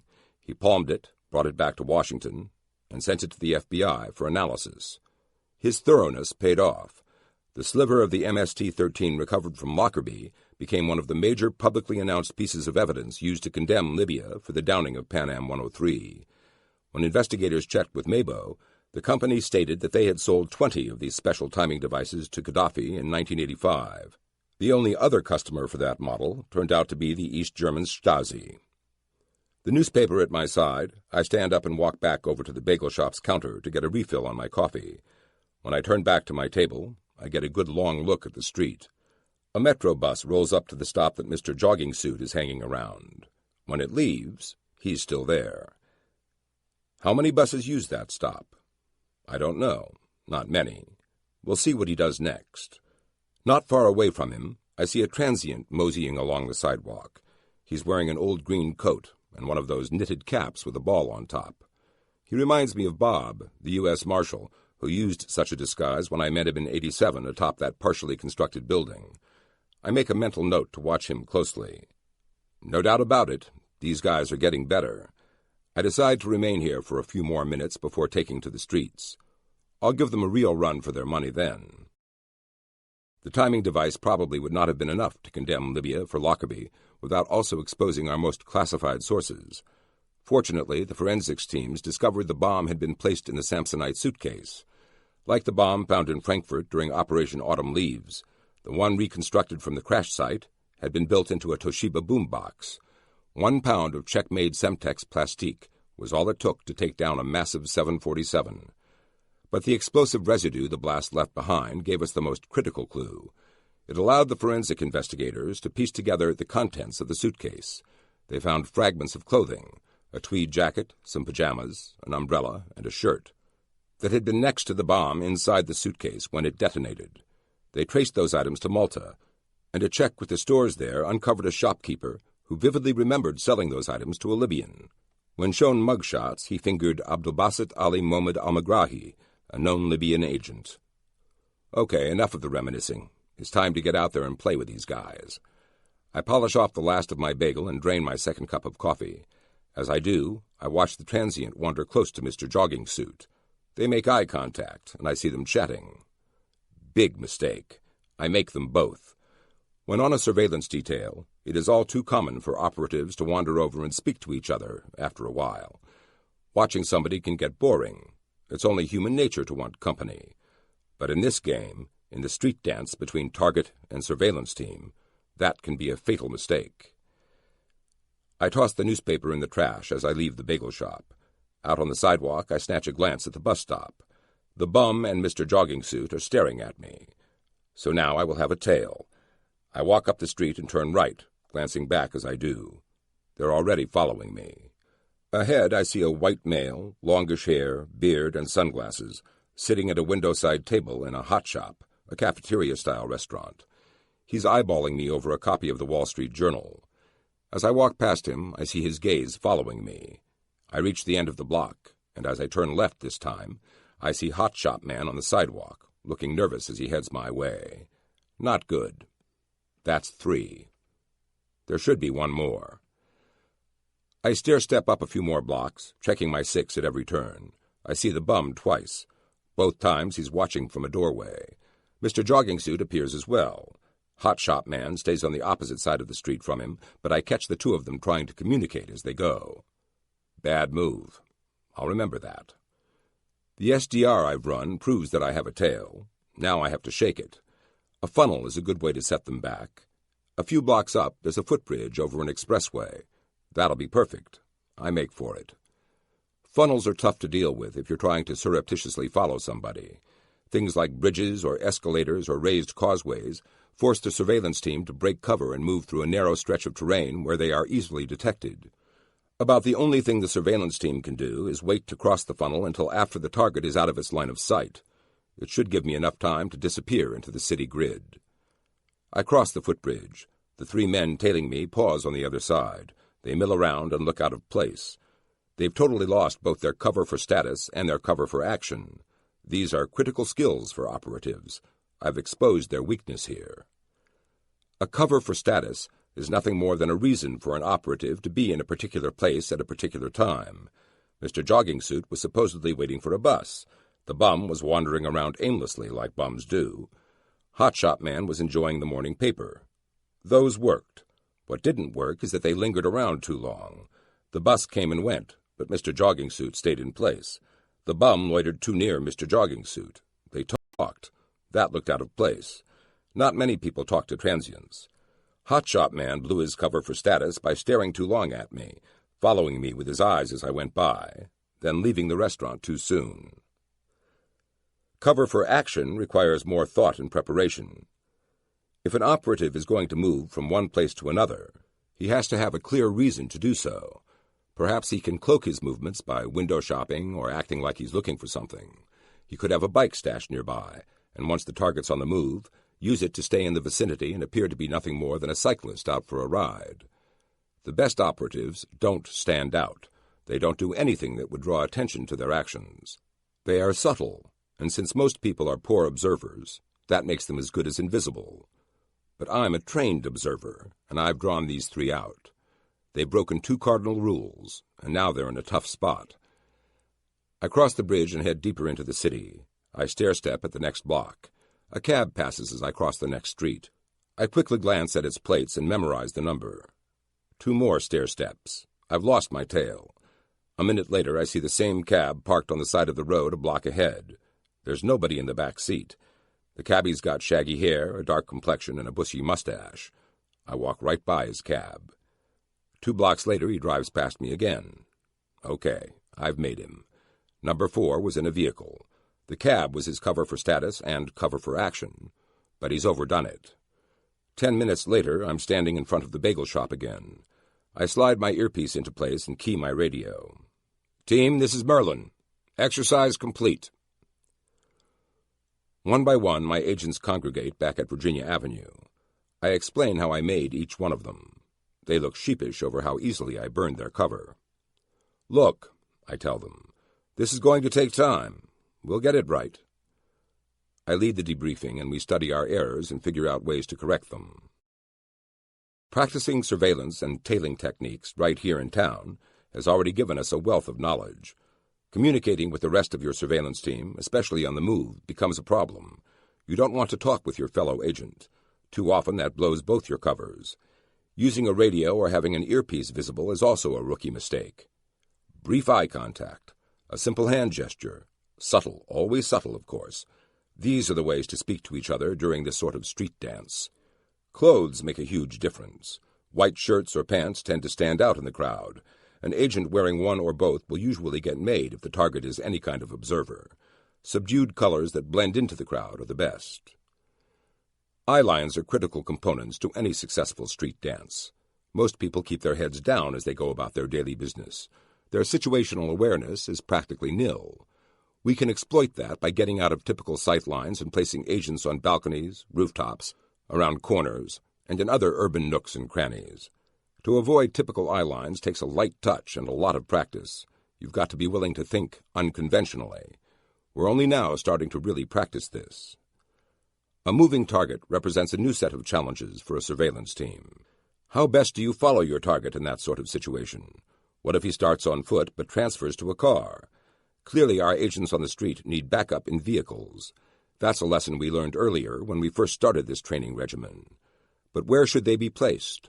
And what happens if the target takes a city bus or goes into the subway system? These are all tactical problems we're working to solve. Today's exercise was part of a larger plan I've been working on for several years now.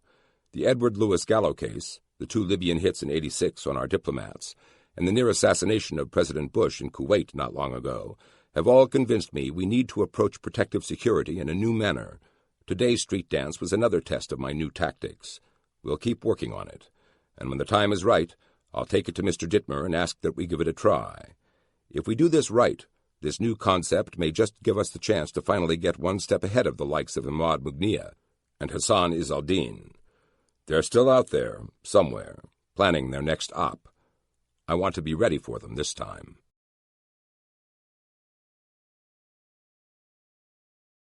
Chapter 30. The Colonel's Revelations. 12:25 p.m., February 26, 1993, Virginia Avenue. Fred, I've got bad news.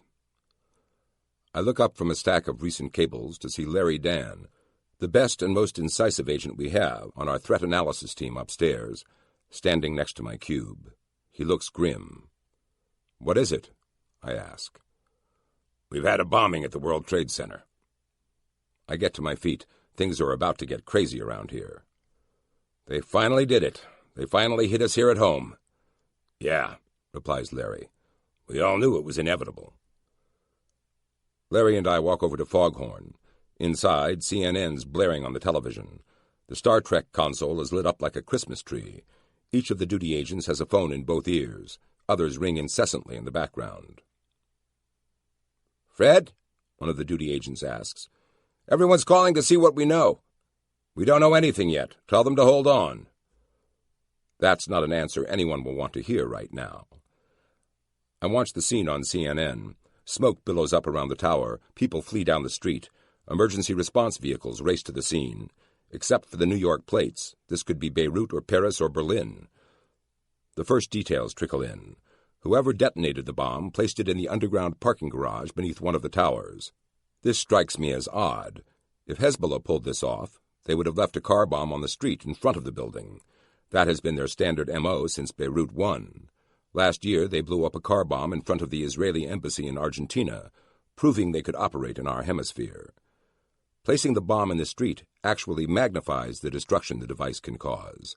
The blast blows glass out of windows for blocks, and the shards become flying shrapnel. It always increases the casualties and the carnage. Maybe whoever planted this bomb isn't nearly as sophisticated as Hezbollah. The Secret Service operates out of the WTC. Many of its protective security vehicles are stored near that underground parking garage. Could that have been the target? Did somebody go after the Secret Service? I know a lot of those guys from all the times I've been to New York to pull dignitary protection duty. I say a prayer for their safety. "Okay, guys, call the Joint Terrorism Task Force, the FBI, and the NYPD. See what they need from us. Let's give them whatever support they can use." "Stick?" I call out.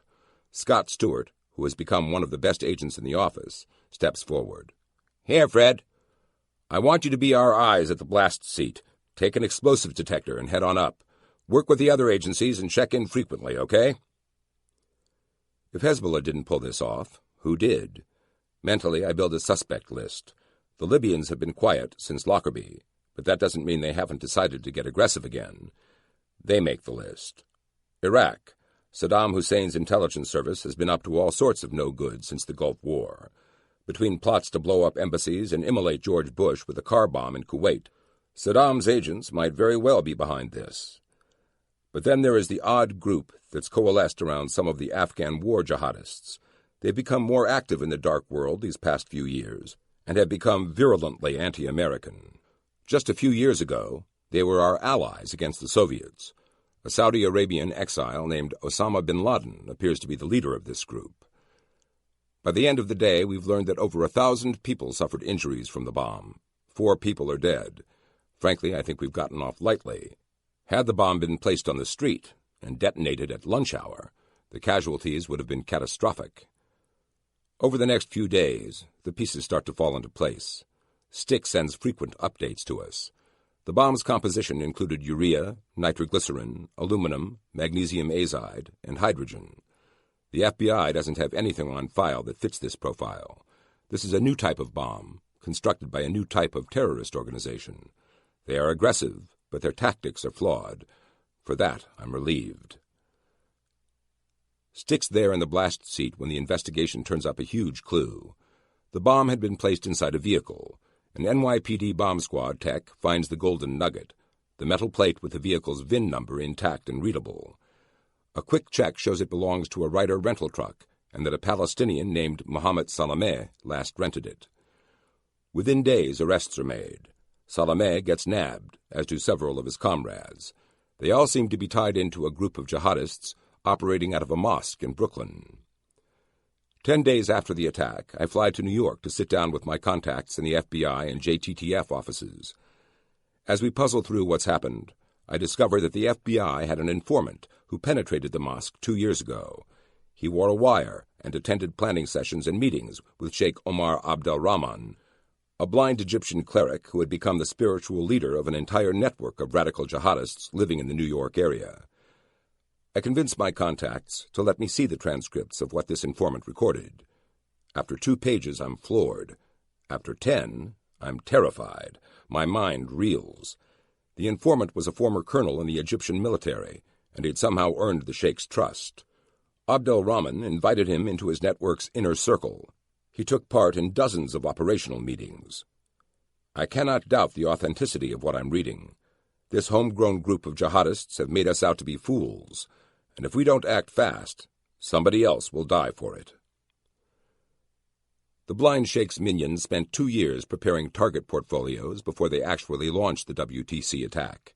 Led by a very capable, highly intelligent engineer named Ramzi Youssef, these jihadists planned to blow up landmarks all over New York City. They looked into destroying bridges, hotels, and other fixed targets. But what chills me to the bone is their efforts against the DSS. For 3 years they have been watching us. Their many plans included an operation to assassinate several key leaders, including the UN Secretary-General and Egyptian President Hosni Mubarak. The planners were especially anxious to take out Mubarak and any other Egyptian diplomatic officials. They had particular hatred for that regime, since the Sheikh and some of his followers had been captured in Egypt and tortured during their incarceration. During one stay, President Mubarak selected the Waldorf Astoria for himself and his entourage, including his foreign minister, to stay at while they were in Manhattan. Youssef and his operators scouted out the security arrangements around the hotel. They watched our motorcades and studied our tactics. They knew when we rotated agents, when shifts changed, and where our gaps were in fixed-site security coverage of the hotel. Using local resources, such as taxicabs, they followed our motorcades all over New York. Their operatives became so familiar with us that they not only knew what each vehicle in the formation was for, they could also tell the difference between a DSS motorcade with the foreign minister in it and the one guarded by the Secret Service that included President Mubarak. At times, they could even figure out who was who when our 2 motorcades operated together. With the Egyptians, we frequently ran joint motorcades with the Secret Service because there had been so many previous attempts on Mubarak and his government. As I read the transcripts, I realize that I had been on some of the details they'd been watching. The revelation drains the color from my face. We never even caught a whiff of this sophisticated surveillance operation. As the meetings unfolded, the Sheikh's followers used all of this pre-operational surveillance to build brilliantly simple attack plans. For the Waldorf, they decided the most elegant way to defeat our security was also the most direct. Using a stolen van repainted to look like it belonged to Federal Express, they would drive the wrong way down Park Avenue and collide with Hosni Mubarak's motorcade just as it pulled up to the hotel's underground entry point for the rich and famous. We called that vulnerable choke point the Well. A commando team armed with grenades and machine guns would spill out of the van, disable our counter-assault vehicles, then take down Mubarak's limo. Another plan they developed included inserting a team into the UN Plaza Hotel's stairwells, where they would shoot their way to the target's quarters. They also considered planting operatives among the hotel staff. A few waiters armed with automatic pistols could support the hit team very effectively. That was an old Black September trick. They've studied their history. More plans and more target profiles come to light on every page of the transcripts. One involved blowing up Marine One while the president's helicopter landed in downtown Manhattan. I'm left utterly speechless. Why didn't the FBI take this cell down months ago? I can get no answers for that question. My only guess is that they did not take the colonel's information seriously. It was a mistake that cost our country dearly. The way the Sheikh's underlings constructed their target profiles was absolutely brilliant. They are flexible enough to be applied elsewhere. If passed around the dark world, they could almost function as terror franchise business plans for other groups. Why did they elect to launch the WTC bombing first? Only the Sheikh and Ramzi Youssef can answer that question. Additional evidence uncovered during raids around New York and New Jersey showed that they placed the Ryder truck under the Twin Towers in hopes of knocking one of them down into the other. They weren't looking to maximize casualties on the street. They were looking to totally destroy two icons of American economic might. Stick and I meet. He tells me that the blast seat was almost 90 feet wide. The bomb, composed of only about 1,000 pounds of explosives, tore holes through 4 stories worth of concrete. Had it been placed closer to one of the key support pillars inside the garage, Youssef's plan might just have succeeded. Hezbollah would have been happy with hundreds of casualties on the street. This group wanted to kill 50,000 and destroy an international symbol of American strength. They had the knowledge, the operational skill, and the intelligence to execute any of their planned operations. Although Ramzi Youssef and the bomb maker, Abdul Rahman Yassin, escaped, the authorities take down almost everyone else in the cell, including the blind sheikh. Incoming intelligence reveals Yassin, who is Iraqi, managed to return to Baghdad. Youssef fled to Pakistan, then disappeared off the grid. Youssef, the Sheikh's key operations man, is out there somewhere on the loose. He knows our tactics. He knows our weaknesses. He knows how to defeat our protective security details. He's also the nephew of bin Laden's right-hand man, Khalid Sheikh Mohammed. This new group in Afghanistan has made it to the major leagues. If we don't make a generational leap forward in how we do business, they are going to hammer us. The smoking hole in the WTC's parking garage serves as a warning for all my countrymen. But the transcripts I read at One Police Plaza are the true lesson to emerge from February 26th. It is time to push the panic button. The day I leave for home, I sit in the terminal at JFK and open up my moleskin journal. I add Youssef and Yassin to my list. We must find them at all costs before they can unleash another attack. On the flight back to Washington, I can't help but obsess over the plans to hit our motorcades. They followed us without our knowing. They watched us from every angle, both fixed and while we were underway. They never broke cover for status or cover for action. They were ghosts who swirled around us, studying our every move as we unsuspectingly went about our duties. I run through these scenarios over and over in my head. The FedEx van swings onto Park Avenue, racing for our motorcade. Nobody in the Crown Vic at the head of the column would have expected that. In fact, with the motorcade just pulling up to the Waldorf, we'd all be preoccupied with getting Mubarak out of his limo and into the lobby. The van screeches to a halt. Bang! The back doors fly open, and the commando team launches its assault. AKs blazing, they toss grenades at our unarmored vehicles. For us, it would have been like Custer's last stand. Would we even have been able to draw our weapons in time? I shudder at that question. I don't think we had the correct mindset to handle such an attack. We've been too focused on stopping the lone nut from walking up to our high-value target and taking a shot, just like John Hinckley Jr. did to President Reagan a decade ago. It would have worked. Oh, God, it would have worked.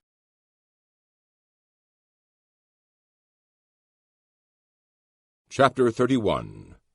Watching the Watchers. Standing in Clark Dittmer's office later that week, I detail everything that I found in the Colonel's transcripts. When I finish, I outline my new ideas. It will take a lot of manpower and training, but we've got to do something new. Fortunately, Mr. Dittmer is one of the most open-minded men I've met in this business. "Okay, Fred," he says. "You're right. Give your ideas a shot and let's see what happens." In the days and weeks to come, we develop a new counter-surveillance program. When we're running around in motorcades or doing protective detail duty at events, the agents near our VIP have an immediate situational awareness of not more than 15 to 20 feet. We operate in that bubble, studying the nearby threats to the exclusion of everything else. Not anymore. We'll still have the protective agents right there with the VIP, but my group is going to push the perimeter out. We'll go undercover, mix into the crowds, move on the peripheries of the motorcades, and look for anyone or anything out of the ordinary. We'll search out the surveillance operatives, calculating where they'd best be situated, then find perches out of normal eye lines to watch those areas. If we're moving our VIP from point A to point B, we'll send an advanced surveillance team to point B to study the situation. We'll do it from deep cover. We'll blend in and move among the crowds as one of them. We'll out-ghost the ghosts who have been following us. That's a start, but it won't be enough. We're going to videotape every crowd and every speaking engagement involving the VIPs we protect. After each event, we will call through the tapes, looking for familiar faces, searching for anyone who makes a habit of going to these functions. We'll look for anything out of the ordinary as well. If we see a person acting erratically, we'll get his physical description out to our surveillance teams. If he shows up at another event, we won't just keep an eye on him, we'll talk to him. Agents will mingle through the crowd, make their way to our oddball, and chat him up to determine if he's a legitimate threat. Just a normal conversation, mind you, not an interrogation. This way, we may be able to intercept the Hinckleys and Gallows of the world long before they come into that 15-foot bubble around the VIP. We're going to need to practice our fieldcraft until we are absolutely invisible. No mistakes, no breaking our cover for status or cover for action. We will learn how to follow suspects in every venue imaginable, from large crowds to busy streets to subway systems. We'll learn the best composition of each counter-surveillance team. We'll develop the optimal formations that give us all-around visibility. Situational awareness is what we need. It will be our new watchword. But it isn't enough. Hand in hand with our counter-surveillance program, we ramp up another one that I call protective intelligence. When we have a VIP under our care, we're going to do some serious homework. We'll examine every prior threat to that person and draw up a list of organizations or individuals who pose a risk to our VIP. Then we'll study their MOs and look for the ways that these various groups operate so we can develop tactics to counter them. If a terror group likes to kill high-value targets with car bombs, we'll make sure to clear the streets in front of the VIP's hotel and destination points. If a lone nut has sent threatening letters to our VIP, we'll track him down and send a team to sit on him while the VIP's in country. We won't tip our hand. We'll just watch. If the nut makes a move for our protectee, we'll bring him down. The CT gang loves the new ideas. They're an aggressive, creative bunch, and they throw themselves into the new training program we develop. Some of them get so good that during our surveillance exercises around D.C., they learn to follow suspects, changing clothes along the way to further mask their presence. 1 minute, Mr. Jogging Suit is 2 blocks behind a suspect. The next, he sheds his pants and jacket on the fly. Now he's just another guy in a nondescript T-shirt and a pair of shorts. The shoes are the only giveaway, and as we work on our skill sets, we even learn to change shoes on the fly. To communicate, we use Walkman-style headphones plugged into our radios. Now, instead of having to break cover to talk on a Motorola or expose our earpieces, we simply look like we're enjoying some good tunes.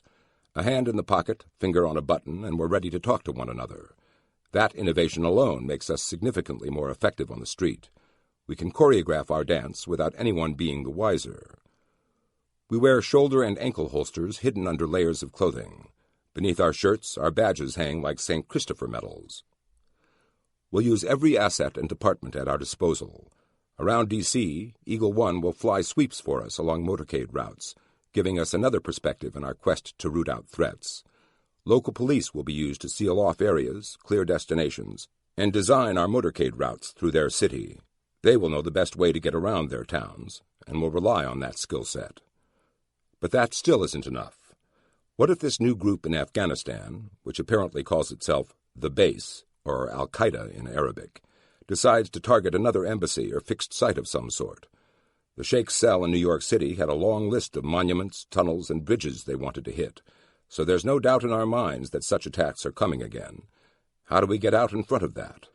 The Colonel's transcripts gave me detailed insight into Al-Qaeda's targeting cycle.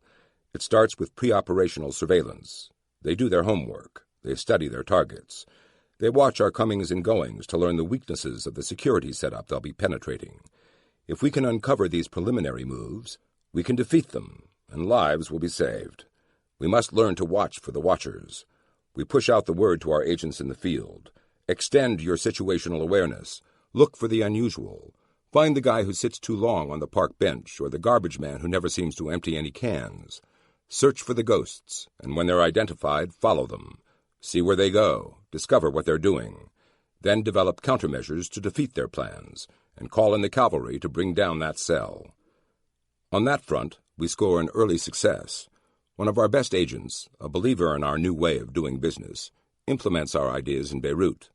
It does not take long for his guys to discover a Hezbollah observation point right by the U.S. Embassy's front gate. The terrorists are hunkered down in a nearby apartment that commands a perfect view of all the comings and goings at the gate. They're obviously studying targets, looking for gaps to exploit. We send in the cavalry to catch this surveillance team, but we're just a hair too late. They vanish into the city. However, we discover they'd leased the apartment after it became vacant. Two can play at that game. We put the manager on our payroll. Now we have a watcher in place, and lease all the empty apartments that have views of the embassy gates. Our situational awareness just helped plug a security gap. Here in the States, we score other successes. During one weekend in New England, we put a surveillance team out around the security perimeter guarding Princess Diana.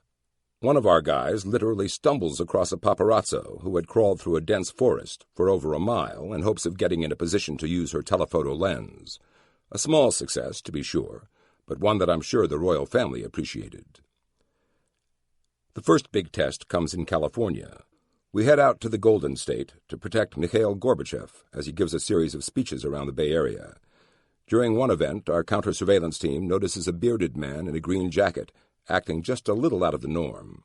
We study him and peg him as a potential lone nut. During Gorbachev's next speech in San Francisco, our counter-surveillance team spots him at the edge of the crowd. We send an agent to talk to him.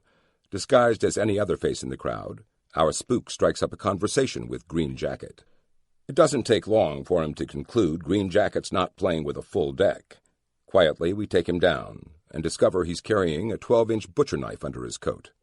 He'd been planning to hack to death one of the great world leaders of our era. When the royal family returns for a visit, we run a full check of all past and current threats against Prince Charles and Princess Diana. The check turns up another kook from Texas, who had actually penetrated security at Buckingham Palace in his quest to get at the royals. We send a team to watch our lone nut in Texas until our visitors depart. The guy never moved, but we'd pushed our situational awareness out thousands of miles. Had he made any attempt to get close to our VIPs, we would have known about it and brought him down long before he got anywhere near them. Our ideas take off. We share them with other agencies, including the FBI, CIA, and Secret Service. We sell counter-surveillance as an outer security ring designed to filter out the threats before they get to the guys with the Uzis standing next to their VIPs. We get almost complete buy-in. The new counter-surveillance tactics are used to protect peace conferences and heads of state, dignitaries, and fixed sites that have registered threats against them. But our agents in the field can't do everything alone. We need to have reinforcements. In the months after implementing these changes, we build a fire brigade team stationed out of our Virginia Avenue office. Should an embassy receive a credible threat, our team flies out to it on a moment's notice. They set up shop and start looking for the watchers. At the same time, we change our tactics and timetables to disrupt any planning the local terrorist cells are conducting. Such moves set our foes back to square one in their targeting cycle, and if we find their pre-operational surveillance teams, we shove them right out of the game. We're finally getting ahead of our enemies. Instead of reacting to smoking craters and blown-up airliners, we're scouring the dark world, eyes open, ready to pounce. But we're still not to the point we need to be. All these changes make a clear difference in the first year we use them, but gaps remain. Airline security is still a significant problem. In the wake of Pan Am 103, a commission recommended a long list of changes in the way the air carriers protect their passengers. Full searches of carry-on items and screening all checked baggage with X-rays and bomb-sniffing dogs are great ideas, but they are not implemented. The air carriers claim they can't afford it. Our government does not force them.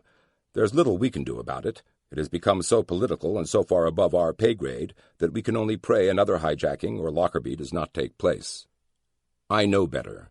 The likes of Mughniya and Hassan Izaldin, Ramzi Youssef and Osama bin Laden are out there, and their minions are searching for ways to strike at us. We pick up the pace and hone our skills even further. We change our tactics frequently and use increasingly clever covers for our counter-surveillance teams. One memorable week, I speed around D.C. as part of the security detail for a delegation of Indian diplomats. Fred Davis pilots Eagle One and covers my back from the air. For just a fleeting moment, I feel like we're working as a team again, like we did when we drove the old rescue squad vehicles back when we were young and eager. So damn eager. Not long after, we cover the old man, Yasser Arafat, the ultimate terrorist turned statesman. I view it as the supreme challenge. Everyone wants Arafat dead. He survived so many assassination attempts that he must have more lives than a cat. This is the most dangerous assignment I can give our agents, so I take it myself. The idea of protecting a man who killed countless civilians appeals to no one. He's what I've spent my entire career fighting against. Now my country welcomes him to New York City as an envoy of his people. We must protect him. As we race around Manhattan, I can't help but think of one of the cold cases I've personally reopened. Back in 1973, when I was still in school in Bethesda, Israel's air attaché, assigned to their embassy in D.C., was assassinated in his front yard, mere blocks from my own home. I went to school with his oldest daughter, though I never met her. Yosef Alon died as the Bethesda Chevy Chase rescue squad reached his house and worked frantically to save him. This case has always been personal to me. The Alon family left our neighborhood the day after the assassination, never to return to the States. When I became deputy chief of the counterterrorism division, I made a point of reopening the case. What I found was a long list of errors and cover-ups, FBI mistakes, and sinister silence from both the Mossad and the CIA. Using my contacts in the dark world, I was able to discover who had orchestrated the hit. The Red Prince, Ali Hassan Salameh, was the assassination's architect. The founding father of modern Arab terrorism and the mastermind of the 1972 Munich massacre, he's the man others like Mughniya, Hassan Izaldin, and Ramzi Youssef have emulated their entire careers. When I first started in the CT office, Steve Gleason told me that to understand Middle Eastern terror, I had to understand Black September, Salameh's organization. I'd studied the Red Prince, not realizing that his long reach had once scarred my own neighborhood. Through it all, Yasser Arafat remained one of his closest friends. Salameh became his security chief and even came with Arafat to the UN General Assembly meeting in 1974. I built a private Red Prince file. In it, I have a photo of his son, sitting on Arafat's lap. My sources say Alon was killed by a two-man hit team. Supposedly, the Mossad hunted them down and took them out years ago. I don't believe that. I think they're still free, out there somewhere in the dark world. I've added them to the list in my moleskin journal. As I help protect Arafat, part of me wants to interrogate him. Wouldn't that cause a stir? I want to know what he knows. I want to find out just what the Red Prince was doing when he killed Yosef Alon. Most of all, I want to know if the rumors are true. Time and again, I've had informants tell me that while the Red Prince sowed death all over the globe, he was secretly on the CIA payroll as an informant. Of course, I never get the chance to grill the old man. Such things are just not done in the nice and tidy diplomatic circles he travels in now. He's gone respectable. At least that's the image he portrays. But at night at the Waldorf, his minions come to pay homage and curry favor. When they arrive, they dump cash into a garbage can sitting outside his suite's door. By the time he leaves for home, his guests have filled and refilled that can many times. Where all that untraceable cash will go is anyone's guess. Through 1993 and 94, we make great strides in our ability to protect our VIPs. We've developed skills to smell out terror operations, and we continue to work our human assets in the field. But for every step forward, it seems like the Washington bureaucracy forces us back 2 more. A sea change has taken place over at the FBI. Louis Freeh took over the Bureau as its 10th director in 1993. Ever since, counterterrorism investigations have become freighted with huge political baggage.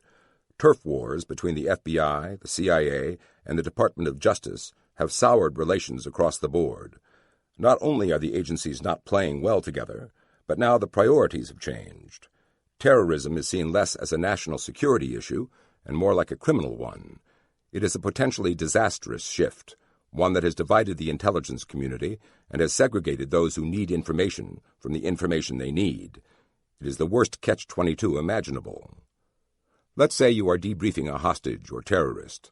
The original notes are taken by the FBI lead case agent and stored as part of the Bureau's ongoing criminal investigation. They end up secreted away in the appropriate investigative file. By law, the agents conducting the debriefing have to be identified for any future federal trial. This effectively ends any spook's career. It outs them, reveals who they are, and ensures they will never be able to work clandestinely in the dark world again. You can't go overseas and play spook if people know your true identity. Obviously, spooks are reluctant to be part of debriefings now. This seals off a huge source of human for us. Though we may not have access to it anyway, the debriefing notes, and whatever intel is gleaned from them, is now rat-holed by the FBI. It is rarely disseminated to the other dark world agencies. We're not talking to one another anymore. Everyone's protecting their turf, and I fear that we'll miss an attack because the right information didn't get to the right people in time. As far as we've come, we still have many, many gaps. Here in the DSS office, which straddles the FBI, CIA, DIA, NSC, NSA turf wars, we're playing the game without a full deck. It's like hunting for buried treasure with vast pieces of the map missing. 1 step forward, 2 steps back. The bureaucratic wars only grow worse. Meanwhile, out there in the dark world, new threats loom.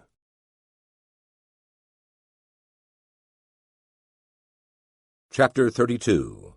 The World's Most Wanted Man. Virginia Avenue. Ramzi Youssef has a $2 million bounty on his head. That's what the Rewards for Justice program has offered for information leading to his capture. The smell of that much cash has brought out the crazies again. For months, we've been dealing with walk-ins who've assured us that Youssef is working at a falafel stand in Algeria or driving a cab in Paris. Even as we chase him, I spend months trying to glean additional details about his operations from every backdoor source I've got at the agency and the Bureau. Is Ramzi Youssef an operative of Osama bin Laden's? Is he working for al-Qaeda? Or is bin Laden and his organization simply providing support and financial resources? Bin Laden's family is one of the wealthiest in Saudi Arabia. As a result, al-Qaeda is one of the best-financed terror networks we've ever seen. Al-Qaeda is composed of lots of loose-knit cells working toward common goals. The senior leaders are all Afghan war veterans, men who defeated the Soviet Union with our help, money, and weapons. Most of them are Arab volunteers, who we helped get to Afghanistan in the 80s so they could join the Mujahideen. Most of their technical know-how came from us. When the NYPD and FBI took down the Sheikh's New York cell, we discovered CIA-published bomb-making manuals and U.S. military handbooks. These men helped us win the Cold War, only to turn on us. Exactly where Youssef fits in with bin Laden's group remains fuzzy. There is obviously an ideological connection, since they're both committed jihadists who seek the destruction of Israel. To do that, they believe the United States must be forced to sever its military and financial ties to the Jewish state. In this, they are not much different from Hezbollah or the PFLP-GC. But those terror groups look absolutely provincial compared to the vision and scope Youssef and al-Qaeda share. Youssef thinks big. He doesn't bother himself with penny-ante hijackings or bombings. He wants to score body blows against us. Even as he eludes us, he begins a new planning and targeting cycle. We get reports he's in Pakistan preparing attacks against Americans there. Next, we receive credible intelligence that he's been in Thailand and Southeast Asia. His operational security and caution keeps him 1 step ahead of us. He travels under false names with expertly forged passports. He is the ultimate dark world ghost. Chasing Ramzi Youssef highlights the divisions we have here at home. In the 80s, when it was just Gleason, Mullen, and me, we had almost a free hand to do whatever we thought needed to be done. Those days are over. The 90s have seen an ever-increasing bureaucratization of counterterrorism operations. We have layers upon layers to deal with, turf wars to maneuver around or through, and our own internal issues within the State Department that frequently tie our hands. Our own diplomats tend to dislike DSS agents, a sentiment we reciprocate. They consider us alarmist right-wingers at best, John Wayne-style rogues at worst. In return, we call the careerists in the floors above the big blue door the bow ties, or mandarins and black dragons. The black dragons are the senior diplomats whose career ambitions frequently clash with our own efforts to protect them overseas. These inter-office conflicts have simmered for years. At times, open warfare breaks out. When that happens, everyone loses, especially the American people. The bureaucracy once cost us a legitimate shot at Ramzi Youssef. One day in 1994, a walk-in shows up at the U.S. Embassy in Pakistan. He's heard about the $2 million we're offering for Ramzi Youssef and tells our Islamabad agents he can lead them to the master terrorist. To offer proof of his knowledge, he produces a recent photo of Youssef that he has taken. Our men check the walk-in's story. He's on the level, and Ramzi Youssef is indeed in Islamabad. To catch him, all we need to do is take down the safe house he's using. But to do that, our guys on the front line need to get permission. Dutifully, the RSO, Art Morell, reports the tip up the chain of command. His report gets routed to over 24 agencies, from the FBI and CIA to the FAA, the Department of Interior, and even the Department of Transportation. By the time it gets passed around, hundreds of eyes have seen the report. Authorities in Pakistan are notified, which is one of those diplomatic protocols the mandarins love so much. Unfortunately, in the dark world, such niceties usually blow operations and sometimes get people killed. When our guys kick in Youssef's door, they find his safe house empty, a tea kettle brewing on his stove. He's been tipped off. Too many people in Washington and Pakistan seem to know about the pending op, and a leak occurs somewhere. Youssef slips through our grasp and vanishes into the dark world. We're left searching for clues but cannot get back on his trail. As for our informant, nobody hears from him again. There is no mercy. In our business, mistakes cost lives. Back to square one. For weeks we don't get a reliable lead. Then one morning, as I reach the office in my new white Jeep Wrangler, my cell phone rings. There's been an airliner hit in Southeast Asia. I rush through the big blue door and read through the flash cables originating out of Tokyo and Manila. On December 12, 1994, Philippines Air Flight 434 was en route between Cebu City and Tokyo when a bomb exploded under the seat of a 24-year-old Japanese businessman. Haruki Ikegami's body absorbed the bulk of the blast, which split him almost in half from his crotch to his head. Though damaged, the plane stayed airworthy, allowing the pilots to execute an emergency landing on Okinawa. Some of our sources suggest Youssef engineered the bomb and planted it aboard the airliner when it was flying from Manila to Cebu City. Others blame various radical Filipino terror groups. A check of the passenger manifest reveals that an Italian businessman named Arnoldo Forlani sat in Ikegami's seat during the Manila to Cebu City flight. He has vanished, and as far as we can tell, no such person by that name ever existed. I'm not sure what this means. We sit down with our brain trust and discuss the possibilities. If this is Ramzi Youssef, why did he plant such a small bomb? Did he miscalculate its force? What was the possible motivation? The flight had nothing to do with the United States, and Youssef has never advocated attacks on either the Philippines or Japan, at least none that we have picked up anyway. Perhaps the device itself offers up a clue. The terrorist placed the bomb inside some sort of a plastic container, then stuffed it inside the life jacket under seat 26K. As far as we can determine, the bomb maker used liquid nitroglycerin. If that is true, it would have been invisible to current airline security procedures. I'm mulling this over while chewing on a power bar when an epiphany strikes. Flight 434 was a test run. Youssef thinks big. He's also an engineer by training. That means he's methodical, deliberate, and process-oriented. If anything, the target profiles the New York cell worked up reveal a keen attention to detail. What if Youssef is running experiments? What if he is testing our security systems? If he is, there's a massive attack coming, and we don't even have it on our radar screen. The days pass.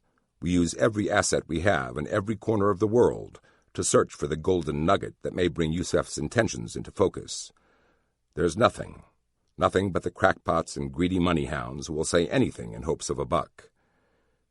Christmas comes and goes. I sleepwalk through time with my precious family, lost in thought at what might be lurking on the horizon. My wife deserves better.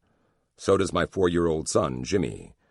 And as I hold him before he goes to sleep on Christmas night, I wish I could be a more attentive father for him. But right now, my life belongs to my job. The DSS isn't a career. It is a monastic order. There's never enough room for anything or anyone else. 12-hour days stretch to 14 and sometimes 16. When I come home, I try to shut the stress off, but the STU-3 right on my nightstand serves as a constant reminder that something horrible is sure to happen. I get to the point that I take the regular family phone and place it on my pillow, set to vibrate. My pager and cell phone are never out of reach. I've become a prisoner to modern communication technology. New Year's comes and goes without another hint of Yusef's whereabouts. My guys work every angle, drill every source. We learn that bin Laden has compartmentalized al-Qaeda's organizational structure to the point that multiple cells simultaneously develop attack plans. What we face is not a terrorist dragon growing in Afghanistan, but a hydra. We can take out one cell, but others are already plotting. Still others are ready to execute. How does one fight such a decentralized enemy? Even if we kill bin Laden, his minions already have their marching orders. We're going to get hit again.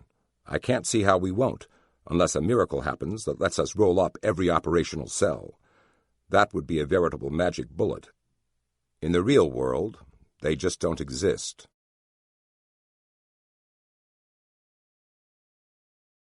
Chapter 33. Deadly Equation.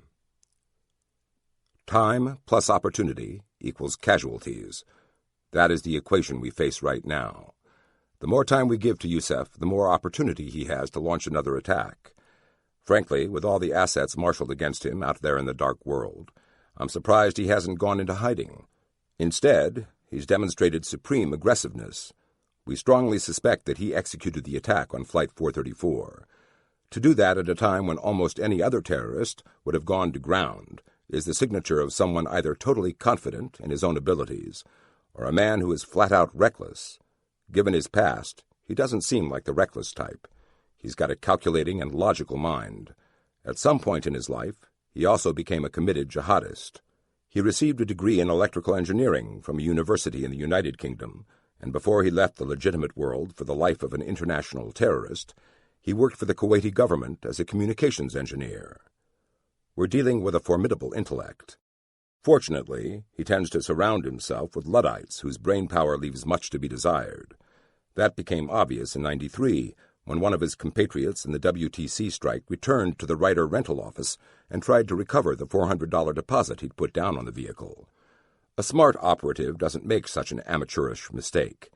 Yusef's relatively new at the dark world game. He's good at it, but if we get lucky, he'll make a mistake, and then we'll have him.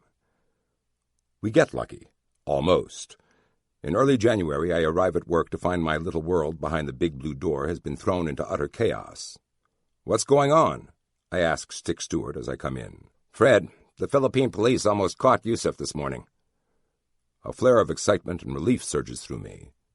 Then I realize Stick said, "almost." "Tell me." "He was living in an apartment in Manila.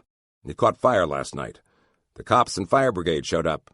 When they got inside the place, they discovered a bomb factory. While they were going through it, one of Yusef's boys came back, apparently to take stuff out of the apartment." "Who is it?" "Nobody we know. Calls himself Ahmed Saeed. Not his real name. The Philippine police have him now at a military base outside Manila. They're sweating him, but he's not talking yet." That won't be pleasant. The Filipinos are not known to be kind during interrogations. Their signature techniques include burning a detainee's scrotum with lit cigarettes. "Have the Filipinos sent us a list of what they recovered from the apartment?" I ask. Stick nods and hands me a flash cable from our embassy in Manila. "Here's their preliminary list. There's still more to come. They've got a bomb squad inventorying everything right now. You're not going to believe it." I sit down at my desk and look at the list. It reads like the contents of a college chemistry lab gone terrorist.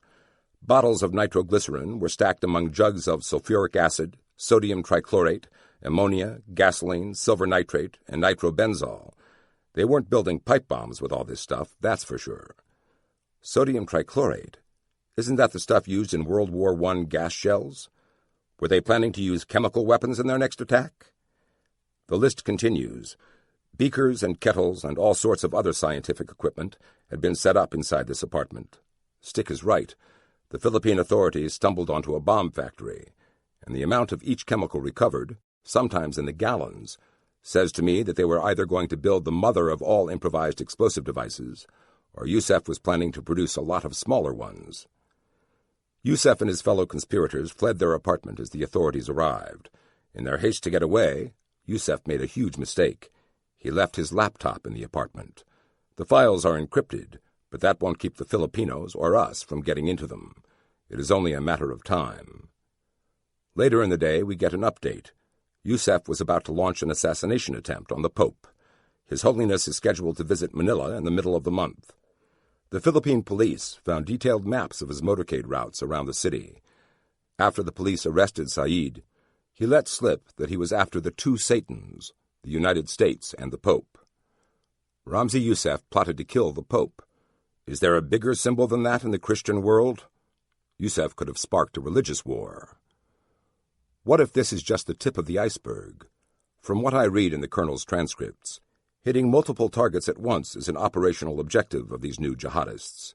Al-Qaeda is so compartmentalized that Yusef himself might not even know that he's a cog in a larger operation. Are other cells working elsewhere in the world to hit key Catholic leaders, such as bishops and cardinals? There's no way to know, but we need to warn the Vatican. After the assassination attempt on Pope John Paul II in the 1980s, the Vatican asked the DSS to station an agent there. For years, our service has helped the Vatican plan and execute security procedures for the Pope through our agent on the spot. We warn the American cardinals as well. For now, that's all we can do. Another update comes in. The laptop's security has been broken. The hard drive is full of airline flight numbers and schedules. There are references to attacks on U.S. nuclear installations. There are also operational plans. The big one is called Plan Bojinka. The attack on the Pope is simply meant to be a diversion. In less than a week, Yusef's cell plans to use the chaos a successful assassination would cause to sow liquid time bombs on no fewer than 11 airliners heading to the United States from points across Southeast Asia.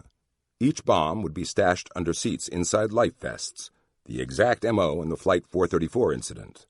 Using digital Casio watches as detonators, all 11 bombs were supposed to go off simultaneously.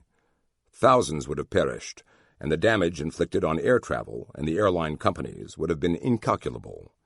Flight 434 was a test run after all. We get the word out quickly that we're dealing with a mega-threat, the likes of which America has never faced before. What Yusef's trying to do is nothing short of total war. In case Bojinka is already in autopilot mode, our DSS agents in the field take up stations from Singapore to Tokyo to oversee security procedures and assess potential threats. At the same time, we dispatch one of our agents to Manila. We need to have additional men on the ground out there, supporting the Filipinos. Where did Yusef go? He fled the apartment building and has not been seen since. Despite his mistake, he still managed to elude the authorities. If his past behavior is any indication, he'll roost somewhere else and immediately begin to plot other attacks. We're racing our intelligence capabilities against his ability to gather operatives and build his bombs. I'm not sure we can win this race. The days pass. More information emerges from the Philippines. Yusef's group actually set off a small bomb in a mall in Cebu City. The description of the attack sounds like another dry run. The Filipinos get some additional details on the plot to kill the Pope. Again, Yusef's planning was brutally simple and elegant. He'd build an improvised explosive device and strap it to a suicide bomber dressed as a priest. Yusef knew such a disguise would probably get their suicide bomber close enough to the Pope to kill him. Said has not broken yet.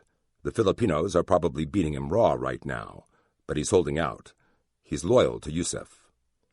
That isn't surprising. Everything we know about him suggests he possesses remarkable personal magnetism. People gravitate to him. He's a natural leader who has no trouble recruiting foot soldiers when he needs them. More news flows in over the succeeding days. Yusef's fingerprints are lifted from the apartment, confirming he was there. The police who responded to the scene also saw him on the street. Had Saeed not tried to escape, they might have grabbed Yusef. But in their haste to run down Saeed, they lost their situational awareness, and Yusef bolted into the night. A thorough list of everything found in the apartment includes a full accounting of the 12 fake passports found hidden in a wall divider, as well as a comprehensive inventory of all the chemical agents the bomb squad unearthed. We've flown in more help from other Washington agencies. The Filipinos have stumbled across a mint of intelligence information. They need backup, and we need to get into that computer and find out what else resides inside it and the 4 floppy disks found with it. If the Pope was Stage 1 and the airliners were Stage 2, where does an attack on our nuclear assets come into play? And who is Saeed? What's his role? We need answers fast. Discussing the current situation in the office on Virginia Avenue, we conclude that Yusef must know that Operation Bajinka has been overtaken by events, mainly due to the seizure of his laptop. Would he try to execute Bajinka anyway? Doubtful. He's far too smart and cautious to do that. That said, if his past M.O. holds true, he won't quit. He'll just adapt. This can only mean one thing.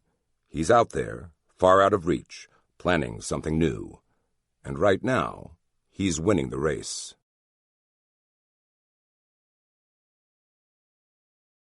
Chapter 34. Money Changes Everything. February 1995. Chevy Chase, Maryland. The snow is starting to fall again. Our local radio station, WTOP, keeps warning us we're sure to get hit with a veritable blizzard this weekend. We've already got a good sheen of ice and frozen snow on the ground from a storm that passed through the D.C. area earlier in the week. Bundled up in gloves, hat, and Barber Beaufort, I'm getting ready by shoveling the driveway. I don't mind this chore. It gives me time to think, and the outdoor exercise is refreshing. I've spent too much time in the office this winter. As the deputy director for our division, I have more authority and more ability to shape our team, but that's come at the cost of my time in the weeds. I miss it. If I go any further up the chain of command, I'll become purely an administrator. That doesn't appeal to me much. I clear the driveway and start working my snow shovel across the front walk. It grinds over a sheet of ice, and I have to kick it loose. Once I'm done here, I'm going to finally get to spend some time with Jimmy. We're set to have a snowball fight once the storm arrives. He and Sharon are upstairs right now, getting ready for the day. We moved out of our old Bethesda townhouse not long ago and have gone suburban. We bought this house on Chestnut Street in Chevy Chase in hopes that our family will continue to grow. We both need to work to afford it. My government salary ensures that. That means Jimmy spends a lot of time in daycare, and every time I drop him off there on my way to work, I can't help but feel pangs of guilt. My own dad owned a gas station and dabbled in real estate. He worked harder than anyone I've ever met, but he always made enough to make sure my mom was home to raise us. Kids in the DSS are not a good mix. Sharon and I knew that when I first joined the service. The life of an agent means children grow up with a largely absent father. We decided to try anyway and find a way to make it work. We have, but Jimmy's still getting shortchanged, at least compared to what my own father gave me. Tyler Beauregard dashes across the yard, her breath visible in the sub-zero air. She trots in circles around me, snuffling as she examines my work. She's slowing down, getting old, just like me, and I don't know how much longer she'll be able to keep up our running regimen. I don't want to face that. The problem with dogs is that you outlive them. I finish up on the walkway and return the shovel to the garage. Inside, I kick off my snow boots. The phone rings. God, how I've come to hate that noise. I reach for the kitchen extension. Hello? Fred, this is Art Marowell. A surge of excitement swells in me. Art is the RSO in Pakistan. He's an old-school agent with no time for bureaucrats or bow ties. We need to talk on the other line. I detect excitement in his voice. Something big is going on, and it doesn't sound like another attack. Okay, wait 5 and call me back. He hangs up. A few minutes later, the phone rings again. Fred? Yeah, I got you, Art. I push the scramble button on the STU-3's console. The line pops and hisses with electronic noise. Okay, go ahead. I say after a few seconds. "Fred, we just got a walk-in who says he knows Ramzi Youssef." Finally, a break. Art's much too careful to bug me at home over a whack job. "How good's the source?" "Miller and Reiner grilled him for 6 hours. They're convinced he's legit." I know both of those agents. Bill Miller's a red-headed former Marine, whose performance earned him a tour with the detail. Jeff Reiner is a young agent who I got to know while he was stationed here at the Washington field office. He's a good kid, and I trust his judgment. Art continues. "They've just given me their report. I'm about to send it out." Alarm bells ring in my mind. We lost Youssef the last time when too many people learned about our other walk-in. We recently picked up information that Youssef was treated in a Pakistani hospital for chemical burns months ago. The Pakistanis never let on. The man has somebody, somewhere, in a position of power, protecting his rear. "Hold up, Art. Let me think about this." If this is on the level, we need to minimize who knows about our informant. We can't be broadcasting the news across 25 agencies again. "Okay, send the report through DSS channels. Eyes only Burton. Got it?" This is not how things are supposed to be done. But the last time Art followed procedure, too many eyes saw our intel, and we blew our chance to get Youssef. Will Art trust me? I know he will. We're like minds. "Understood. I'm on it." "Good. I'm heading for the office." We click off. I gather up the secure phone and find my briefcase and pistol. After plucking my car keys off their peg, I stand at the base of the stairs and tell my wife I've got to go in. Jimmy appears at the top of the stairs. I turn for the garage, trying to ignore the guilt attacking my conscience. I have no choice. We have a chance to stop a mass murderer. Thank God I bought a Jeep. By the time I back it out of the garage, the snow is really coming down. The roads will be a mess. I throw my new rig into four-wheel drive and hit the gas. My old Jetta never would have made this journey. As it is, my drive turns into a mini-epic. The windshield wipers barely keep up with the snowfall. Sheets of ice and drifts make the roads treacherous. Few people are out, though I do see one hearty bureaucrat on skis, his suitcase strapped to his back, heading for some downtown office with admirable persistence. When I finally reach Foggy Bottom, I head straight for Foghorn to wait for the report. It comes in a few minutes later. I take it back to my cubicle, fix some coffee, and sit down to read it. Art's agents are right. This does look good. On Saturday morning, Islamabad time, the embassy got a call from a frantic wife of one of the staffers who lived in the diplomatic enclave within the city proper. A very agitated Pakistani had forced his way into her house and refused to leave. She needed help. Jeff Reiner and Bill Miller hopped into an embassy SUV and sped over to her house. There they found the Pakistani inside the house looking practically apoplectic with fear. At first, he was so nervous they couldn't get much out of him. Then he produced a copy of Newsweek and showed Bill and Jeff a copy of an article on Ramzi Youssef that included his photo. As he pointed to the picture, he told the two agents that he knew Youssef and where he was staying in Islamabad. Why did he show up at an American staffer's house and not the embassy? Bill and Jeff asked him that. He told them he feared detection if he went to the embassy. Does that mean our embassy is under surveillance? Probably. He knew the house he selected belonged to an American diplomat because he drove through the neighborhood with Ramzi Youssef, scouting potential targets. So Youssef held true to his M.O. Instead of going to ground after Bojinka was compromised, he's already planning his next op. That drive through the diplomatic enclave was the first step in constructing his next target profile. Our informant tells us that he had initially been taken with Youssef when they first met. Youssef started grooming him as part of his plan to build a new cell in Pakistan. The informant turned out to be a bad selection. When Youssef took him to Thailand and ordered him to carry out attacks on airliners, the informant could not bring himself to do it. He masked his reticence with plausible excuses that security was too heavy on his flights. Youssef seemed to understand and did not hold his failure against him. Our man realized he was no killer. In fact, he has a family, a wife and child. Our informant wanted out. Once you join Youssef's cell, though, there is no escape. You remain loyal or you end up dead. He heard about the Rewards for Justice program and concluded it offered the only way out of his predicament. Jeff and Bill disguised the informant and hid him in the back of their SUV. With a blanket covering him, they drove back to the embassy and talked to him all afternoon. The details they gleaned from the informant match much of what the Filipinos found in the Manila apartment.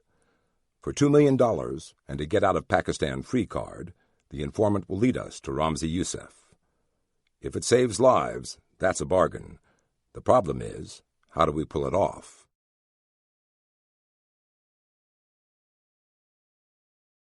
Chapter 35. Finale in Pakistan. I finish reading Art's report.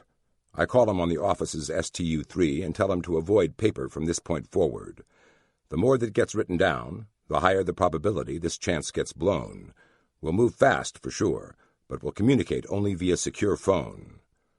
Art's aboard. What we're about to do will be risky. Avoiding the proper channels and blacking out this operation so that only a handful of people even know about it will certainly engender outrage. I'm prepared to deal with that, though. I learned long ago that it is better to act and get chastised later than ask permission and never get the shot. We will need 2 teams, Art's in Pakistan and a key group in Washington. Art will use Jeff Reiner and Bill Miller as the lead agents, but I know we'll also need Pakistani help. That's going to be very tricky. First things first, who do we need here in D.C.? I'll bring in only people I personally know and trust. I make my first call to John Lipka, the chief of the D.C. Joint Terror Task Force. Despite the storm, John comes over to the DSS office when I tell him we've got something big cooking. After I brief him, he thinks about what our next step should be. We need to bring in John O'Neill, he tells me. O'Neill is a legend in the counterterrorism business, an overachieving workaholic in a field full of them. He stands out as one FBI agent who can be counted on to do the right thing. He doesn't play politics. He doesn't rationalize justice. He just wants to stop terrorists and save lives. He is the chief of the FBI's counterterrorism division. Together, John Lipka and I drive through the storm to the Hoover Building. The halls are deserted, as is nearly every office. But when we reach John's, we find him hard at work. We didn't even need to call ahead. John has a reputation for always being in the office. Together, John Lipka and I outline our plan. When we finish, we can see O'Neill's bought into it. Sounds good. Let's do it. It takes a few days to get the pieces in place in Pakistan.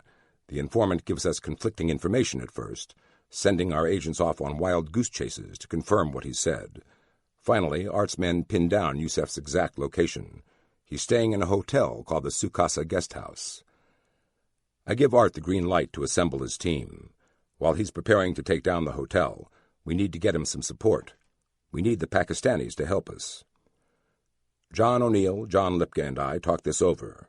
There's really only one Pakistani we trust, General Rahman Malik, one of the Federal Investigation Agency's senior leaders. We give him a call, and he joins our little circle of conspirators. He'll provide the entry team, and he handpicks the best of his agents for the mission. We're ready. To coordinate the op, O'Neill, Lipka, and I meet late Tuesday night at the FBI's Ultramodern Strategic Information and Operations Center, SIOC. Nobody is around.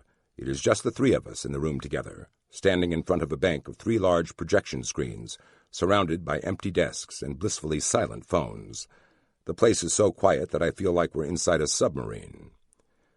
We've been able to keep a lid on this, which is an accomplishment on its own.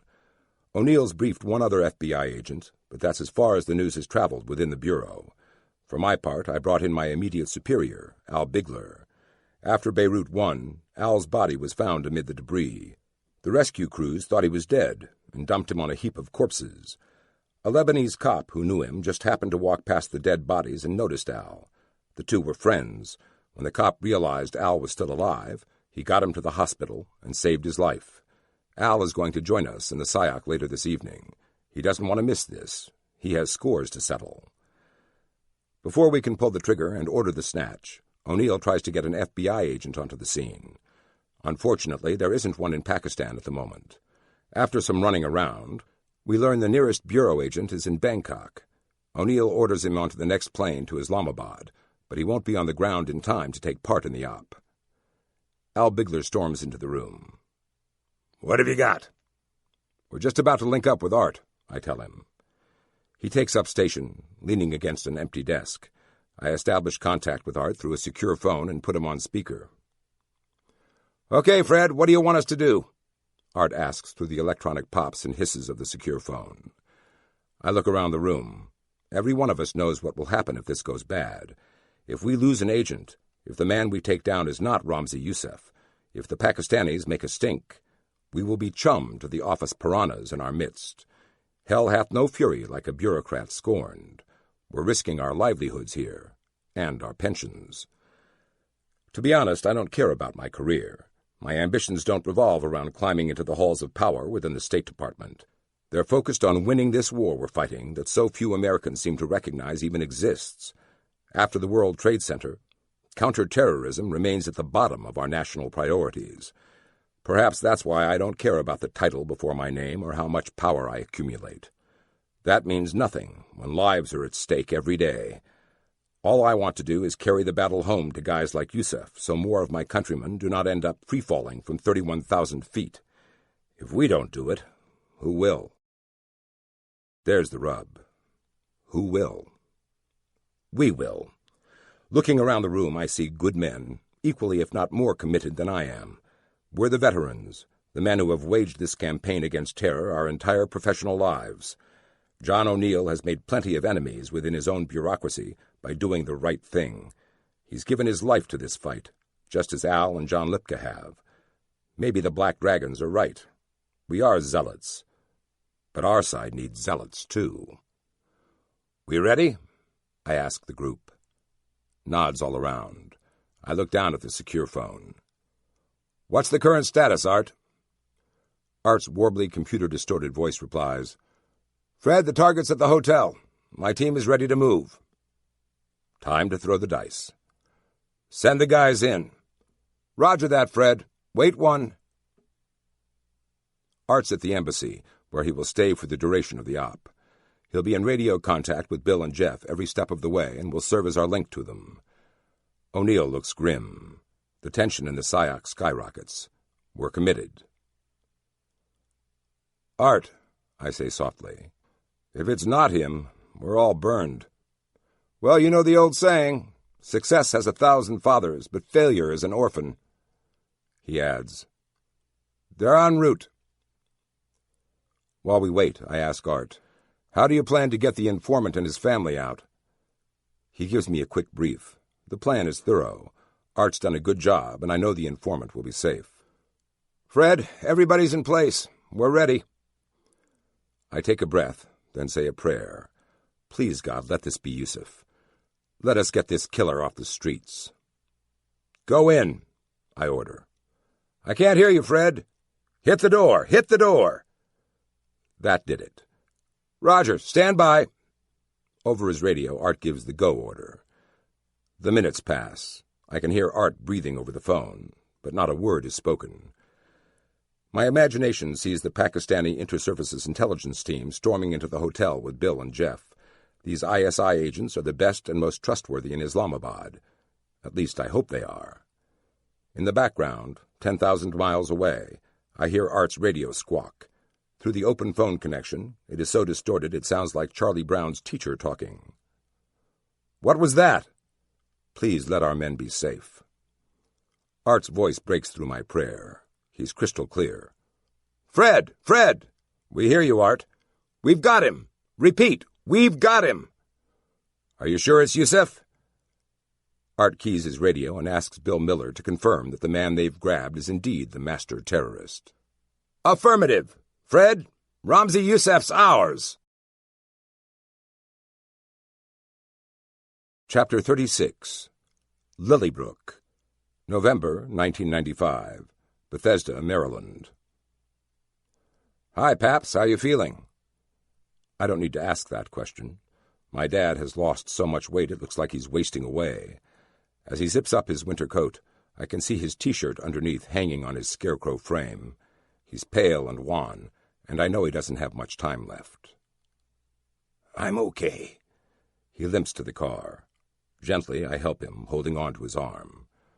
"Thanks, Freddie," he practically whispers. I get him to my car and ease him into the passenger seat up front. Jimmy's in back, strapped into his booster seat. "Grandpa, he exclaims. "Hey, Tiger," Dad replies. I walk around to the driver's side. For a moment I pause and look up the driveway. This is the house Dad and Mom bought when I was just a boy.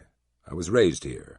This is my old neighborhood, and the sight of it under these circumstances almost makes me lose my self-control. I get behind the wheel and turn the motor over. "Nice new car," Dad says. It's a BMW 5 Series. I gave up the four-wheel drive for another sedan earlier this year. I throw the BMW into gear, and we roll past the landmarks of my youth. We pass by the street Joseph Alon's family lived on. Black September operatives killed him right in that front yard over there. The only difference all these years later is that the tree the killers used as concealment is long gone. The FBI tore it out and took it away back in '73. Evidence. Of course, it disappeared. A soft silence settles over the three of us. Jimmy's content to wait for the adults to say something. Dad stares out the window. This is his home, too. He's been a fixture in the D.C. area since he returned from the war. "Remember the time you took me to the White House, Paps?" "Nixon was actually nice to you." Dad laughs. Somehow this humble man, who never quite lost his rough-around-the-edges upbringing, made friends on both sides of the political aisle here in D.C. He was a coal miner's son who worked the mines himself before the war, and again for a while after he returned from Nuremberg and the war crimes trials he helped to guard. His humble origins never held him back, and he wore them like a badge of honor when he received invites to political soirees. That happened a lot when we were all younger. I always marveled at this. He was not a rich man or a powerful one, but he was respected. One time he went to a White House function. Some button-down Ivy League snob struck up a conversation with him and asked, "What do you do?" Dad didn't brook snobs. "I'm in coal." "You own your own company?" "No, I used to shovel it." The button-down walked away. Thanks to Paps, I had an extraordinary childhood. He introduced me to presidents. I shook Joe Louis's hand. Dad once gave me a signed photo of JFK that the president had inscribed to me. It is one of my prized possessions, and perhaps one of the reasons why I admired President Kennedy so much.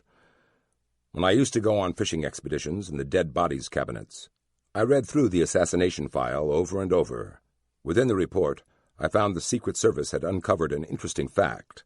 When Lee Harvey Oswald was discharged from the Marines, he was so bitter that he sent a threatening letter to the Secretary of the Navy. Who was the Secretary of the Navy at the time? John Connally. In Dallas that November day in '63, Connally, then the governor of Texas, was riding shotgun in the president's Lincoln Continental. One school of thought inside the Secret Service was convinced Oswald wasn't trying to kill Kennedy. He was trying to kill Connally and settle an old score. He hit the wrong man. I don't know if that's what really happened or not. Only Oswald could tell us that. But it always puzzled me that this bit of information never made the Warren report. We come to the rescue squad station.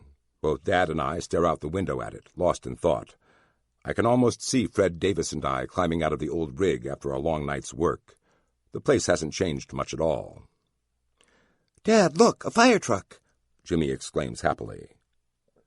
"Your dad used to drive that thing," Paps tells him. I smile. Jimmy seems impressed. I realize this is a special moment. 3 generations of Burton men spending time together hasn't happened in a while. We don't have much time left as a trio. "Freddie, is all that stuff cleared up at the office? They're not still after you, are they?" No, Paps, they're not. "That was outrageous," he grumbles. Yeah, it all worked out, though. After we caught Ramzi Youssef, the news blitzkrieged through the alphabet soup agencies. The FBI went public and took credit for the capture. Normally that wouldn't bother the DSS. We like to remain in the shadows. But this time, Al was infuriated. The day after the news broke, he sent me out to host a press conference with the State Department beat reporters. I told the truth of how it went down. This was a Rewards for Justice success, and we were proud of it. Somebody didn't like the fact that we went public. In the weeks that followed, I was specifically targeted. The State Department's Inspector General, IG, opened an investigation on me. So did the Department of Justice's IG office.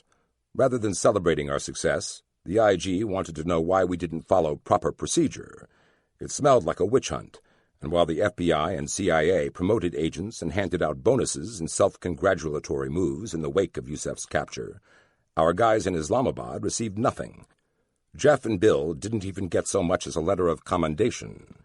That made me indignant, and I shook the tree hard until they finally got what they deserved. "Is the investigation over?" Dad asked me. Since most of this played out in public, I'd confided in Dad and told him what was going on inside the office. Somebody way above my pay grade was very cheesed off at what I had done. They lost sight of the real point, though. We'd taken a killer off the streets, a killer who was about to go after our own diplomats in Pakistan. That truth meant little to whatever paper shuffler was behind the witch hunt. All he cared about was the process, the bureaucratic niceties that in the dark world blow ops and get people killed. I look my dad in the eyes. I can smell his Old Spice cologne, and it brings me back to my childhood. He always smelled of Old Spice and Lucky Strike cigarettes. "Yeah, Paps, the investigation's over. Nothing came of it. Everything's okay." "You sure?" he asks warily. "Yeah." I break eye contact to watch the road. Honestly, I think the other agents in the office were more upset about it than I was. "Well, that just shows they're loyal." Dad reaches into his jacket pocket and produces a blue DSS baseball cap.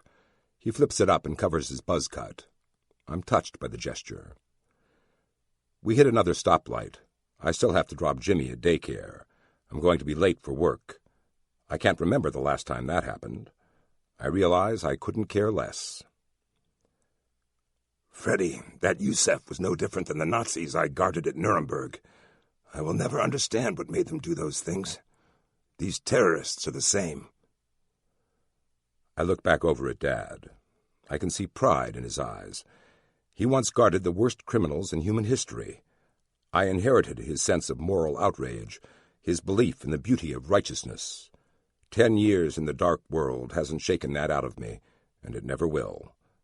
I had an excellent teacher. "Thanks, Dad," is all I can manage. I've seen plenty of gray, way too much of it, in my career, but I've held on to my beliefs. In the end, it wasn't that hard. After all, it's the black and white that defines the gray in between. We reach the clinic. Today, Dad starts chemotherapy. He's been diagnosed with small-cell lung cancer. The doctors give him 3 months. "Freddie, I want to be cremated." No, I don't want to hear this. I can't deal with it. I want to escape this fate we're both staring down. And I won't lose it. I won't, not in front of my dad. I can't say anything. I don't trust myself. He puts a reassuring hand on my arm as I park the BMW.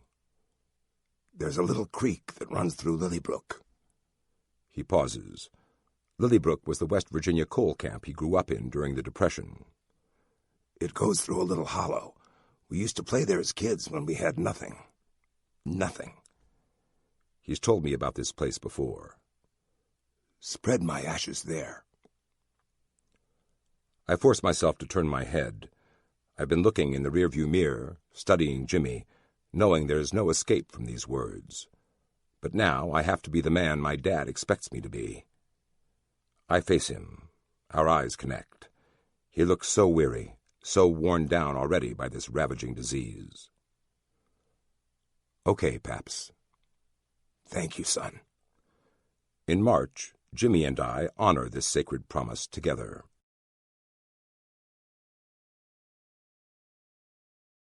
Epilogue. Brotherhood of the Badge. Spring 2004. Silver Spring, Maryland. A gentle wind tempers the warmth of this clear spring afternoon. I walk among the shade trees and blooming flowers. The well-manicured lawn is soft underfoot. "Hey, buddy, I've missed you." My own voice carries on the wind. I don't come home much anymore, only 3 or 4 times a year on business. But every time I do, I come here, to Fred Davis's grave. I kneel down and pick up the dead flowers scattered around his headstone, thinking about those soul-saving nights at the old house at Brant Place. That was a lifetime ago. Literally. My closest friend has been dead for almost a decade.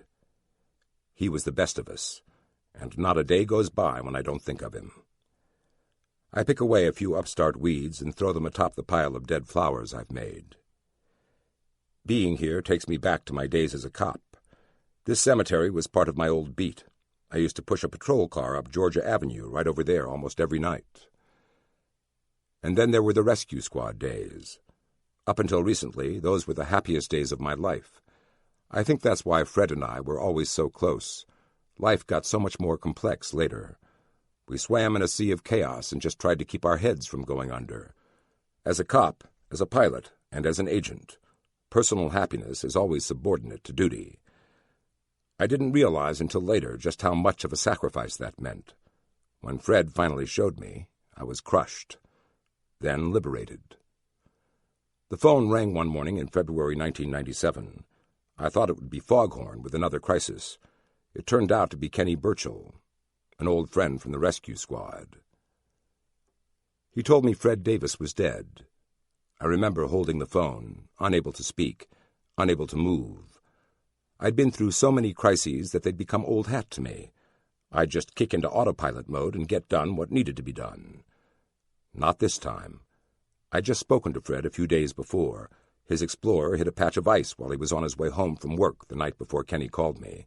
His rig skidded into a pole. He was taken to Suburban Hospital in Bethesda, where he slipped away. I brush away a few wind-blown leaves. I want Fred's grave to be pristine before I leave. It'll show others that this man has not been forgotten. I remember driving over to the hospital. I knew that I could walk in, flash my badge, and see his body. I could say goodbye. I parked in the lot and couldn't get out of the car. I couldn't even bring myself to reach for the door handle. In the end, I sat in the driver's seat and cried. I have always been a contained man. I temper my emotions with logic whenever I can. I have never been the outgoing life-of-the-party type. I'm quiet and slip through the world, comfortable in its shadows. But Fred was my friend. He was my friend. We'll always be bound together by the brotherhood of the badge. I have never stopped grieving his loss. The funeral was torturous. I wore a dark Joseph A. Banks suit with black tape over my badge. I hung it around my neck, just like a St. Christopher's medal.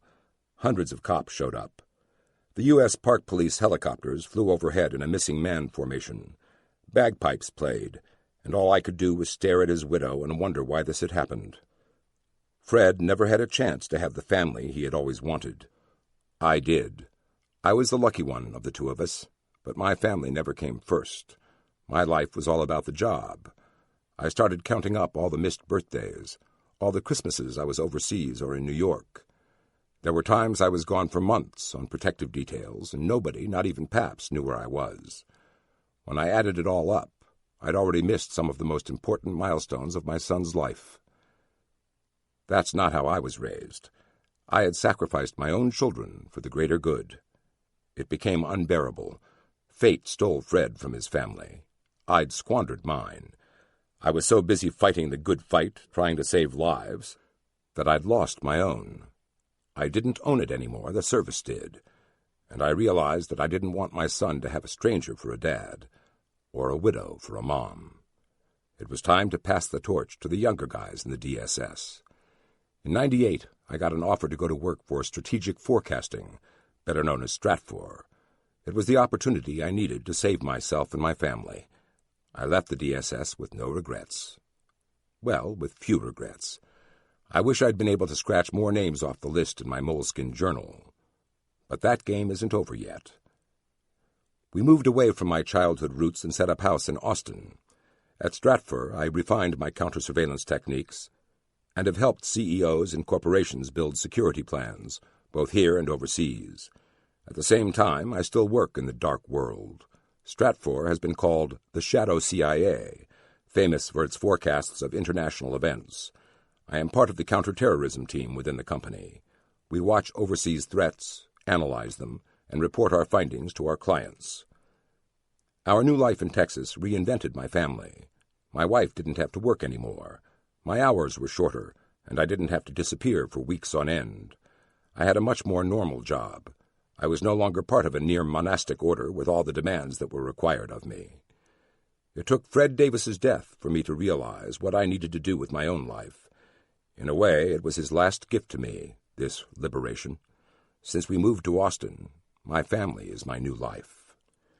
Fred had always been the one I turned to when the pressure grew too intense. He'd set me at ease, make me laugh. I'd feel re-energized every time we'd get together. I never thanked him. I didn't know how. We never did touchy-feely well.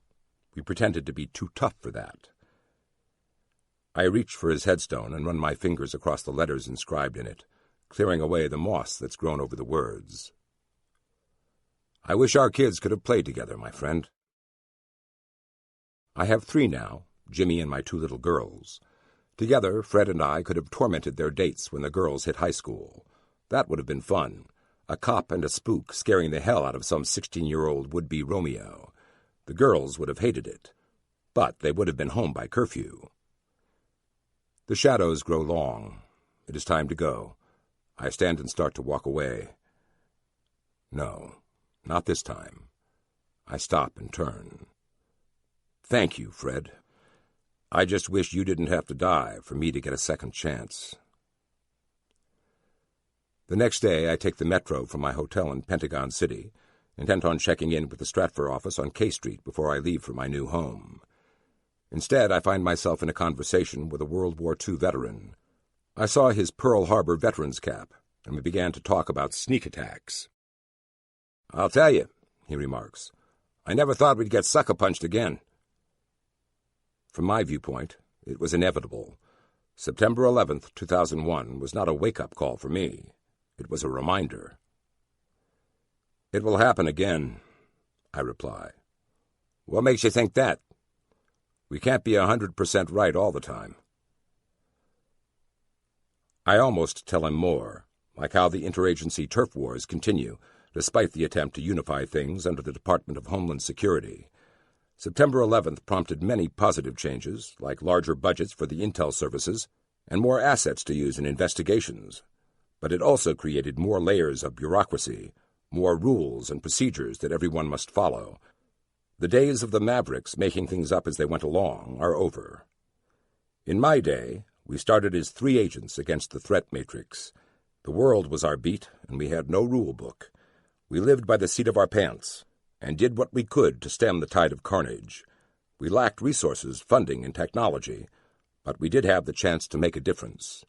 Today's agents can't do what we did. They've got too many restrictions, too many manuals to follow, too many bosses to keep happy.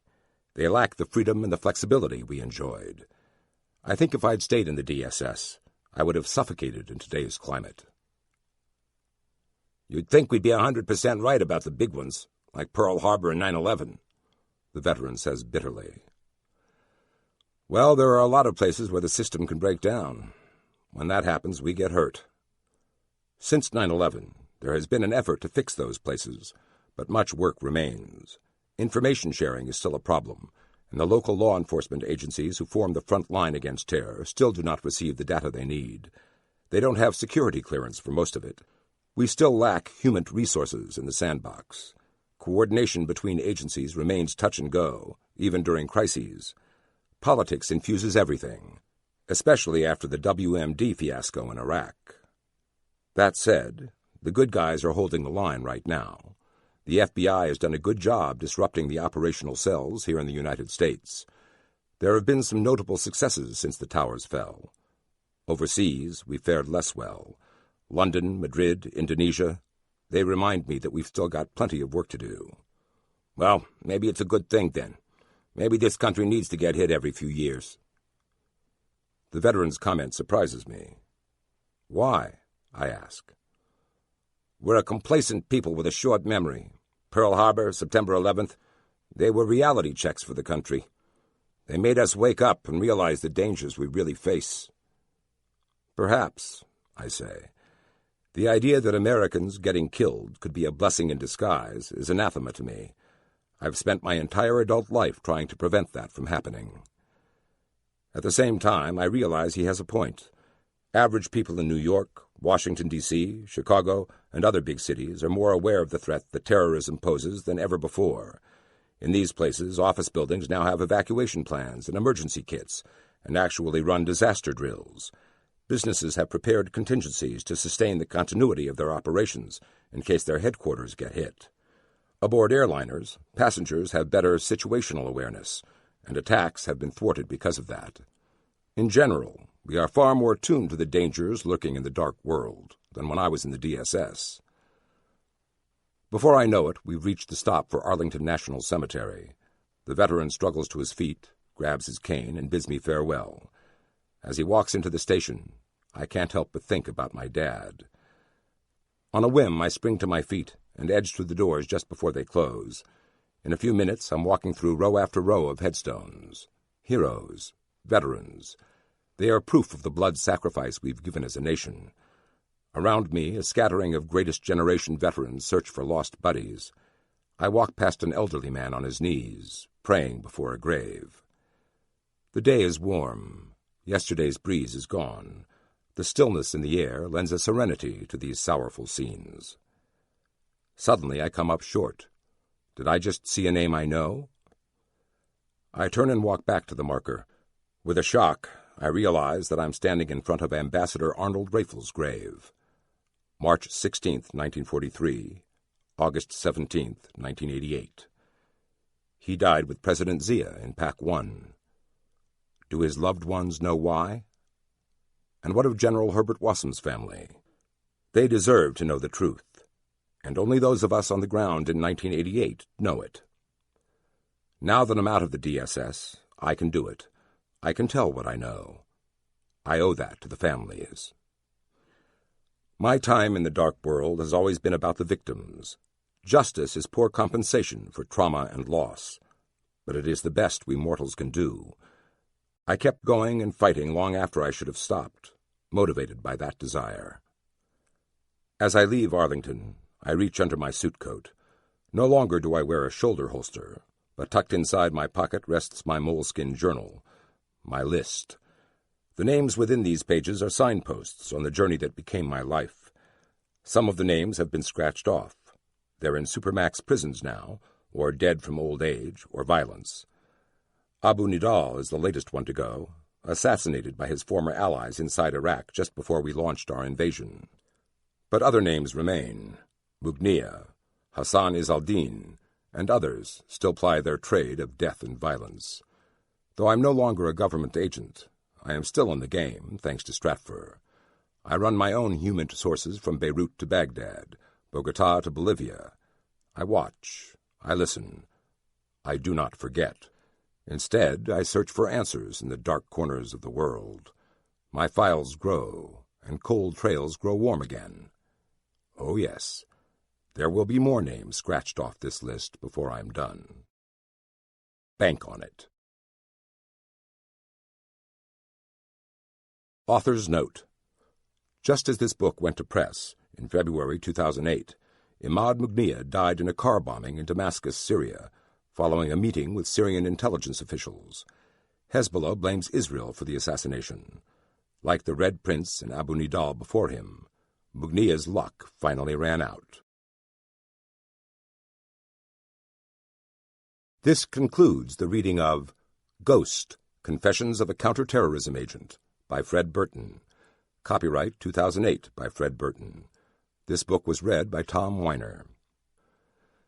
This unabridged recording was published by arrangement with Hornfisher Literary Management, L.P., and was produced in 2008 by Blackstone Audio, Inc., which holds the copyright.